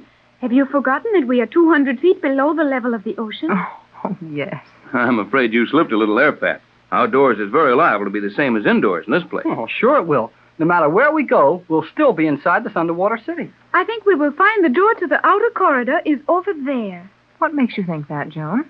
Our sleeping quarters and the dining room occupy nearly all of the other sides. That should be the outer door. Well, it won't take long to find out. Come on. And if one of these panels does prove to be the door, we still have the fun of opening it. Joan and I got a lot of doors open once just by... Hey, look. Yes, Jerry. Another of the voice-controlled doors. And this is the beginning of another series of weird experiences, I suppose. Looks like it, Pat. But remember that these Euclideans are human, just as we are. If they can stand it, so can we. Well, here we are, back in our disappearing hall again. Yes, there is the elevator shaft through which we came. And now our steps make no sound. More of the soundproofing. We'll just have to learn to take that sort of thing for granted and not lose any time speculating on it, or we'll spend all our time doing that. Well, where do we go first?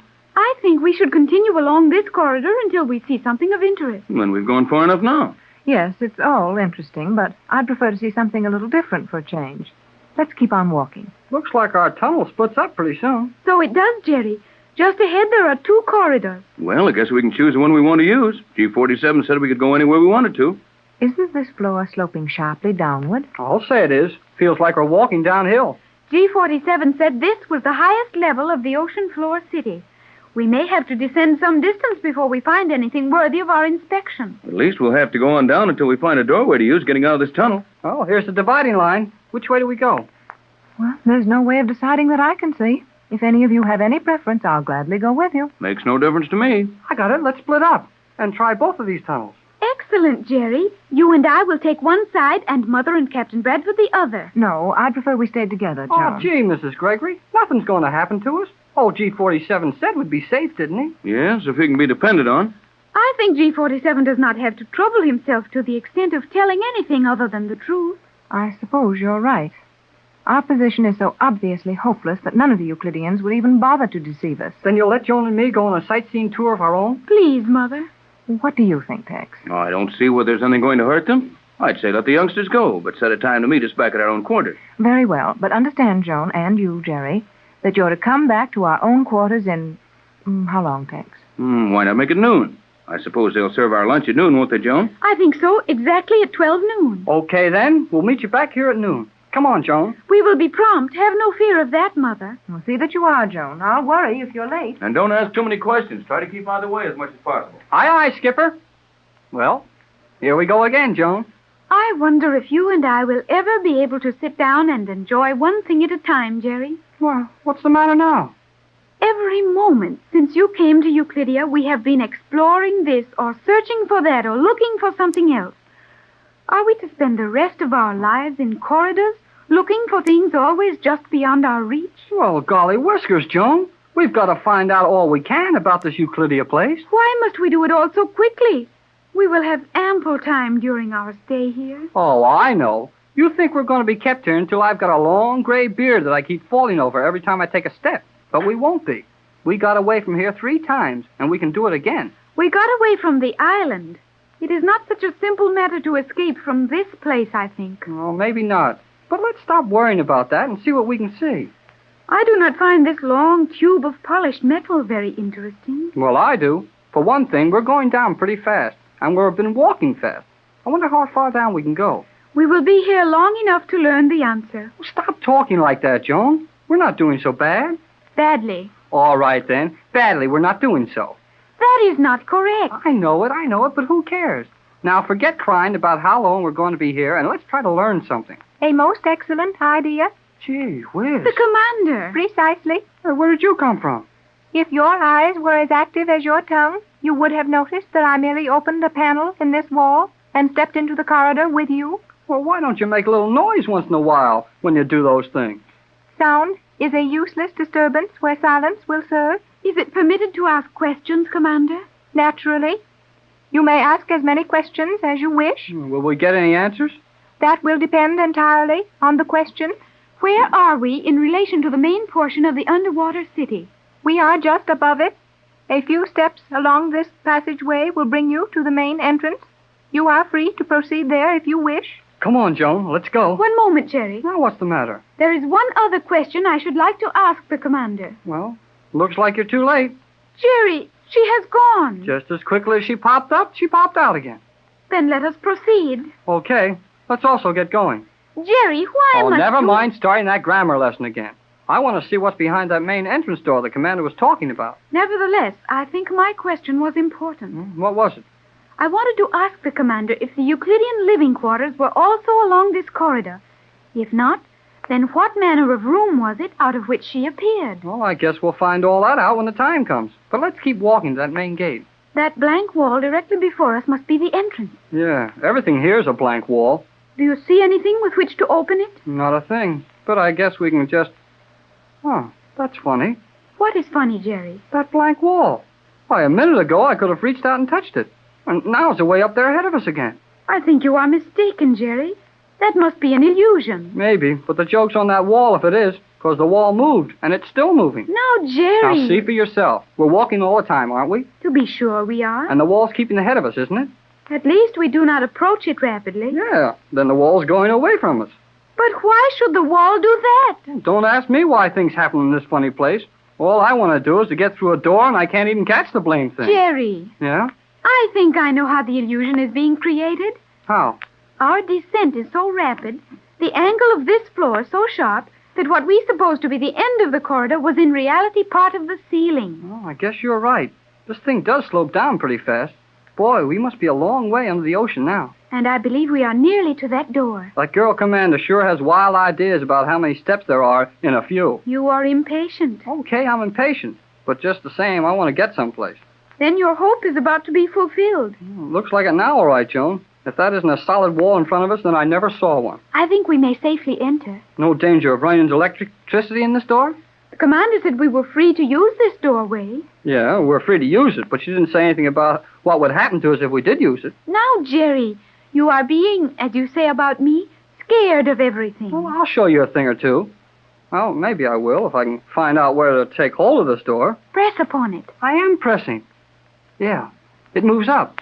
Look, Joan, I'm just barely touching it with my hand. Just pushing up a little, and the whole end of the corridor is going right straight up. Oh, Jerry, look.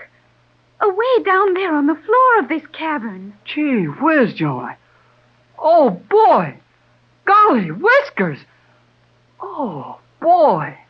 We will go down and see it. Why, Joan, this is the biggest thing I ever saw in my life. I believe it is the largest spectacle of its kind in the world. Never have I heard anyone describe anything of such magnitude. Yeah, it's big, too.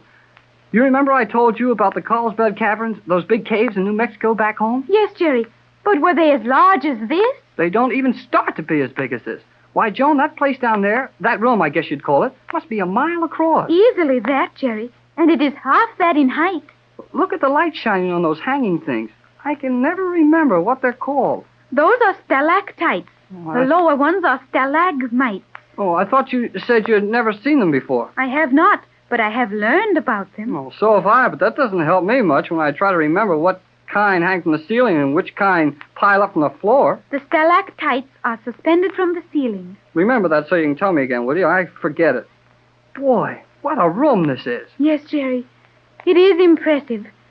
And I believe I see the entrances to similar rooms on all sides. Sure looks like it, Joan. This thing we're standing on is a balcony, a steel balcony built around the center of the cave. And we're pretty near halfway up the side and... Hey, Joan! Joan! What is it, Jerry? You are hurting my arm. Oh, sorry, but I got excited. Look down on the floor of this cave, right under us. Yes. I do not understand what it is you wish me to observe. Trees. Green grass and big trees growing in this cave under the ocean. We must be 300 feet down by now. At least 300 feet below the surface of the water. Now I know where they got all of that fresh cream and butter and fresh vegetables. There's cows down there, Joan. Cows and pastures and green grass and trees. I see them. Is that so unexpected? Now, look, Joan, don't act like that. You know as well as I do that green grass and trees don't grow like that in a dark cave under the water. They've got to have sunlight and fresh air. This would seem to prove that you are wrong, Jerry. You can see the green vegetation, and you can see the cows, and you have eaten fresh vegetables, milk, cream, and butter that obviously came from here. Sometime I hope to make you realize that on Euclidia, things which cannot be done... The magic island of Euclidia provided enough surprises for any party of adventurers. Now, the colony of Euclidia, the larger part of this weird settlement, promises to be even more surprising. Jerry and Joan found a lot of interesting things when they explored the magic island. They found complete scientific laboratories, submarine docks, and immense power machines inside the artificial island, built to a depth of 100 feet below the surface of the ocean. Now, Jerry and Joan have started out to explore the colony of Euclidia. We find them standing on a balcony, 300 feet below sea level, looking out over an immense cavern in which the activities of an entire community are being carried on. But gee whiz, Joan, I don't see how you can be so calm about all this. Is there something exciting about it? Is there something exciting about it? Look, Joan, here we are, standing on a balcony built of steel. We're 300 feet under the ocean, and the bottom of this cave, or whatever it is more than that. Hey, but look what's going on down there. I see that, Jerry. There are trees growing, as you have said, and vegetation of various kinds. But why should those things not grow here? Because it's in a cave. There's no sunlight here, and you can't grow things without sunlight. I think your statement would be more sensibly worded if you said that in your limited experience, you had never seen these things growing without sunlight. It can't be done. You may see with your own eyes that it is being done. Well, I still don't believe it. Come on, let's go down and see some of these things. I think there is a stairway over this way. Yeah, and I'll bet it's a good long one, too. We must be 200 feet above the floor of that cave. It is approximately 200 feet. Oh, Jerry. What? This small stairway will do us no good. No good? Well, it goes down, doesn't it? It does for a few steps, possibly 12 feet. And then the steps end in that small landing. Oh, golly, whiskers. What good is this kind of a stairway? I think we may as well descend as far as possible. At least we may be able to see under this balcony. Perhaps there are other means of reaching the floor of the cave. Well, okay, we'll get down. But I don't see what good it's going to do us to stand on that little platform and wish we were 200 feet below here. There is only one means of support visible for the platform. Yeah, and they're not any too visible. Just those 4 wires hanging down from the roof of the cave. I wonder if it's safe to step on it. To be sure it is. Yeah.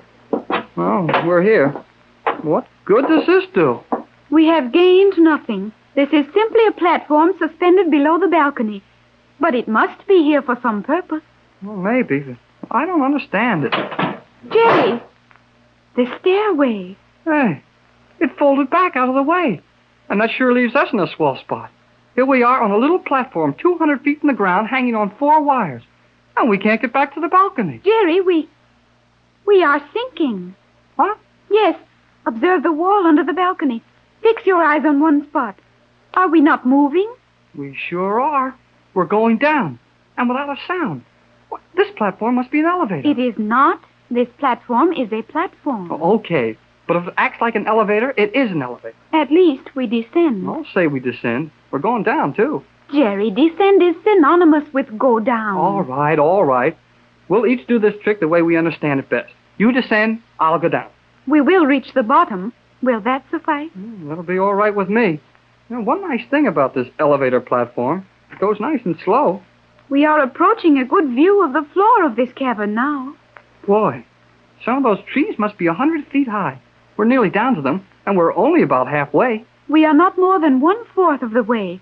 The height of those trees is more nearly 150 feet. And these Euclideans can grow trees 150 feet high in a cave under the water. Perhaps the scientists will explain that to you, Jerry. Well, I'm going to ask them anyway. G47 said we could ask all the questions we wanted to, within reason. And one thing I sure want to find out is where all the light in this place is coming from. That is an intelligent question, Jerry. Oh, look who thought of it. Exactly. That prompted me to wonder at it. Oh, is that so? Now, Jerry, you must not become angry. I think you are a very clever boy. Oh, you bet I am. Nevertheless, the answer to your question would be obvious to you if you were slightly more clever. Huh? Oh, do you know the answer? To be sure I do. The light comes from the roof of the cave. Oh, I know that. But how did the light get up there in the first place? What makes the light? That you will have to ask Thales. Thales? Oh, well, I don't want to see anything more of that fellow. Thales is the electrical expert for Euclidia. Any question on illumination will be referred to him. Well, then maybe I can get along without the answer. I'd rather not find out than ask that fellow anything. Hey, Joan, we've stopped moving. I had noticed that. Look, Joan, we've been moving along pretty fast here. Oh, not as fast as one of the regular elevators in the island, but we've come down about 100 feet in 3 or 4 minutes. Now, this platform was hung on those wires on the corners, but when we stopped, this platform didn't sway around. It didn't move like it was swinging on wires, and it hasn't moved yet. That is strange. Are you sure there is nothing supporting us from below? Oh, nothing but the air. That looks kind of thin to me. Something is being used to hold this platform perfectly motionless. Well, other things are moving, even if we're standing still. What is moving? Well, look over there at the wall of the cave. Yes, a portion of the wall is moving. But what a strange action. Well, it looks to me like a long, narrow strip of the wall is opening down toward us, like one of those drawbridges they used to have in front of castles. I am watching it. A section of the wall directly opposite this platform is opening, and the metal section is coming down within an arc, which should terminate at the exact level of this platform. Oh, that's the way it looks, and that's a pretty good long piece of steel, too. We must be 40 or 50 feet from that wall. Jerry, someone is walking out along that narrow strip of steel as it comes down into place. Yeah, and they're not waiting for it to get all the way down, either. Hey, look out, Joan. Get back from that edge. I will not be struck. There is ample room. Boy, they sure know their engineering on this place. Our platform never even shivered when that steel drawbridge fell into place. Is this not the submarine commander, Jerry? Yeah, it looks like her. But she's turned around looking at the wall, and I can't be sure. Yeah, now she's looking this way. You will follow me? You mean us? Of course she means us. Well, I just wanted to know. Okay, Commander. Here we come. Oh, noiseless steel in this drawbridge, too, huh? You have learned little since our last meeting, Hall. What's the matter with me now? You will persist in asking questions to which it is not worthwhile to reply. I will attempt to curb Jerry's questions, Commander. Oh, you will, huh? You might use your time in some more profitable pursuit, Cleostra. There's that Cleostra business again. Her name is Joan Gregory. And that old stuff about her namesake who monkeyed around with a zodiac and fixed up the calendar doesn't mean a thing to her anymore. Look, Joan's been to Los Angeles with me, and she likes our way of living. So from now on, that's the way she's going to live. You may find, and that in the very near future, that your life on Euclidia will be more pleasant if you conform to the Euclidean manner of doing all things. Oh, sure. We're smart enough to play your way when we're using your marbles. But when we get back in our own yard, then we'll do it our way. That is the mistaken impression I am trying to correct. You will never know any other life than this. You will never leave Euclidia. Jerry, I believe she speaks the truth. Maybe she thinks so. But that's because old G47's got her scared. That is partially true. Everyone on Euclidia lives in fear of G47 and his displeasure. Yet even such a life is preferable to anything your world could have to offer. I have seen something of the world of which Jerry speaks. I think you would change your opinion if you could see it as I did, Commander. Oh, you sure would. Why, a girl as beautiful as you are with the right kind of clothes, I could be a picture star in no time at all. A picture star? Jerry refers to the more important personages in the world of the motion picture. You are obviously sincere about this matter, Hall. Is there anything more attractive than being the first in command of the Euclidean underwater fleet? Well, that may seem like a swell job to you. Well, I guess it is. But it's no job for a girl. Why, one of these scientists should have that job, and you ought to be back in Hollywood, knocking them dead in the flickers. Jerry, I am sure the commander does not understand a word of that.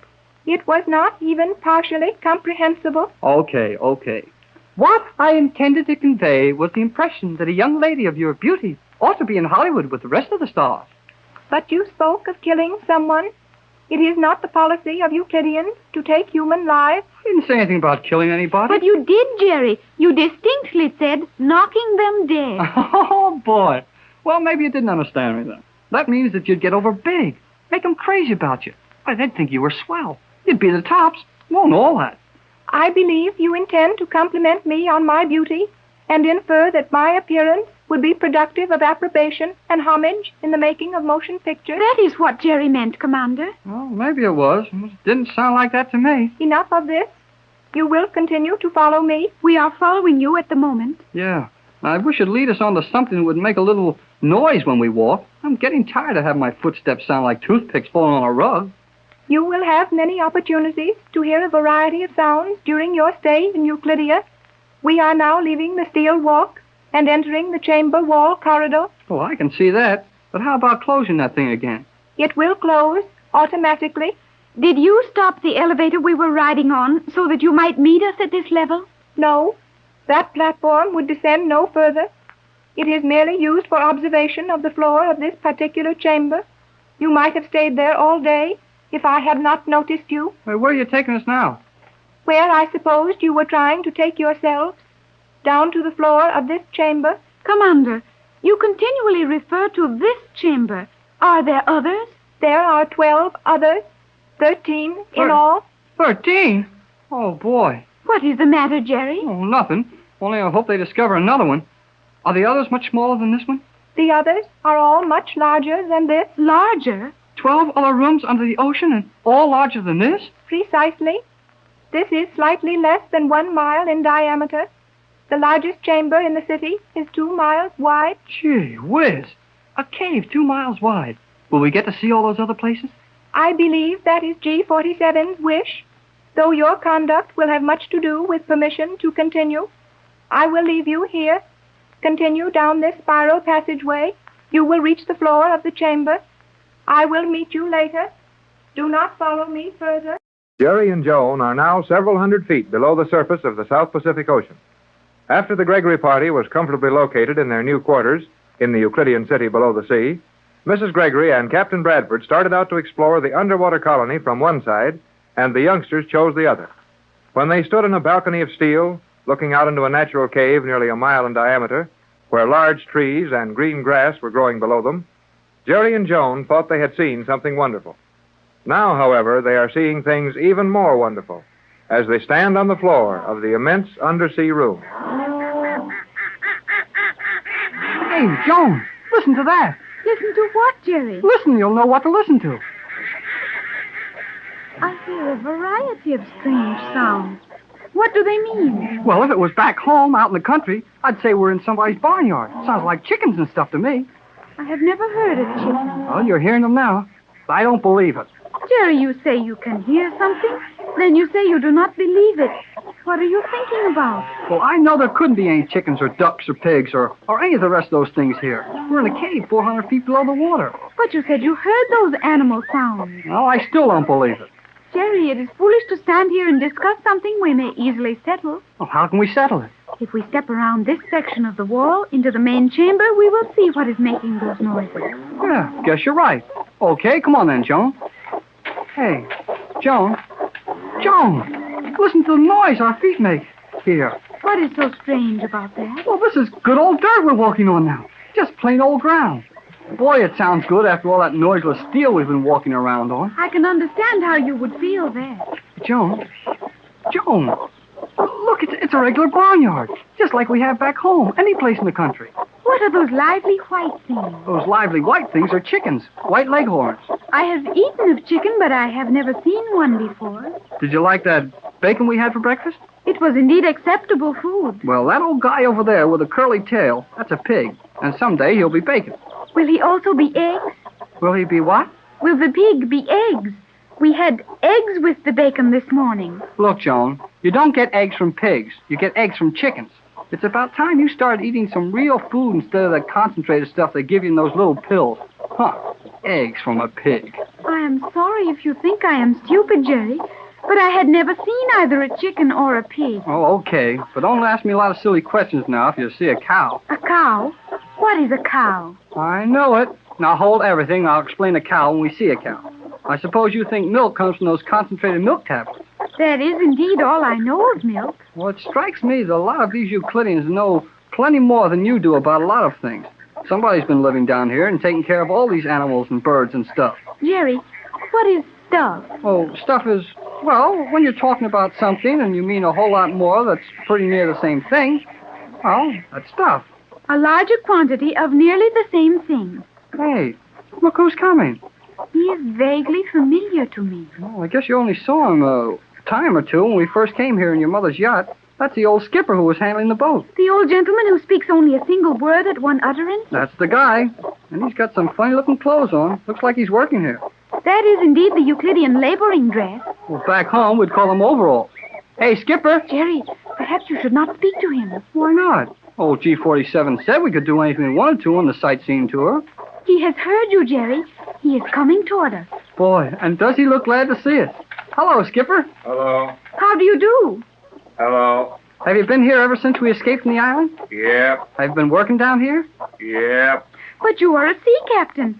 What did you know of farming? Nothing. Well, you must be doing it all right now. You look like they were treating you pretty good. Aye. Is McLeod the Scotch engineer down here, too? Aye. What's he doing? Milking. Milking? Milking. You mean milking cows? An engineer from a yacht milking cows? Aye. Oh, I'll bet he doesn't like that any too well. What's your job, Skipper? Pigs. Pigs? Hogs. Oh, boy. I can see that engineer handling a bunch of pigs. Jerry, what is a hog? Oh, a hog is a pig. Then what is a pig? Oh, a pig is a hog. I do not understand Well, that. never mind now. Save all the questions till some other time. Just now, I want to try and find out something about what's been going on here. Have they treated you all right, Skipper? I mean, plenty to eat and a good place to sleep? Aye. Can we see McLeod pretty soon? Aye. Jerry, would it not be quicker and easier to see these things for yourself than it is to wait for the captain's answers one word at a time? Hey, look here, Skipper. Why don't you open up and do some real talking? I mean, put 2 or 3 words together and make a book out of them. Nope. Why? What's wrong with talking like other people? Waste. Waste of what? Words. So it's too much of a waste of words to tell us what's happened since we've been gone. Yep. Do you know where McLeod is? I mean, where we can find him right away? Pigs. Yeah, I know. He's with the pigs. But where are the pigs? Gone. The pigs are gone? Aye. Well, where did they go? I know blame well they can't run away from down here in this place. Where are they? Sleep. Oh, the pigs are gone to sleep? Aye. Jerry, if they are sleeping, we do not wish to disturb them now. Look, Joan, a pig is something you don't care whether you disturb it or not. A pig can sleep any old time. A pig, well, a pig is just a pig. Possibly, but the skipper says the pigs are asleep. And I believe he means we cannot see Mr. McLeod, who is caring for them at this time. Is that not correct? Aye. Well, of all the blame nonsense I ever heard of, I can't visit the guy who's watching the pigs because the pigs are sleeping. Fine thing this is. It's a wonder the chickens aren't taking a little nap. Feeding. Oh, you're feeding them now? Aye. I should like to see that, Jerry. I have never seen a chicken eating. Nope. No, what? You mean we can't watch you feed the chickens? Nope. What is the objection? Orders. Orders? Regulations. Regulations. Boy, I pretty nearly had you there. That word's long enough to count for 2. May we see them closely at some other time? Aye. Hey, Skipper, come back here. Busy. Oh, I like that. He's the old skipper, one of your mother's and Captain Bradford's best friend, so stuck on his job feeding Euclidean chickens that he can't even stop to talk to us. Perhaps he is only executing orders, as he said. Well, maybe, but it wouldn't hurt his old chickens any if we watched him feed them. Have you thought that G47 may have some secret regarding the feeding that you may not see? Oh, I suppose so. Well, come on. The old skipper's closing that gate, so we might as well walk around the edge of this place and, well, see if we can get a look at a cow without spoiling her game of checkers or whatever they have the cows doing here. Jerry, Yeah? do you not see how very final all this is? Final? What do you mean? That old gentleman you call the skipper, he is of your world, a good and loyal friend of my mother's. Oh, sure he is. Why? Yet his appearance is that of a man who is very happy, quite content with his lot, satisfied with this life. Yeah? Well, I guess he didn't seem very excited about seeing us, but then he never gets excited about anything. I meant more than that, Jerry. He is intelligent, has seen much of the world, and knows what various things are worth. Yet he is content to remain in Euclidia. What are you trying to say? I am afraid that may happen to all of us, Jerry.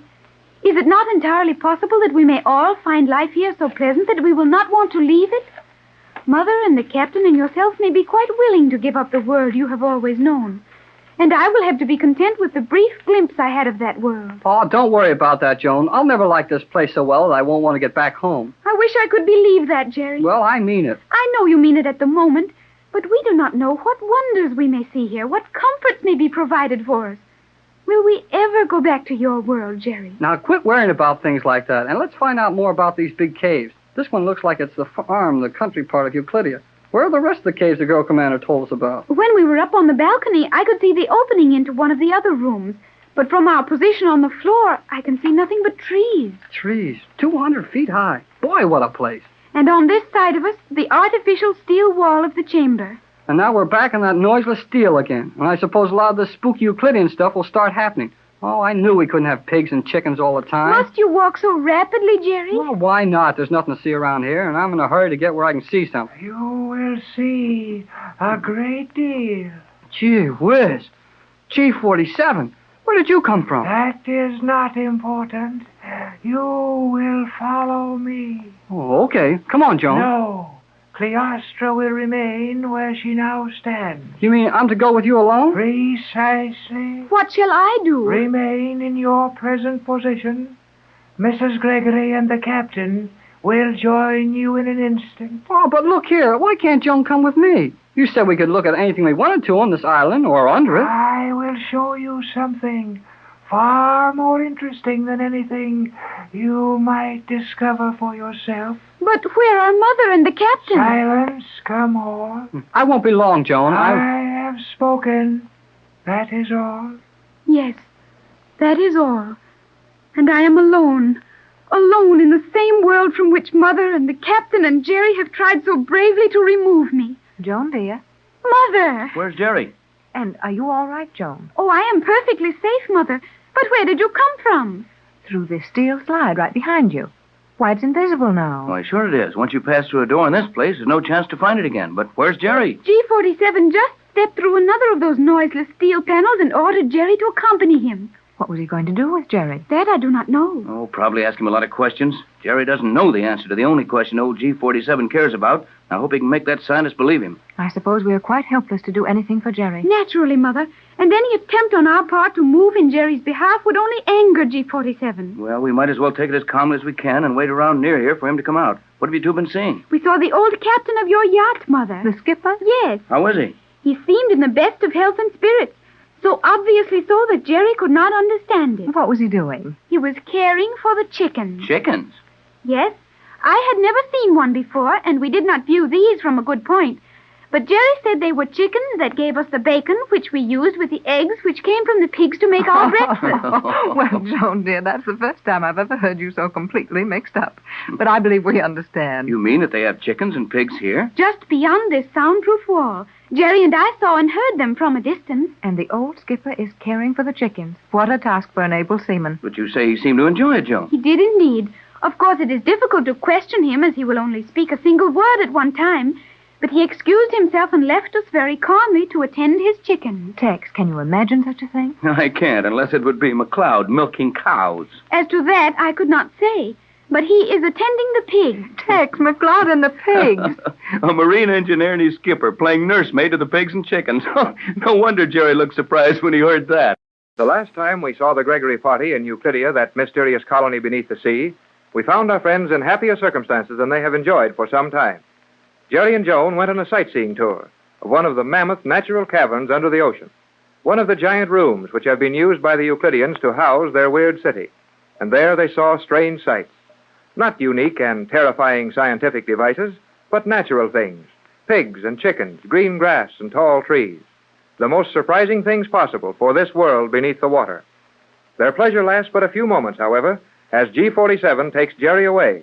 Mrs. Gregory and Captain Bradford find Joan very worried. I do not like it, Mother. G-47 may harm Jerry. Oh, I think not, Joan. He promised we would all be quite safe so long as we remain quietly in Euclidia. You're right, Pat. We're in no danger unless we try to escape. We're not liable to try that 400 feet below the surface of the ocean. No, Joan, dear. And let's think about more pleasant things for a moment. You said you and Jerry saw the old skipper. He is caring for the chickens on the other side of that soundproof wall. We better not disturb him if he's busy. These Euclideans might not like that. I think that is the correct attitude, Captain. Then perhaps we can find our old yacht engineer, McLeod. He is attending the pigs. Attending the pigs? I bet the pigs would appreciate that if they could hear how nicely you worded, Joan. But never mind that. I'd like to see Mac for a minute, even if he is busy. I have no idea where the pigs are to be found. In what manner of place would pigs be likely to congregate? Oh, my dear. You'll never realize how much good you're doing us until you've lived for some time in our world. Pigs are not usually referred to as congregating, but I suppose that will do. I am sorry I do not have a larger acquaintance with pigs. Forget it, Joan. Let's walk around here a while and see what we can see. All this perfectly natural vegetation is amazing to me. There's a mighty good reason for it, if my opinion's any good. What is that, Captain? Do you remember when we visited the cloth mill up in the island where they make the Euclidean cloth and seaweed? To be sure. I conducted you to that room. Who could forget that place? Where the machines made such a frightful clatter you could hardly hear yourself think. That's what I'm getting at. When we stumbled into that room, we had been walking without making a sound, opening and closing doors without a sound, riding in noiseless elevators. Then all at once a terrific din struck our ears. It was all done for a good reason. Precisely, Captain Bradford. As you so promptly surmised at the time, those machines were deliberately made noisy to aid the Euclideans in retaining their normal sense of hearing. Well, I'm sorry to have been so stupid about this, but I'm finally getting the idea. All of this naturalness, cows, trees, noise when we walk, all of these things are kept here in their natural state so that the Euclideans will remember how to behave when their time comes to go out into our world. I am glad we will be allowed to see things as they are in your world. All of my life, until you came, was spent up in the island, and there everything was artificial. Even our food was strange in comparison to what I now know as normal food. I think this atmosphere is good for all of us, Joan. We can keep up our spirits a lot easier among things we understand. Yeah, that's all right, but let's not forget that these Euclideans are just as dangerous and just as watchful in this weird undersea city as they were on the island. I would like very much to explore some of the other large caverns. The others? Are there others, Joan? Yes, the submarine commander explained to Jerry and me that this is only one of 13 such chambers. Do you know what is in those other caves? No, Mother. Let's go and find out. I would enjoy that, but I do not want to leave Jerry here.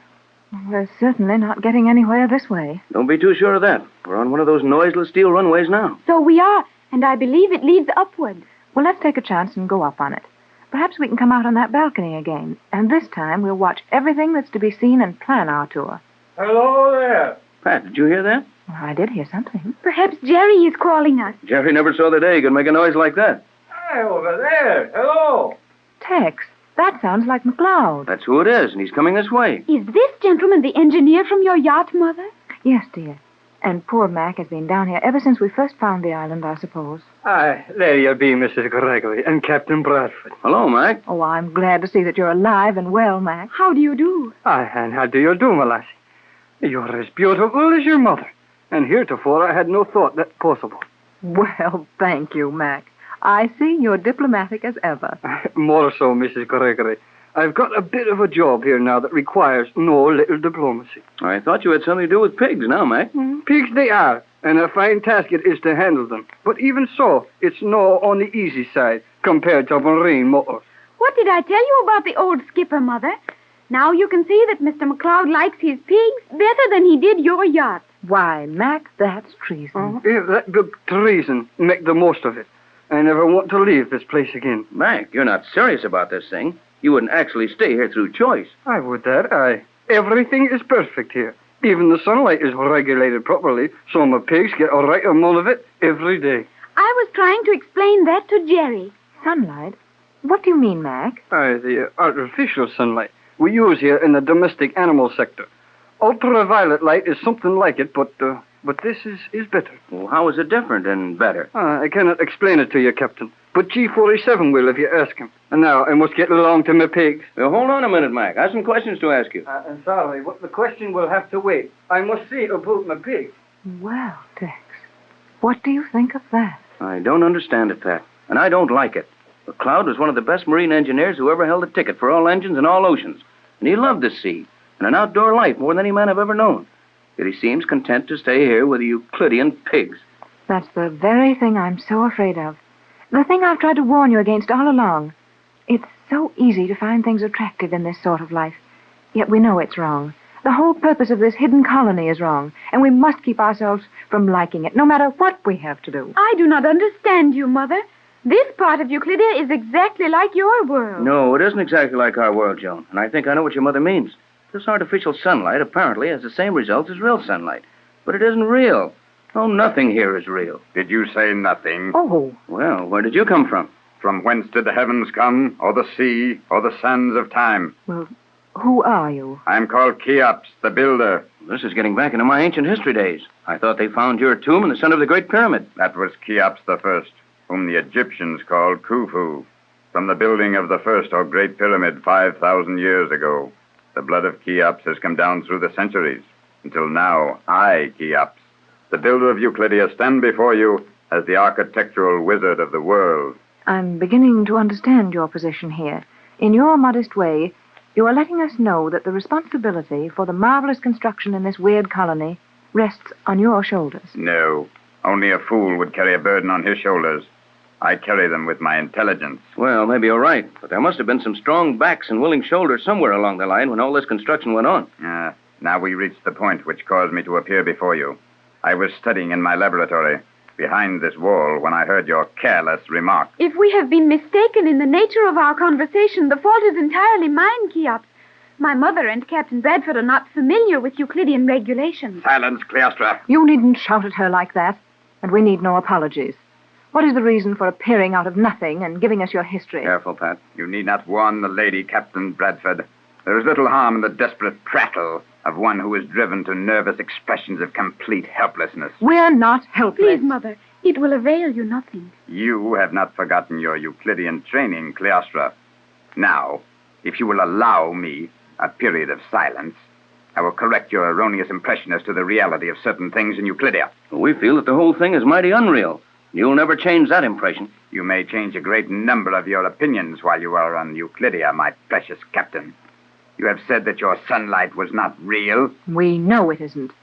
Sunlight doesn't penetrate 400 feet of water and the rock and steel roof and walls of these caves. You see all about you evidence that our sunlight will do everything that can be done with the light and heat of the sun. Yes, we see that all right. But what will the effect of this artificial light be on future generations? How long can you sustain life under these conditions? That you must ask Thales, as the production of electrical energy is within his province. However, for your immediate information, Thales has established the fact that this light in which you now stand will prolong the span of human life to well over a century. Tex, do you suppose that's possible? Well, we sure can't prove that it isn't possible. I have heard the scientists speak of experiments along those lines, and they have been most successful. Precisely.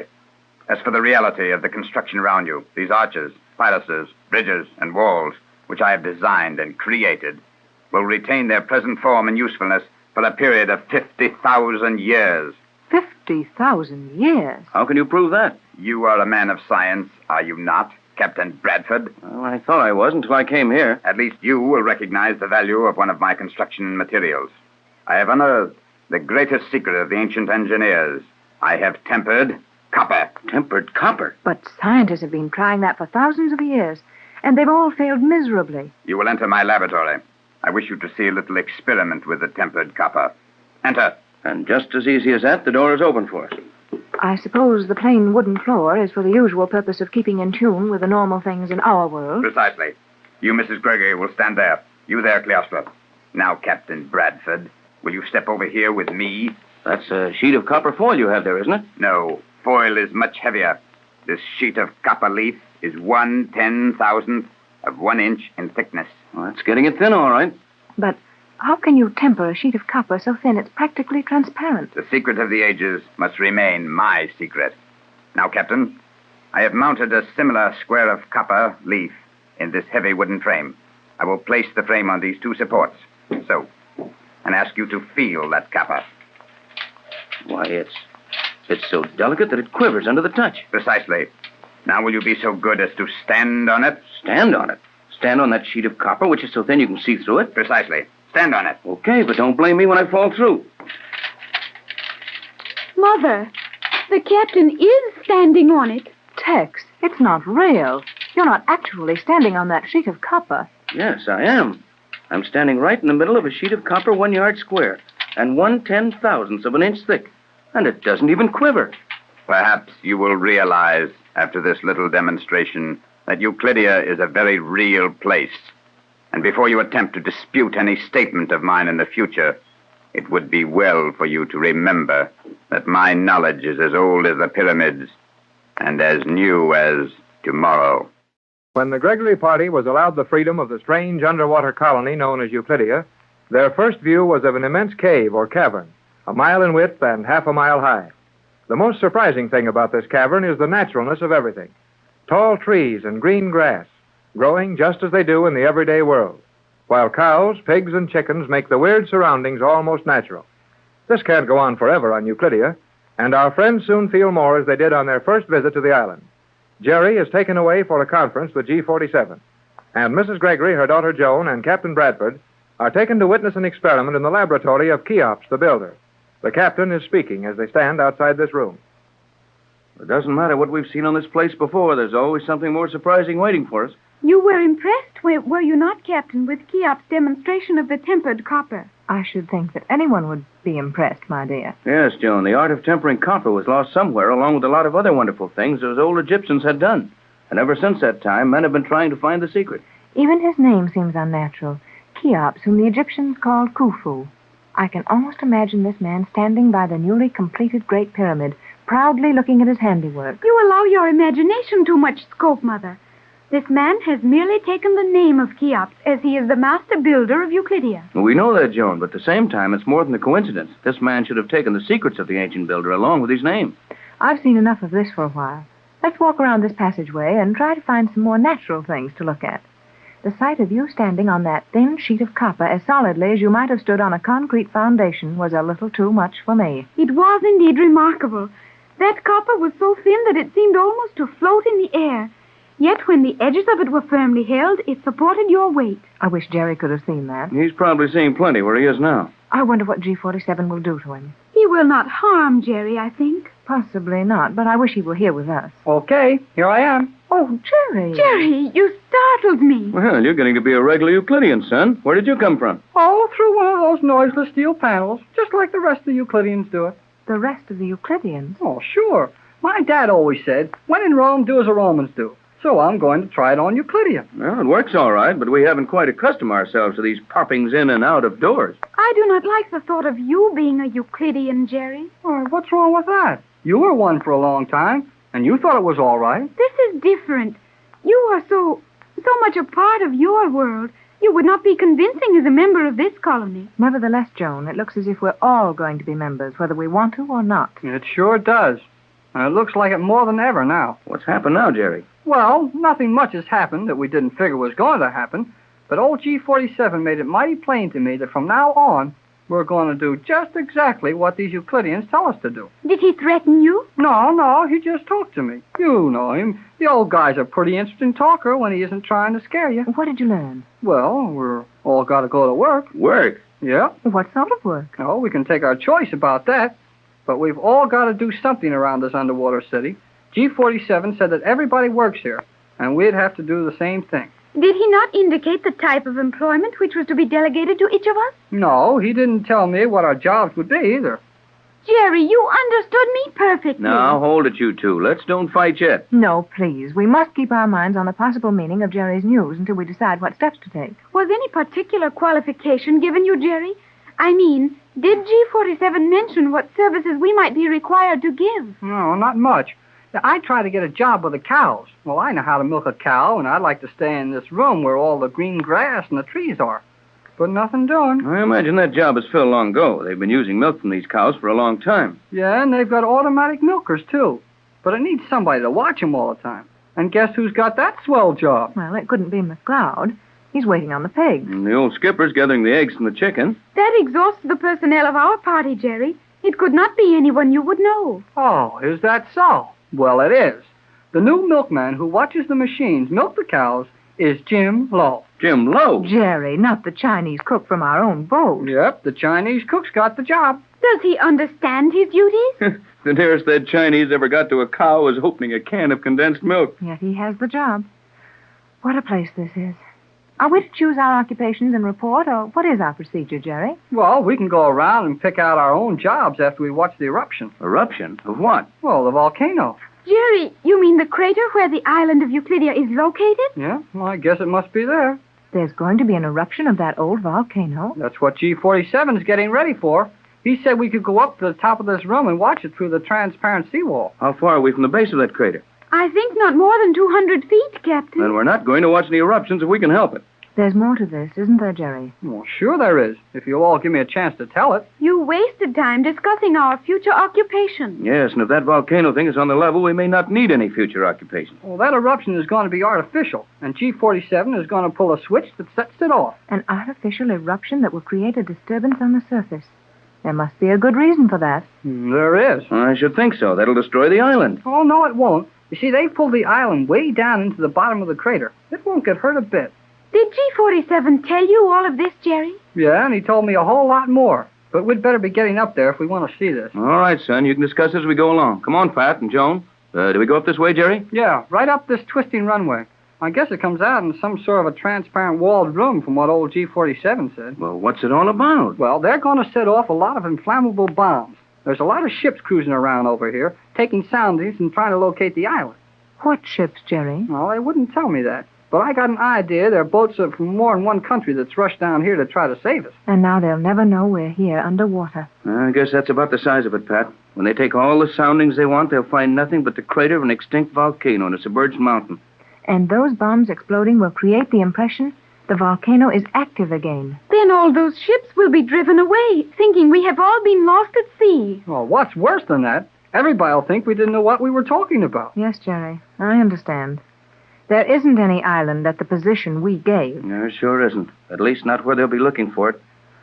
Well, I'm sorry, folks, but I wouldn't be a bit surprised if those ships up there represent our last chance to communicate with the outside world. If there were only some way to warn them, to let them know that we are down here, 400 feet below the water level, and that the island is submerged beneath the base of the crater over 200 feet below the surface. Well, if we could get our hands on a radio set out of some kind, I'd take a chance and send a message out. And you know perfectly well that you'll never be allowed to approach anything that resembles a method of communication. It would not be natural to allow us to send messages which would expose the secrets of the Euclideans. You're right enough about that, Joan. The thing I feel the worst about is that the news will be flashed all over the world that we were all wrong, that the Magic Island never existed, that the position we gave is really an active submarine volcano. Well, there's plenty of people who have sailed over here before. Well, they know there wasn't any volcano here then. That makes it worse, Jerry.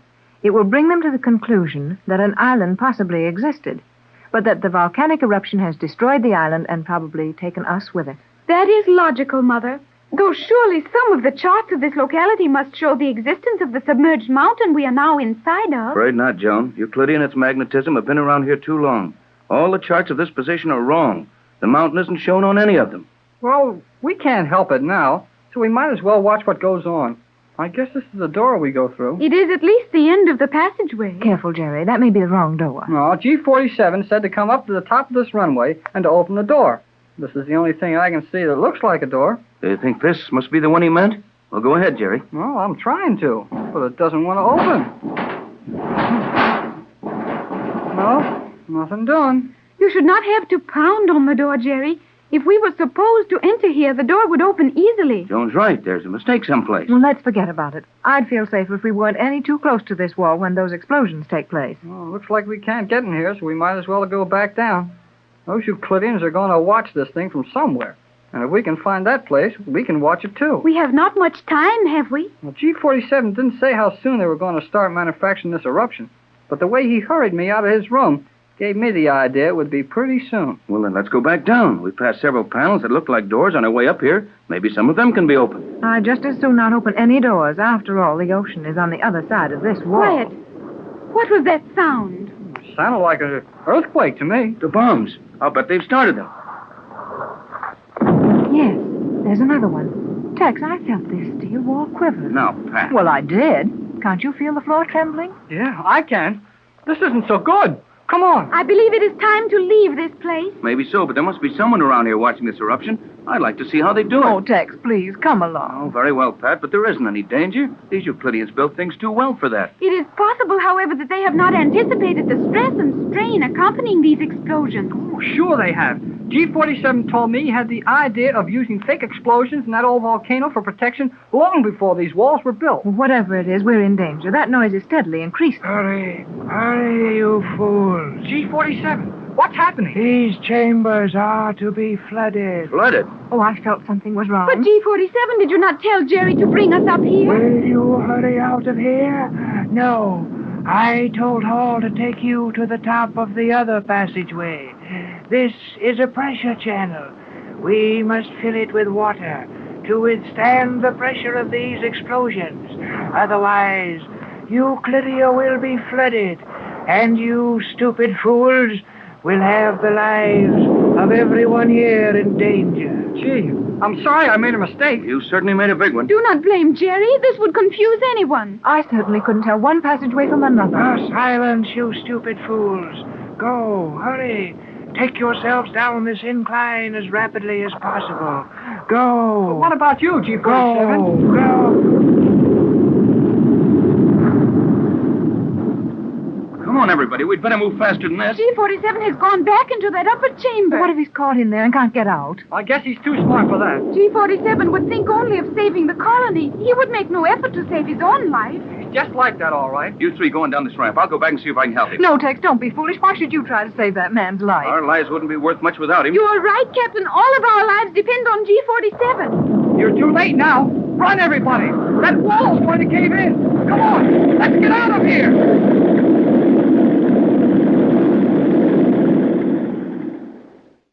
One by one, the members of the Gregory party have seen various portions of the huge Euclidean city below the sea. In one of the vast natural caves, which the Euclideans have improved and strengthened, Mrs. Gregory and Joan are waiting anxiously for Captain Bradford and Jerry Hall. We last saw the captain and Jerry making a vain attempt to rescue G47 from the swirling waters rushing in upon them, as a series of explosions rocked the walls of the cavern. A steel door has slammed shut, cutting off their view of the flooded passageway, and Mrs. Gregory and Joan stand helplessly waiting for someone to appear. The explosions are still being heard in the distance. I think we should try to get in there, Joan. No, Mother, that is foolish. But Tex is in that passageway and Jerry. You cannot help by getting hysterical. G47 and the captain will do everything possible to save themselves, and Jerry as well. But if we opened that door, we might get them out. And if we opened that door, the waters of the ocean would rush in and flood this entire city. Every life in Euclidia would be lost. And we're just going to stand here and do nothing? That is not wise either. Let us go to a higher level in one of the other passageways. Very well. But it's so useless, just a waste of time. We do not know that. Come, let us walk as rapidly as possible. This is one time when the all-wise Euclideans got a little taste of their own medicine. Their cleverly designed volcanic eruption is just as apt to destroy their city as it is to drive away any boats on the surface of the water. I know the Euclidean thoroughness of planning much better than you, Mother. It is only a remote possibility that misfortune has befallen G47. Even if he could manage to escape, what of Jerry and the captain? The captain's life is very valuable to G47 until his formula is secured for the Euclideans. If G47 is safe, Jerry and the captain are also safe. I hope you're right, Joan, dear. But I can't feel very cheerful about it. I think we will soon have information of a more definite nature. Is this not Cheops approaching us? It looks like him, and he's in a hurry. He does appear to be excited, and that is not like one of the scientists. If they've had bad luck with their artificial volcanic eruption, you may see a number of these Euclideans jarred out of their irritating smugness. It is Cheops, the master builder, who approaches us. Ah, there you are. Come, Cleostra. Come, Mrs. Gregory. You will follow me. Follow you where? Do you not know enough of Euclidean procedure to refrain from questioning the actions of Cheops? Come, Mother. We will follow Cheops. He may lead us to something of interest, and surely anything is preferable to our present state of uneasiness. You have retained something of our teachings, Cleostra. Oh, very well. I won't forget your greatness or my extreme humility in your presence. But I would like to know if you have any information as to whether the captain and Jerry Hall escaped that flooded chamber. I have no information, and am not interested in securing any. Their absence fails to annoy me as greatly as their presence would. G-47 is with them. What? G-47 is in that flooded chamber with the captain and Jerry. Then come. We must hasten to the control room. Come with me, that you may show me the point at which they were last seen. You're excited enough now. Naturally. G-47 must be saved. Well, I don't agree with you as to that. But as you'll probably be forced to save Tex and Jerry at the same time, we'll help you. I think we are now at the same level as the corridor they were imprisoned in. That is well. We will enter this control room. From here we may command a view of the surface through our prism reflectors. Enter.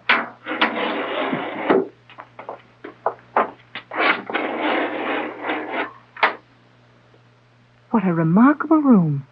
It looks almost like a small moving picture theater. That is rather a good description of it. On the steel wall before you, you will see moving objects, which are indeed similar to your motion pictures. But these articulated views are in the fourth dimension and are direct reproductions of the actions now taking place on the surface of the water. I will establish contact at once. Observe that wall. Mother, look. Yes, Joan, I'm watching. There are a number of shadows appearing on that wall. They're taking shape. Joan, those shadows are ships, big ships. You are observing the movements of the various vessels rapidly leaving this position. Apparently, they have no liking for active volcanoes as an anchorage. Those are the ships which came to rescue us? Yes, Joan, dear. Tex didn't tell you and Jerry all his plans, as he didn't want to raise your hopes and possibly have them dashed. But the ships you see sailing away, obviously under forced draft, are light cruisers and destroyers from several of the largest nations in the world. There you have it, Mrs. Gregory. 7 heavily armed vessels from 7 powerful nations in your puny world have followed your directions to the location of Euclidia. They found no island at that position, but they did find an active volcano. So these brave ships are sailing away, quite satisfied that if there ever was an island here, it has been destroyed by the eruption. Your friends have made their last attempt to rescue you, and Euclidia now numbers your party among its permanent residents. Oh, Joan, dear. I'm so sorry, Mother. All of those countries helping so splendidly to search out and destroy this mad place to bring peace and safety to the world, only to have their plans overthrown by an artificial volcanic eruption. Mother, look! Watch that wall. There are new shadows appearing on it. You will observe those shadows carefully. The view you now have is being transmitted through a steel wall beyond this room. You are viewing the pressure channel from which you escaped, and within which G-47 and your friends are now confined. Joan, Tex, Jerry, that place is full of water. Their bodies are pressed against the ceiling. Mother, you must not allow yourself to act this way. But Tex and Jerry... If you will retain your mental balance for a moment, Mrs. Gregory, and give all your attention to the projection before you, you will note that there is at least 2 inches of space between the faces of these men and the ceiling of that corridor. Yes, Mother. Do you not observe that? Yes, I see that now. And I suppose a good swimmer might have floated on his back and continued to breathe easily in that still water. Precisely. But the pressure, the air pressure would be unbearable. It would indeed, if it were not for the fact that I, Cheops, the master builder, designed that room, and others which serve the same purpose. The ceiling is of porous steel, permitting air to escape at a lower pressure than is harmful to the human body. Then they're all right? Of course they are, Mother. If Cheops isn't worried about G-47, you may be sure Jerry and the captain are quite safe. Precisely. Now, if you will continue to watch those shadow vision images, you will observe the water level receding as I advance this control. How soon will they be free? Watch and ask no questions. Mother, the water is receding. Yes, it is. Rapidly, too. And I can see all 3 of the men moving in the water. They are all perfectly safe now. That water is going down rapidly. Now Jerry is turning over to swim. Note the look of relief that comes over his face. Oh, I don't blame him. Now Tex and G47 are both turning over. Their feet will soon touch the floor. Oh, Joan, I'm so glad. It will be a matter of less than 120 seconds until your friends will be free to enter this room. 2 minutes. That's a wonderful performance, Cheops. The secrets of the builders of the Great Pyramids have come down through the ages to me. The building of a simple room such as that one is child's play to me. That's something I want you to explain to me when you have time, Cheops. Did your namesake actually build pyramids? Mrs. Gregory, your attempt at humor is in very poor taste, as my displeasure would mean your life. Please, Mother, do not anger him. I didn't mean to. And my question was perfectly sincere. Our educational system has conflicting testimony rather generously scattered through it. One of the most recently discussed theories is that Khufu, or Cheops, did not build the Great Pyramid. In fact, modern science is striving to prove this. You are not deliberately attempting to antagonize me? You are sincere? Perfectly sincere. In my library at home, I have no less than 6 volumes, all accepted as authority by recognized historians. And no 2 of the 6 agree, even reasonably, as to the time of the building of the Great Pyramid, the part Cheops played in this building, or even the fact that this was the first pyramid. So, those conditions of confusion and ignorance actually exist in your world. I have been told as much about the Western world, but it seemed incredible. We of the East are definite in our ancient history, even in the everyday world. You have aroused my interest. At some future time, I will be glad to demonstrate my proofs as to the actual building of the Great Pyramid. For the present, I may tell you briefly that Cheops was the builder of the Great Pyramid, which was also the first pyramid. He started work in the year 3949 BC, when but 20 years of age, and completed it in 20 years. The Sagara, commonly called the Step Pyramid, was not started until 3000 BC, 8 years after the death of Cheops, and 29 years after the completion of the Great Pyramid of Cheops. Is that satisfactory to you, Mother? More than that, it's amazing. And I'm beginning to wonder just how many things we accept in our world that may be poorly stated to us. Hello, everybody. Oh, Jerry. Oh, Mother, is it Jerry? Oh, sure is. And boy, have we had some experience. Young man, you realize you have rushed unbidden into one of the most carefully guarded rooms in Euclidia? Well, nobody was guarding it when I came in. Hey, you been watching moving pictures here? Well, something like that. Where is Tex? You will leave immediately. All of you. Get out. Get out. Mother, come. Cheops is angry. Oh, gee, I'm sorry I busted in here like that. But if you only knew what happened to us. We know, Jerry, but let us leave at once and discuss it out in the corridor. Yes, meddling fools. Leave at once. Well, I guess we can talk out here all right. I didn't mean to make the old guy mad. Forget it, Jerry. That's just his Euclidean temperament. But how is Tex? Oh, he's okay. He went with G47 to look at those ships on the surface. Through some kind of a periscope, I guess. Through prism reflectors, Jerry. We have just seen the ship sail away. Yeah, I guess the volcano eruption these guys put on sure scared them away. But give me a chance to tell us what happened to us. When Tex and I rushed back into the hallway after G47, the water started coming in. We have seen all that, Jerry. Huh? You what? That's right, Jerry.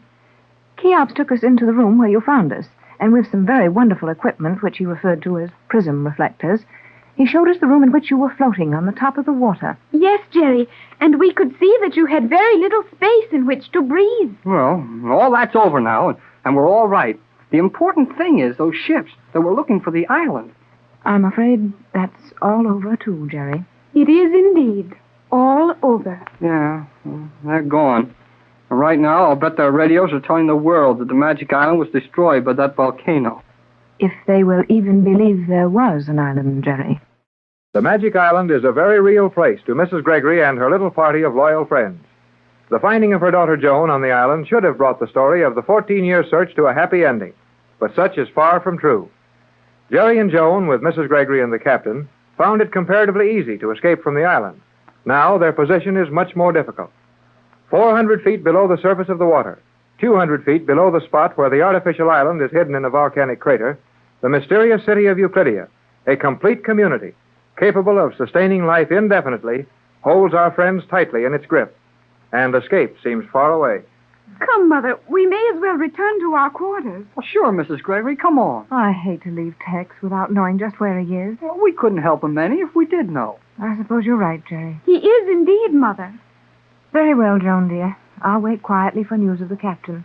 But why return to our quarters? We may as well continue our inspection tour of this underwater city and learn all we can about it. It is time for our lunch. Oh, boy. Grub. Grub? Yeah, you know, grub, chow, victuals, eats, foods. Jerry Hall, if you would only say what you mean. Oh, I did. You just don't understand English. Do you understand it? Do I? Please, Why... Joan and Jerry, don't start another of your arguments now. Oh, I'm sorry, Mrs. Gregory. Come on, let's go to lunch. I don't feel that I care for anything. Oh, sure you do. You've got to eat something whether you feel like it or not. Yes, Mother. It is foolish to deprive yourself of the nourishment your body needs merely to give your mental depression full sway. Hey, listen. It is indeed time for our lunch, and we must hurry to eat it as we will be given only a limited time. Very well, Joan. Are you sure which way we go? Oh, that's easy. We take that elevator right over there. One nice thing about this underwater city, they don't hide things as much as they did up in the island. That is true, Jerry. We will be able to find our quarters at any time. It's very obvious that the Euclideans don't feel it necessary to take any further precautions against our escaping. They know we can't escape. Oh, gee, Mrs. Gregory. Quit acting so down and out. We're not licked yet.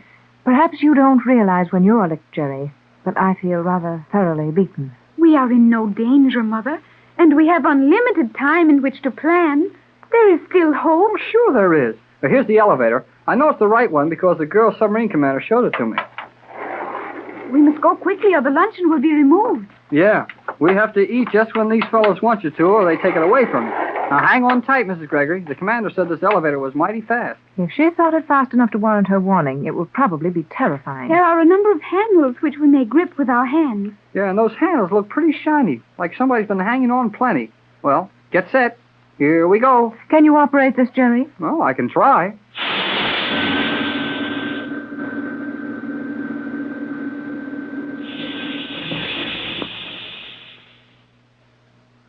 Well, I guess I can run it all right. Well, at least we've been shot upward some distance in almost no time. I think this will be where we leave the elevator. I know blame well it's where I leave it. That was too fast for me.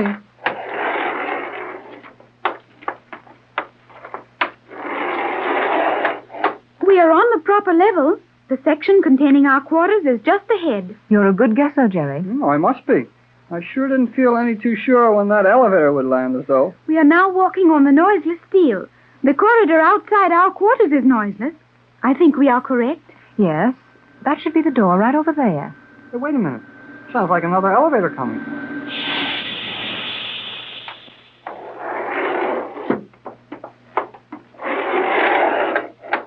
Well, well, well. Oh, Tex, I'm so glad to see you. Did you come up in one of those rocket elevators? I sure did. And when those things take you places, you really get there. Where have you been? Talking to G47. I'll tell you all about his wheat. That lunch signal gives only so much time. Isn't that right, Joan? That is correct, Captain. We will have only a few hundred seconds in which to enjoy our luncheon. Well, maybe we can eat it in a few hundred seconds, but we sure can't enjoy it much. This is our door, isn't it? I think so. We're home. Home. Oh, Jerry. Oh, I'm sorry. What's the matter? Mother has been very depressed, and Jerry and I have had no success in attempting to improve her frame of mind. Oh, forget it, Pat. Now let's see what these Euclidean wizards have brought us for lunch. Oh, boy. Fresh cantaloupe. Well, go ahead, Joan. Go ahead. Oh, make your wisecrack. Dig up some fancy name that none of us ever heard of for cantaloupe. It is not necessary to correct you at this time. Cantaloupe is the proper designation for this form of muskmelon, though your pronunciation of the name leaves something to be desired. Okay, what is it? Cantaloupe, the name being derived from the castle in Europe where this melon was first grown. Cantaloupe Castle. Well, cantaloupe, it's swell. Indeed it is, Jerry. Ice cold and perfectly ripened. I have to hand it to these Euclidean gardeners. They make food taste better than we can. They grow it under artificial light. Are you sure this melon was grown here, Tex? Positive. G47 told me that everything eaten in Euclidia was of their own production. It sure couldn't be any better if it had grown under real sunlight. I think you are all making a mistake when you refer to the sunlight of this underwater city as artificial. How can we be mistaken, Joan? We're under the ocean. This light doesn't come down through the water. We know it's manufactured here. Therefore, it's artificial. Surely there's no argument as to that. Afraid not, Joan. It just isn't sunlight. Not real sunlight. It does the work all right, though. Precisely. It performs all the functions of sunlight, therefore it is sunlight. The Euclidean light covers a far larger spectrum than sunlight, particularly in the ultraviolet wavelengths. And when properly controlled by quartz filters, the amount of health-giving ultraviolet light may be accurately regulated and not depend on the season of the year, the altitude, condition of the atmosphere, relation of the sun to the zenith, and countless other factors which prevent people in your world receiving a constant amount of the beneficial shorter waves. All right, Joan, I give up. These Euclideans certainly look healthy enough, even if they do live under the sea. And if they can do everything with artificial light that we can do with the sun, there's plenty of room for argument over the use of the word artificial. There's nothing artificial about this salad either. The celery is so crisp it sounds like a windstorm when I bite it. No, I haven't heard it. Bite harder. Oh, I think I'm making enough noise, Jerry. Now, that's better, Pat. That laugh did you good. Indeed it did, Mother. You must not allow yourself to become so sad and worried. I'll try to remember that, Joan. After all, we're all in the same predicament, and if the rest of you can be cheerful about it, there's no reason why I shouldn't. Now you're talking. Oh, boy, oh, boy, oh, boy. I don't see how anybody could be anything but cheerful with a meal like this in front of them. I would say there was but little of the meal left in front of us at this time. That's right, Joan. We've certainly eaten as if we never expected to get another meal. Oh, looks like we didn't eat this one any too fast, either. Why, the table is sinking through the floor. It is, indeed. We were late in arriving for our lunch. Oh, so that's where all this food comes from. I thought of noiseless servants jumping in and out with huge trays while we weren't watching. This thing works just like a dumbwaiter. It seems to. I suppose there is a passageway below this section where food is delivered to the living quarters from the kitchen. Well, I'll bet you're right, but I'll miss my guess if they call them anything as common as kitchens here. You may be sure they do not.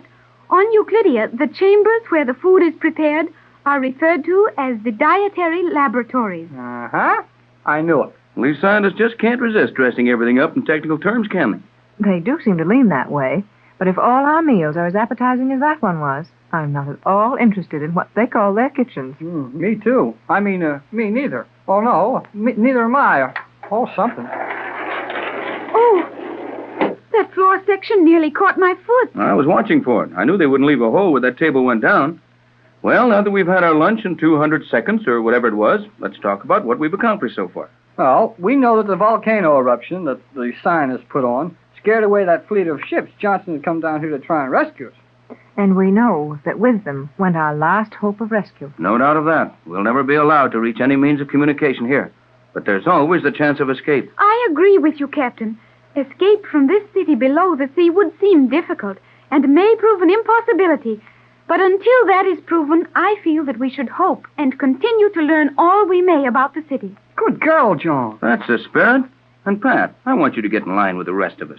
We'll get out of this place if it takes a year or 10 years. I'll do my part, Tex. And for myself, I'm not so greatly worried.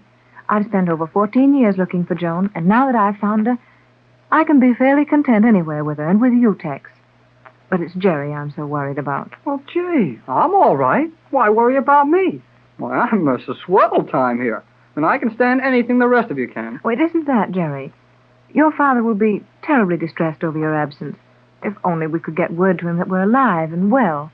The poor man must be nearly out of his mind. Yeah, I guess it is sort of rough on Dad. We will advise your father the instant we are allowed to operate any means of communication. We sure will. Now, in the meantime, let's plan and keep thinking. Did you learn anything of value to us in talking to G47? Plenty, but I haven't figured out how we can use it. Oh, what was that, Captain? Well, the one thing I was most worried about, as far as our escape is concerned, was the fact that the island is submerged and is going to stay that way for an indefinite period. At least a few months, until the world has forgotten us completely and given us up for lost.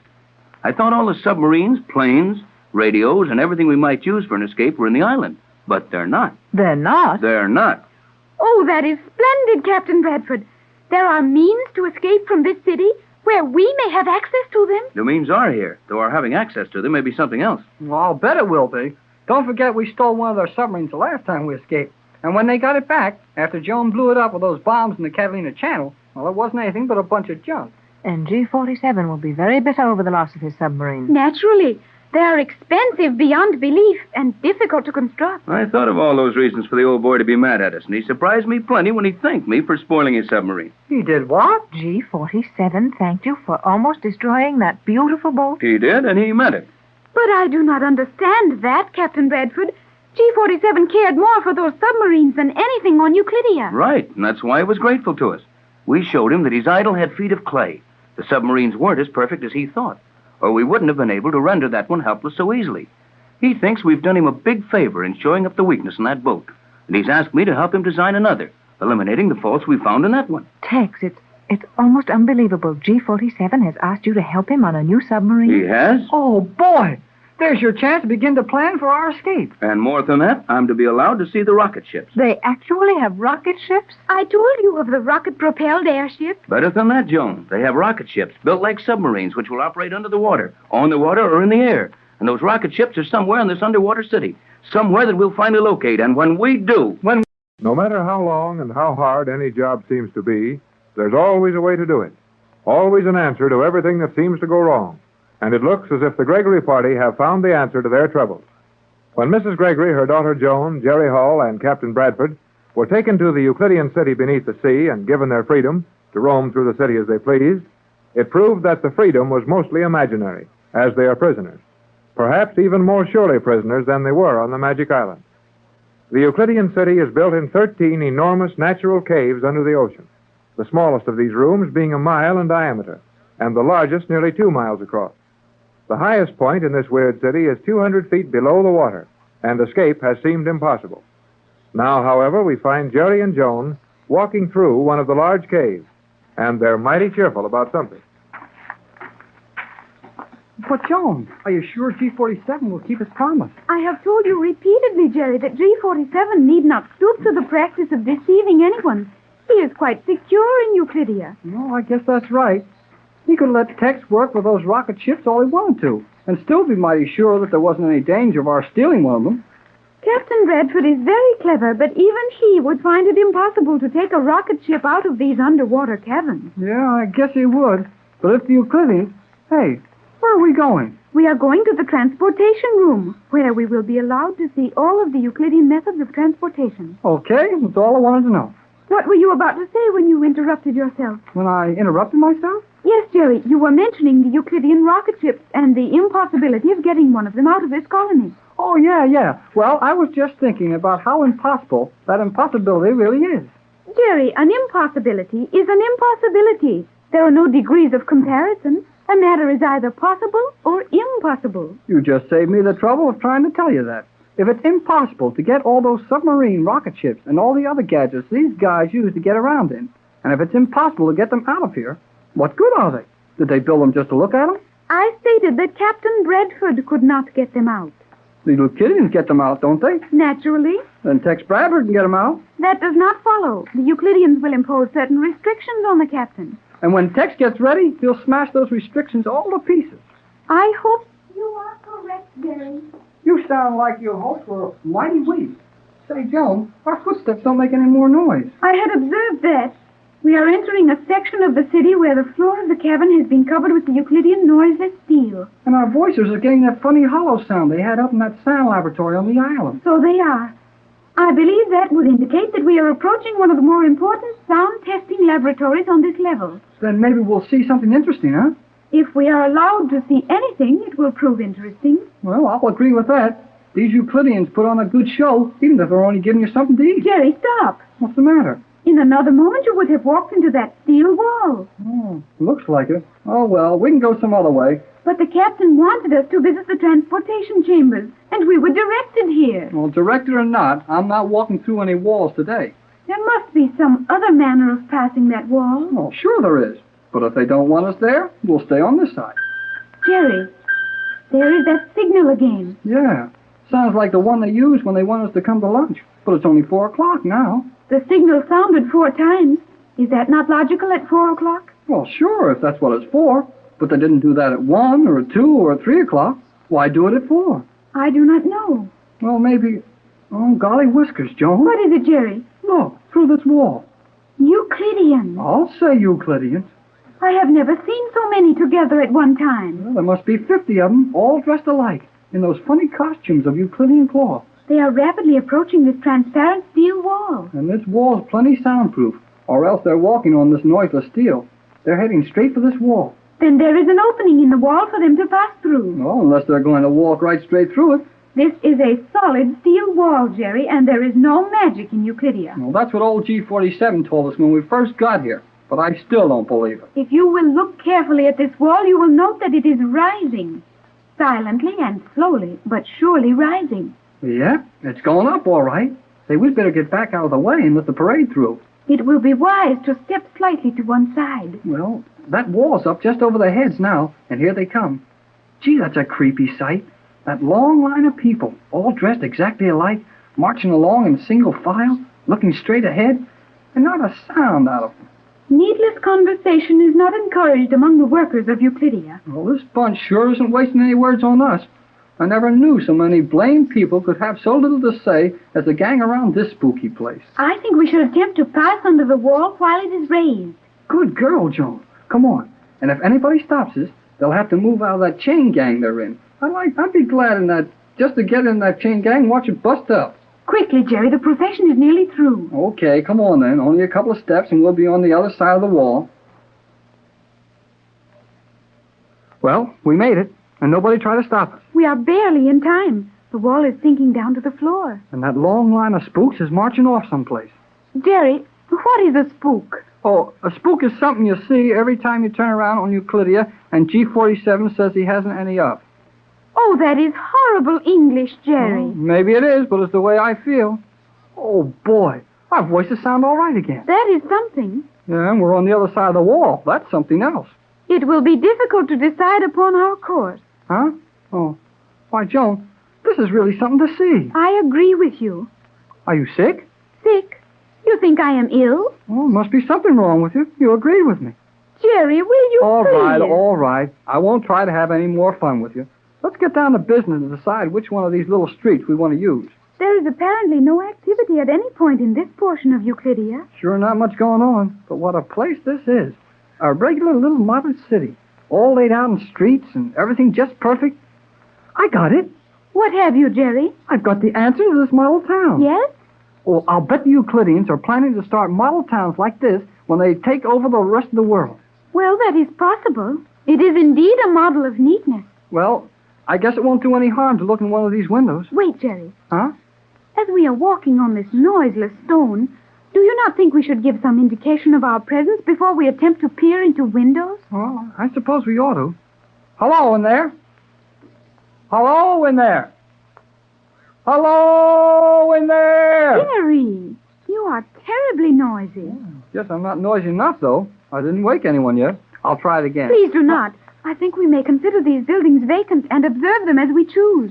On the contrary, you would be very foolish to attempt to pry into the secrets of those buildings. Gee, the girl commander. Precisely. I am sorry if we have overstepped the privileges given us by G47. You have not done so as yet. No, then we won't. But where did you come from? The building you have just passed. My quarters are contained in that building. You were correct, Jerry. These are occupied. Indeed, they are. These buildings are the quarters of the various commanders. You are now in Transportation Sector Number 1. This entire block is occupied by submarine commanders. The adjacent street houses airplane pilots. Well, we don't want to stick our noses in any place we're not supposed to see, but G47 told us we could look at anything we get into. That is a point on which I must question you. How did you get into this sector? We just walked in. Through the steel separation wall? That wall was raised to allow a long column of workers to pass through. We entered as they passed out. So? Someone in the control tower is very careless. You must leave at once. But, Commander... Silence. You must leave at once. If you were found here, G47 would deprive you of all freedom and confine you to your quarters. Okay, Skipper. How do we get out? Follow me as rapidly as possible. I will personally allow you to pass through a private entrance in the rear of my quarters. Well, where will we be after we get there? I mean, what kind of a place will we be in? And how do we get from there back to our quarters? You will be in the agricultural chamber. You mean where the pigs and the chickens and the cows are? Precisely. You will be directly across the animal husbandry section from your own sector. But, Commander, how can that be? We have walked for miles, and we left that room at the beginning of our tour. The various caverns making up Euclidia form a rough circle. You have nearly completed that circle. Golly whiskers, Joan. We've been walking in a circle. Precisely. Now I will open the door which will admit you to the agricultural section. Jerry, it is indeed the chamber in which we started our walk. It sure is. And is that the elevator to our quarters way over there on the other side? That is the elevator. One moment while I close this door. You need not trouble yourself to the extent of conducting us to our elevator. Silence. I have news for you. News for us? Precisely. Good or bad news? Your conduct will decide that. My opinion would be that you will, in all probability, utilize this news in a manner both foolish and dangerous. However, that is your privilege. Oh, gee, you've got me all excited. What's the news? Your Captain Bradford is at this minute... Commander. What is the meaning of this interruption, Cleostra? I offer my apologies for that, but I was frightened by the thought that we might be overheard as you gave us this news. Yeah. What if somebody heard you telling us something you're not supposed to tell? Do not presume so far. What I am going to tell you is common knowledge among the Euclideans. However, we will not be overheard. This sector is normal in every respect. We are as safe as if we were speaking in an open plot of ground in your own world. Okay, Commander. What is it? Captain Bradford has been taken to the transportation laboratory, where we will see every device known to the Euclideans, including the rocket ships. We were aware of that. Here is something you were not aware of, and I think the one detail which G47 has overlooked in guaranteeing your safe imprisonment here. Well, Captain Bradford has figured out a way to escape? Not as yet, but I would advise you to tell the captain this. Your homing pigeons may be found in the transportation laboratory. Jerry, those little homing pigeons. Oh, boy. If Tex can only figure how to get those pigeons up to the top of the water. Do not raise your voices, and do not discuss this with the captain in your quarters. Bring him to this section, where we are standing now, immediately after lunch tomorrow. I will meet you here, obviously by accident. In the meantime, say nothing to the captain or to Mrs. Gregory. But can't we even... Tomorrow at noon, immediately after lunch, and execute your movements carefully. Your only hope of ever leaving this city rests with those pigeons. Make no mistake about that. The magic island of Euclidia is completely submerged, and G47 has planned to have it remain so for a long time. That means that the chances of escape from the underwater city are not very bright just now. But when Jerry and Joan went on a tour of this strange colony beneath the sea, they were fortunate enough to meet their Euclidean friend, the girl submarine commander. She's given them a bit of news, and with it a great deal of hope. But Jerry and Joan can't tell their news to Mrs. Gregory and the captain in their own quarters for fear of being overheard. We find the two youngsters standing on a balcony which overlooks the agricultural section of Euclidia, trying to look innocent as they watch the floor of the cavern seeking Mrs. Gregory and Tex Bradford. All right. I didn't say anything, did I? Not yet. Then what are you sticking your elbow into my ribs about? That is a reminder that you are to continue saying nothing. Oh, okay. I know what's worrying you, and you can stop worrying about it. Do you think we should continue our walk? No, not yet. I thought I saw the captain and Mrs. Gregory walking over this way. We can go down and meet them. Very well, we will watch for them. Well, that's what I said the first time. If you hadn't given me an argument, we'd have saved a lot of time. What would you suggest we do with the time? What time? The time we would have saved if we had not wasted it in talking. You can say the silliest things. Hey, isn't that your mother and the captain over there? Yes, I believe it is. Well, then come on. Let's get back down the floor of this place and meet them. The elevator directly behind us will take us to a point which should intersect the path upon which they're walking. Okay, I can stand it if you can. But that funny cage they use for hauling pigs and cows around in this noisiest blame thing this whole crazy Euclidia. I noticed that, Jerry, and I can see no reason for it. Well, neither can I. It's easy to see that they keep some of the things human beings use around noisy on purpose so they won't forget how to hear with all the silence around them. But who cares whether pigs can hear anything or not? It is indeed puzzling, Jerry. But perhaps a thorough study of the mechanism as we descend will advance our education. Well, I don't need any education about making noises to please pigs. Nevertheless, it would be wise to accumulate as much knowledge of Euclidean methods as possible. It may prove valuable at some future time. Now who's talking too much? I said nothing. You blame near said plenty. Now let's get into this noisemaker.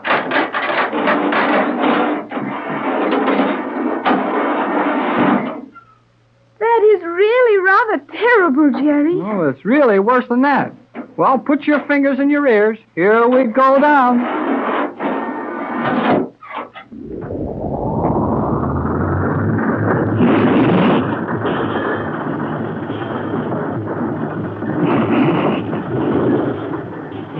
Well, golly whiskers. It's worse going down than it was coming up. I should think the pigs would resent this. They ought to. But hang on tight. It'll soon be over.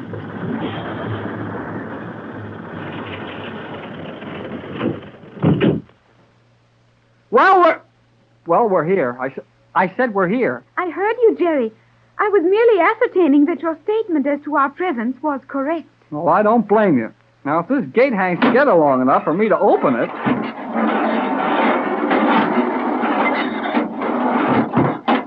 We have arrived safely. Yeah, and the next time we'll walk down. Hello, Joan. Oh, Jerry, there are Mother and the Captain. Well, hello, Mrs. Gregory and Captain Bradford. Come on over here. We got something to show you. Well, if you were riding in that broken calliope that just came down, you should be worth looking at. Are you all right, Joan, dear? Oh, we are quite all right. Well, it's nothing short of miraculous.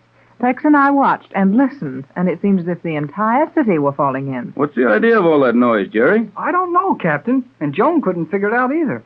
They use this elevator for pigs and cows. Maybe there's a reason for it. Well, I can't imagine what it could be. Neither can I. Is it all right for us to talk here? Yes, Captain, this is the spot indicated as being quite safe for our conversation. We cannot be heard in any of the communication chambers, as this agricultural section is completely natural, with the acoustic properties of any open space of these dimensions. Well, as it's a mile across, I guess we're safe enough then. What was it, Jerry? Tex and I have been nearly frantic ever since you told us so mysteriously that we were to meet you here immediately after lunch. That was the order given to us by the commander. That girl submarine commander? Precisely. What did she want? Well, she didn't tell us the whole thing. She's going to meet us here, right now, I guess, or pretty soon. Have you any idea what it's all about? Yes, Captain. I think it offers a slight hope for us. Hope? Hope of what? Getting out of this crazy city of Euclidia. Jerry, you mean Not too loudly, Mother. Well, I thought we were safe here. All we have to do is to keep our voices reasonably low, and above everything else, we must watch carefully on all sides to see that no one approaches. All right, we'll watch all that. Now, get along with the news. What's it all about? Well, that girl submarine commander can tell you exactly where to look for them. And maybe she's got an idea or two how about to use them. But anyway, she knows where our homing pigeons are. Tex, those little... Quiet, Mother. Oh, yes, of course. I'll be quiet. But, Tex, those homing pigeons, do you realize what this may mean to us? You bet it may. If it's humanly possible to get those birds out of this place, we'll escape, and we'll do it mighty soon. Shh. Quiet, everybody. Here comes the commander now. Where? She is coming through that small door over there in the wall. You and I must go, Mother. Go where? It was the wish of the commander that we watch carefully as she explains her plan to the captain and Jerry. You will walk down that path and keep us in view. Study the trees or the flowers, and be prepared to warn us if anyone should come. Very well, Joan, dear. Please tell me as soon as you possibly can. Yeah. You're next, Joan. Better get over there by the door to the commander's quarters. If anyone comes through it, you can get bawled out for hanging around there and give the commander a chance to get away from us. Such was exactly my thought. How do you do, Commander? What are you doing here, Cleostra? Just wandering idly around. Very well. Wander as much as you will, but do not attempt to enter that door. That girl sure doesn't take any chances, does she? Oh, she can't. It would be just too bad for her if she was caught doing this. Might I ask the purpose of your conference in this spot? Oh, hello, Commander. I'm afraid we haven't any purpose in mind. We're apt to be found standing in spots all over this strange underwater world, just feasting our eyes on sights we never expected to see. That would seem innocent enough. How much have you told the captain, Hall? Well, not much. Just that you knew where the homing pigeons were kept. That is well. And you discussed that only in this spot? That's right, Commander. Jerry and Joan never said a word until they got us over here. But would it look suspicious if you were seen talking to us? It might, if it were not for the fact that I arranged to have your presence here observed, and I have been sent to instruct you as to where you may and may not go on this side of the city. What about the pigeons? They are kept in a steel cage in the submarine experimental laboratory. I understand that you, Captain, are to work with G-47 in that section. Right. He asked me to help him locate the weakness in those submarines. Excellent. You will have ample opportunity to observe those pigeons and plan for their release. Then you think we've really got a chance to get out of this place? The opportunity is there. It must be well handled. Have you any suggestions? Yes. Encourage G-47 to allow you to accompany submarines and rocket ships on test runs. Attempt to establish the habit of carrying something aboard with you, something large enough to contain a pigeon at some future time. That's mighty clever, Commander. There is a reason for my position as high command of the Euclidean fleet? I'll say there is. You think on your feet. Only when I am standing. That's just a slang expression of Jerry's. What he meant was to say... And I trust it will prove necessary to warn you again. I see that Cleostra is on forbidden ground. I will send her to you, and it will be well if you confine your activities to another portion of the city. Gee, she's plenty smart. He sure is, son. Cleostra, you will join your friends and leave this sector at once? Of course, Commander, just as you say. Joan's getting bawled out. And she's taking it well. I'm glad we know so many people who know how to think fast. Are you two going to stand there and talk all day? Oh, we're going to move on, Mrs. Gregory. We just got bawled out by that girl commander. I think we were mistaken in coming to this side of the chamber. The commander made it very plain that we were to remain away from here. And she made that plain to us, too. What did you find out, Tex? I found out where the pigeons are, or at least where to look for them. And more than that, the commander gave me a mighty good tip on how to use them. She actually suggested a way to get them free? Release them from this underwater city? Yeah, and if I can't work it the way she suggested, it's all my fault. Boy, then we're as good as free right now. Do not raise your voice, Jerry. No, and don't get too enthusiastic over our chances. This thing will take weeks, maybe months to work out. Oh, it doesn't matter how long it takes. If we have the slightest hope of escaping from Euclidia, we can surely have patience enough to bring it about. I'll say we can. Oh, boy. Wait till Tex starts experimenting with those submarines. It will only be a matter of time, I am sure of that. I think we've talked long enough about this right now. We might find that someone could slip up on us. Let's all keep quiet about it and do plenty of thinking. Ideas will come in handy the next time we have a chance to talk it over.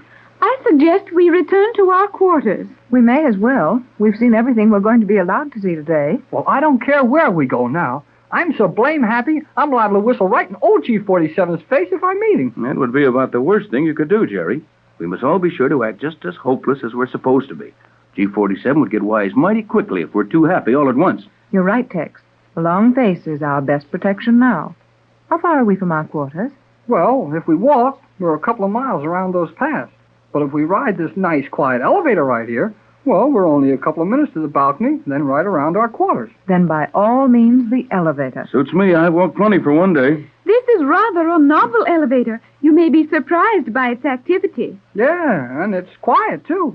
I saw you two come down in it. But I'll take a chance. Okay, here we go. Now I'll open the door.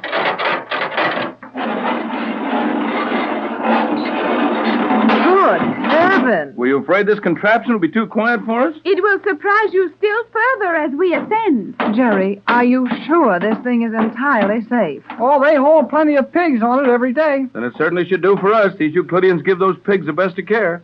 Now I'll shut the door, and up we go. Oh, boy, am I happy.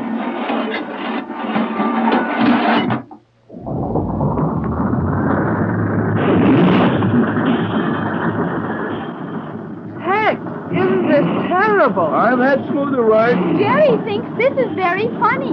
Well, isn't it? Your sense of humor is rougher than mine.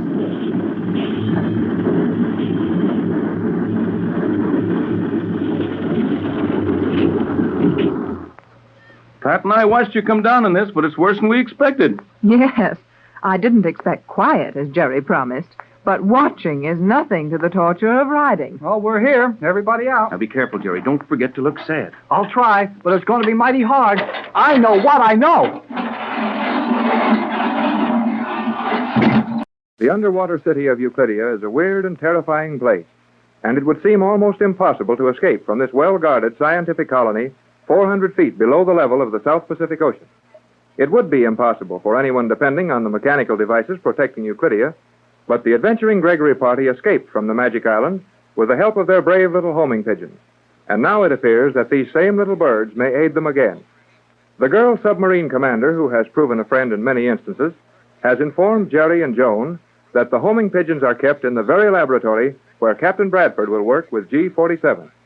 The great difficulty now will be how to plan the use of the pigeons without being overheard.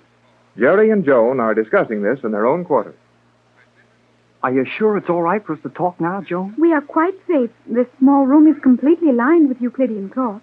Then you're sure that if we put this cloth around the room carefully, every time we want to talk in here, that nobody's going to hear us? That is the situation. However, we must ascertain that the cloth is in perfect condition each time we use it. Huh? Well, what could happen to the cloth?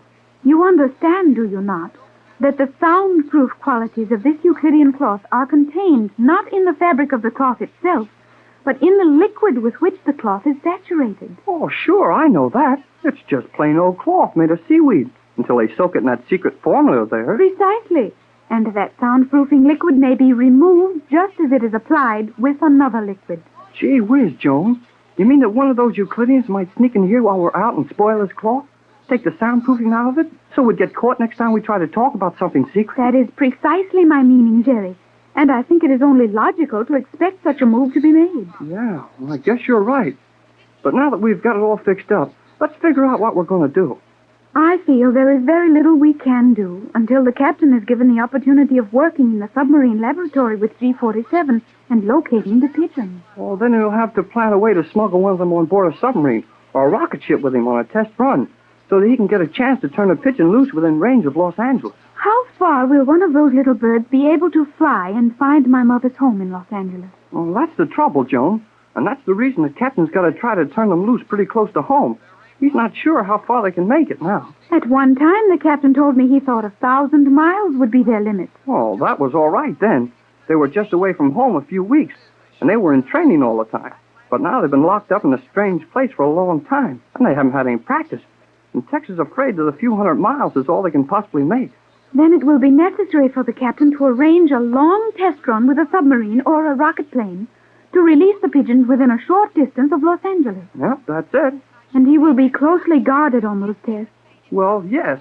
But Tex figures yes and no on that. What do you mean, yes and no? Well, G-47 knows that Tex is plenty smart about machinery and probably just as good a scientist as any of the rest of them. And when Tex is out with one of those ships, testing it to find out what's wrong with it, G-47 is going to give him plenty of chance to do his stuff. Nevertheless, to carry a homing pigeon aboard with him and find the opportunity of releasing it without being observed will prove very difficult. Oh, but it's not that hard. Tex won't care if he's observed or not once the pigeon gets away. That is a mistake, Jerry. What's a mistake about it? I think we may consider that the release of the pigeon will be detected, probably at the time it is released, or surely within a very short time. Well, what of it? If the pigeon gets away, he's away, and that's that. No, Jerry. As you would say, that is not that. Well, why isn't it? In the first place, if the pigeon is released from a rocket ship, which I consider most likely, the ship could easily overtake and destroy the little bird. Did you ever try catching a little bird going 40 miles an hour? Naturally not. Did you? No, but I don't have to. You're the one that thinks it can be done. I see no reason why that should be particularly difficult. But in the event that fog or clouds allowed the pigeon to safely lose itself, it would merely become necessary for one of the scientists to send a radio message to a Euclidean agent in Los Angeles. And the pigeon would be caught as Mr. Johnson waited for its arrival. Yeah. Gee, I never thought of that. Johnson wouldn't even be waiting for its arrival. Johnson's like everybody else by now. He thinks we were all killed when that artificial volcano eruption made it look like the island was destroyed. Precisely. He will be expecting no communication from us, and the little bird may not find anyone ready to receive its message. Well, just the same, Tex figures that he can get a chance to use those pigeons to do us some good, and I think so, too. I hope you are correct. Well, I know I am. And in the meantime, let you and I plan a few things of our own. What do you wish me to do? Oh, help me think.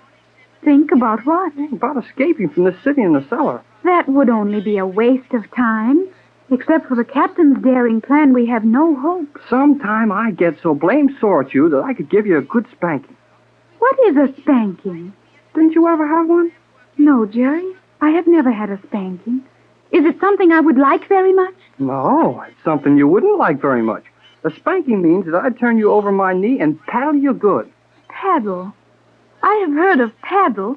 That is the instrument with which a small boat is propelled through the water, is it not? Well, I wasn't thinking of just that kind of paddle, but maybe it's a good idea at that. Hello, children. Oh, Mother. Mrs. Gregory. What's the matter? You two seem surprised to see me. We are. I'll say we are. How did you get in here? How did I get in? You mean in this room? No, I mean in this apartment. This big place where all our rooms are. I simply walked in. Jerry, do you realize what that means? Boy, I'll say I do. It means that anybody else could have walked in just as easy and heard all we were saying. Were you discussing something you did not want overheard? Yes, Mother. We have covered this small closet with the Euclidean cloth, as you can see, And we were discussing... Look out, Joan.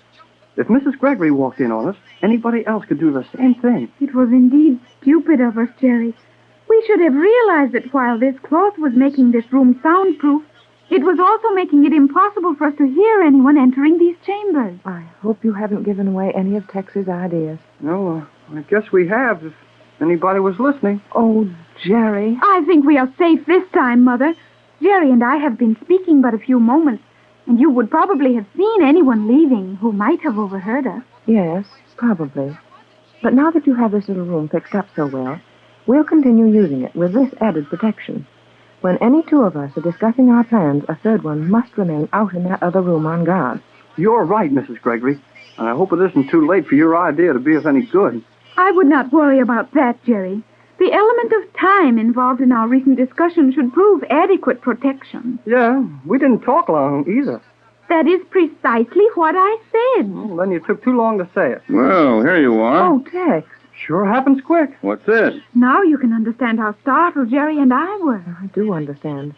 And I also understand how dangerous it is to speak in the false security of this room. Well, what's going on here? Well, Joan and I covered the inside of this room with that Euclidean soundproof cloth, as you can see. And when we were talking in here, Mrs. Gregory popped in just like you did. You see, Tex, Jerry and Joan feel that someone else, someone from whom our plans should be concealed, could have walked in on them just as easily as I did. Oh, I see. That could happen. But remember that nobody would overhear very much when you had these curtains drawn as they were when I came in. I never heard a sound until I stuck my head through these drapes you put up. Oh, boy. That's sure a relief. Nevertheless, I feel that one of us should remain in the outer chamber whenever we are discussing anything of value. By all means. Yes, it might be safer. I have a little something to plan with Jerry right now. Yes, Captain? No, not for the moment, Joe. I'll tell you and Pat later. Now, if you two ladies will get busy doing nothing out in the central room, Jerry and I can do a little planning in safety behind these curtains. Come, Joan. It's nearly time for lunch. We'll freshen up a bit. Very well, Mother. Do not be long, Jerry. Okay, Joan. We'll be there when the... Well, Jerry's voice was certainly cut off sharply when that curtain fell over the doorway. That cloth is perfectly soundproof. And, Mother... Yes, dear? I think that should render our fears groundless. Well, what do you mean? Even if someone had entered and walked unheard to that door, as you and the captain did, they could not have heard what we were saying without opening the curtains as you did. Let's hope you're right. But remember, Joan, dear, there are a great many things about this weird underwater city that we know nothing about. Perhaps there's some way G47 and the other scientists could overhear your conversation in that room. Of course, that is possible, but I do not think it is at all likely. Well, we can't help any by worrying about it. Come, dear, let's get ready for lunch. But I have not heard the luncheon signal yet. You'll hear it any minute now. And then that table will start coming up through the floor. You know, I'd love to visit the kitchens here and see how they do it. I believe that could be easily arranged. We will ask G47's permission. They must have a wonderful organization there. Food prepared for and served to nearly 300 people in a half an hour. That is sufficient time, is it not? Well, apparently it's quite enough here. But back home, it wouldn't be long enough. I am afraid, Mother, that all things back home, as you call your world, must be forgotten. Now, Joan, that's no way to talk. Tex and Jerry are planning right now. And when those two get down to business, things usually happen. Jerry is very clever for one so young, is he not, Mother? Yes, he is. But most young people of that age are clever. Perhaps as clever as Jerry. Most of them never get a chance to show what they really can do. As older people insist on dictating to them, overruling them on everything, and molding them to older standards, whether they fit or not. Now, Tex isn't like that. He's always figured that anybody old enough to think and express their thoughts is old enough to have an opinion worth listening to. And when Jerry gets an idea, Tex listens. The captain is a very fine and understanding man. You are quite fond of him, are you not, Mother? Why, yes, Joan, well, naturally, dear, oh, Joan, dear, come on, let's get ready for lunch. Mother, why do you always seem so nervous? And why do you wish to change the subject when I inquire as to your feelings for the captain? Now, Joan, dear, we're too busy for that, and oh, there's the luncheon signal. Yes, and the steel slide is moving in the floor. Our luncheon table will be up in a few seconds. Perhaps you'd better go over there and tell Tex and Jerry that lunch is served. Surely they would know that. The signal is quite plain. But would they hear it behind the cloth? Oh, how stupid of me, Mother. Of course not. I will call them at once. Captain Tex! Jerry, will you come? Mother!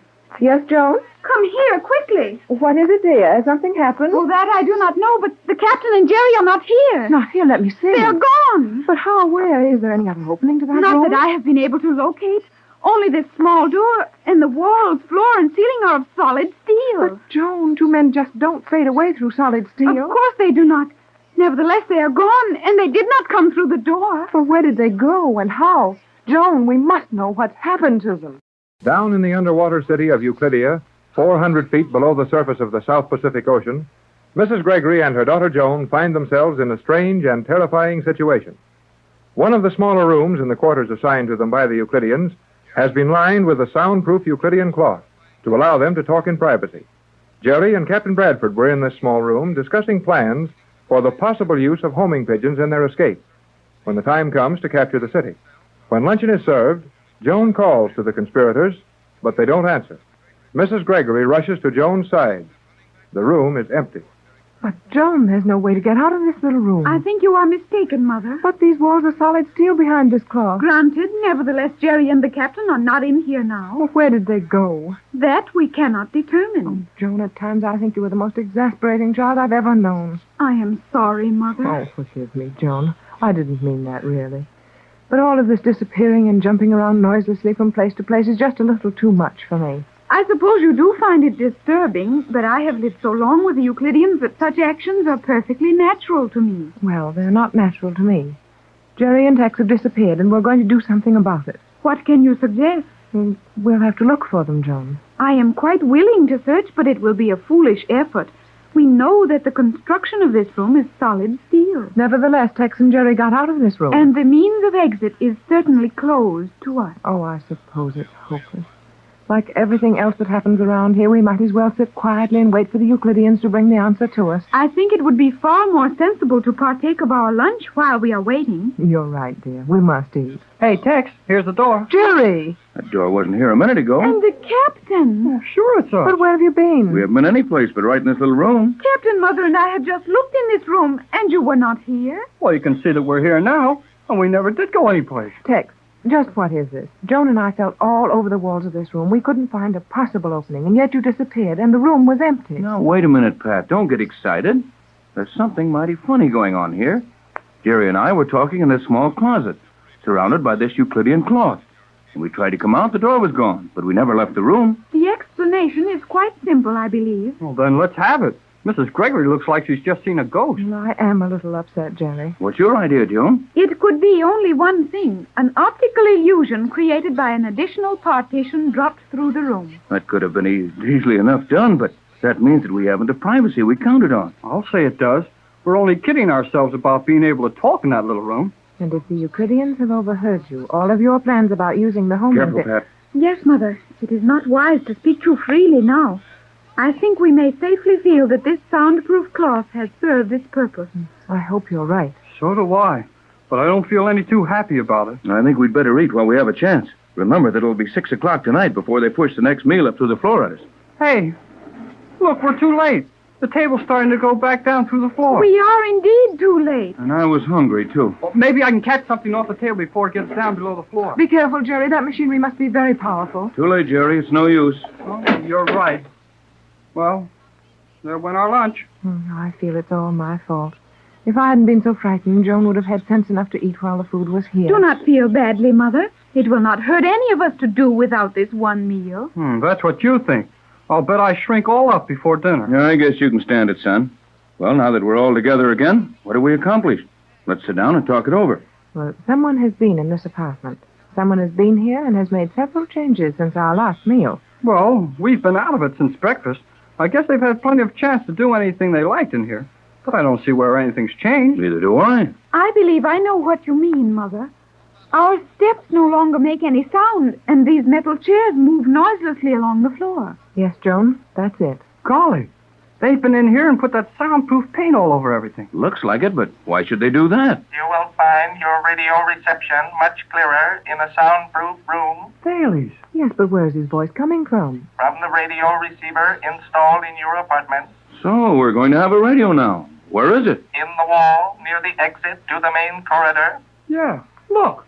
I see it now. I see a square of steel that appears to be slightly newer than the rest of the wall. That is the radio installation. You will find the switch in the wall panel. After I am through addressing you, you may use this equipment at your pleasure. However, at this time, you will be prepared to give your attention to a broadcast originating in the United States. Gee, news from home. Oh, it'll certainly sound good to hear someone who speaks as we do. Wait a minute, Pat. These Euclideans are so anxious to have us hear this broadcast. I have an idea that we're not going to like it any too well. You are correct, Captain Bradford. It is entirely possible that this broadcast will contain material which may prove distasteful to you.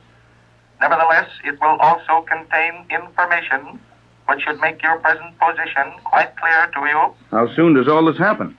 I am speaking to you from the central communication chamber in the heart of Euclidia. Before me is a chronometer perfectly synchronized with the time employed on your radio stations. In a few seconds, I will connect your receiver with our main apparatus, and you may listen directly to a news broadcast originating in Los Angeles. The guest of honor is your former assistant, Mr. Johnson. Johnson? Mother, you're Mr. Johnson. But what is he doing on a radio news program? Silence. In less than 20 seconds, you will hear the answer for yourselves. Tex, what is this? I don't know any more about it than you do, Pat. But I think we'd better sit still and listen. That is an excellent suggestion, Captain. Good idea, too. Quiet, everybody. At this time, ladies and gentlemen, we bring you our regular meeting with an outstanding figure in the news of the week.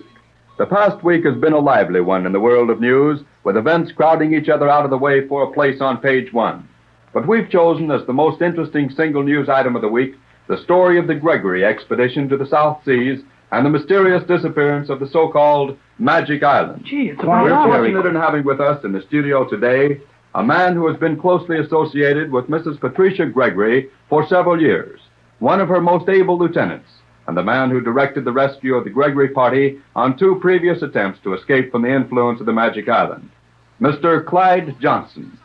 Will you come in, please, Mr. Johnson, and allow us to ask you a few questions? Yes, for the sake of the general interest in this cruise, I'll be glad to offer such news as I have. Well, Mr. Johnson, your attitude suggests that your news isn't going to be very pleasant. Indeed, it isn't. On the contrary, I know what I have to say will strike deeply into the hearts of the thousands who have followed so sympathetically Mrs. Gregory's search for her long-lost little girl. If you'll allow me, Mr. Johnson, I'd like to guide the path of this interview, not through any desire to interfere with your freedom in telling your story, but rather to help you extract a brief yet complete picture from the whole story. Well, I wish you would do just that. I feel that there's so much to be told, well, I just don't know where to start it. Suppose we start with the beginning of the first cruise to this island. Well, Mrs. Gregory and Captain Tex Bradford, who was in charge of all her travels and cruises, had heard over shortwave radio that her long-lost little girl, Joan, might be found on a strange island. The position of the island was given accurately. That position was 29 degrees south, 124 degrees, 30 minutes west, was it not? It was. A young amateur radio operator named Jerry Hall talked himself into the trip, and they sailed on Mrs. Gregory's yacht with a crew of 2, an old sea captain, Joan Gregory, and a Scotch engineer, Angus MacLeod. They had no trouble finding the island, though it was certainly a weird place. The island was artificial, wasn't it? That's right. And in the complete description I shall give the news agencies, you'll find the dimensions. But for our purposes today, why, I'd say that it's enough to, the island proved to be an unnatural place. Home of a colony of brilliant, though perhaps slightly mad scientists who have developed many things far beyond our world. And the Gregory party successfully escaped from this island after finding Mrs. Gregory's little girl living there. Yes. They were caught and returned on their first attempt, but the second time they helped themselves to one of the submarines belonging to the scientists, and they reached Los Angeles in safety. What isn't clear to your reporter, and I'm sure it isn't clear to our listening audience, is this. Why did they not stay safely in Los Angeles? Well, there were 2 reasons for that. First, because Captain Bradford was convinced that these scientists are a menace to the world and should be overcome. And second, because the scientists had so many spies and agents in California, all over the world for that matter, it seemed much safer for Mrs. Gregory, Joan, Jerry Hall, and the captain to remain together on a boat, rather than to attempt to lead a normal life in this country. And on this last trip, they reached the island. We have every reason to believe that they did. In fact, we found their abandoned boat, stripped of everything of value, drifting at the exact location of the island. Might I ask how you were so sure of the location if the boat was drifting? The position was correct with that of the island, and it was exactly at that spot the eruption occurred. Eruption? Volcanic? Yes. The Magic Island was undoubtedly destroyed by an eruption. It must have been located in the crater of an extinct volcano. Well, that is one that was believed to be extinct. You saw this eruption? I'll never forget it. I was on the ship the United States had contributed to help wipe out this island. All around us were the ships of other nations who had joined us, fully armed and ready to act as a body of international police to wipe out this menace to world safety. Well, there must have been at least 100 witnesses on each boat, and everyone agrees perfectly on what happened. The sensation aboard ship was much the same as that of an earthquake, and the water was thrown violently upward in a shower of fire. The sound of dull explosions was plainly heard as vast caves filled with natural gas must have exploded. And well, there's nothing left. Nothing to mark the spot where the Gregory party landed, to pit their knowledge against the scientists of that mad colony. You're sure, then, perfectly sure in your own mind, that this island was completely destroyed? Anything else would be impossible. And the Gregory party has gone with that island. And I think that's all. I know how hard it's been for you to tell us this story, Mr. Johnson. You may be sure that everyone listening is deeply sympathetic toward this little party of adventurers. Thank you. Ladies and gentlemen, you have listened to an account of the destruction of the tiny island in the South Pacific, the Magic Island as we've come to know it. And with this item, your reporter concludes this broadcast. I will now terminate your reception for this time. I trust you have heard and appreciated the story of your destruction. You are lost to the world, and you will remain so. Gee, that gives me the creeps. Oh, it wasn't pleasant, Jerry. To hear ourselves spoken of as being dead. Well, I don't blame Johnson or anyone else for thinking as they do, but we're very much alive. I'll say we are. And before we get through with these Euclideans, the whole blame world is going to know we're alive. Down in the underwater city of Euclidia, the Gregory party finds life rather difficult. It wasn't any too pleasant to think that there was little hope of their rescue. But when they actually hear a radio broadcast with their own man, Johnson, in Los Angeles as the speaker, telling the world of their death, then things do look mighty bad. When the Euclideans started their artificial volcanic eruption and caused the rescue fleet to sail away from the position of the Magic Island, all hope of rescue was gone. Mrs. Gregory and Joan are resting in their comfortable quarters in the underwater city, while Jerry and Captain Bradford have started for the rocket ship laboratories. There the captain is to be allowed to study the construction and operation of these 1,000-mile-an-hour Euclidean planes. Jerry and the captain are standing near the doorway to the scientists' quarters, waiting for their guide. I know it's all right to talk here. That girl submarine commander said it was. I guess she ought to know. Okay if you say so, Jerry, but it seems funny to be talking so freely out in this big open room after being so careful in our own quarters. Well, there's so many funny things in this crazy place that I'm kind of getting used to them. I'm afraid we'll never really learn to take all this for granted. No, I guess not. But look here, Captain Bradford. How did it happen that old G-47 said I could go into the laboratory with you? That surprised me too, son. Maybe he thought you'd be more likely to stay out of trouble there. Yeah, well, I won't have much chance to do anything they don't like, with a room full of scientists watching me. And don't try to do anything. You just keep your eyes open and learn all you can about this place. I'll be figuring how to get my instrument case aboard. Oh, that small case that looks like a lady's overnight case? Yep, that's just large enough to comfortably hold a pigeon. And then one of these times you'll leave the instrument out of the case and have the pigeon in it, huh? Right.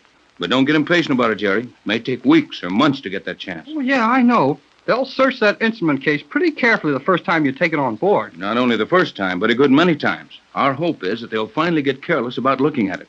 And I'll be able to smuggle the homing pigeon aboard a rocket ship for a test run. And it'll have to be a long test run to get the pigeon near enough to Los Angeles so we'll have a chance to get home. Yes, I'd like to be within a few hundred miles, or even better than that. And I think that can be arranged. G-47 is planning a series of night flights right over the principal cities of the United States. But gee, Tex, he'll get caught at that. I'm afraid he won't get caught. Those rocket ships are noiseless, or practically so, and they'll run without lights. I think it'll be altogether too easy to sneak up on Los Angeles, Chicago, or New York, and cruise around over them while G-47 studies the cities and maps the important points in each. Gee, that sounds like they were getting ready for a war. They are, a very definite war. Though this will be the most peaceful, noiseless war the world has ever known. Well, what do you think they'll do? Just a few magnetic bombs in the cities, All traffic, transportation, telephone, electricity, everything will stop. And that will make the country just as helpless as if it was desert. And then the Euclideans land and take over the country, huh? Looks like that's the idea, Jerry. And not only our country. While that's going on in the United States, the same thing will be happening over Europe, Asia, Australia, Africa, and South America. If these Euclideans can do as they expect to do, and I think they can, 1 hour would be long enough for them to take over the control of the entire world. Oh, boy. Wouldn't it be swell if we could stop them? Yes, it would be, and we'll try it. But don't get too hopeful about the outcome. Oh, I know it looks mighty hard, but we can do it. Mrs. Gregory's feeling pretty bad about things now, and, well, Joan's scared of these crazy Euclideans. But we'll do it some way. I think so, too, son, but we've got a long way to go. Quiet. Here comes one of the Euclideans. Which one? Well, I can't see yet. It's too dark back under that balcony. Well, I suppose we'll be taken to the laboratory now. Well, I hope so. Oh, boy. It's our friend, the girl submarine commander. So it is. That means we get a break. I would not advise you to break anything. How do you do, Commander? Oh, I didn't mean to break anything. I meant that you'd give us a good break. Your expressions mean little to me, Hall, and I am of the opinion they mean little at all times. Oh, is that so? Never mind, Jerry. Well, Commander, what are the orders? You, Captain Bradford, and you, Hall, will accompany me to the transportation laboratory. Oh, boy. And will we get a ride in a rocket ship? I have been instructed to make a test flight with you two as passengers. Well, we're ready. We will go at once. Oh, Jerry! Jerry! Hey, there's Joan over there. You will have no time to speak with her. Wait a moment, Jerry. I am going with you. You are not. Sorry, Joan, but this is a business trip, and the Commander has orders for only Jerry and myself. Hey, Commander, couldn't you let Joan come along with us? Silence, Hall. You will return to your quarters, Cleostra. But I... Best to do as she says, Joan, and I think you should stay with your mother anyhow. But Mother is resting. I am of no value to her, and I do so want to see the laboratories with you. Cleostra, if you continue, I will order your arrest and confinement. Golly whiskers, Joan. What's the matter with you? There is nothing the matter with me. Well, there must be.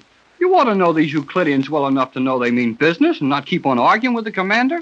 You are being unusually sensible, Hall. Jerry's right, Joan. You can't help us any, and I'd feel more comfortable if you stayed with Pat. Very well, Captain. I will return to Mother and remain in our quarters. Cleostra is acting in a very peculiar manner. Well, maybe she's afraid of something. No, I guess she just worried about everything and thought she'd like to go with us. Enough of this useless speculation as to what Cleostra might think. Come, we will enter the laboratories. As we enter, you will preserve silence unless directly addressed by one of the scientists. We won't say anything. I will open the panel. Oh, boy. What a room. Silence. You will follow me. The larger ships ranged along this side of the chamber are submarines. On that side are the rocket ships. One moment while I observe our surroundings. Yes, we are alone in this section. You may speak. It's about time. I was going to bust if I couldn't say something pretty soon. I don't blame you, Jerry. This is quite a sight.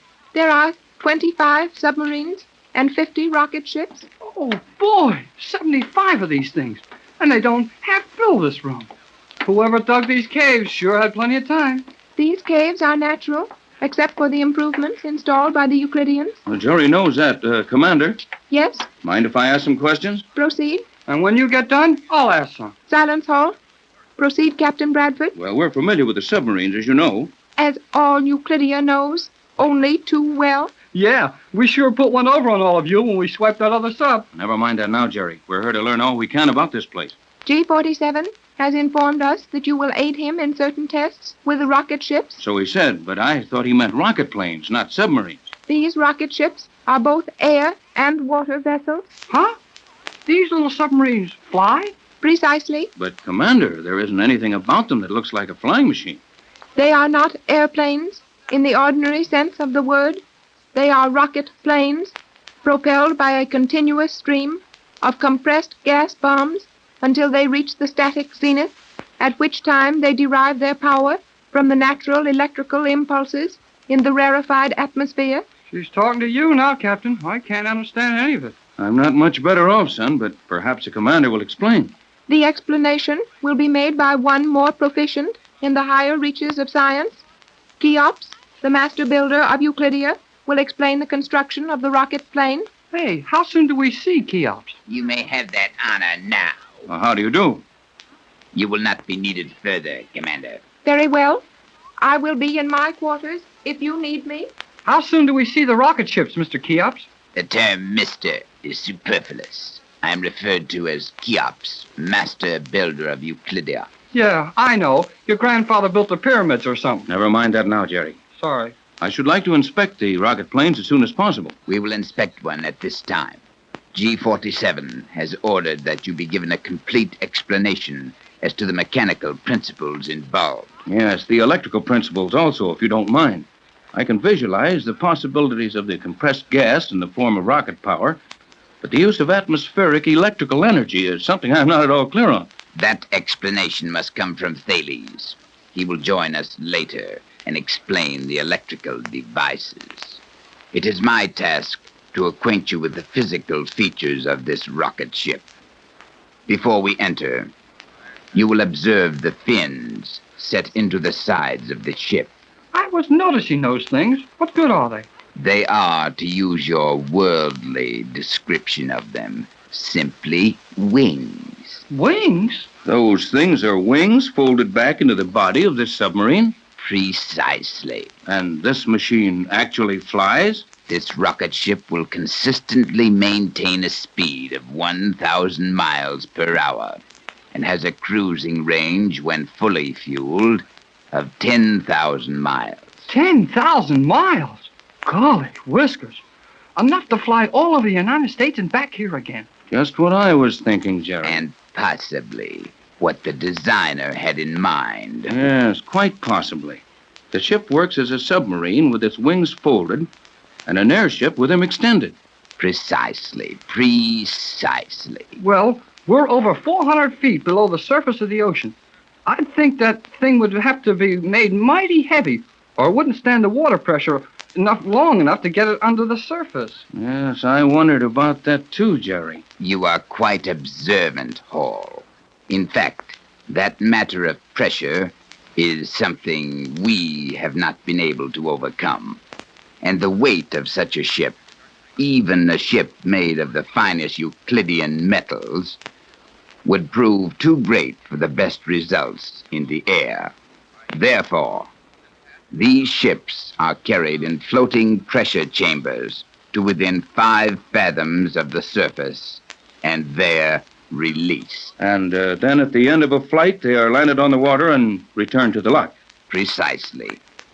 We will now enter the rocket ship. If you don't mind, I will proceed, making the necessary explanations as we go. Oh, boy. This is sure some rocket ship. Gee, the whole inside of the thing is full of gadgets. Plenty of instruments, all right, Jerry, and everything's made of copper, isn't it? The entire structure is tempered copper, amalgamated with aluminum. These various controls you see are used in navigation, the action closely paralleling that of a submarine. You fly this thing just like you sail it on the water or under the water? Precisely, and at a speed of 1,000 miles an hour. The displacement approaches that of a boat of similar weight in water. How soon am I allowed to take a trip in one of these things? Your first flight is scheduled to begin with the appearance of Thales. We will accompany you. Gee, Tex, 10,000 miles we can go. Let's fly over Los Angeles. I'm afraid that wouldn't be allowed, Jerry. You are quite sure it would not be allowed, Captain Bradford. This ship has a cruising range of 10,000 miles, but you will find that it is fueled for a 500-mile run and no more. If you attempt to escape, you would leave us only one course. The escaping ship would be overtaken and destroyed. And it seems hardly likely that you would have time to leave the ship. You sure must want us here. At least, we do not want you else. Captain Bradford and Jerry Hall are about to begin the test flight, which they hope will lay the foundation for their ultimate escape. Then, following the escape, Captain Bradford's formula will be used to gain possession of the Magic Island and force the Euclideans to give up their mad scheme of world terrorism. Down in the strange underwater city of Euclidia, 400 feet below the surface of the ocean, Jerry and the captain are standing in the immense rocket ship chamber, examining one of the 1,000-mile-an-hour planes, which is also a submarine. Cheops, the master builder of Euclidia, explains something of the weird plane's action as they wait for Thales, the Euclidean electrical expert. Thales will accompany them on their first ride in the rocket ship. I sure wish that fella Thales would hurry up and get here. I'd like to take a ride in this thing. Are you going along, Cheops? Naturally. As the master builder of Euclidia, my place is with this rocket plane while it is being tested. Thales is responsible for the electrical impulses used. G47 for the mechanics of the whole. And mine is the responsibility for the construction of the plane. Well, the captain's going to try and find out what's wrong with these things. Well, not exactly that, Jerry. G47 merely asked me to make some test runs in these ships and see if I could discover any weakness in them. All of which is most ridiculous. If the Euclideans can find no flaw in their work, how can you, a mere engineer in your world, hope to discover what we of Euclidia's great scientific fountainhead have overlooked?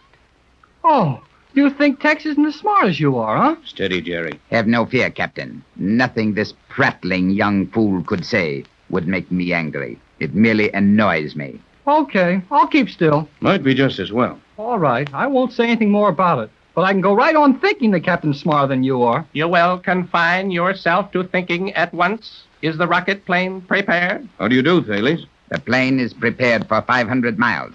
1/2 hour of flying. So, G47 puts little trust in our dear captain? Obviously, the orders are to remain within 100 miles of Euclidia, conducting our experiments while circling at altitudes not to exceed 50,000 feet. Excellent. That will make it rather difficult for you to attempt any trickery, Captain. Decidedly so. We're not to exceed 50,000 feet in altitude. Correct. But we could exceed that. These planes will fly at altitudes greater than 50,000 feet. Naturally.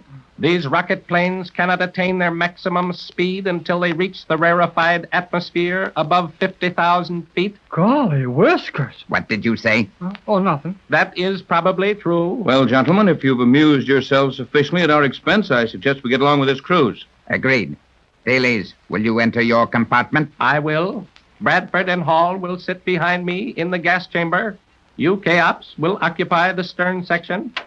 I want to see everything that goes on. Can I watch it all from here? Easily. Though these interiors give the impression of considerable size, most of that is used for fuel storage and instruments. Well, I'd say there was a big weakness there. You can't carry much of a payload in one of these things. That is indeed worthy of consideration, but perhaps you forget the cruising radius? Yeah, you don't have to carry very much when you can travel 1,000 miles an hour for 10,000 miles. That's true enough, son.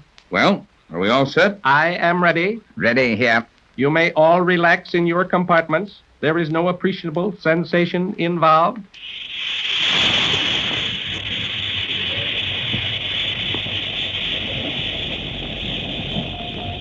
What's going on now?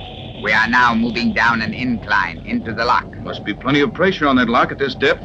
As we enter the lock, it will be closed about us and raised to within 5 fathoms of the surface. At that point, the pressures within the lock and without will be equalized, and our rocket plane will slip out into the water. The rocket plane acts as well as a submarine as it does as an airship? Yes, though at moderate speeds. Something slow, like 50 or 75 miles an hour underwater, huh? Precisely. That's plenty fast for us.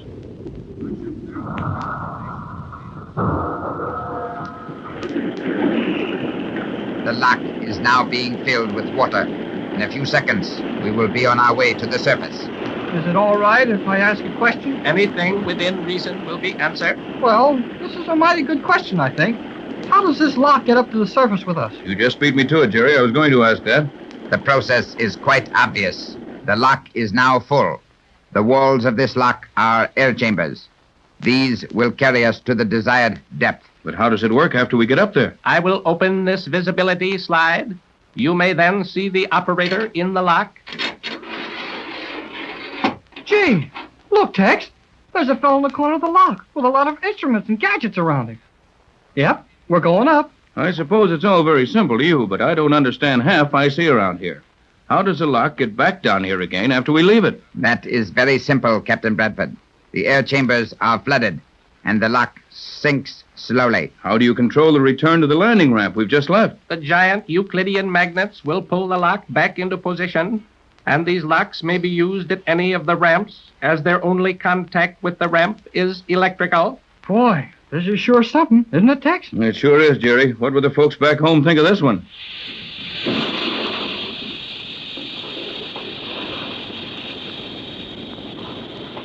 We will now leave the lock. In a few seconds, we will proceed under our own power. Well, let's not waste much time using this thing as a submarine. I want to see how it works as an airship. I'm a little impatient for that myself, kid. We are now free of the lock.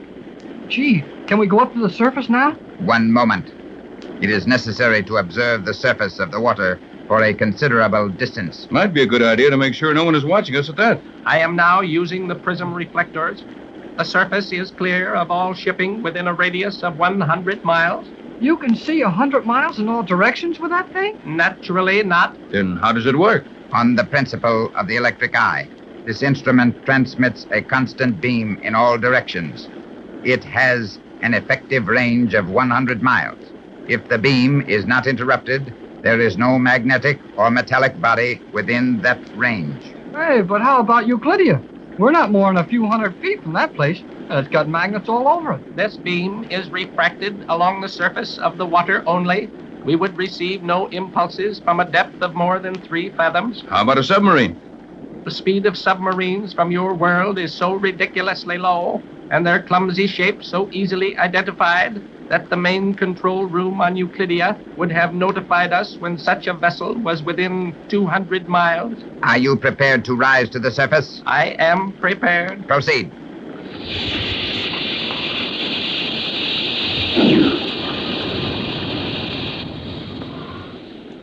Gee, now what's happened? We are now lying on the surface of the water. Did you close that visibility slide? I can't see a thing.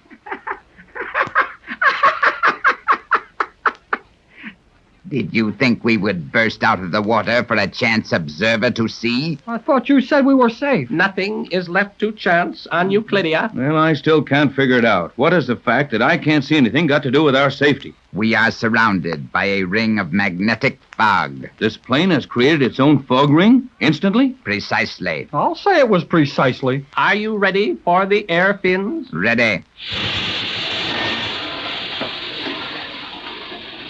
Are the wings going out now? They are. You will be able to see them once we are in the air, and there is no further need of the fog ring. The fins are in place. Very well. I will dissolve the fog ring.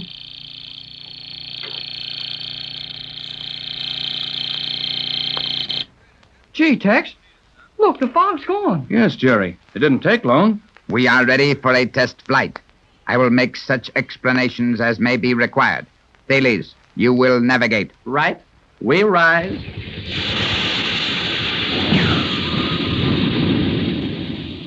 Oh, boy!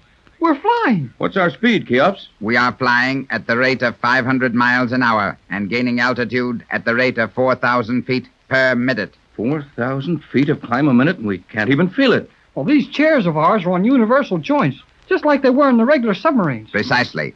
Now, if you will watch this instrument panel before me, you will note our progress as I increase our speed to 800 miles an hour and our rate of climb to 10,000 feet per minute. 10,000 feet a minute? Observe the instruments. But, hey, 10,000 feet a minute. That's pretty near straight up. It might be, Jerry, if our forward speed wasn't so terrific. Precisely. We progress forward 702,000 feet while climbing only 10,000 feet in 60 seconds.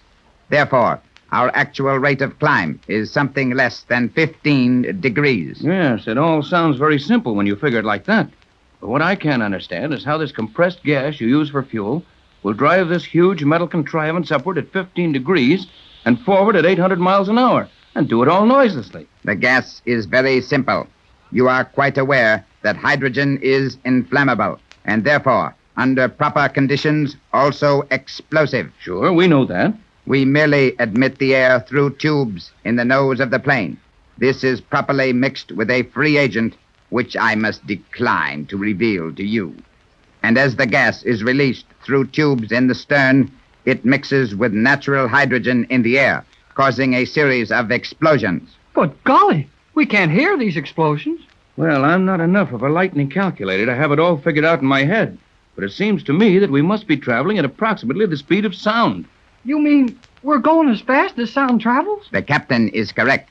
Our speed is almost identical with the speed of sound at this temperature and this altitude. However, even if we could remain stationary during the discharge of the gas, you would not be conscious of it, as the explosions are continuous and do not disturb the air within this plane. Boy, this is sure some airship. More than that, Jerry. We're taking a trip we can remember for a long time. Silence. What's the matter? Silence. There is a disturbance on the radiograph. I will establish communications with Euclidia. Straighter plane, X1, reporting. Straighter plane, X1, to Euclidia. There is a disturbance on our radiograph. Instructions. Waiting for instructions. What's this liable to mean? It might mean a number of things, though in all probability, our course has been crossed by another Euclidean craft.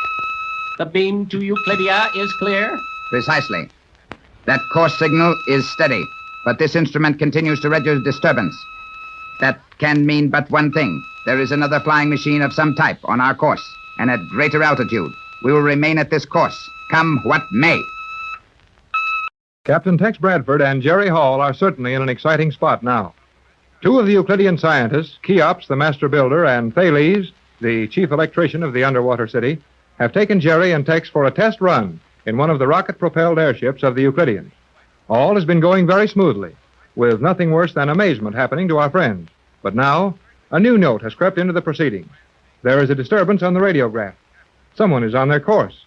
The beam signal from Euclidia is not interrupted. Therefore, another aircraft of some type must be in the air, ahead of them and above them. But that's impossible. Their delicate instruments don't register the presence of any other plane. Let's see what the scientists can do about this. Well, gee, what are you going to do about it? There seems little to do at the moment. But if someone is on this course, isn't there danger of our running into them? There is the pleasant possibility of our doing that. Pleasant possibility? Running into another airship 40,000 feet in the air and going 800 miles an hour? Captain Bradford. Yes? Is there any type of aircraft in your world which might be cruising at an altitude of 40,000 feet over this location in the South Pacific Ocean? Not a chance. We will continue to climb steadily. Don't forget G47's orders. He said not to go over 50,000 feet and not to get more than 100 miles from the position of Euclidia. We do not require your assistance, Hall. The orders were clear to us. Jerry was only thinking about making G47 angry. He's bad enough at any time. Silence. The radio beam is fading out. It's gone now. What does that mean? I am not sure. Oh, boy. Did you hear that, Tex? There's something that one of these Euclideans is not sure about. This is indeed most unusual. Well, do we just sit here and comment on it while we race along towards danger at 1,000 miles an hour? You will be so good as to remember that our course lies in a circle over the undersea city of Euclidia. If this obstacle remains on our course, it can mean but one thing. Another aircraft of some strange type is also on the same course, describing the same circle. You mean somebody's chasing us? Or we're chasing them? Something of that nature. Thales, you will conserve your power. Prepare to stabilize this plane with the helium escape valves and check our position. Right? Seems to be something going on here, Jerry. It sure looks like it. Every instrument on board this plane is distorted. Your proof? Look downward. Yeah. Look, Tex. There's the ocean. Sure is, Jerry. We're only a few thousand feet above it. I cannot understand this. Well, how do we get home? I will attempt to communicate with Euclidia. Straighter plane X1 to Euclidia.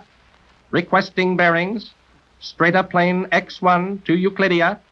Check our beam and give us our position. Oh, boy. We're lost. We are very definitely lost. Our instruments have all failed. Our altimeter shows 43,000 feet.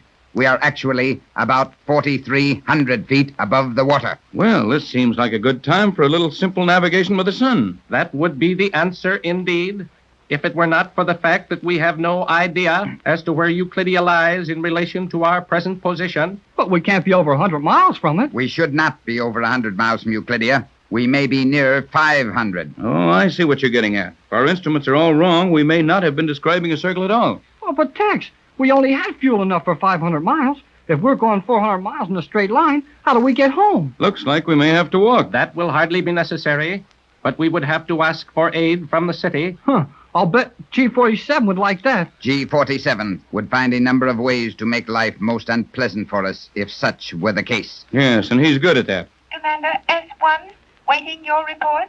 You will proceed, Thales. Gee, the girl commander on Euclidia. You will make the report, Thales. Straighter plane reporting to Commander S1. All instruments paralyzed. Request check beam and give our position. Your beam is being checked. Your course is number 1 west from Euclidia. Due west of Euclidia. We have fuel for 100 miles. What power are you using on your voice transmitter? 25 watts. Your graph is being calibrated. Here is the result. Your command lies approximately 125 miles from Euclidia. What are G47's instructions? You will proceed at full speed toward Euclidia. Maintain your present altitude. Report when fuel exhausted. When you complete that report, you will descend and submerge at once. Aid will be dispatched at this time. Lay your course due east. That is all. One moment, Commander. We have no compass. Everything on the control panel is useless. If you do not know how to navigate a true course in broad daylight with the sun shining brightly, perhaps Captain Bradford will assist you. That is all. Oh, boy. Did that girl commander tell you that time? Careful, Jerry. You will learn to hold your tongue, young man. Cheops, full speed forward. Due east. Run to the exhaustion of our fuel. Full speed. Due east. Very well. I'll be glad to help you navigate if you want me to, Thales. I could easily request a radio beam from Euclidia if it were necessary. Well, if you can't tell which direction is east, I'd say it was kind of necessary right now. Silence. Sorry. Our course is now due east. We are accelerating rapidly. Very well. Continue so. What happens when we run out of fuel? We will take advantage of our altitude to progress as far as possible along our course, then settle to the surface and submerge. Yeah, and wait there for G47 to come out and give us plenty of trouble. I think G47 will have other things to think about. That girl submarine commander will require his attention for her impertinence to me. G47 may not look at it that way. We have found that girl commander most intelligent. You have also found her most helpful on occasion, have you not? What? Gee, do you suppose G47 suspects? Watch it, Jerry. Oh, yeah. Oh, sorry. Yes, my foolish young man. G47 not only suspects, he knows. Knows what? That the girl in question, the finest and most trusted submarine commander in our colony, deliberately aided your party in your 2 escapes from the island. You mean G47 Hey, Tex, don't let these fellows kid you. That girl didn't help us a bit. That's just imagination. Yes? Yes, there's a mistake somewhere. There is indeed, but that mistake will be rectified upon our return to Euclidia. But don't you do anything to get that girl in bad. She's a friend of ours. Just as I thought. Oh, gee, I'm sorry, Tex. Never mind, Jerry. I don't think we could tell these men anything they don't know already. That is your most intelligent observation to date, Captain. Well, I suggest you stop worrying us and give your attention to getting this crippled ship home. While you are making suggestions, you might offer one as to the cause of this condition.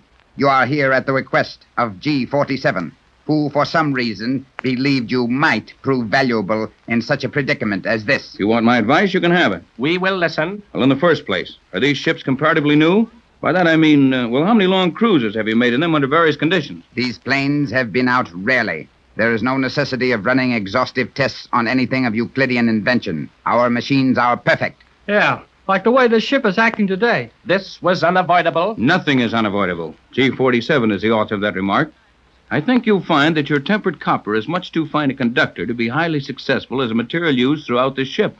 Instruments will all react to magnetism under certain conditions, and even the cases containing these instruments are of copper. That will substantiate a claim I made at the time Thales insisted that my tempered copper was the material for this work.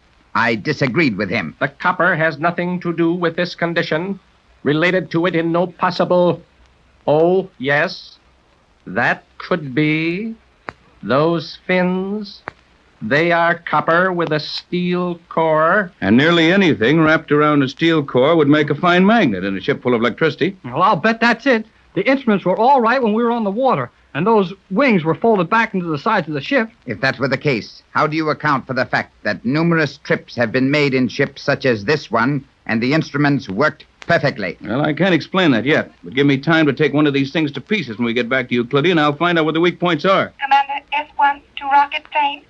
S1 calling Thales in straighter plane. Silence. Thales to Commander S1. Ready. You will continue to transmit continuously. Your graph will be run and your position corrected. Position is correct as last given. On course 1 east to Euclidia. You are not on course 1 east. Directional prism reflectors fail to locate you. Continue transmitting. Very well. We are proceeding at full speed along a course believed to be due east to Euclidia. Altitude about 4,000 feet. Fuel for approximately 50 miles.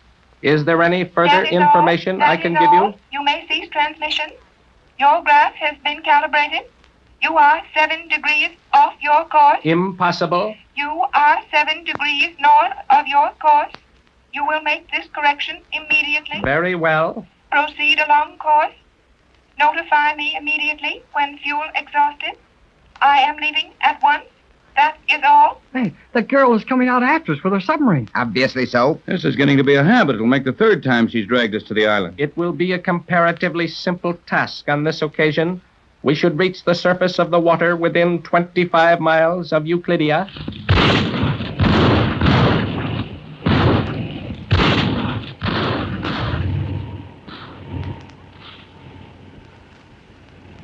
If that sound has any significance, your latest observation is faulty, Thales. Yes, that was bad. We are losing headway. We must take advantage of this altitude and glide down. What was that noise? The last of the gas leaving the fuel chambers. We are without fuel. And we're a lot more than 25 miles from Euclidia. Only less than 75 miles. Hey, we're going down mighty fast. How can you land this thing without power? Right, Jerry. We haven't enough wing surface for a glide. This thing's dropping like a bullet. I will now compensate for that.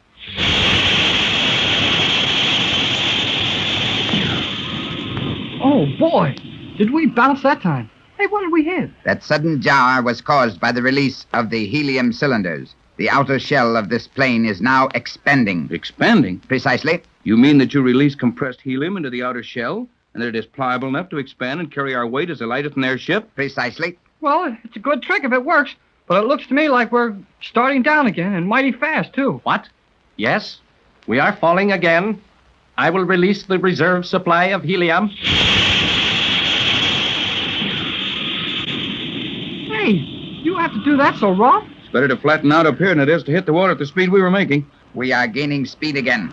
We are not being supported. Yes, something vital has failed. You mean we're falling? You can't stop it? Steady, Jerry. What's to be done, Thales? I have exhausted every means at my command. How about you, Cheops? There is nothing more to be done. What will be our speed when we hit that water? The least we may hope for is a speed of 75 miles an hour. 75 miles an hour? But, hey, we can't land that fast. We're going pretty near straight down. Well, that's going to smash the ship to pieces. Afraid it will, Jerry. This is once the Euclidean perfection has failed, and failed plenty.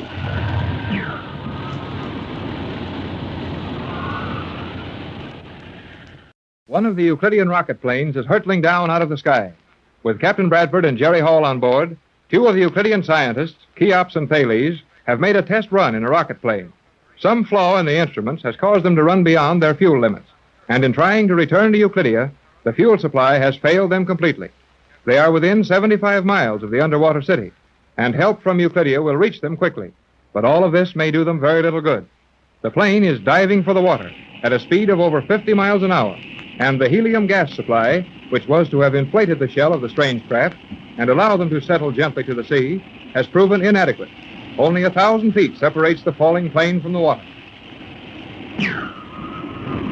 We're going to hit. I can do nothing. Here, give me the controls. What can you do? Give me the controls. Everybody keep quiet and hang on. What are you going to do, Tex? I'm not sure, kid, but I think I can do it. Now, hang on.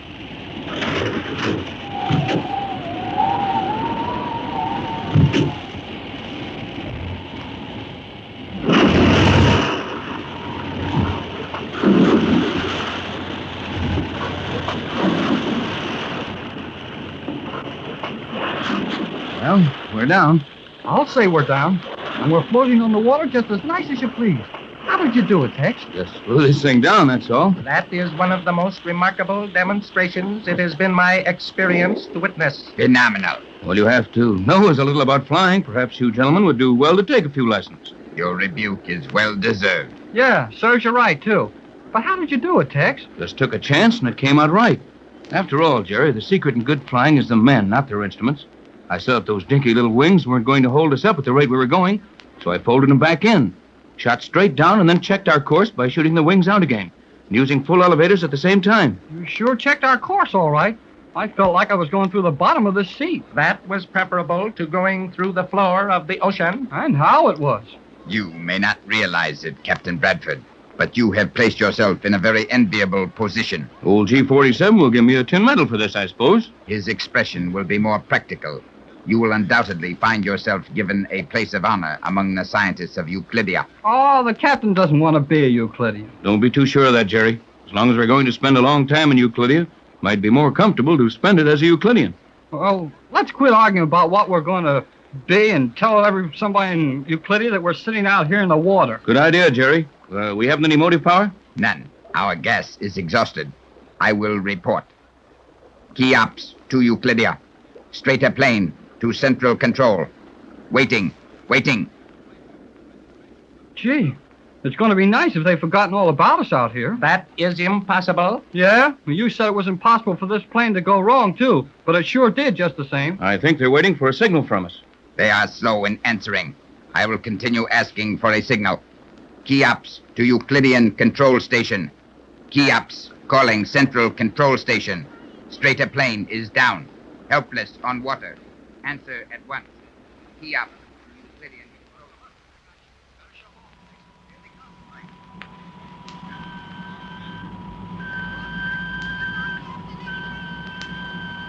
This is indeed interesting, Commander. You are very fortunate, Cleostra. G47 is in high good humor when he allows anyone in this communication chamber. It has been a long time since we heard from the plane. Do you suppose Jerry and Captain Bradford are all right? Supposition is of little value in any case.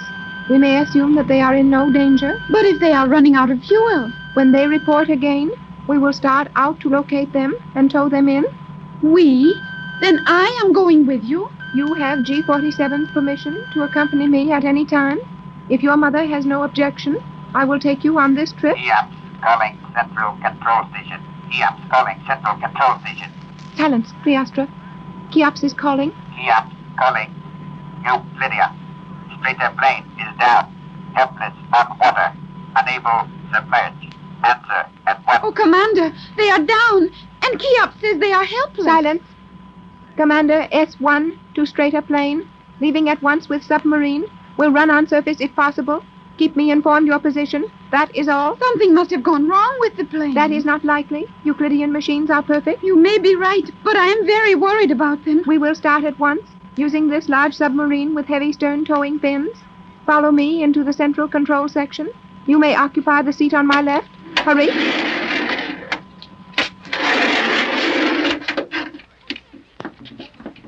We will use the lock which admits us to the water at this depth. The pressure will aid in getting maximum speed quickly. Commander, what is that frightful noise? We are sliding down the ramp into the lock. The submarine is being propelled by magnets beneath the floor of the ramp. This is one of the regular submarines, is it not, Commander? Yes. Another straighter plane would save little time on such a short run and would be almost useless for towing the other vessel.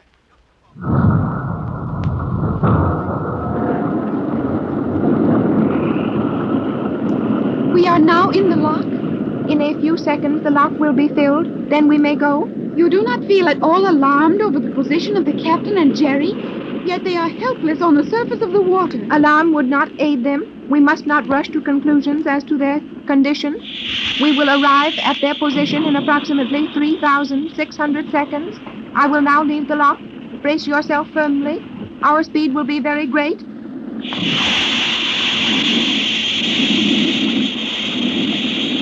We are rising at a terrifying rate. The 400 feet to the surface should take us not more than 15 seconds. What will happen when we burst out of the water at this speed? We will not burst out, as you term it. I shall now level off gradually. Oh, Commander, we are out of the water. We are on the surface and running smoothly. Precisely. That should not surprise you.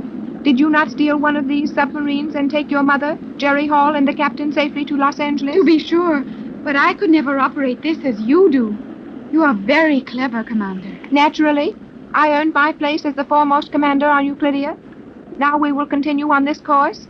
That plane will be drifting slightly, and Cheops was very indefinite as to their exact position. But I think we may safely run full speed ahead for some time. What is our speed now? You may observe the instruments. Thank you. Oh, 75 miles per hour. This is the maximum speed of this vessel, is it not? It is, and a speed that is not advisable except in an emergency. Oh, I am so worried about the captain and Jerry. You are very fond of that silly young man, are you not? I am, and he is not silly. Very well. I wish to tell you something, Joan. Joan? Why, Commander, you called me Joan. Precisely. You prefer that to Cleostra, do you not? Why, yes. Of course I do, but you... Do not interrupt me. We have only a short time, and I have much to tell you. I will be happy to listen. G47 knows that I assisted you in your 2 attempts to escape from the island. He knows. Positively? But if he knows that, he will punish you terribly. My punishment has been prescribed. It will take the effect the moment we return from this rescue expedition. What is the punishment to be? I am to be stripped of my authority, robbed of my place as a Euclidean, and sent to join your party, where I will live under the same conditions as now govern you. Our party? You mean that you will be considered as we are? Virtually prisoners? Potential enemies of Euclidia? Precisely. I will have quarters adjoining yours. From this time forth, my lot is cast with yours. Why, Commander, that is wonderful. Wonderful? Why, of course. Is it not? I am not sure. Oh, but it will be wonderful. You will like our way of living, and then you can have lovely clothes and stop wearing that Euclidean cloth uniform. I wonder how it will feel to live as you do. Oh, you will be happy with us. Mother will let you have one of her dresses to wear. Oh, I am so excited. There is so much I want to tell you about Mother's world. I hardly know where to start. Silence. Our conversation must be postponed. Is something wrong? Do not become excited. I will find out. How can you tell who it is if the signal is too weak? I will use a magnetic beam and attempt to relay the impulses to our equipment. Cheops, calling Euclidean Control Station. Cheops to Euclidia. Straight a plane to Central Control. Emergent. Answer at once. Emergent. Cheops calling Euclidia. Jerry and the captain, they are in trouble. Silence, Cleostra. I will attend to this. Commander S1, Euclidean Patrol Submarine number 1. Getting your signal very faintly, Cheops. Proceed. Hurry. Waiting. Our plane was damaged in landing. We are filling up with water. No compressed air. No gas. Preparing to leave ship. Bulkhead gas exhausted. We will have to swim without aid. The batteries are underwater. Radio will stop soon. Break. Orders. Abandon ship immediately. Give us your exact position. We are proceeding at full speed along course 1 west from Euclidia. Your position. Position. Last given is best. Advise. Water. Batteries. Hurry. Commander, their radio stopped. Yes. The vessel is flooded. And we do not even know their exact position. True. And without the ship, it will be almost difficult to reach them in the water. I know that. If the water is the least bit rough, it is nearly impossible to see a swimmer in it. Are the captain and young Hall good swimmers? Very good. The captain has been a champion swimmer, and Jerry swims strongly and easily. They will need all their skill. Neither Thales nor Cheops can swim. They cannot swim. Precisely. Very few Euclideans are able to swim. The perfection of Euclidean boats has made swimming unnecessary. Then hurry, Commander, hurry. I am driving this boat beyond the safety factor at this moment. Well, if we save those men, you may thank Jerry and the captain for it. And remember that in our world, we do not depend on machines. You speak freely of your world for one who knows so little of it, Cleostra. I may know little of it, but anything known of the outside world is better than everything the Euclideans know. I am beginning to believe you. I await my entry into your life with pleasure. But first, we have a mission to perform.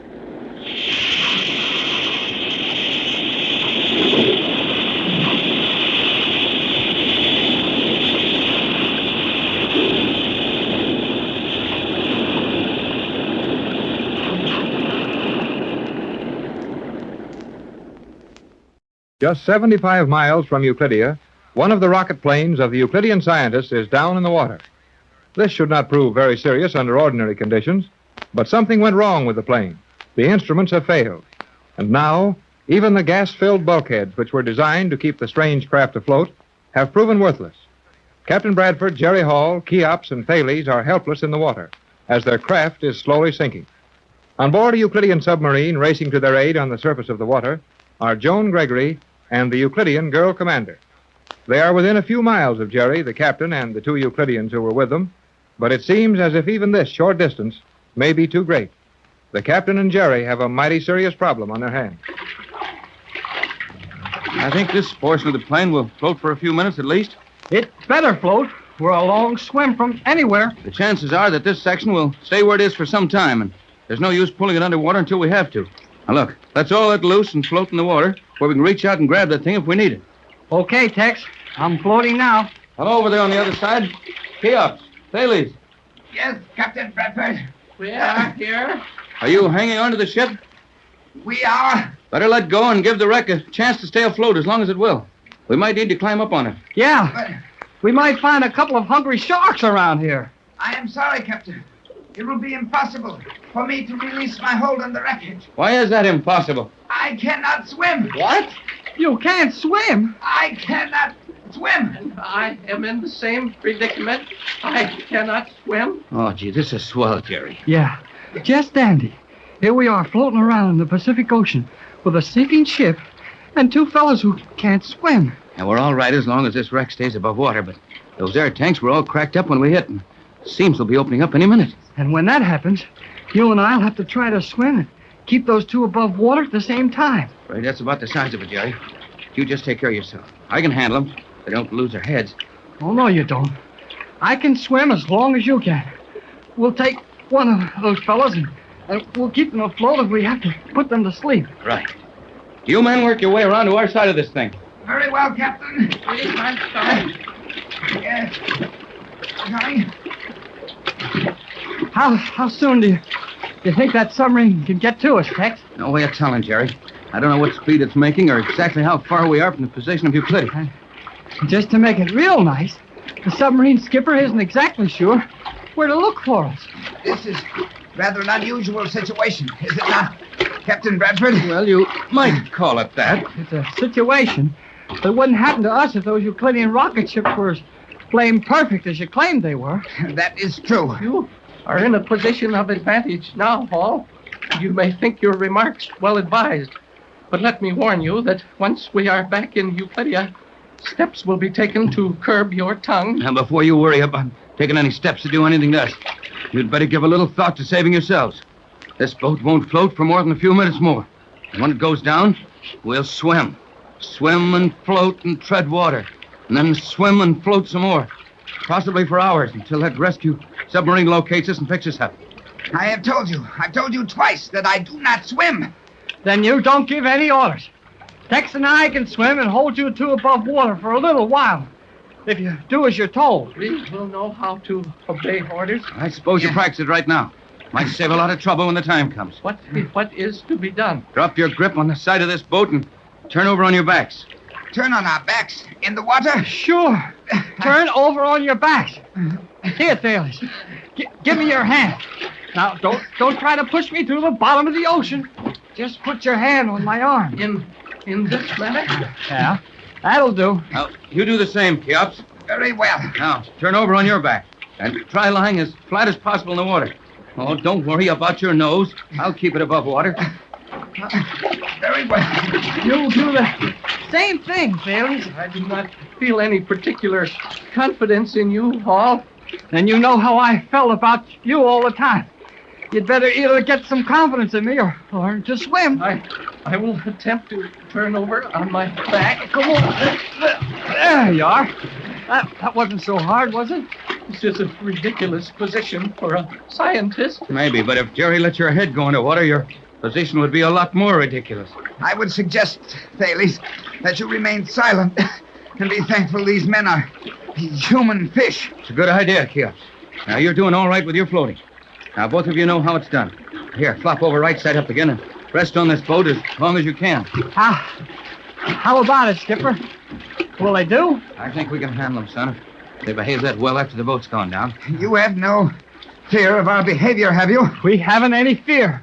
But you'd better have it. If Tex and I get tired swimming around with you. We'll do exactly as ordered. And that may save you a lot of trouble. Well, it looks like we've done all we can until the commander arrives with her submarine.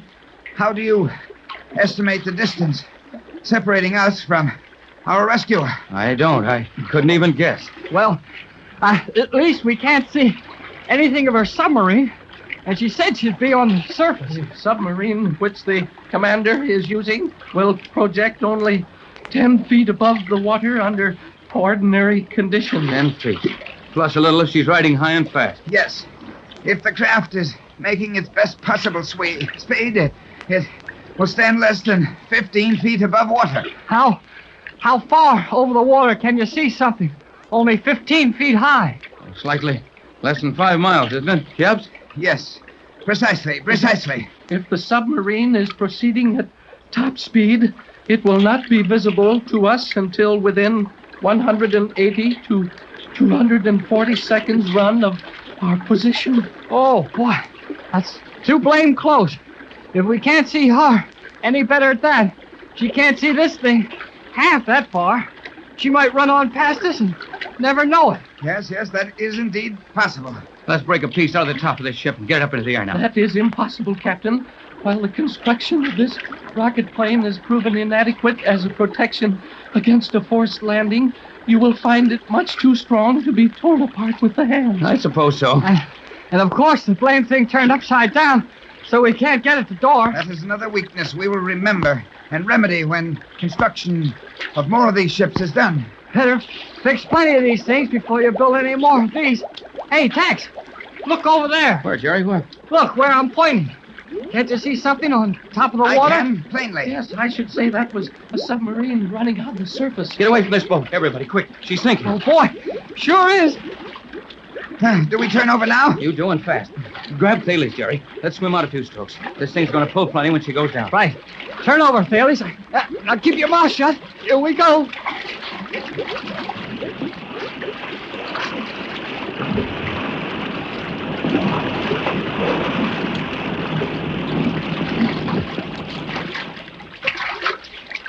You all right, Jerry? Yep. I'm okay. Able to get your breath, Gibbs? I'm suffering no discomfort. How are you doing, Thales? I do not care for this position being pulled about by my head as a fish on a line. However, it will suffice. You'd better. You'd feel like a fish without any water if I let go of you. Jerry, that is a submarine. She isn't over half a mile away. No, but it looks like she's running away from us. I'm afraid she hasn't seen us yet. Hey, Commander. Hey, the sub. Hey. Please exercise greater care, Hall. You nearly let my head sink when you threshed around in that manner. Yeah, I've got it. Let me take both of them, Jerry. Here, you men put your hands on my shoulder. Easy now. Okay, son. Now rise up in the water as far as you can and wave your arms. Okay.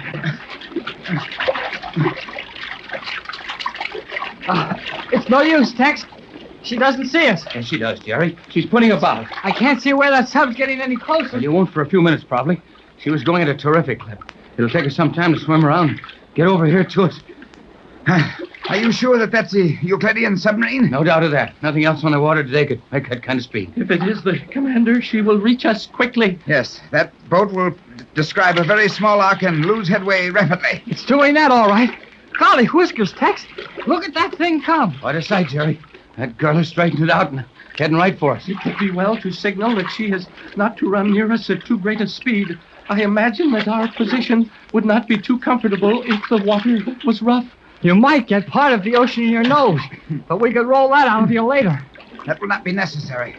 The commander is far too clever to endanger a life she is attempting to save. You're right again, Caps. Sub is going to come gliding up to us here without even muscling the water. How are we going to board that blame thing? It will not be difficult, I think. No, Jerry. Remember how the nose of those subs open? Yeah, I remember. Look now, Jerry. Look. That boat's only 100 yards from us. The stern is slowly settling under. She drifts up. I believe the commander will submerge the stern, bring the prow of the submarine to our immediate position in an upward manner, and admit us through the bow airlock. That's it. It's getting closer. Don't wiggle out, Thales. I'll try to keep the water out of your face. I will not move. Now only the nose of the sub is sticking up out of the water. It's drifting quietly towards us. How that girl can handle that submarine. She sure is good at it. Hey, in the sub there. You're close enough. Don't push us around with that thing. Can you see which side the nose is hinged on, Jerry? Yeah, right the way it's drifting. And be sure and stay out from under. You might get hurt when it opens. I'll watch it. All right, Chips. Turn over now and take hold of the edge of this hatchway. Oh, I will do so. You too, Thales. Get yourself a good tight hold there. Can you find a handhold, Jerry? Sure. I'm fine. We are indeed safe. Oh, Jerry, are you... Joan, what are you doing here? Hello, Joan. We're all right. Come aboard quickly. You must be in need of it. Oh, we could sure use it. You, Thales, will board this vessel first and report report to the commander in the central control section. Do you presume to issue orders to me? Those are the orders of the commander. Very well. I shall be pleased enough to be aboard. Well, I'll give you a hand. Up you go. He'll be sort of pleased to catch you off my hands, too. Can you make it? I'm nearly within the submarine. All right, you're next, Cheops. Right, Joan? That is correct, Captain. Hurry up, Cheops.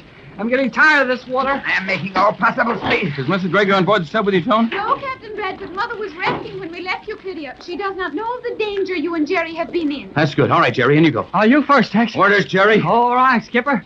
In I go, then. Nothing but my feelings. I've been holding up the guy dailies for a long time. Now, Captain, the way is clear for you. I'll be right away, Joan. Right in. Will you please follow the others to the central section? The commander has some hot liquid ready for you. I will remain here to close the port. I'll help you, Joan. No, off you go, Captain. It's orders, sir. Aye, Skipper. Now, I will close the port, and we will return to Euclidia at once.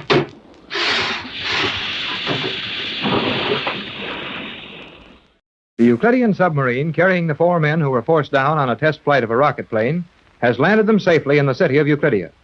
The 2 Euclidean scientists, Cheops and Thales, have gone to their own quarters, and the girl submarine commander is reporting the rescue to G-47. In the quarters of the Gregory party, we find our friends very happy over the reunion. Tex and Jerry are dressed in warm, dry clothing. Joan and her mother question them about their flight in the rocket plane. But it must have been terribly dangerous, Tex. Well, we've been in worse places. Well, I never have. No, Jerry. Your position at the time that rocket plane fell helpless into the water would seem to be about the worst possible situation. And Tex knows it was. He just doesn't like to worry us. Nothing to worry about. Those Euclideans had a flying machine that would fly after a fashion, but when their power failed them and the gas tanks developed a leak, they didn't know what to do. They sure didn't. And you did. I guess these Euclideans have too many fancy instruments and gadgets on everything. They forget how to do anything themselves.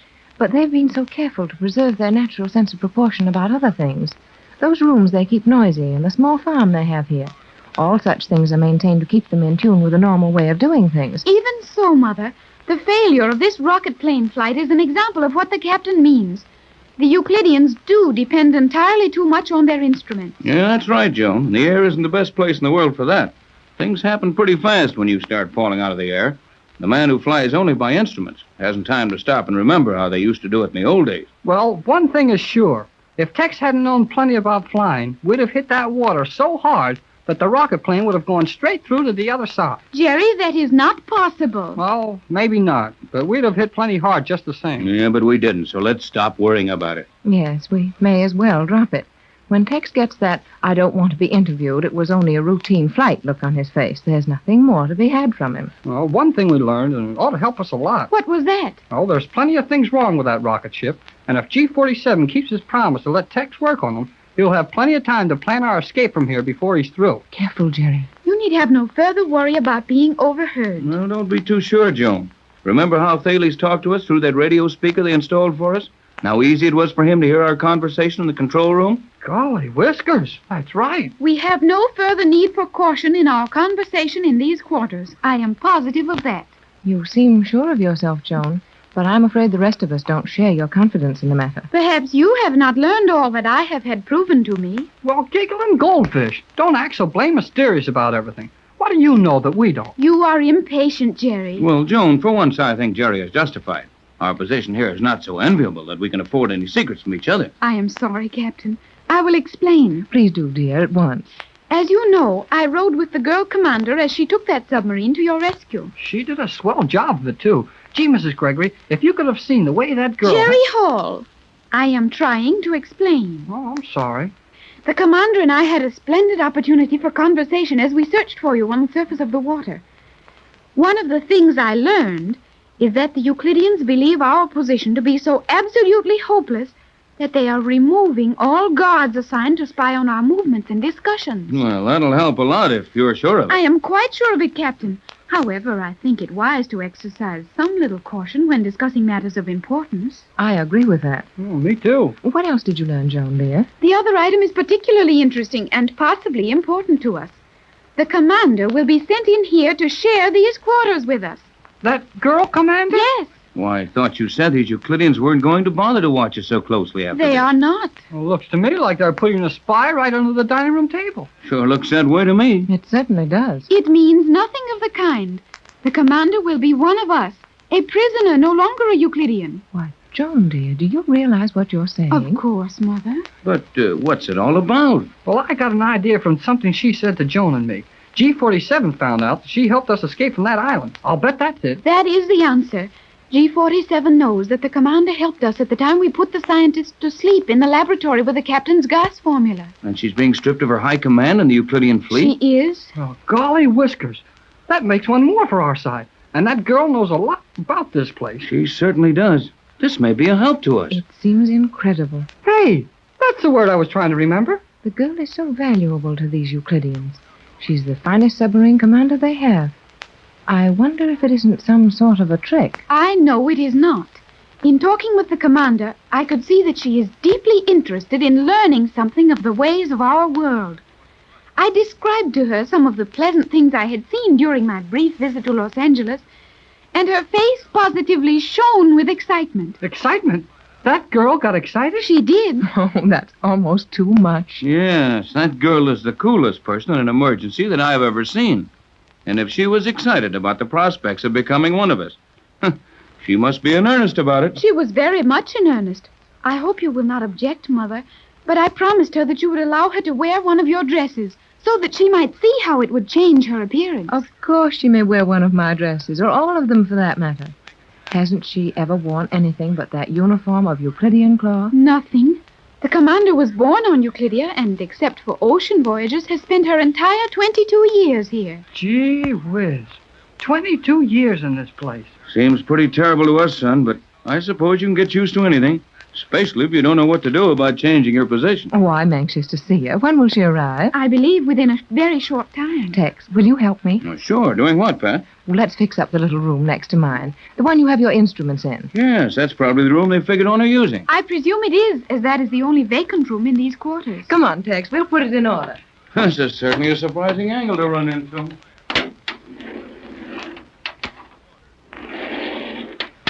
Gee whiz, Joan. This is the weirdest thing I ever heard of. One of the Euclideans coming over to our side. Jerry. Huh? Do you like the commander so very much? Oh, sure. I told you she was a friend of ours. I do not mean that.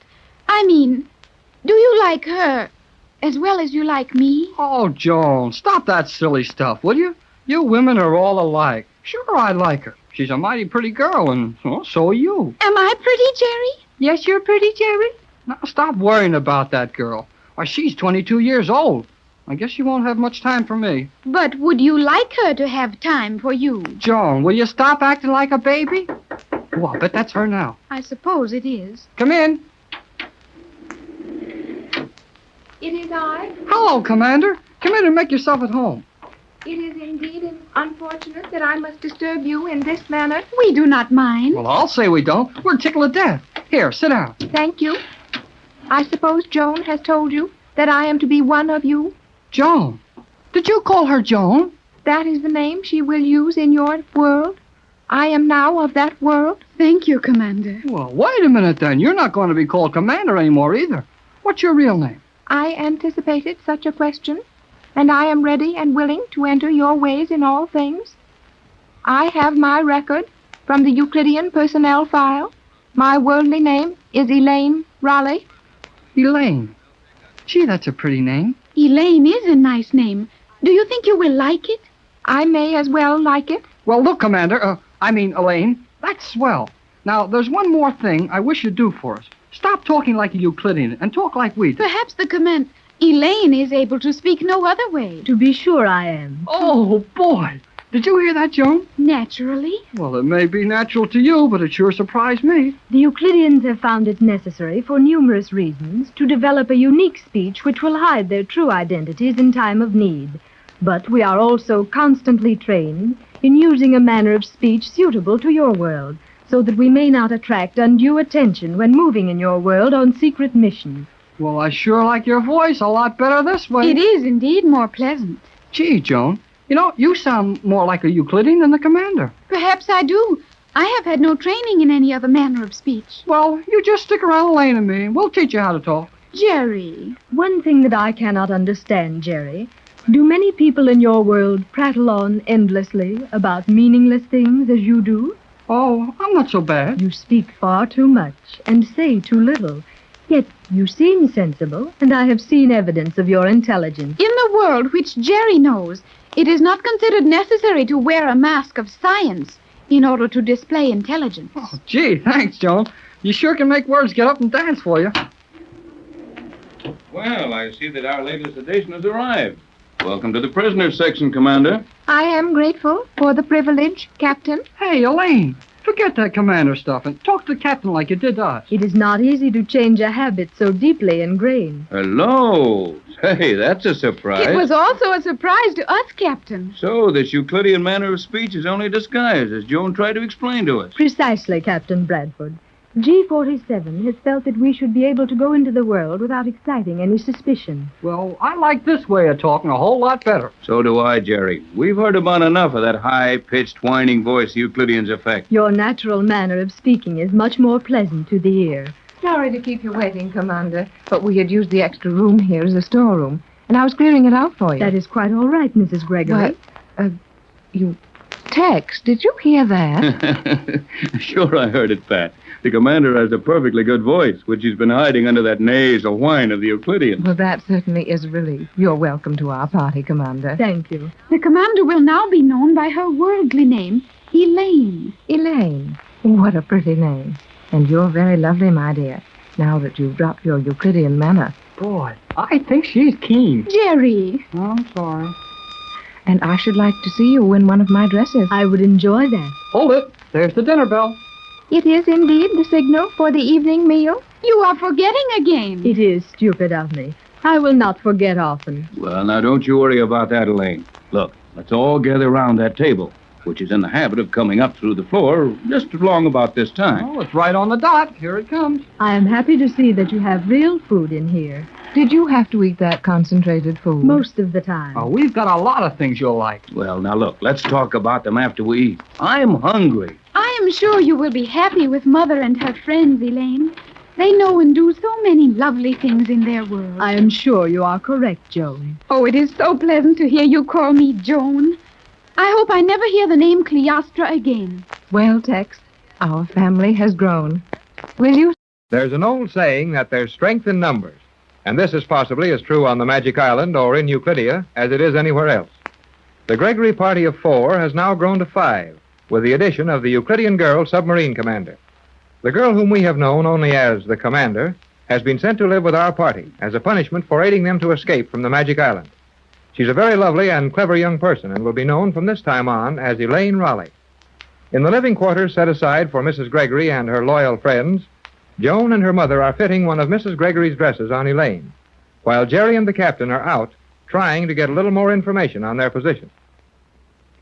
I know I'm right, Captain Bradford. Well, I hope you are, Jerry, but this doesn't look much like it. Oh, just the same, I think we should keep walking along this narrow little hallway. At least it was built here for some purpose, and the more we learn of this place, the more chance we have of escaping from it. I know one thing for sure. What's that? Nobody can hear us talking in this tunnel. How are you so sure of that? Well, the commander told me so. Elaine? Yep, that's right. I've called her the commander so long that it's hard to remember to call her anything else. But Elaine is sure a swell name. It is a pretty name, Jerry, and Elaine is a very attractive girl. You bet she is. I think she's mighty nice. Well, I'll agree with you, son, but if you don't mind, I'd like to give you a little advice about her. About Elaine? Mm-hmm. Elaine and all the rest of the ladies. Yeah? Well, what is it? Well, Jerry, just as one man to another, I'd say that it might be just as well if you didn't say too much about how nice you think Elaine is, especially when Joan is around. Oh, sure. I figured that out for myself. Joan gets all steamed up every time I say something nice about the girl. Yes, you may find that such things will happen to you from time to time. Yeah, I know that. Women are all alike. Oh, but I guess they can't help acting like that. And they're pretty nice. Not bad, Jerry. And if you understand them that well, I'll let you alone to work out your own problems with it. Yeah, but Elaine is mighty smart about things in this crazy place. And when she says nobody can hear us in this tunnel, I know it's right. Well, at least it's worth taking a chance on. But why do you think she was so insistent that we explore this passageway? Well, you started it all by what you said at dinner last night. What was that? Well, when you said you thought there must be some easier way to get out of this underwater city than taking a submarine out through those locks. Well, I naturally figured that anyone as clever as these Euclideans are would have more than one exit. There would always be an emergency outlet someplace. That's the idea, and Elaine says there is. And she thinks this steel shaft is the answer? That's right. I wonder. Well, we're going back away from the city now and climbing at the same time. I'd say this was very near that elevator shaft we came down from the island to the underwater city. That's what I think. I've got an idea, Tex. Well, it may be crazy, but I wish you'd listen to it. Well, right ahead, Jerry. Ideas aren't so plentiful that we can afford to waste any of them. Well, that universal solvent of yours, that's the only thing we've got that's better than anything the Euclideans have, isn't it? Yes, I expect that's right. And the only way you can use that is to have it where you can turn it loose or pour it out or spill it or let it run down on something? That's right. Our only real hope to use my solvent as a threat when we try to capture this place is to find the highest point in the city, suspend a quantity of the solvent there, and threaten to release it and destroy the city. That is, unless the Euclideans surrender at our terms. Okay, that's swell. And that fits right in with what the commander, Elaine, said. Yes, go on. Well, she figures that this tunnel we're walking in comes out inside that mountain that the crater of the volcano is in. Only this thing goes right up inside one of the little peaks around the crater, and that the opening at the top is only 30 or 40 feet below the water. Well, if that's true, say we're as good as off this place right now. But we'll have to be sure that nobody else knows what we know. Oh, what could they do about it? Prevent our coming up here, for one thing, and close this off for another? Yeah, they'd do that all right. Hey, Tex. Oh, listen to our steps. Yeah. Hey, we're off that noiseless steel and walking on rock. Good solid rock, too. Begins to look as if your girlfriend is correct. Boy, it sure does. But it looks like there's something here she didn't know about. What? Oh, a steel door, eh? Mm-hmm. And a mighty heavy door from the looks of things. Well, now, if we can get this open, give me a hand here, Jerry. Aye, aye, sir. Well, say, this isn't going to be any too easy. No. Must be some way to get it open, though. I don't like to make too much noise or stay up here too long. We might get caught at it, and that would spoil all our plans. Oh, sure, but, well, we may not get many chances to come up here either. I think we ought to try getting through there right now. Well, your guess is good as mine and Euclidia, Jerry. Come on, we'll try some more. This is... it's sure funny. The door looks like it was stuck to the sides. All the way around. Yes, except on the bottom.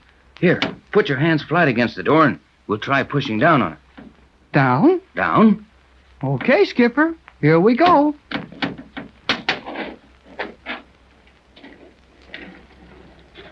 Hey, it's moving, Tex. It's moving. It sure is, son. Look, it's going down. That's the best thing in the world for us. Why? Why is it? Well, I'd say there's only one reason for a door to open down. There isn't room for it to open up. And that can mean only one thing. There isn't room for it to open up because we're too near the top of this mountain. Or whatever we're inside of. Gee, Tex, look into that room. Yes. Not only into the room, but look through the room. Come on. Wait, hold it, Jerry. Wait till this door is all the way down into the floor. You might get hurt if you start in there now. Okay. Boy, that's something to see, isn't it? It certainly is. Look, that room is made of transparent steel. And it's mighty near the surface of the water. Why, it must be. Yep. Why, the water's light enough that you can see all around in the room. How deep could the water be in letting that much light? Well, I don't know exactly, but I'd say, not over 4 or 5 fathoms. Not more than 30 feet? Oh, something like that, I think. Gee, Tex, if we're only 30 feet below the surface of the water, why, we could swim out if we had to without getting hurt. Yeah, we could do just that, son. Well, everything seems to be stationary. Come on, let's go on in. Gee, this place isn't very big. Plenty big enough for an escape chamber, and that's just what it was designed for. Well, how do you get out of here? I'm trying to figure that out. I think I have. How? Now, look, see that valve down there in the corner? Huh? Oh, yeah. I get it. Air pressure. Right, boy. Either air pressure to bring the pressure of this room up to that outside, or to flood this lock with water. Be hard to get out of here and into the water at that. That's a long time to hold your breath. I don't have any idea that you're supposed to hold your breath while you're getting out of here. Well, how else can it be done? Looks more to me as if this whole room was a lock. Yeah, a floating lock. It can be forced up to the surface of the water. Well, looks like the locks they used to get that rocket plane out of that underwater city. Exactly. I think when our time comes to escape from Euclidia, this is the way we do it. And you can leave some of your solvent out in that hallway, so we'll eat down through into the city and let the ocean flood in and destroy everything. That's it, except that we'll give the Euclideans a chance to surrender and become good citizens of the world. You know, after all, Jerry, We're to stop those scientists before they do a lot of harm in our world with their inventions and discoveries. Our business isn't to hurt anyone. Well, I guess not. But they wouldn't worry about hurting anyone else. Well, do you know of anyone they've hurt? No. Yeah. How about that old sailor who got the first radio message off to us? He wasn't hurt. He's alive and well, a prisoner like the rest of us. Maybe you're right. But will these Euclideans behave if we do capture them and take them home? We'll put them where they'll have to. In jail, you mean? No, I don't think so. You know, I doubt very much if it's possible to prove anything criminal against them. At least nothing serious enough to keep them in a prison for life. You know, after all, Jerry, all they've done is to be just a little too brilliant for the present order of society. While that may be dangerous, well, certainly isn't criminal. But if we can't put them in prison, where can we put them? Well, Mrs. Gregory has money, Jerry. Almost unlimited money. Many of her friends are equally fortunate. I'm sure Pat would lead a movement to form a syndicate, establish a scientific foundation for these people. There they would be allowed to carry on their work, but they'd also be watched to see that anything they developed would only be used for good. It sounds okay, but it sure costs a lot of money and plenty of trouble. It's the only answer I can think of. Well, I hope they refuse to surrender, and we can turn this water in on the whole bunch of them. Now, Jerry, you wouldn't do that. Well, maybe I wouldn't want to do that to the animals they've got down there, but I don't feel very bad about anything happening to the Euclideans. Why, Jerry, they're human, just the same as we are. They're entitled to fair treatment. Yeah, only... Hey, Tex, look. Yeah, I see it, Jerry. Shadow on the water above us. Looks like the shadow of a submarine. No, it's one of those rocket planes shaped like a submarine. How can you tell? Well, see the shadows, those little bumps on the sides, where the wings don't quite fold into the ship? Say, you're right. It is one of the Euclidean rocket planes. It's just drifting on the surface of the water. Well, it's going to be right over us in a minute. The shape of that shadow is changing. There's a bulge on one side of it. Looks almost like somebody was getting out of it and into the water. That's just what's happening. Now, look, that fellow's feet are touching the water. Yep, and we're mighty close to the surface.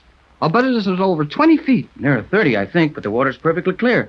Jerry, that man is coming down into the water, and he's coming right for this transparent steel lock. Hey, let's get out of here. Wait, we can step outside the door into the hallway and still see him.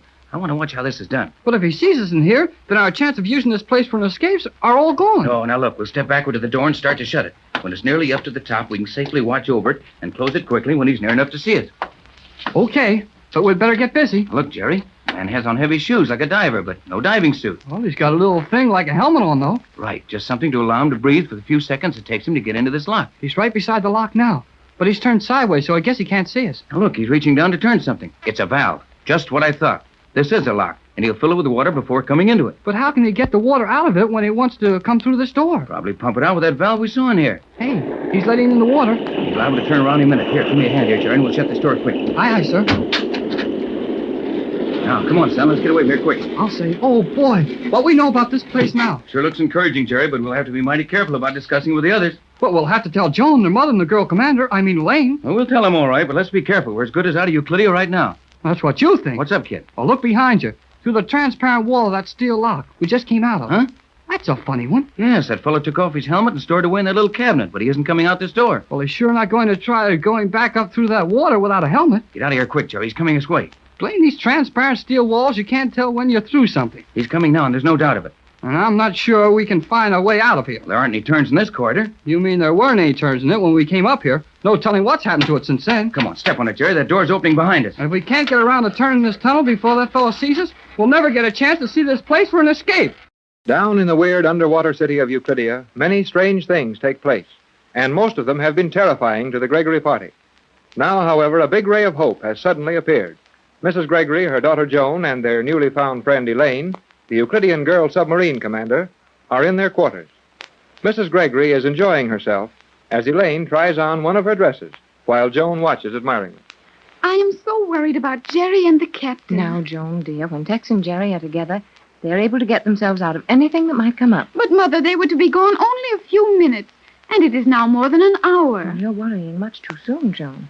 When you've lived as long as I have, you'll realize that a man loses all sense of time when he's out doing something that interests him and completely forgets anyone who might be waiting for him. That would seem to be the case, but I do not like it. Well, dear, older women than any of us find fault with things men do. But it's much easier to find fault than to find the cure. Oh, Mother, look. Why, Elaine, you're lovely in that dress, dear. I think it must be the dress that is lovely. I have not changed, and no one has told me previously that I am lovely. But you are. I like that much better than your uniform of Euclidean cloth. I hope I may never again... You have forgotten, Elaine. I am sorry. We understand, my dear girl.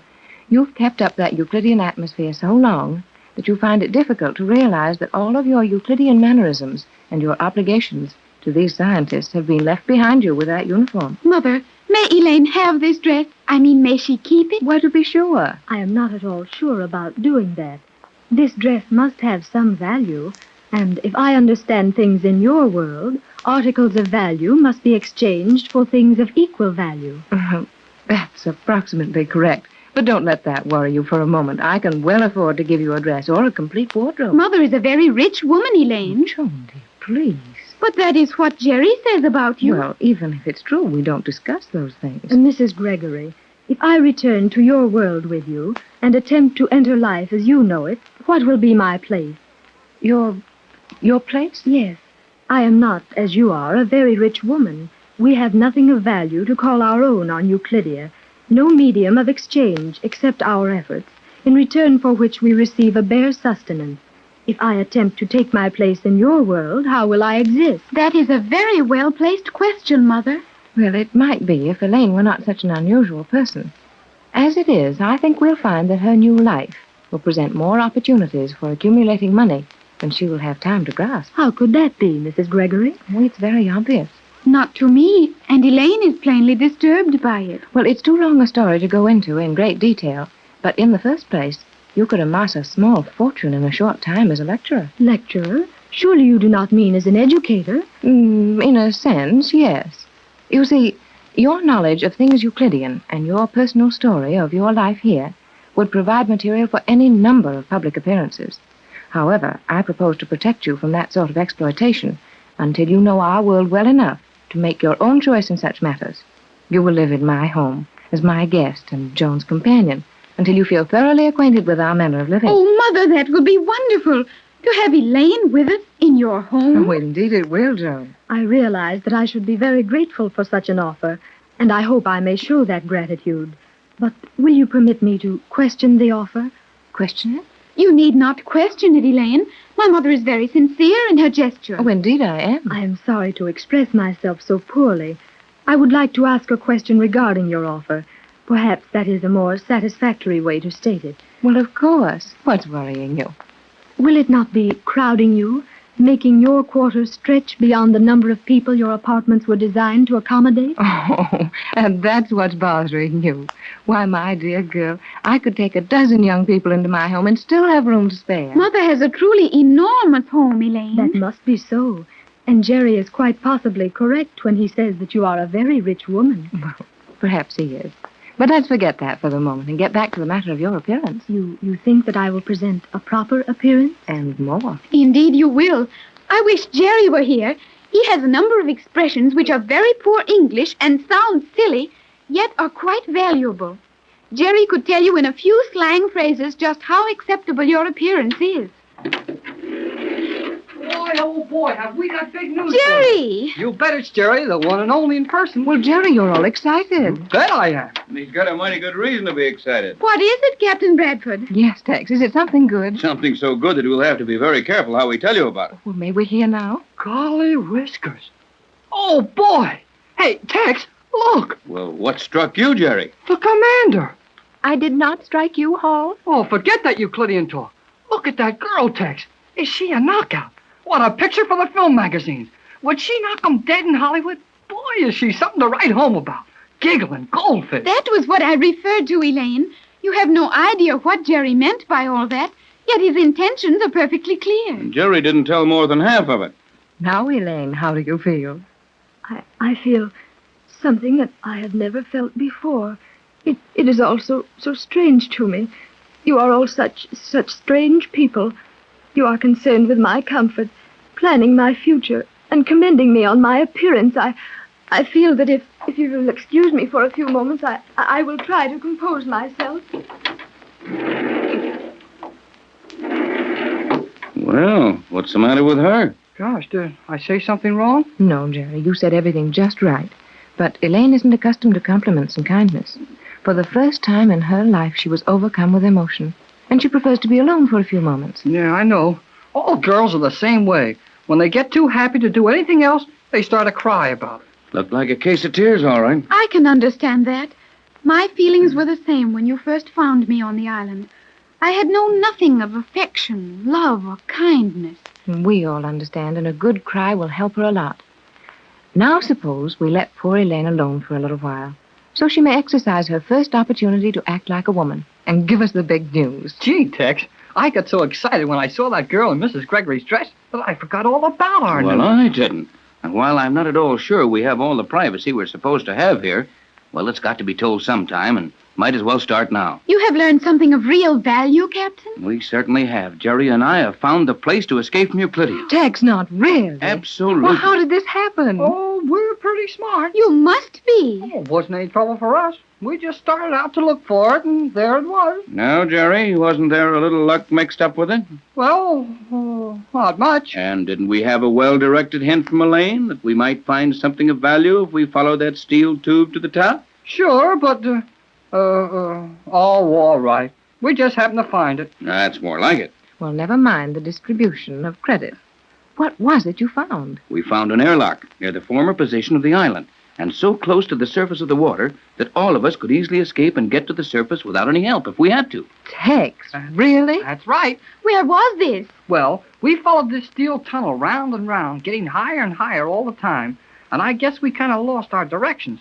But it was someplace in the edge of that old crater where the island was built. Yes, I think the tunnel parallels that elevator we came down in, and it sure comes out on the rim of the crater.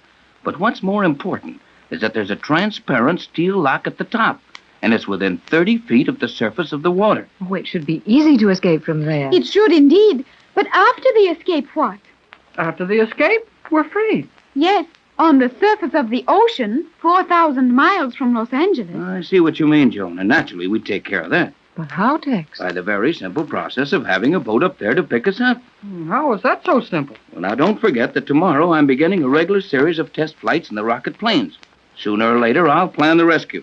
Will you have a chance to smuggle one of the homing pigeons aboard the plane? I think so, in time. Have you asked permission to take your instrument case aboard? No, I was afraid to ask permission, for fear it would give me away. So on the trial flight today, I simply walked up to the ship with the case in my hand. And G-47 grabbed it and searched it plenty. He did, and he'll probably do the same for several days to come. But one of these times, I'll know when G-47 is going to be busy at the time I start a flight. And when that time comes, I'll have a homing pigeon in that instrument case. You realize what the results will be if you are caught. No worse than what we must eventually face if I don't try it. We're here forever as far as G-47 is concerned. Yes. Our punishment is to be completely ignored until in desperation we trade your formula for freedom, and then find ourselves denied that freedom. Well, we're going to use that formula in a lot easier way than that, and a better way. How, Jerry? Well, Tex is Hold going it, Jerry, hold it. What's wrong? Well, I thought I heard a noise outside that door. But this room is soundproof. Perhaps we should say we believe it to be soundproof. Yes, there's always that. We can't be sure of anything here. Well, never mind that no. I know how to use the formula when the time comes. The only thing that I'd like to know a little more about is the exact method of escape from that airlock Jerry and I discovered. Perhaps I can assist you there, Captain Bradford. Well, if you've got any ideas, toss them in. By all means, Elaine. We'd welcome your advice.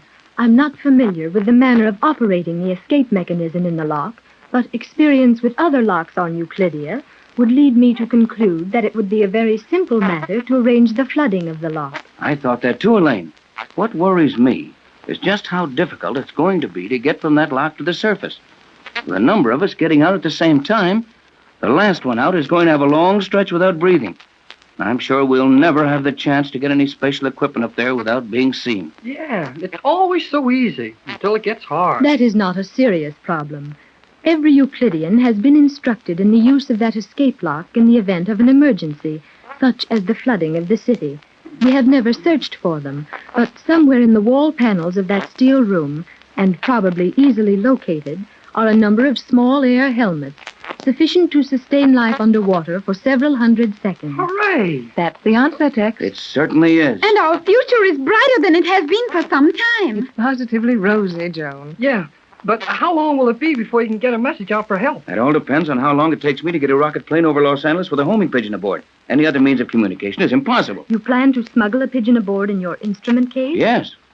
Excellent. But would it not be wise to carry 2 pigeons in the event one of them is discovered? Oh, sure, but if one is hard to hide, why try to make it 2? You will carry your individual emergency tank of oxygen on each flight, will you not, Captain? Yes, each man on the rocket plane will have one. I insisted on that after our last flight nearly ended in disaster. Precisely. And if you are willing to risk the danger of being without that oxygen, I can show you how to remove the end of the tank. And in that tank, on your important... The underwater city of Euclidia has a new surprise to offer in each of its giant rooms. This weird colony beneath the sea, composed of 13 immense natural caverns, improved and strengthened by the Euclidean scientists, has been the prison for the adventuring Gregory party for some time. Strange things have happened to different members of the party, and the most recent, and perhaps strangest of all, is the addition of the girl submarine commander, who has been removed from her position as a Euclidean and sent to join Mrs. Gregory. Jerry and Joan are talking about this as they approach the entrance to the largest of the underwater caves, and one which they have not seen before. Well, gee whiz, Joan. If Tex and your mother and this Euclidean girl are so blamed sure we can get away from here, what are you so afraid of? Please, Jerry, do not speak so freely. We may be overheard. Not along here. That girl commander said we could talk in this room just the same as if we were outdoors. I wonder if she will remain loyal to us. Oh, sure she will. I know that you are very sure of the attractiveness of your world, Jerry, but it does not hold everyone. Each of the Euclideans could have a place of prominence in your world if he chose, yet they remain here. And 3 members of the crew of Mother's boat have become loyal Euclideans. Oh, don't you believe it. Those fellows are just working for the Euclideans to keep them happy. You'll see whose side they're on when the time comes to escape from here. I hope you are correct, Jerry. But in any event, I'm sure you speak too freely of escape. Well, okay, I won't say any more about it. But we'll escape just the same. Is this the entrance we're to use? Oh, it must be. It's the only one near here. Then let us enter. Well, sure. Come on. Oh, Jerry. Golly whiskers, Joan. There's an airplane flying around this room. You are right, Jerry. That is a small airship of the type employed in your world. And imagine a room big enough to fly one of those things around it. Watch it now. It's going to land.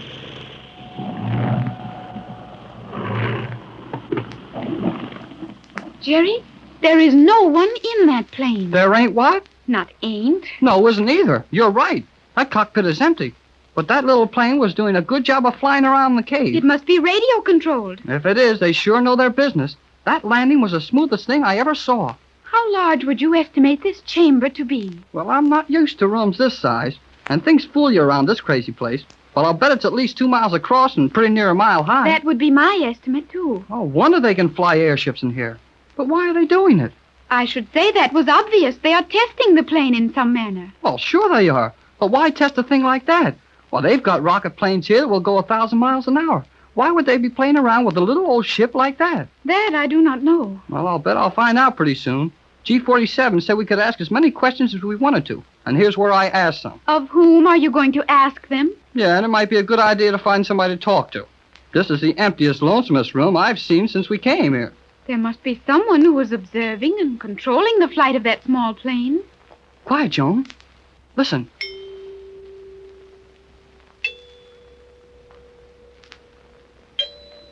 Jerry, isn't it sure is.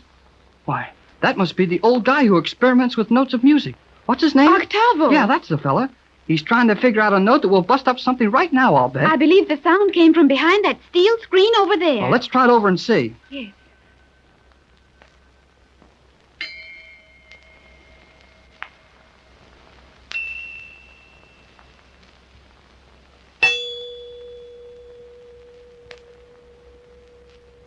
Yep, you're right, Joan. There's the old boy. Hello there, Octavo. He is very deaf, Jerry. I do not believe he heard you. Well, let's get around in front of him. Hello there. I said hello. Who are you? I'm Jerry Hall. And I am Joan Gregory. I know you. You were once Cleostra, the living symbol of the perfect Euclidean calendar. Now you are an outcast. The choice was mine. The choice of the outcast is usually his own. Hey, look here, mister. We didn't come around here for you to make wisecracks to us. Was there any purpose in your coming? Sure there was. Then state it. I'm busy. We will not interrupt, but G47 gave us permission to visit various parts of Euclidia and ask questions regarding anything we did not understand. And there's plenty we don't understand. I can believe that of you. Well, never mind that stuff. Is it all right if we watch what you're doing? If G47 has given his permission, it is not within my province to deny your request. No, okay. We won't get in the way. What are you doing? Did you observe the flight of that robot-controlled plane? Yeah? We witnessed the end of a flight as we entered this chamber. I am working with the destructive musical notes, searching for the keynote of the motor in that plane. When I find it, the plane will crash. I should think it would. I will be interested in studying the results. To try it out on real planes in our world someday, huh? Who knows? Well, I don't know, but I've got a pretty good idea. Keep your ideas and hold your tongue. Please, Jerry, we will not be allowed to witness this experiment if you anger Octavo. Oh, okay, I'm shut. I believe I am approaching the correct note. I will send the plane aloft once more. How do you do that? Thales, the master electrician, is operating the controls for me. You may see him in the tower yonder. There he is, Jerry. Oh, I see him, and I don't like him. Jerry, was that not sudden? Sudden? It's worse than that. Well, that little plane just jumped into the air. You will observe the plane. It is flying rapidly, in irregular curves and loops. Watch it intently as I strike a variety of notes on the musical glasses.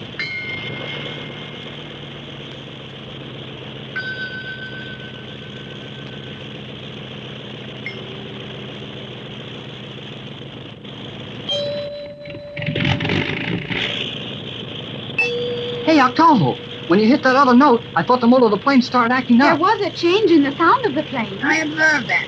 However, the plane continued unharmed. The musical note was, therefore, not perfect. Yep, it's still flying, but that came mighty close. I will signal Thales to land the plane and rearrange the scale of these glasses. That is very clever, is it not, Jerry? The manner in which that small plane is controlled from a distance. Sure is, but I've seen that done back home. What I'm interested in is this musical glass thing. You will observe that I will change the level of the liquid in several of these glasses. Well, which glass do you use now? That I cannot determine without going over them. Well, you've got to do all that all over again? Precisely. You are impatient, Jerry. But this is liable to go on all day. All day? Young man, I have spent a lifetime at this work, and I've isolated only a few of the destructive notes. Well, we'll walk around and look at something else while you get tuned up. You have my permission to do as you please. But let me warn you to remain out of range of the musical notes. We will be very careful. See that you are. Come on, Joan. Let's see what we can see around here. I believe there is little of interest in this cabin. It appears to be merely a testing laboratory for planes. Well, what's the matter with that for interesting? A testing laboratory for airships, and the ceiling of the place is 400 feet below the ocean. It is unique. Yeah, I guess it is. Hey, look, Joan. Is that a real airplane? Where? Right here, this little thing. It appears to be. I never saw anything that small that was supposed to fly except the kite. Oh, do not touch it. Oh, well, I wouldn't hurt it any. Nevertheless, I would advise you to leave it alone. Oh, okay. Sounds like Octavo's getting ready to try it again. The little airplane is still standing idly. Well, I guess the old boy knows he hasn't even got a note to close to it, what he needs. There is the control tower, Jerry. And Thales looks like he's got some fun out of doing something to us. I think that Thales and Cheops are now both very dangerous enemies. And I know they are. G47 punished both of them for letting that rocket plane crash while Tex and I were along. And they acted like it was our fault. The captain's quick action in saving all of your lives made Cheops and Thales look very foolish. And the Euclideans do not enjoy being the object of ridicule. Well, I don't think anybody does, but it's too late to worry about it now. Did you notice, Jerry, that there are clouds up near the ceiling of this cabin? Clouds? Well, by Jiminy, you're right, Joan. And that's sure something to tell the folks. A room under the ocean so high that it has clouds in it. Of course, the clouds might easily be formed by vapors arising from the damp floor of the cave. Something going on again. The old man is striking his musical glasses. And the plane's taking off again. Maybe we'll see something this A time. number of the notes have been struck, and there is no obvious effect on the plane. The old boy's staying right with it, though. He must think he's got something. He has unlimited patience. One thing you've got to say for Thales, he sure knows how to run that plane by remote control. Jerry, I believe Octavo is nearing the solution of his problem. What makes you think so? He is striking that one note continuously. Yep, he is. Maybe that's the one. We'd better watch that little plane mighty close now. Oh, boy! He put in your hand at that The time. motor was stopped for a moment, but it is running perfectly again. He's striking that note again. I can hear it. It's longer. It seems to stay in the air. Jerry, that motor has stopped. And the plane is falling. No, the motor is functioning again. Boy, that was close. I wonder what he'll do now. He is repeating that note. Yep. And this time he's really making it stay in the air. Motor is uncertain. No, it has stopped. He's got it, Joan. He's got it this time for sure. The plane is falling, although Thales is working the controls in an attempt to keep it afloat. He'll never keep that ship up. Look, Joan, the motor wasn't the only thing the musical note hit. The wings. See how loose and floppy they are? The entire plane is going to pieces. It is going to crash.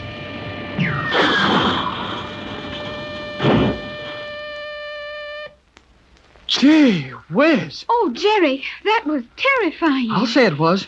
Suppose that had been a big plane with people in it. Perhaps a human pilot in the plane could have kept it aloft. Not a chance. Nobody can fly him when the wings come off. I've heard Captain Bradford say that. Well, young man, you do not seem to be in such a light mood now. Did you enjoy my little demonstration? No, I didn't enjoy it, but it was good. That was my meaning. Octavo, could you have done the same thing to a larger plane with a human pilot at the controls? Certainly. Probably with less effort. Well, what are you going to do with that thing? Can you not imagine the effect such a demonstration would have on your country, for example? Gee, you wouldn't dare do anything like that. That is a foolish remark, and you know it only too well. Yeah, well, I guess I do. Jerry, let us return to our quarters. It suits me. And if we've got to see things like this all the time, well, I'd just as soon not do any more looking. Jerry and Joan have just watched one of the most terrifying demonstrations they have ever seen. Down in the underwater city of Euclidia, where the ceilings of the giant caverns are over 400 feet below the surface of the sea, and the caves themselves are from 1 mile to nearly 2 miles in diameter, the two younger members of the Gregory party have learned something which sends them running back to their quarters to report their experience. Waiting for them are Captain Bradford, Mrs. Gregory, and the Euclidean girl submarine commander, who has been robbed of her Euclidean honors and sent to spend her time in confinement with the Gregory party. But, Tex, I don't feel quite so sure about it. Oh, take it easy, Pat. Those kids are all right. I believe the captain is correct, Mrs. Gregory. Jerry Hall and your daughter are quite capable of taking care of themselves. Right, Elaine. Those two can get out of anything they get themselves into. But, Tex, there are so many things in Euclidia we don't understand, things we know nothing of. And Jerry is inclined to talk far too much and too loud. I'm always worried for fear he'll make one of the Euclideans angry. I think you need have no further worries along those lines, Mrs. Gregory. The Euclideans will treat Jerry kindly, regardless of his actions, until such time as they have secured the captain's formula. Well, then they'll wait a while. I'm not ready to let them have it just yet. And when I do, they won't enjoy receiving it. Tex, have you decided exactly how you're going to use the formula when the time comes? Just about. At least I know exactly where I'll use it. Oh, there's the 12 o'clock signal. And Jerry and Joan are not here for lunch. That won't hurt anything but their feelings. Those two are well fed. Missing a meal won't do them any great harm. The captain is right, Mrs. Gregory. Oh, I know he is. He's always right. But there are so many terrible things all around us, and we've lived so long in uncertainty and fear that I don't like to see our party separated. We'll probably have to separate plenty of times before we manage our escape from this place. Hi, everybody. Hi. Jerry, please do not make so much noise. I'm not making any noise. Well, Pat? They're in perfect health. Hey, Mrs. Gregory, Joan's afraid of a little noise. No, Mother, not a little noise. Where have you two been? Oh, wait till we tell you. Hey, but let's have lunch first, The huh? table is not rising through the floor. Perhaps luncheon has been delayed. Well, they don't delay things for fun around this place. I'll bet they're mad at us, and we don't get any lunch. Have you been doing something to get yourself in bed? No, Captain, but we have watched a very wonderful experiment. Oh, tell us about it, Joan. Oh, we will. But let's eat first, huh? As you have observed, it will be rather difficult to eat without food. What has happened? Well, we don't know, dear. The luncheon signal sounded just before you and Jerry came in, but the table isn't making its usual startling entrance. Well, Jiminy Jimcracks. Will you look at that? What? That little steel pole sticking up through the floor. Where did that come from? Obviously, it has been raised from the lower level, much as the table is elevated. Yes, I can see that, but we were looking for a table full of lunch. That thing won't help us any. I have seen this happen many times, Captain Bradford. I believe you will find that our noonday meal is there for us. A meal on top of that thing? Are you serious, Elaine? Hey, hold it, everybody. I'm beginning to get the idea, and I don't like it. I think I know, Jerry. More of those pills. The concentrated Euclidean food pellets. Yeah, that's it. Well, I think I can do without mine. Me too. I'm not as hungry as I thought I was. It would be very foolish to refuse food. We will find that this concentrated meal is an indication of an emergency within the city. And if we do not eat now, it may be some time before we will be offered another meal. And certainly some time before another meal of worldly food is sent to us. Will you please bring the pellets, Jerry? Oh, well, yeah, sure. If this is all we're going to get for a while, you better eat it. Yep, here they are. 5 little pills for us to get fat on. Well, I can't give you any choice.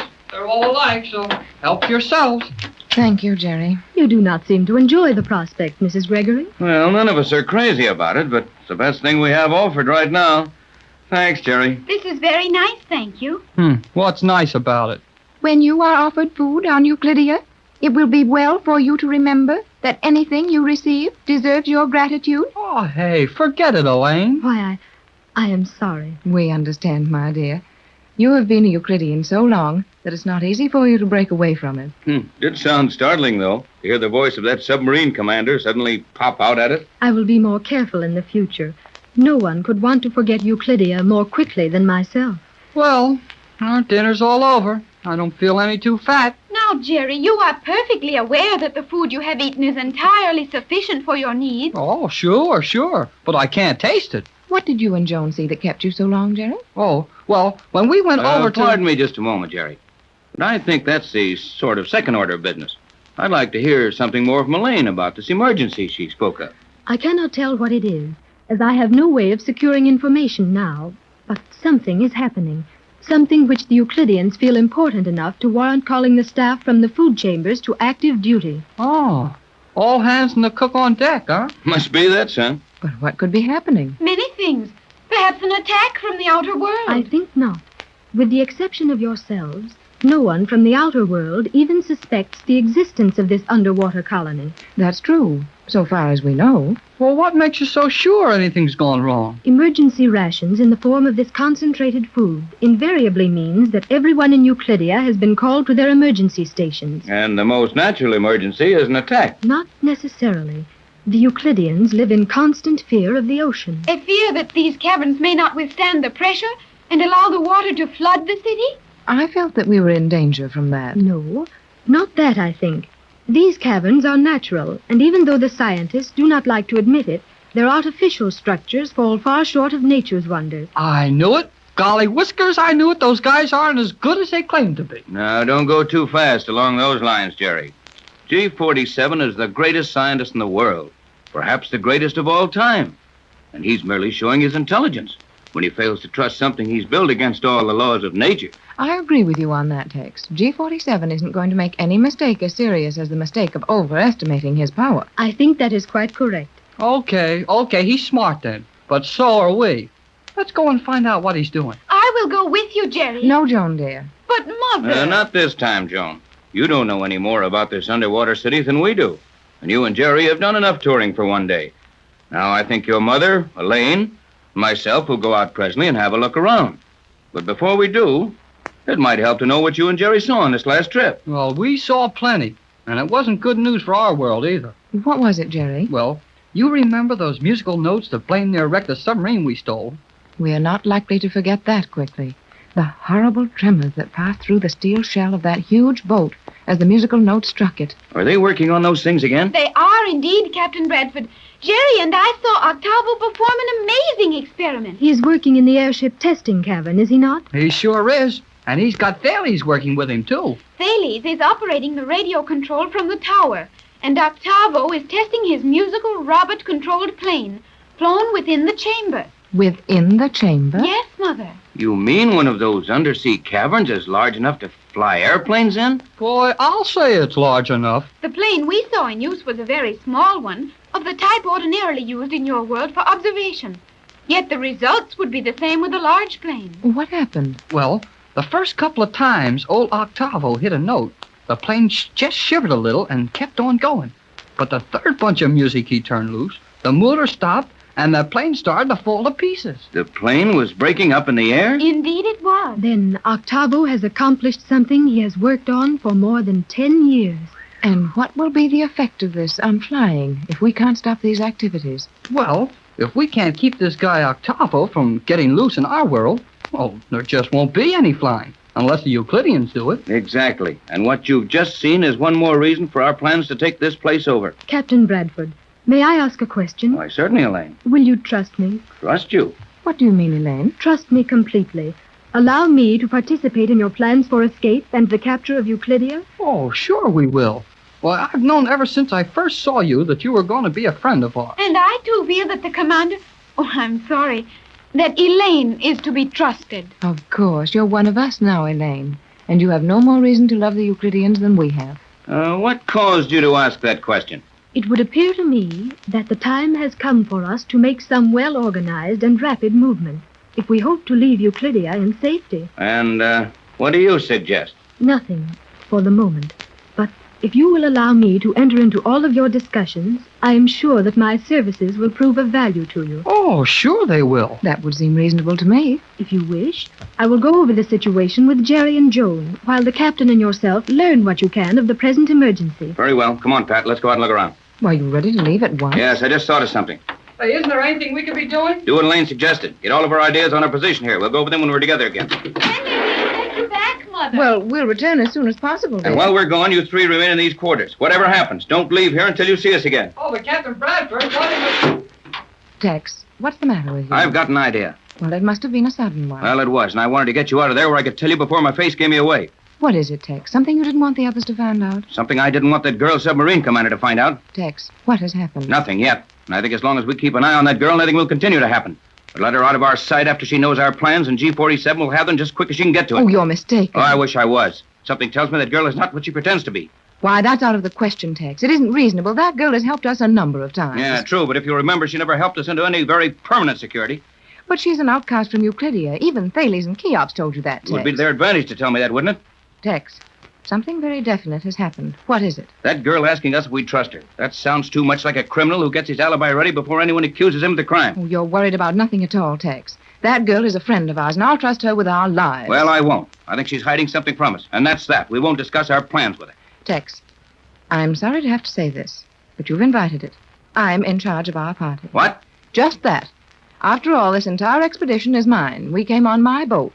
The responsibility for all of you rests with me, and from now on, I'll assume active command. But, Pat, I'm sorry, Tex, but I don't see it your way. And you'll be good enough to take orders from me. That girl remains a member of our party, and I expect you to treat her. Down in the depths of the Euclidean underwater city, the little band of adventurers whom we have come to know as the Gregory Party find themselves faced with a new problem, and probably a new danger. The Euclidean girl submarine commander who helped them to escape from the island has been put out of the Euclidean colony and made a prisoner with the Gregory Party. Jerry and Joan believe the girl to be a good friend of theirs, but Captain Bradford isn't so sure.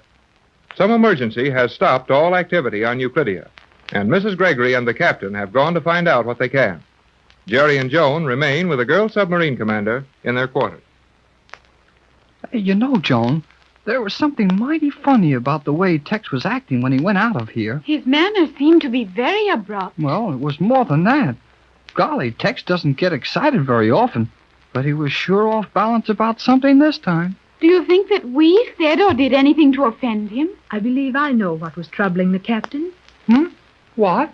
For some reason, which I cannot understand, he suddenly became suspicious of me. Of you, Elaine? Precisely. Well, what did you do? Nothing. I merely asked permission to take part in all of your discussions for plans to escape, and the captain decided to leave the room, taking Mrs. Gregory with him. Oh, that didn't have anything to do with it. Surely not. I appreciate your confidence in me, but you are mistaken. I have studied too thoroughly the expressions of faces under strain. I know what the captain was thinking. However, it will not change my plans. I would like to help you, and will continue to do so to the best of my ability. Oh, gee, Elaine, we know that. Now quit worrying about it, and tell Joan and me what this emergency or something. What's it all about? I have no more definite knowledge than you two, but I recognized the existence of such an emergency when the concentrated food pellets were substituted for our regular food.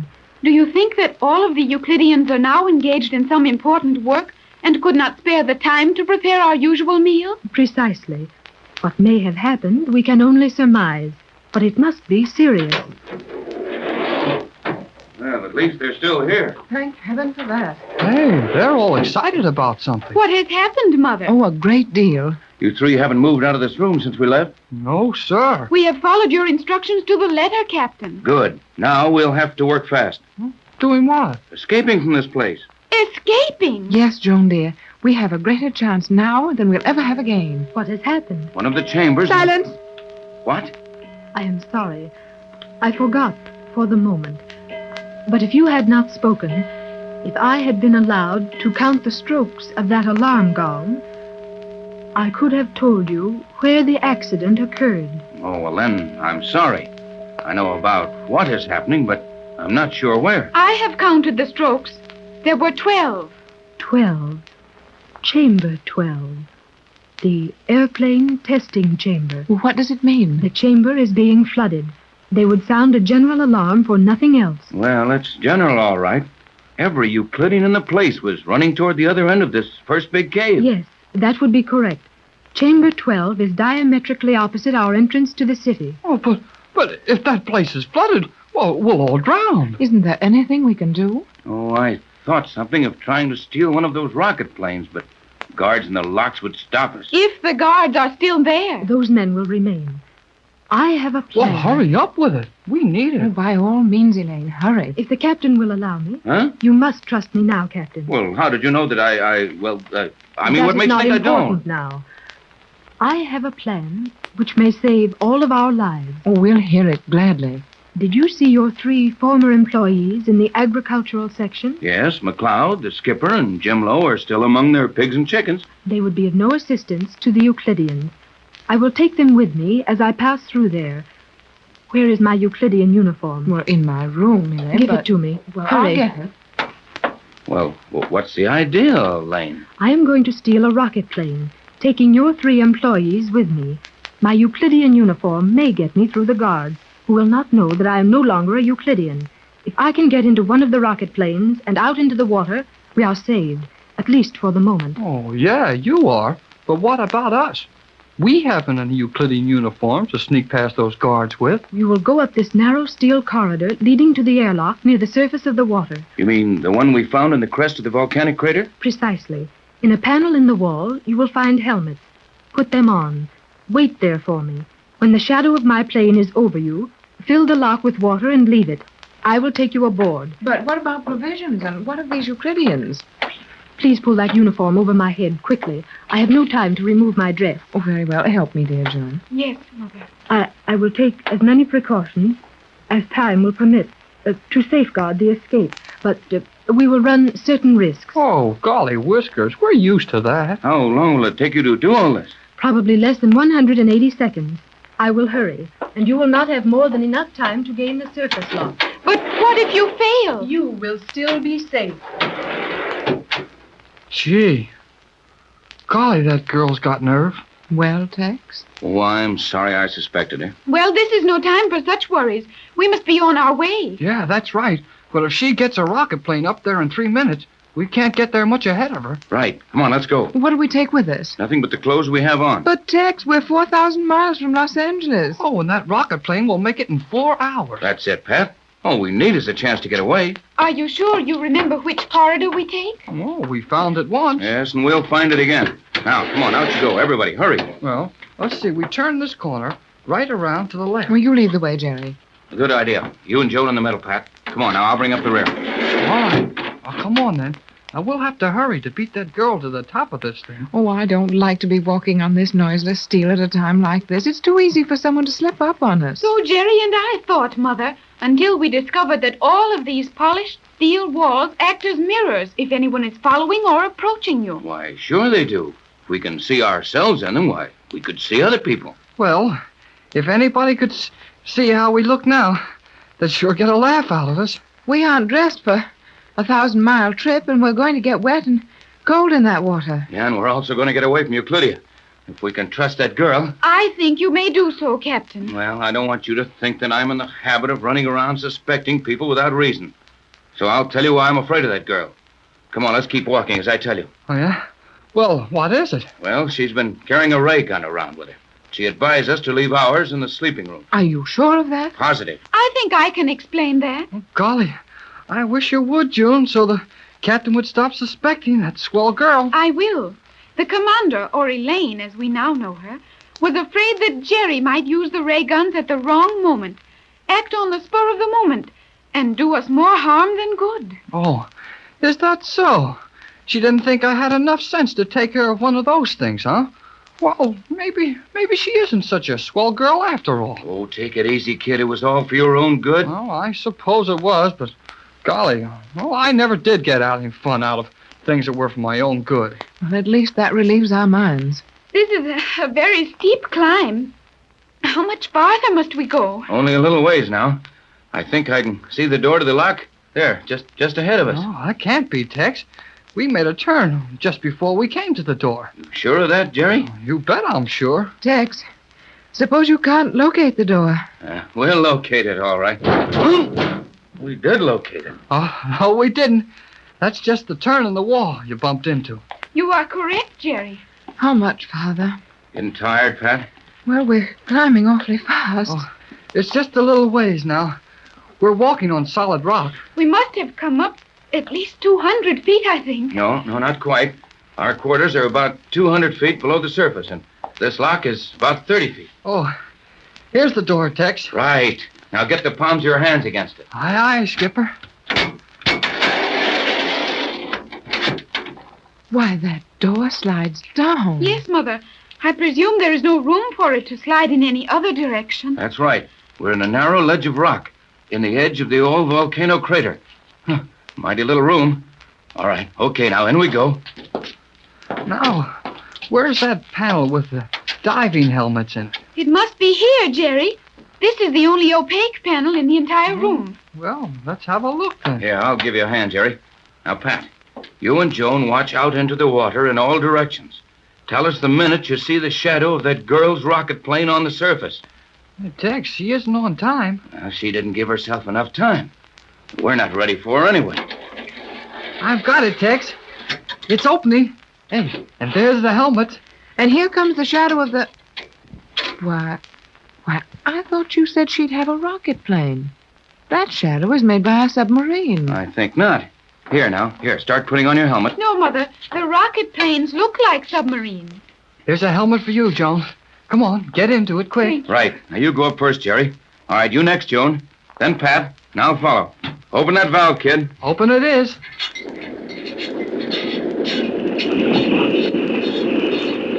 Now, helmet's on quick. Now, just swim up. It's only 30 feet. Lock is opening. All right, shoot, kid. Good luck, everybody.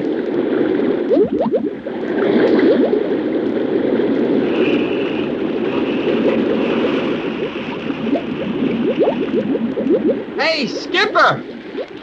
Open up, will you? Come aboard as rapidly as possible, Jerry. Make room for the others. Okay, Skipper. Boy, you sure move fast. Hey, Joan! Over here. I'm coming, Jerry. Throw away your helmet. Done so. Up forward, out of the way, Jerry. Hurry, Joan. I will get in as rapidly as possible. Everybody here? All here, Tex. Where's Jerry? Jerry is aboard. Hurry up forward, Joan. Come, Mrs. Gregory.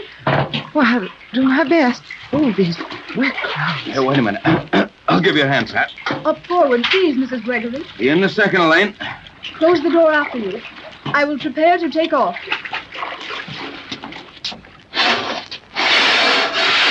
Okay, Elaine. Now we're all shipshape. Brace yourselves up forward as well as you can. We are crowded, but not overloaded. We will now take off.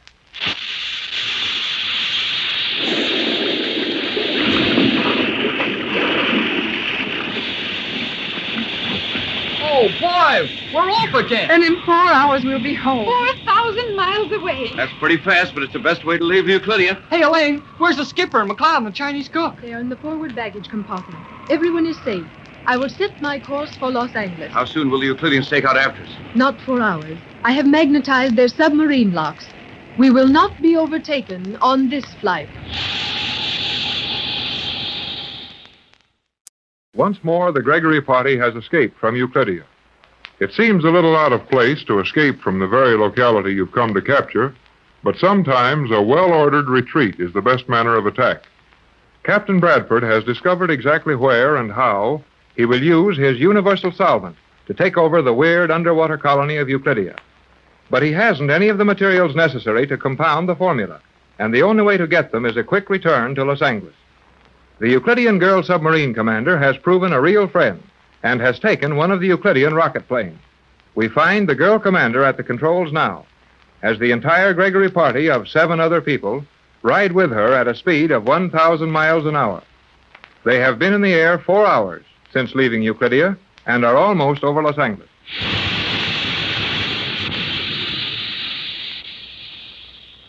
I believe, Captain Bradford, that we will be ready to land in Los Angeles in less than 600 seconds. 10 minutes to Los Angeles? Precisely. And we've come more than 4,000 miles in 4 hours. Well, the wonderful part about it is there's no noise, no sensation. Boy, there was plenty of sensation when that plane like this one went down with us, wasn't there, Tex? Plenty, Jerry, but Elaine seems to have better luck with this one. I think it is not a matter of luck, Captain. Elaine is the finest pilot in Euclidia. Right, Joan? Yes, Joan, dear. The type of flying Elaine has done during the past 4 hours wasn't luck. I am glad my work as a pilot meets with your approval. It certainly does, Elaine. Oh, Mother! Yes, Joan? Look down. Oh, I've been looking. Can't see a thing. Not much visibility. What's our altitude now, Elaine? We have descended to 4,000 feet. 4,000 feet? Why, that must be a very heavy fog below us. It is indeed, and soon it will be all around us. I must descend if we hope to locate Los Angeles. Yes, and after we locate it, it's going to be fun to find a place to land there. Surely it will not be difficult. We will have the entire ocean. Oh, no, we won't. You just can't flop down the rocket plane anywhere around Los Angeles. Well, you'd have so many people around you, it should be sunk before you could land. That is not reasonable, Jerry. It is to us, Elaine. Our people have never seen anything like this. Afraid that won't do, Elaine. We'll have to locate some place where we can get out of this plane and hide away before anybody knows we're home. I cannot help you now. I know nothing of small bodies of water near your home. I got it. Can't we get word to Johnson to meet us? Well, of course, Jerry, but it will have to be someplace very near home. Elaine says we'll be over the city in a few minutes. Well, this is close to home, all right, if it's big enough. How much water do you need to land this ship in? I mean, how long a body of water? I would prefer 100 feet. I can land in 80 if it is necessary. 80 feet? But this plane is 65 feet long. Precisely. My helium tanks are full. We will inflate the shell to its capacity, using the emergency balloons of fabric. It is possible to settle down almost vertically. You mean you've got balloons hidden in the roof of this thing? And all you've got to do is turn some helium into them? Precisely. Well, golly, whiskers. Yeah, me too, son. Hey, we're losing altitude rapidly now, aren't we? We are. I would suggest that you call your Mr. Johnson at once. Oh, he'll be so surprised. When we talked to him an hour ago, we were 1,000 miles from here. Mr. Johnson knows our speed. He will be waiting for the call. Is this radio ready now, Elaine? You may proceed. Oh, where's your body of water, Jerry? Lake Hollywood. Lake Hollywood? Is that large enough, Tex? Plenty large enough. We've got several hundred feet of water surface there, but it's in a bad spot in the fog. I will not worry about the fog, Captain Bradford. When you assure me we are within reasonable range of this lake, I will take care of the fog. You'll what? I will remove the fog from my path. I did not know that was possible. In fact, I am learning that I knew very little of Euclidia. I think we're all learning that, Joan. But how can you do anything about it? Hold it, Jerry. I'd better get Johnson. CQ Johnson. Hello, Johnson. Bradford to Johnson. Are you getting me? Go ahead, Bradford. Your signal is strong. Johnson. Waiting. Go ahead. We're almost over Los Angeles. Be there in a matter of 5 minutes or so. Going to land on Lake Hollywood. Rush up there with transportation for 8 of us. Keep it quiet. Repeat. Meet you at Lake Hollywood as soon as possible. Transportation for 8. Keep it quiet. Johnson. That's all. Wait, Johnson. Hold on. Waiting. Leave the gates open so we can run into the grounds and into the house on the double quick. We might pick up a curious friend. That's all. Everything will be ready. That's all. Your man Johnson is dependable. Oh, Johnson's a treasure. He thought we were all lost when the island sank beneath that artificial eruption.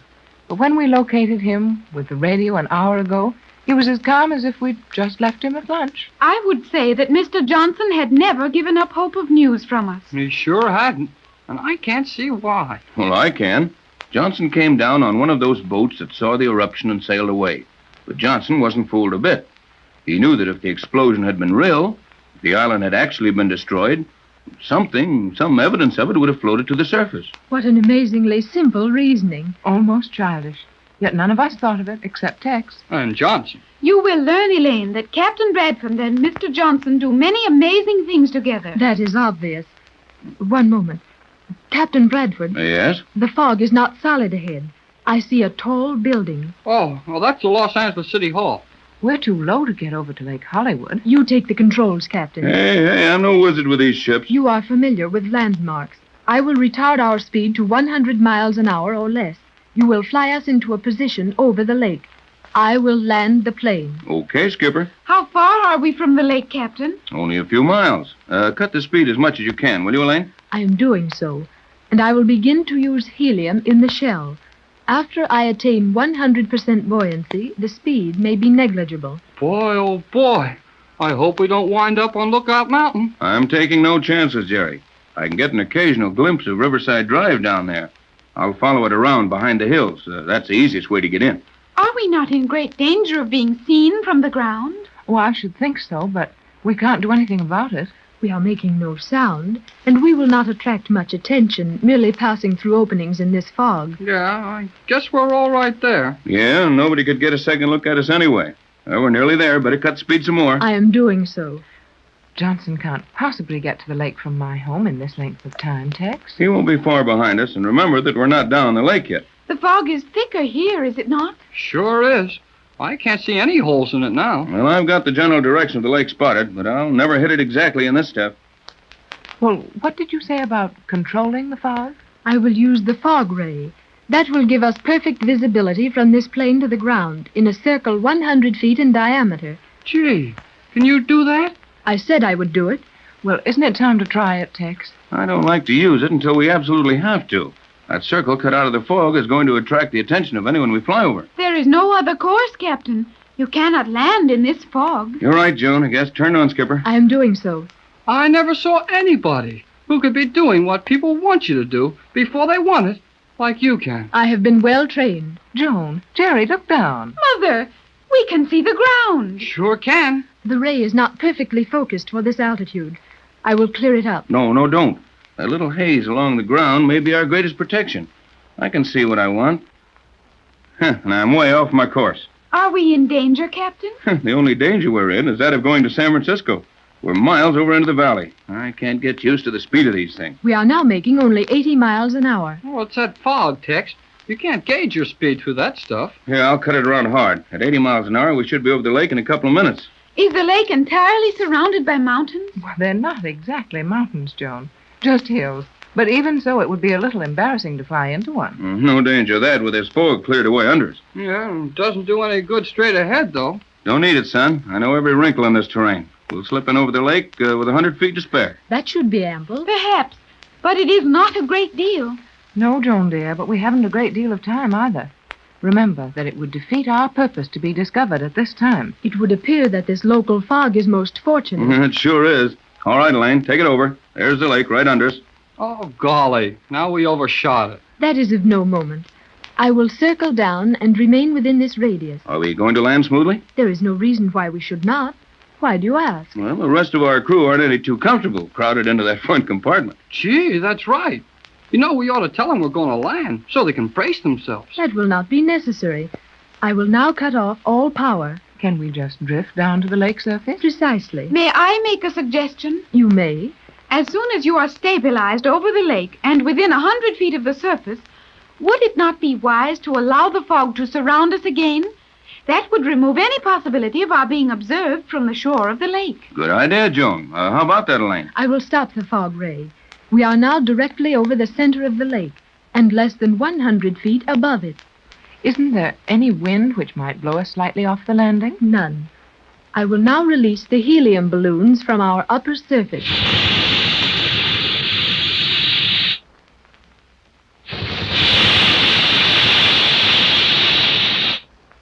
Boy, we sure stopped going down. Not entirely, Jerry. We are descending slowly. What a novel way to land a plane.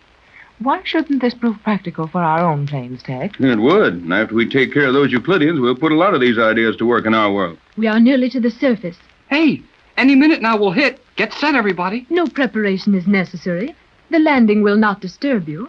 And that fog is so thick we can't see a thing. And nobody can see us. Good thing they can't. Boy, what a story this would make in Hollywood. I suppose it's silly, but I'm getting a little nervous. We should soon be down. We are resting on the surface of the water. Huh? Down? But, Elaine, I couldn't even tell when we landed. Naturally not. The helium balloons compensated perfectly for our landing. Can you taxi over the shore without making any noise? Easily. But would it not be well to wait until we know where Mr. Johnston is? I know where he'll be, at the dam on the south end. Then I will use small jets of gas and feel my way slowly to the south end. Golly, we're home. We're here, Mrs. Gregory. Yes, Jerry, we're home. And less than 4.5 hours ago, we were over 4,000 miles from here. It is indeed remarkable.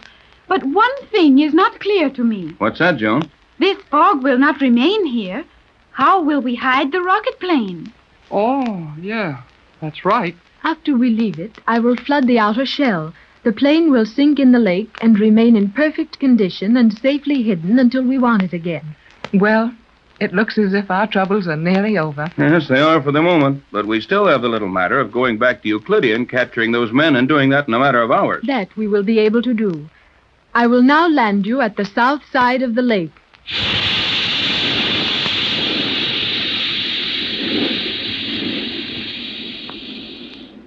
Hollywood, California. That may seem a strange place to learn anything about the Magic Island, but Hollywood is the scene of our story for today. The Euclidean girl submarine commander has landed her rocket plane safely on Lake Hollywood in a fog.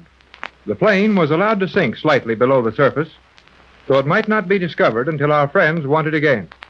Mrs. Gregory's home is now a busy place, with plans being rushed for the expedition to capture Euclidia. However, it looks as if things are not going any too well. We see Captain Tex Bradford, Mrs. Gregory, and their right-hand man, Johnson, talking in the Gregory home. They're in the small room which Captain Bradford uses as his chemical laboratory. But, Tex, it simply won't do any good. Even if it looks that way, we've got to keep trying.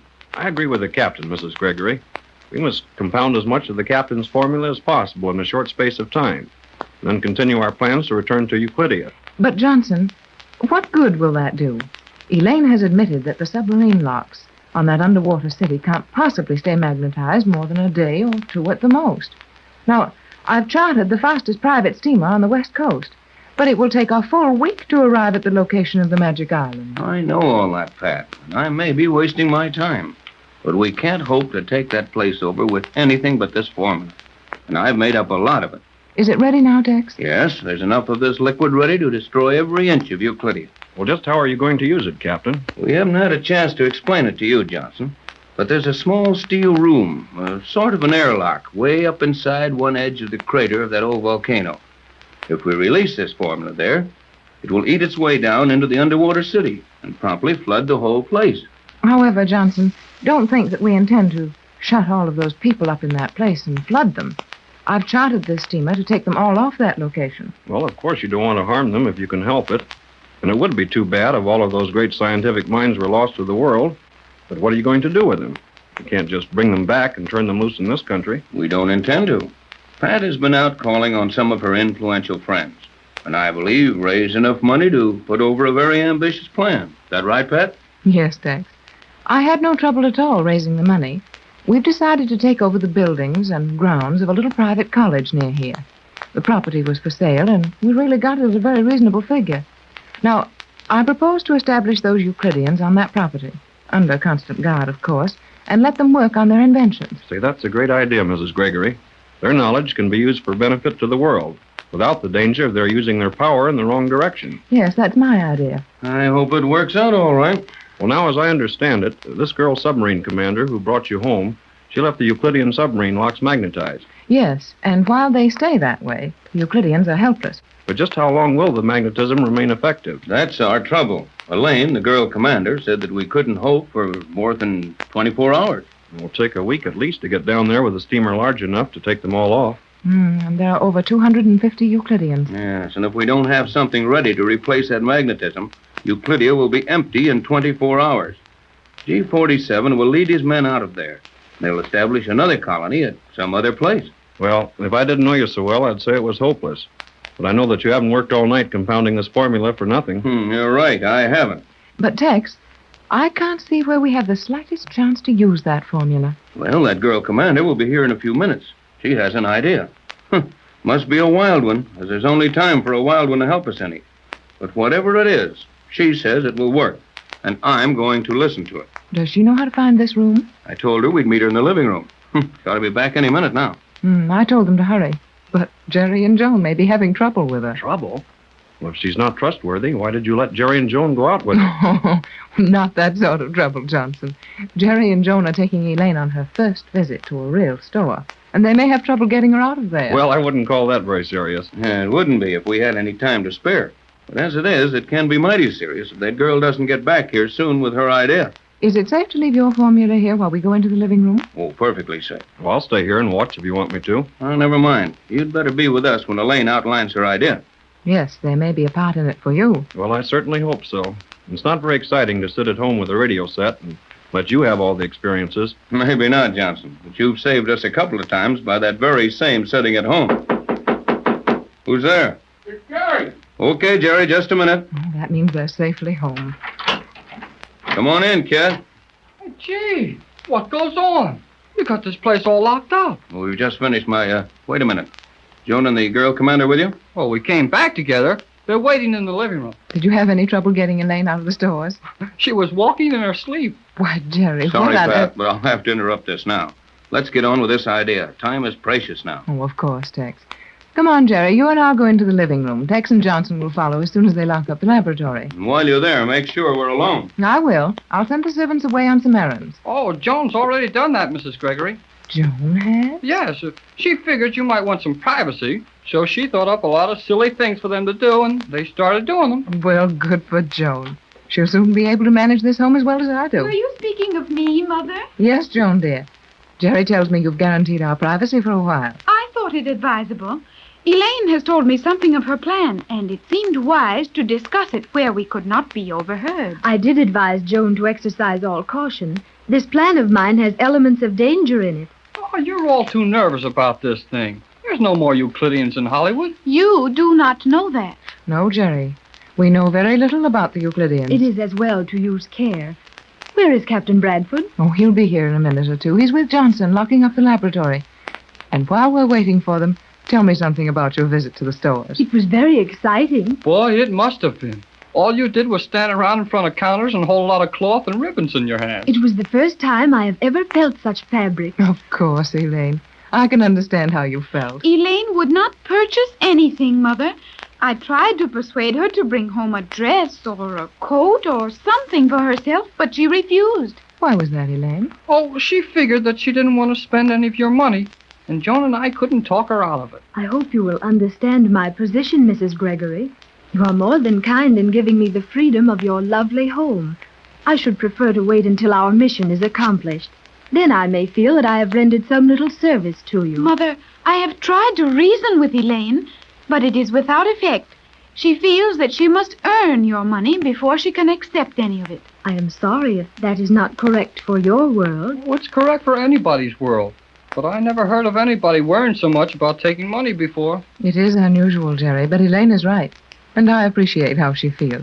We'll fix that later. Come right on in, Johnson. I see everybody's here. We'll get right down to business. If you'll sit over here, Johnson. Thank you. I'll sit here by the door and leave it open. All right, Elaine? What's the idea? Your formula is complete? Ready to go. Is it possible to suspend your containers in the water? Sure, if the depth isn't too great. The containers are naturally made of glass, so that they may be broken and allow the halves of the formula to run together. Oh, yeah, but that stuff won't be much good underwater. That is, it would get too weak to do any good. That's right, Jerry. The only way it could be used underwater would be to suspend it against some metallic substance it would eat through before dilution became too great. That is my idea. If my calculations are correct, we have less than 6 hours of safety. At any time after that, the Euclideans may succeed in freeing those submarine locks of the magnetism I imposed. 6 hours? Why, we can't get down there in less than 6 days. But wait until you hear Elaine's plan, Mother. Well, let's have it, Elaine. 6 hours sounds mighty short to me. You and I will return to Euclidia at once in the rocket plane, Captain Bradford. Hey, what about the rest of us? You will follow in the boat which is to return the Euclideans to this country. Oh, I hate to think of you running into danger while we sit safely on a big boat. Well, if Elaine has it figured out, let's have it all. There must be some reason for just 2 of us going. There is a good and sufficient reason. In the first place, the rocket plane was badly overloaded coming up here, and the fuel is running low. With only 2 of us aboard, we have a chance to reach the location of Euclidia. That sounds reasonable. Sounds dangerous, too, if you think you've only got a chance to land there. I don't like that. I would prefer to accompany them, Mother, but I believe Elaine knows best. Well, go on, Elaine. What's your plan? You and I will go at once, Captain. We will have fuel enough to reach there, I think, and provisions for at least a week. All we have to do is suspend containers of your formula against the submarine locks and on top of the escape lock we used and float there on the surface until the boat arrives. You know, I could be a lot of help if I went along. Possibly, and your weight might be the deciding factor if we run out of fuel short of our goal. But, Elaine, suppose you do run out of fuel anyway and have to land before you reach Euclidia. We'll just land on the course. You'll follow with the boat, float around there until you come down and pick us up. The Euclideans will escape, but we can't help that. I think their escape is not as serious as what they would do to you if they found you floating helplessly on the water. Gee, I never thought of that. I did, Jerry, and it isn't a pleasant thought. We have no alternative if we ever hope to capture those scientists. Well, that's right, Elaine. If they get away from us this time, they'll destroy that city as they leave and move to some other out-of-the-way place and start another colony. In addition to which, they will do immeasurable harm in this world. Yes. Their motives for revenge would lead them into almost anything. Well, it looks like Elaine's plan is the only one. But I wish I could go along. So do I, Jerry. I've stayed at home long enough through all of this excitement. Sorry, Johnson, but we'll have to leave you again. This time, however, you'll have Mrs. Gregory, Jerry, and Joan to take care of. And you'll be in charge of the rescue boat. Well, that'll help some. And we will make the trip in our boat as rapidly as possible. I'll say we will. How long will it take to raise that plane of yours, Elaine? Only a matter of moments. I will make a short dive under the water and turn on the exposed helium valve. The shell will be reinflated and the ship will rise rapidly. But it's broad daylight. We'll be seen at Lake Hollywood. I know it, but there isn't a thing in the world we can do about it. Elaine says we haven't more than 6 hours. I am sure the Euclideans will be free shortly after that time. And it will take us a little over 4 hours to fly down there. Let's go. Well, now, what do we do? You get the formula, all of it except one set of containers, which you can bring on the boat with you. Can I do anything, Captain? Help Johnson load that stuff in the car and keep your eyes open in the driveway. Aye, aye, sir. Come on, Johnson. Right with you, Jerry. What can I do, Tex? You and Joan get some warm clothes ready for Elaine. We're going to need them, for we've got a lot of diving to do. I wish I might go with you, Captain. I know that, Joan. You and Jerry's been a big help plenty of times, but I'll have to go this time without you. You'll keep in touch with us, won't you, Tex? Why, sure. The minute we land at Euclidia, we'll radio you. And you'd better shove off with that boat the minute we leave. I'll call the crew to stand by right now. They're all waiting for the call. Well, it looks like this is our last try at capturing G-47. And with a little luck, we'll make it. One of the most peaceful spots in the Hollywood Hills is that surrounding Lake Hollywood. Yet at this minute, there is a fierce activity on the shore of the lake, which would certainly make a stranger think some weird country was landing machines of war in our very midst. The Euclidean rocket plane, which brought the Gregory party of 7 and the girl submarine commander safely back to Los Angeles, has been refloated on the surface of the lake.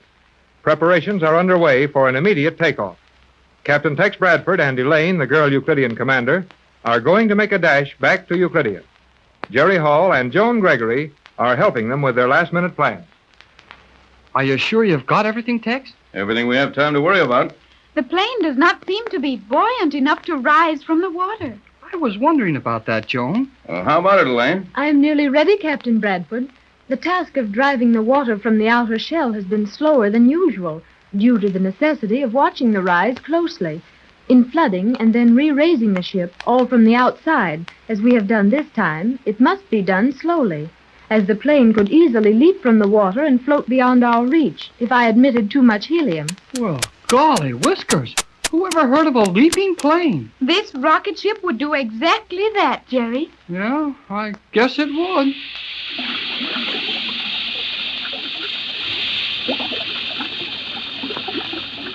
That should be sufficient gas. Will you watch the stern, Captain Bradford? Right, Elaine. It's coming up pretty fast. That will be all. This thing is sure ready to jump into the air now. And we're about ready to jump with it. Captain Bradford, Yes, Joan? I believe we are observed. Huh? Where?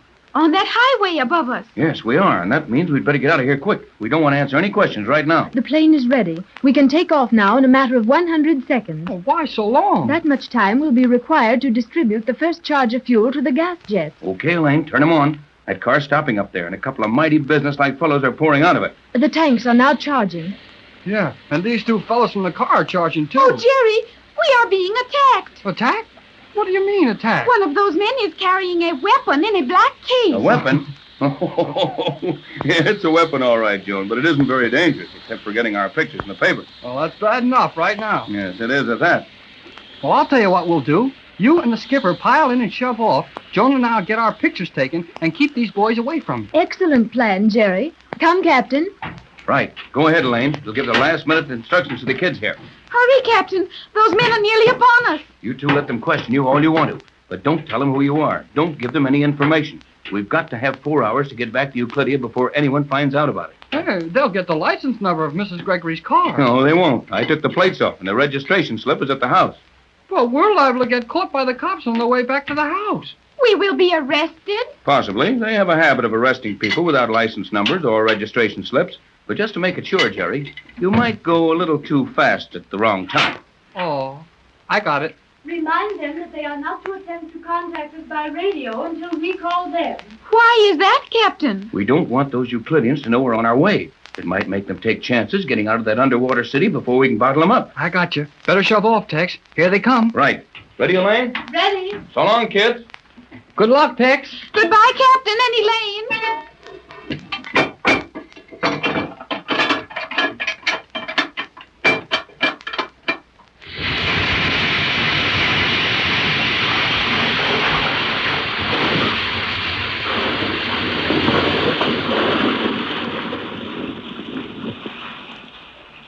Hey, wait a minute. Remember, Joan, we don't know what's happening. I couldn't even get set for a picture of that thing. You know best, Jerry. This is a situation entirely strange to me. Me too, but I think I'm going to like it. Hey, you two kids. What's going on here? Who was that just took off?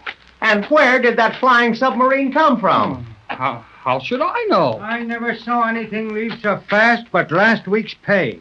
That thing was out of sight before I could get a decent picture of it. Why should you want a picture of it? What do you think? Jerry, what do I think? You think it's none of his business? I think it's none of your business. Say, what is this? We don't know. You just saw that flying dill pickle jump off the briny deep, didn't you? We didn't see anything, did we, Joan? No, Jerry. Wait a minute. I'm beginning to get an idea. Move around where the light's better. I'll try to get you a picture of it so you can prove it to the editor. Save the comedy. I've got an idea who these two are. So have I. They're Jack and Jill. They just come down the hill to fill their little pails of water. Oh, no, we're not. You bet you're not. You're Jerry Hall and Joan Gregory. Oh, Jerry. Hold it. You're right, Pete. Sure, I'm right. These are the two kids who just got back from the Magic Island. Why, that thing was blown up by a volcano weeks ago. Oh, no, it wasn't. I had a hunch that volcano story was a phony. Well, go right ahead and have all the hunches you want. We won't tell you a thing. You're Joan Gregory, aren't you? The little girl who was lost 14 years on that island. I do not understand you. You're talking to yourself, Pete. Maybe, but I'll bet you two understand this. Captain Tex Bradford just took off from this lake in some sort of a wild flying contraption. He's on his way back to that screwy place you call the Magic Island. He was in a hurry. He didn't want anyone to know what he was doing. That's all the story I need. Come on, Fuzzy. Wait till I take a couple of shots of these two. Okay, but make it snappy. This is one story that'll look better without any of your comic strips. You never wrote a story that could get along without my pictures. One's enough. Come on. Come on, Joan. We've got business. Where, Jerry? I'll tell you after we get going. Don't hurry, you two. You can read this story when you get back home if you take your time. Jerry, that man will ruin everything. He might. if his story got out in time. Oh, but nothing can prevent that. Well, I've got other ideas. Just get in your mother's car as fast as you can. But they are going to their own car. They will have that story all over the city in a few minutes. Maybe and maybe not. Now hurry up and get into the car and don't stop to argue. Very well, Jerry.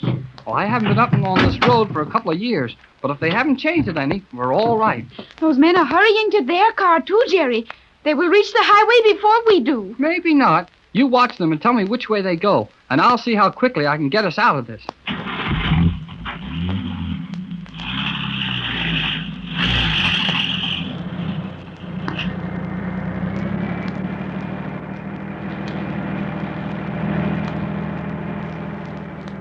Oh, Jerry, these curves are dangerous.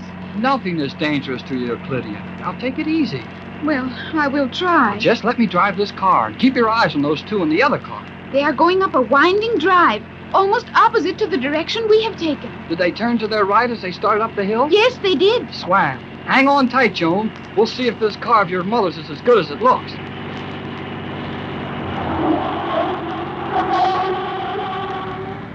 Oh, Jerry, please be careful. We're still on the road. But you go so fast around those turns. Well, those other fellows are going pretty near as fast, only they've got farther to go. Now, if I can beat them to the top of this hill, we're all right. But what good will that do? You'll see when we get there. I mean, if we get there. You are being very foolish, Jerry. Sure I am. But Captain Bradford and Elaine are flying 1,000 miles an hour, trying to get to Euclidia before G47 knows they're coming. And if these men get that story to their newspapers, it'll be on the radio in half an hour, and G47 will know all about it. I know that, Jerry. But how can you prevent it? Well, just give me a few seconds to get around this next turn on the top of this hill, and I'll tell you.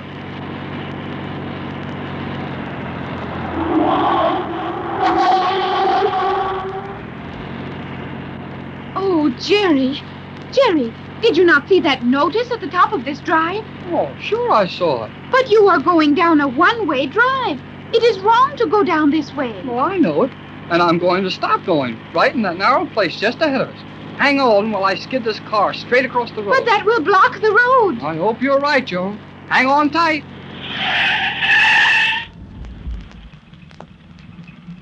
Well, we're here. Yes, Jerry, we are here, and we are helplessly stopped. It will not be possible to move this car now. There is no room to go forward or backward. And if you noticed it, it's going to be mighty hard for another car to get around us, too. That does not better our position. Maybe not, but it won't hurt Captain Bradford's position any. Jerry, you are going to compel that car to stop. You bet I am. Here they come now. And look at their faces. They have seen us. Sure they have. And do they look mad? But what will they do to us? Nothing.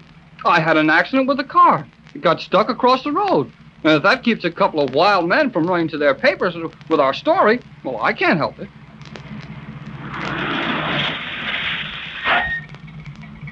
Hey, get that thing out of the way. They are very angry, Jerry. I had an idea they might be. Don't you know this is a one-way road? Never heard of it. Jerry, could they not back their car down and go around the other way? Well, that's what I was afraid of. They'd do. But luck's on our side now. There's another car coming up behind us. And the people in that other car will be angry also. Oh, guess they will. But if enough cars pile up on this road, we'll manage to keep our friends here for a while. Hey, you two lunkheads, what's the idea? Sorry, mister. I guess I started down the wrong road. You know, blame well you did. Well, you can see where I skidded. Trying to turn it around and get out of your way. I can see where you skidded all right, but those tire tracks don't say anything about trying to get out of our way. Looks more like you deliberately skidded your car across this road to block it. Oh, no, that's against the law. I wouldn't do anything like that. Oh, I'll bet you wouldn't. There is another car down there now, Jerry. Yeah. Well, why don't you fellows get your car out of the way so these boys can get past? Why, you young... If I wouldn't like to wring your neck. Huh? Go ahead. No, I'll save the pleasure. Just now I want you to get this car out of here. Well, I can't do that. You know I can't. You going to leave it here all night? Oh, no. I'm going to walk to Hollywood and telephone a garage to come and get it with a wrecking truck. Well, they can drag it around on the road. And I suppose the cars that will pile up here on this hill can just pile up and exercise their horns while you and the girlfriend stroll down to Hollywood. Oh, that's right. Jerry, is this not a police officer coming? Sounds like it. Looks like it, too. And when he gets here, you move out of the way. Oh, I don't think he can pull this car out with that motorcycle. Oh, Jerry, what will the officer do to us? I hope he takes us to jail. If he does, we can't phone a garage to come after this car, and our nice friends here can wait a while longer. You're going to get plenty of action, Jerry, my boy, and you're going to get it right now. The magic island of Euclidia is over 4,000 miles from Los Angeles, California. Yet most of the activity of our story has been around Los Angeles for some little time. To begin with, Mrs. Gregory and her entire party were landed safely back in California, the Euclidean girl submarine commander bringing her rocket plane down on Lake Hollywood. Now, Captain Bradford and this girl have set off again in the rocket plane, trying to reach Euclidia before G-47 and the scientists can escape. Mrs. Gregory, with Jerry and Joan and her crew, are to follow immediately with a large boat chartered for the occasion. We find Mrs. Gregory with her trusted employee, Johnson, waiting impatiently at the harbor for Jerry and Joan. Oh, how long have we been waiting now, Johnson? Over 3 hours, Mrs. Gregory. 3 hours. And what has happened? Well, we have no way of knowing for sure. No way of knowing. And somewhere in that southern sky, Tex and Elaine are hurtling toward Euclidia at a speed of 1,000 miles an hour. Yet we have no way of knowing exactly what's happening to them. Jerry and Joan, over 3 hours since they went to Lake Hollywood to help Tex and Elaine take off. Yet we have no way of knowing where they are. Well, nevertheless, I think we're doing the only sensible thing by remaining here on your boat, in the radio cabin. We're connected to the shore telephone, and they'll get word to us the minute they can do so safely. But what could have happened to them? Well, nothing very serious, or we'd have heard from them. Oh, no, Johnson. It must be something serious. That's the reason we don't hear. Though we do know they left the lake 3 hours ago. We've sent 2 people up there, and no sign of them. Johnson, I'm not ordinarily frightened by things like this. But we've seen so much of the power of these people. The Euclideans are clever and dangerous. Oh, I think Tex and that girl can take care of themselves. But Jerry and Joan have disappeared. In Hollywood, in broad daylight. It just isn't reasonable. Well, they're not here, and we can't do anything but lie here and wait for them. I know. But Tex expects us to be over 3 hours on our way by this time. Do you realize that we'll be 6 days getting to Euclidia? And that Tex and Elaine will have to keep that little plane afloat over that location for 6 days, threatening the Euclideans and bluffing them into staying underwater and living on condensed food? Yes, but all of that will be a matter of routine to both of them. The captain knows his business, and the girl strikes me as being more than usually clever. Oh, she's remarkable. And Tex is a grand person. But neither of them can work miracles. Well, I'm sorry, Mrs. Gregory. There's nothing more I can say. I understand, Johnson. And I'm sorry for being such a worry to you. I'll take it. Hello? Hello? Who's this? This is Johnson speaking. Hello, Johnson. This is Jerry. Jerry? Jerry, Joan. May I speak to Mrs. Gregory, please? Sure, hold it a minute. He wants to speak to you. Oh, thanks, Johnson. Jerry, how are you? Oh, I'm okay. Joan's fine, too. Only we had a little trouble getting away to come down there. Well, where are you now? Well, we're in jail. In jail? Yes, I'm in jail. And a good, strong jail, too. But we're going to get out right away. Well, what did you do to get yourselves in there? Oh, just what we thought was best to do. We tried to keep the story of what was going on from getting to the papers and the radio stations, and we kept it quiet for 3 hours, but it's gone now. Well, that may be long enough, Jerry.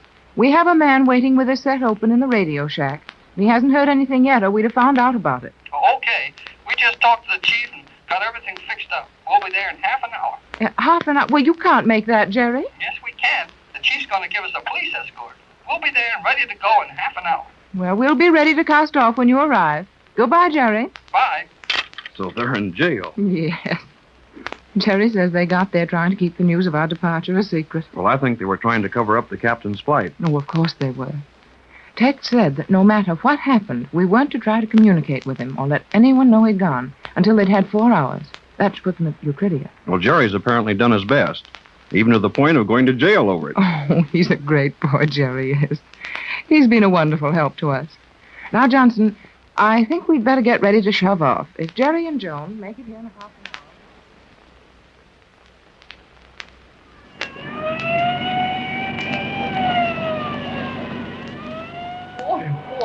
How do you like it, Joan? Oh, I like it very much. I have never ridden like this before. These police cars are sure made to go when they have to. Those men on the what do you call them? Motorcycles? Yes, the motorcycles. They ride fearlessly and clear the way for us. We're sure doing it in style, all right. Well, Joan, in just a few minutes, we'll be on board the boat and on our way to Euclidia again. And I hope for the last time. I want to live in your world, Jerry, with all of Mother's sensible, normal friends. Yeah, I don't blame you. But, well, I like all this Magic Island stuff. Of course, it's exciting to me. I beg your pardon, young lady. Oh, yes, officer? Sergeant, Joan, Sergeant. I am sorry, Sergeant. You're Mrs. Gregory's little daughter, I take. Yes, sir. And you lived 14 years on that thing they call the Magic Island? That is correct. Then, would you be so good as to give me your autograph? My autograph? Yeah, you know, Joan, like the picture stars do. Sign your name for the sergeant. Would you do that? I should be glad to, but I cannot understand your request. I do not know the customs of Hollywood, but I thought only celebrated people were asked for their autographs. You're celebrated enough in my house. Sure, I've got a small daughter of my own, only 6 years old, and I've had many an argument with her. I tell her the old Irish bedtime stories about the banshees. They're the little people who come out at night, you know. No, I did not know. Well, they do. Many's the time I've heard the banshees wailing and seen the fairies dancing over the bog in County Down. But will my little girl believe that? She will not. Says she, there's no such thing as fairies. Well, I agree with her. Shame on you, Jerry Hall. And with a name like yours, too. And this beautiful girl sitting right beside you. I will sign my name for you, officer, Sergeant. But what has that to do with your little girl? Sure, and if I show her your name, written in my traffic book, she'll believe me. She knows all about the Magic Island, and when she says that I've really had you riding in my car, I'll have less trouble with my bedtime stories hereafter. I guess you might at that. Okay, Joan, sign your name for the Sarge. It will be a pleasure. Only think of it, Jerry. I have been asked for my autograph. Yeah, I know. And when we get home, I suppose you want to go to work in the pictures. I should not mind. Well, there's no time for that now. We're pretty near the harbor, and we'll be plenty busy explaining to your mother after we do get there.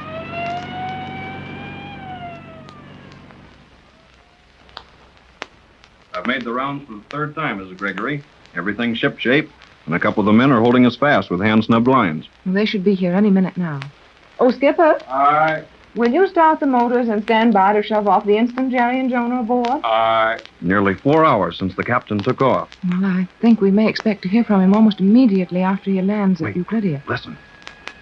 Yes, they're coming. Jerry said they had a police escort. And I'll bet Jerry's making the most of that. To say nothing of the thrill of this for Joan. Well, McLeod's on his toes. He's starting the motors. Wish we could hear from Tex. Well, he hasn't been gone quite 4 hours, and they wouldn't have much chance of making it in less than that. Johnson, listen. They're on the pier now. It'll only be a minute. Oh, Skipper. Aye. They're coming. Aye. Ready to shove off? Aye. Will you please go in the radio shack and wait, Johnson? I know you won't miss anything. I'll meet them and order our sailing. Very well, Mrs. Gregory. Now watch the radio.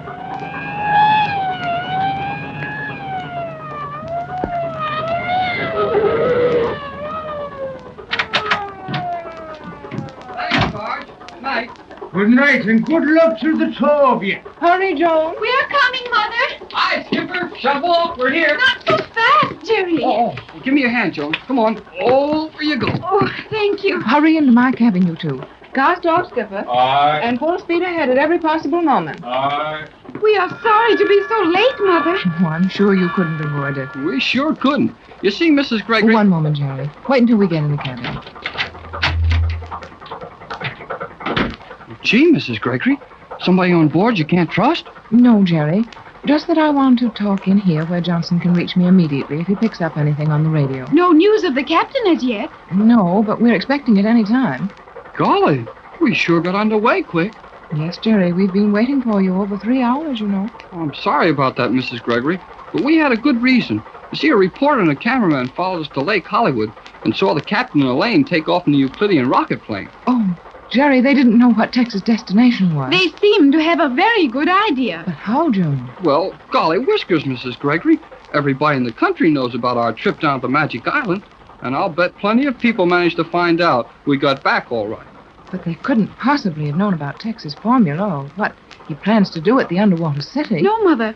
They do not even suspect the existence of Euclidia, but they do know a great deal about the Magic Island. What happened? Well, they came dashing up just as the rocket plane took off, but they were too late to get a good picture of it. But they took our pictures, Mother. Well, that couldn't do any harm. But how did you get in jail? Well, we figured that Tex didn't want any stories about this flight of his to get out until he was at Euclidia. Knowing that Elaine and the captain were afraid G-47 would be inspired to make a desperate attempt to escape if he realized capture was so near. That's right. But you couldn't stop the story. Oh, we did for a while.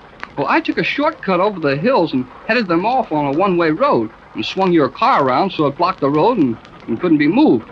Then we had plenty of luck when the road behind them filled up with cars before they could get out. And then the officers came, and Jerry talked very fast, even faster than usual.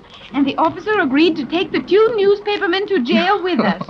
Oh, very nice, Jerry. And did they take them? Oh, boy, they sure did.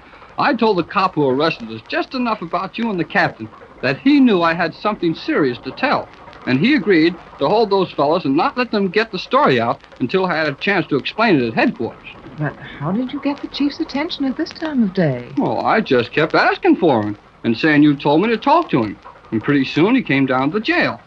Well, after I told him the whole story, he held us all 3 hours and then let the reporters out at the same time he sent us down here. We tried to get away earlier to join you, but the chief said he really had no reason to hold those men unless he held us also. And Jerry and I agreed that those 3 hours meant more to Captain Bradford and Elaine than they would to this boat. And you thought exactly right. Tex should have time enough to land at Euclidia and take control before that news can possibly reach G-47. Well, that's what we figured. Well, children, we're off on another mad race to the South Seas. I hope this is the last one. Don't worry, it will be. And when you get back, you can walk up and down Hollywood Boulevard all day handing out your autograph. Why, Jerry, what does that remark mean? I am a celebrity, Mother. I have given my autograph to a sergeant of police. Oh, Joan, dear. I know you don't realize it, but you're a born diplomat. As long as you have the officers asking for your autograph, you'll do very well in our world.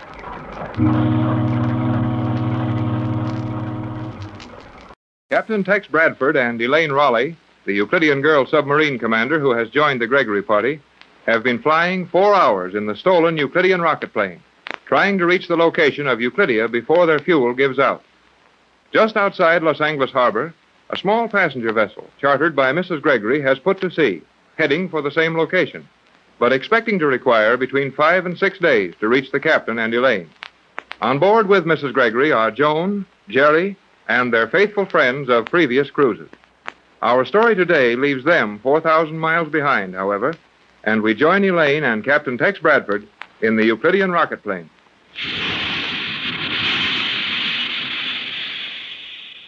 How's the fuel holding out, Elaine? It is nearly exhausted, Captain Bradford. You think we can make it? I am checking our position. No, we've got 25,000 feet of altitude to help us. I believe we will need it.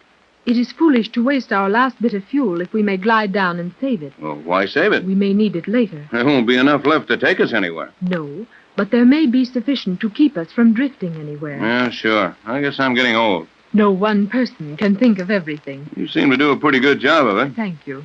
Found out where we are? We are within gliding distance of Euclidia. Okay, cut your power and let's go down. I am doing so.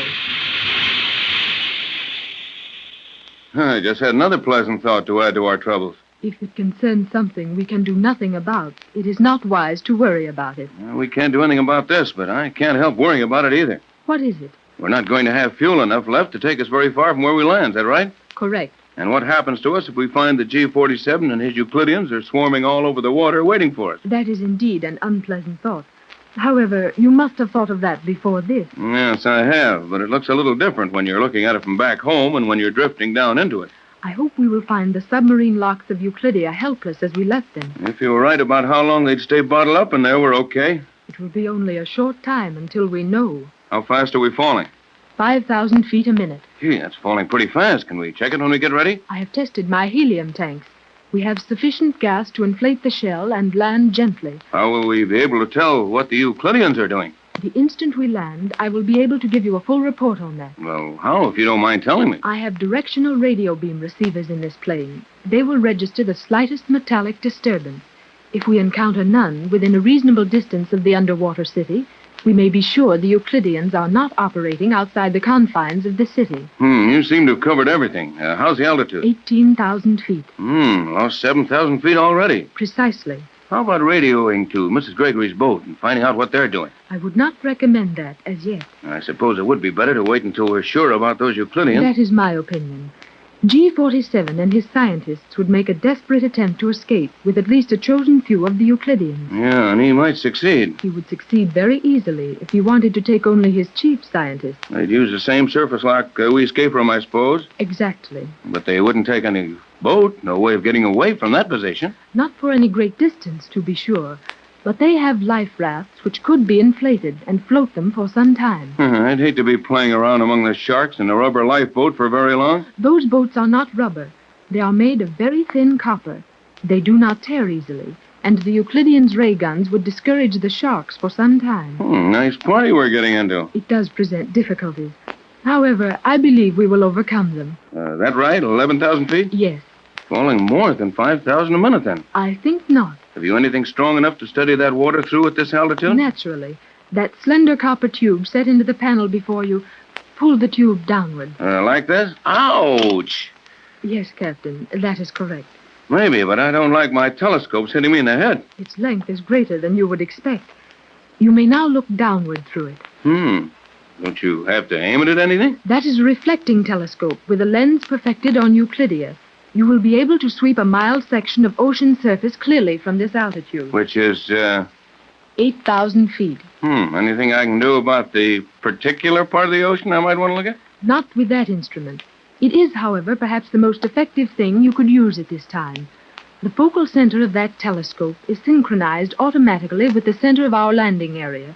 And if we change course or angle of descent, your scope will change with us. Good enough for me. Our landing area is exactly what I want to be looking at. The graduated scale on the shaft may aid you in focusing. Yes, I'm trying it, but there doesn't seem to be... Yes. Hold everything, Elaine. What do you see? Take a look. You know more about what to expect than I do. I suggest you don't go down any lower until you do take a look. I'm stabilizing at this altitude. We are now 5,000 feet. Well, hurry up and look. I am. And I see what you saw. That, Captain Bradford, is a Euclidean life raft with several persons aboard. Which does what to us? That remains to be seen. Would they have a radio on that thing? Undoubtedly. Then if we radio Mrs. Gregory's boat, they'll hear it down there? Probably. Just the same, I've got an idea, and I'm going to try it out. You are in command, Captain. Have those Euclideans any way of knowing that we're almost out of fuel? No. If we had not carried an excess load to Los Angeles and flown at excess speed coming back, we should have fuel for several hundred miles. Good. Now I'm going to try something. And no matter how crazy it sounds, don't interrupt until I'm through. Proceed, Captain. The transmitter is ready for you. Bradford to Gregory boat. Bradford to Gregory boat. QRS. If you are getting me, make it snappy. We haven't any time to waste. This is emergent.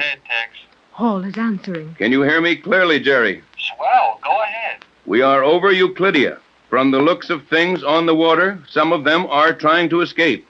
We are going down and drop some of my solvent on their raft. Naturally, they can't hold out long. If they came out of where we think they did, they'll have to jump for their lives and dive down into that airlock again. Have you got that much of it? Got it all. What do we do? Just keep coming as fast as you can. We'll set down over that lock and anchor the solvent around Euclidia where it will do the most good.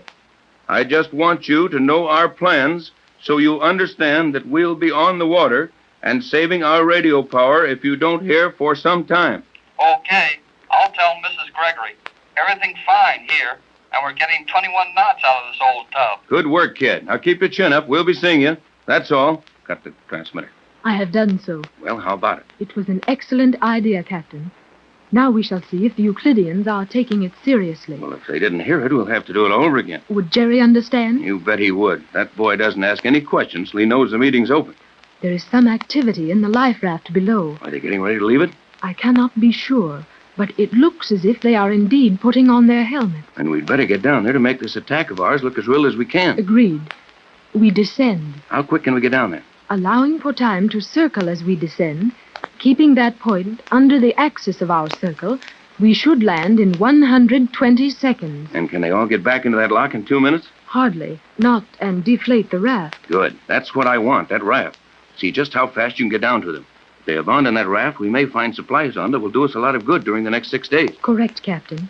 We will descend as rapidly as possible. And if our bluff doesn't work, if G47 has nerve to stay on top of the water and see this thing through, well, we haven't a chance in the world of beating him. I believe we have.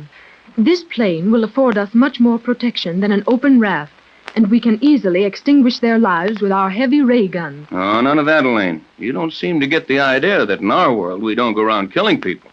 Either we'll take these Euclideans prisoners one of these days, or they'll take us again. Yours is a strange world, Captain, but I realize that you are right. However, it's mighty poor satisfaction to be right if you lose out. I think you will not lose, Captain Bradford. What do you see now?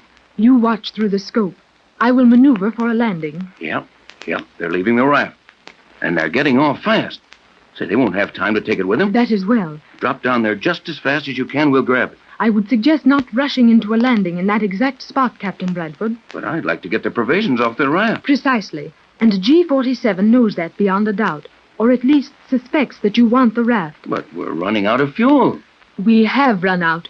All gone? There is no more fuel. And we'll have to land right on that spot if we're going to make sure they stay down under. I will have enough compressed helium to use for surface maneuvers for several days, I believe, and I advise against landing near that raft. But why? They can't hurt us. Now look, the last man is going over the side of that raft now. They can't have anything on but those temporary diving helmets, and they haven't any choice but to get back into that lock. Nevertheless, with your permission, I will land at least 100 yards from that raft. Well, I can't see any reason for it, but I know you must have one. I have. And in a very few seconds, I will show you an active demonstration of my reason. Well, what are you going to do? I am gliding toward that raft, exactly as if I expected to land there. But at the last second, I will elevate the nose of this plane and attempt to glide beyond the raft, passing over it at an elevation of about 50 feet. And then? I am not sure, but I would suggest that you brace yourself firmly in that seat. I begin to get the idea. They're not going to leave that raft helpless for us to pick up so easily. That is my thought. Brace yourself tightly. I will now glide above the raft, and we will see what G47 has left for us.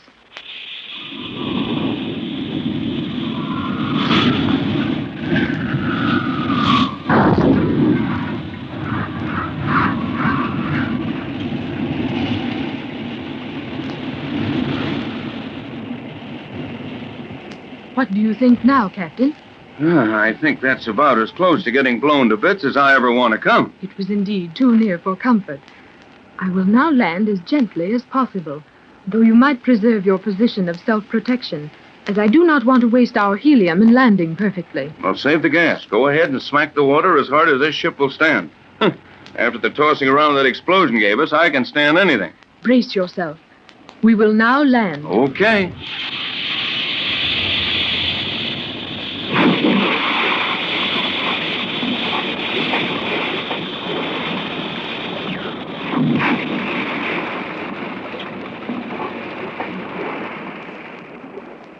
We are now stabilized on the surface of the water. How far from that airlock? Approximately 200 yards from the spot at which the raft was blown up. Good. Now, I suggest you use a little of the gas to get back directly over that airlock. Then we'll take steps to bottle the Euclideans up good and tight. Very well. You any of those magnetic bombs? Several. All right. Use a couple of them to hold that airlock shut, and we'll save my solvent until we actually have to use it. Agreed.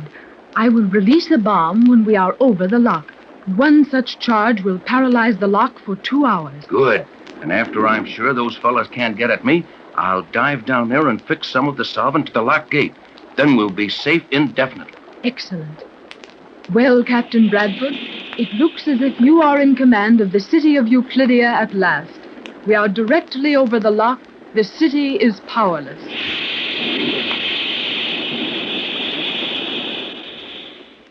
The magic island of Euclidia is no longer visible. At the location of the island, the waters of the South Pacific Ocean are rolling gently. And on the surface floats the rocket plane, which Captain Bradford and Elaine have landed near the upper escape lock of the underwater city of Euclidia. The time is going to pass very slowly for the captain and the Euclidean girl commander who is now helping him. They will have to wait for days until the Gregory boat arrives, and the Euclideans are captured. Back on the Gregory boat, Mrs. Gregory, Jerry, and Joan are wondering and worrying about the two who have gone ahead. In the radio cabin of the boat, Jerry and Joan are doing their worrying out loud. All right, Joan, all right. You're sure, and I'm sure. So let's forget it. But, Jerry, we are sure of two different things. Yes, but we don't get any place by arguing. You think you're right, and I know I'm right. So what? Regardless of who is right, I am very worried about the captain and Elaine. Oh, so am I. But Tex never got into anything he couldn't get out of.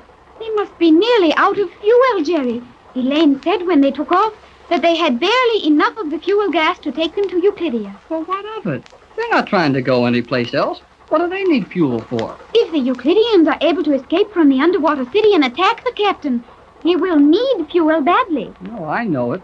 That radio message from Tex sounded like a bluff to me. A bluff? Yeah, you know, trying to make somebody believe you can do something you're not very sure of. I think you are right. The captain was, as you say, bluffing. Yeah, you bet he was. That gag about capturing G-47 and his men on that raft wasn't very good. What do you think he was actually trying to do? Oh, probably scare them back into their hole so they would stay put until we get there. The captain was very sure that his universal solvent would effectively prevent the escape of the Euclideans. Well, I guess it would, if he had a chance to get it planted before any of them escaped. And if he did not? Well, then we're going to find Tex and Elaine prisoners when we get there.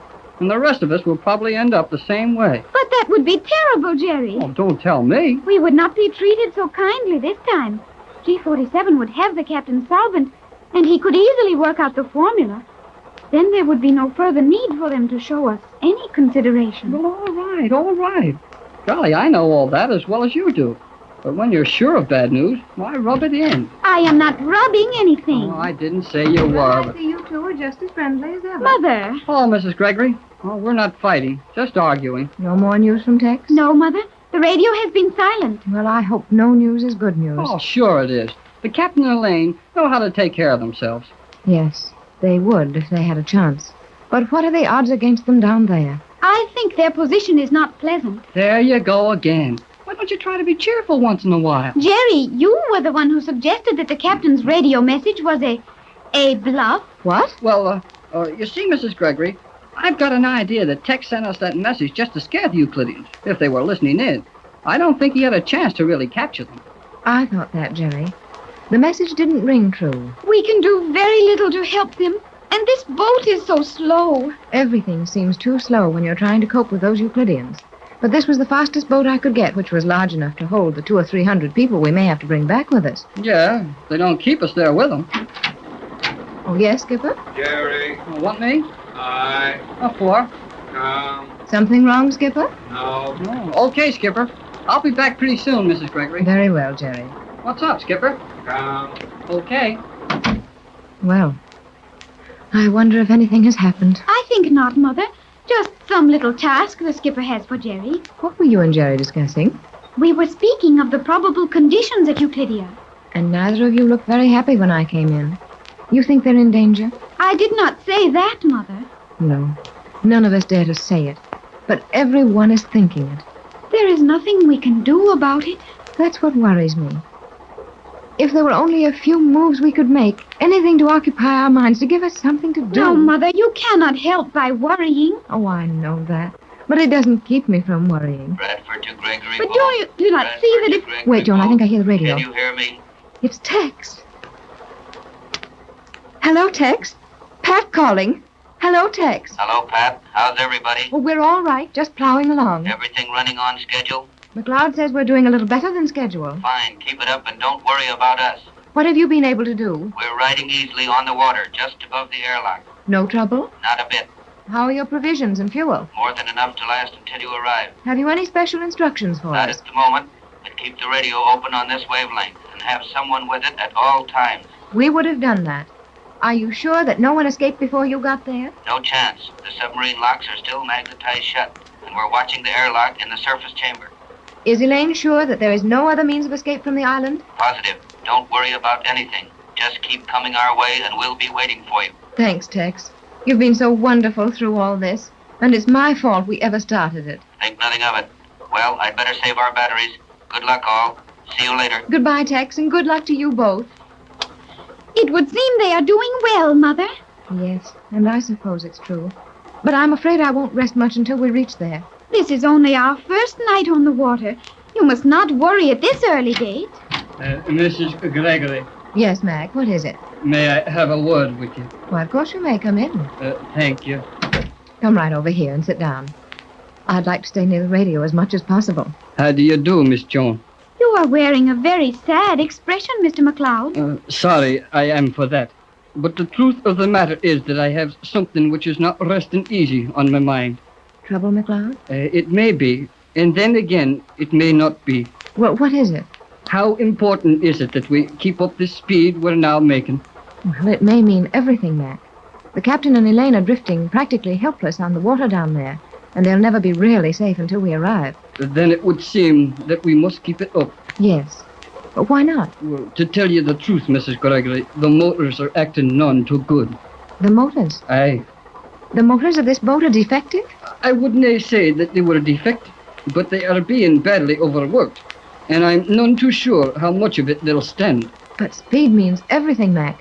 We're doing far too slowly as it is. I won't argue about that, but the boat was designed to make 16 knots, and she's now making 21. 16 knots? 5 knots less? Aye. Well, it's out of the question, Mac. Tex and Elaine figured that with good luck they'd be able to hold out for 6 days, possibly a few hours more than that. But to reduce our speed 5 knots would mean adding at least 2 full days to our run. Aye, it would that. We haven't any such margin as that. Keep the motors wide open and take a chance. We'll be no good to the captain if we break down short of our goal. We'll be no more good to him if we're too late getting there. Right you are, and I'm glad to hear you want it that way. I would have said as much myself had I been in charge. You are in charge of those engines, Mac. And your job is to get us just as far as you can, as fast as you can. I'll be responsible beyond that. Good for you. Well, I'll get on back to the engine room and keep me eye on those motors. Is Jerry in the engine room? Aye, we sent for the lad to tell him what was happening, so he would help you make up your mind. Well, I don't need any help. But I would like to know what Jerry's opinion was. Well, he said to run this thing until the motors fell out of it, and then we'd row it the rest of the way. Oh, good for Jerry. Oh, Mac. Aye? We just talked to the captain on the radio. And what's the news? None. They arrived safely, and now all they can do is just lie there and wait for us. But they did arrive there. Well, I'll get on back, and I'll send Jerry in here if you want him. I wish you would. Then I will. And then I'll get all me time to keeping this coffee grinder turning over. Well, Joan, that isn't so good, is it? I would not think too much of that, Mother. Mr. McLeod is an engineer. He is a lover of fine machinery, and he would be inclined to exaggerate the condition of the motors. I hope so. But whether that's the case or not, we'll keep up every bit of speed we can make from now on. And now I think you should have some rest. I know I should. And I'm going to be sensible and try to get some, as soon as Jerry comes back. And Jerry and I will remain with the radio. No, dear. You'll come and rest with me. Jerry won't mind standing by the radio alone. But, Mother, I do like to be near Jerry. He talks so much and says so little that it is very restful. Possibly. But even so, I want you to come into our cabin and lie down. Hey, was McLeod just in here? Yes, Jerry. He came to see Mother about the engines. What did he tell you, Mrs. Gregory? He seemed to be worried as to how well the motors would stand our present speed. Yeah, well, that's what he told me, too. But he's worrying too much about nothing. Are you sure? Well, sure, I'm sure. The old skipper was an engineer for a long time, and he said those motors would stand running at full speed as long as we wanted to run them. Oh, I'm glad to hear that. Now, Jerry, if you'll take over the radio, Joan and I'll try to get a little sleep. Oh, sure, Mrs. Gregory, I'll take over. Joan and I'll relieve you on the morning watch. But, gee, you don't need to get up then. Well, I can put one of the crew in here when I get sleepy. No, Jerry. I prefer that we three handle all messages from Tex. Johnson would do, of course, but I've asked him to spend all his time in the pilot house. That is advisable. When we are trying to maintain top speed through all conditions, a great deal depends on our navigator. Johnson's plenty good. He certainly is. Now, Jerry, if you'll Mrs. Just... Gregory, can I have Joan stay here with me for just a few minutes? I don't see why not, but I don't see why either. Oh, I just wanted to talk to her about it. Oh, please, Mother. Well, very well. Don't stay more than a few minutes, though, Joan. I want you to get as much rest as possible. I will not be long, Mother. Good night, Jerry, and call me if you hear from Tex. I bet I will, Mrs. Gregory. Good night. What did you want, Jerry? I want to talk to you. So you said. And I think it's important. What is it? Well, McLeod is really worried about those engines, and he's right. But, Jerry, I know. I said everything was going to be all right, just to make your mother feel good. Those engines are liable to quit any time at this speed.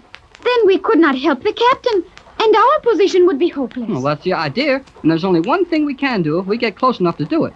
Radio the captain to get away from that place and fly back to the boat. It'd be safer if we were all together. But the Euclideans would escape. Sure, and when they escape, they'll come after us. Oh, but Jerry, we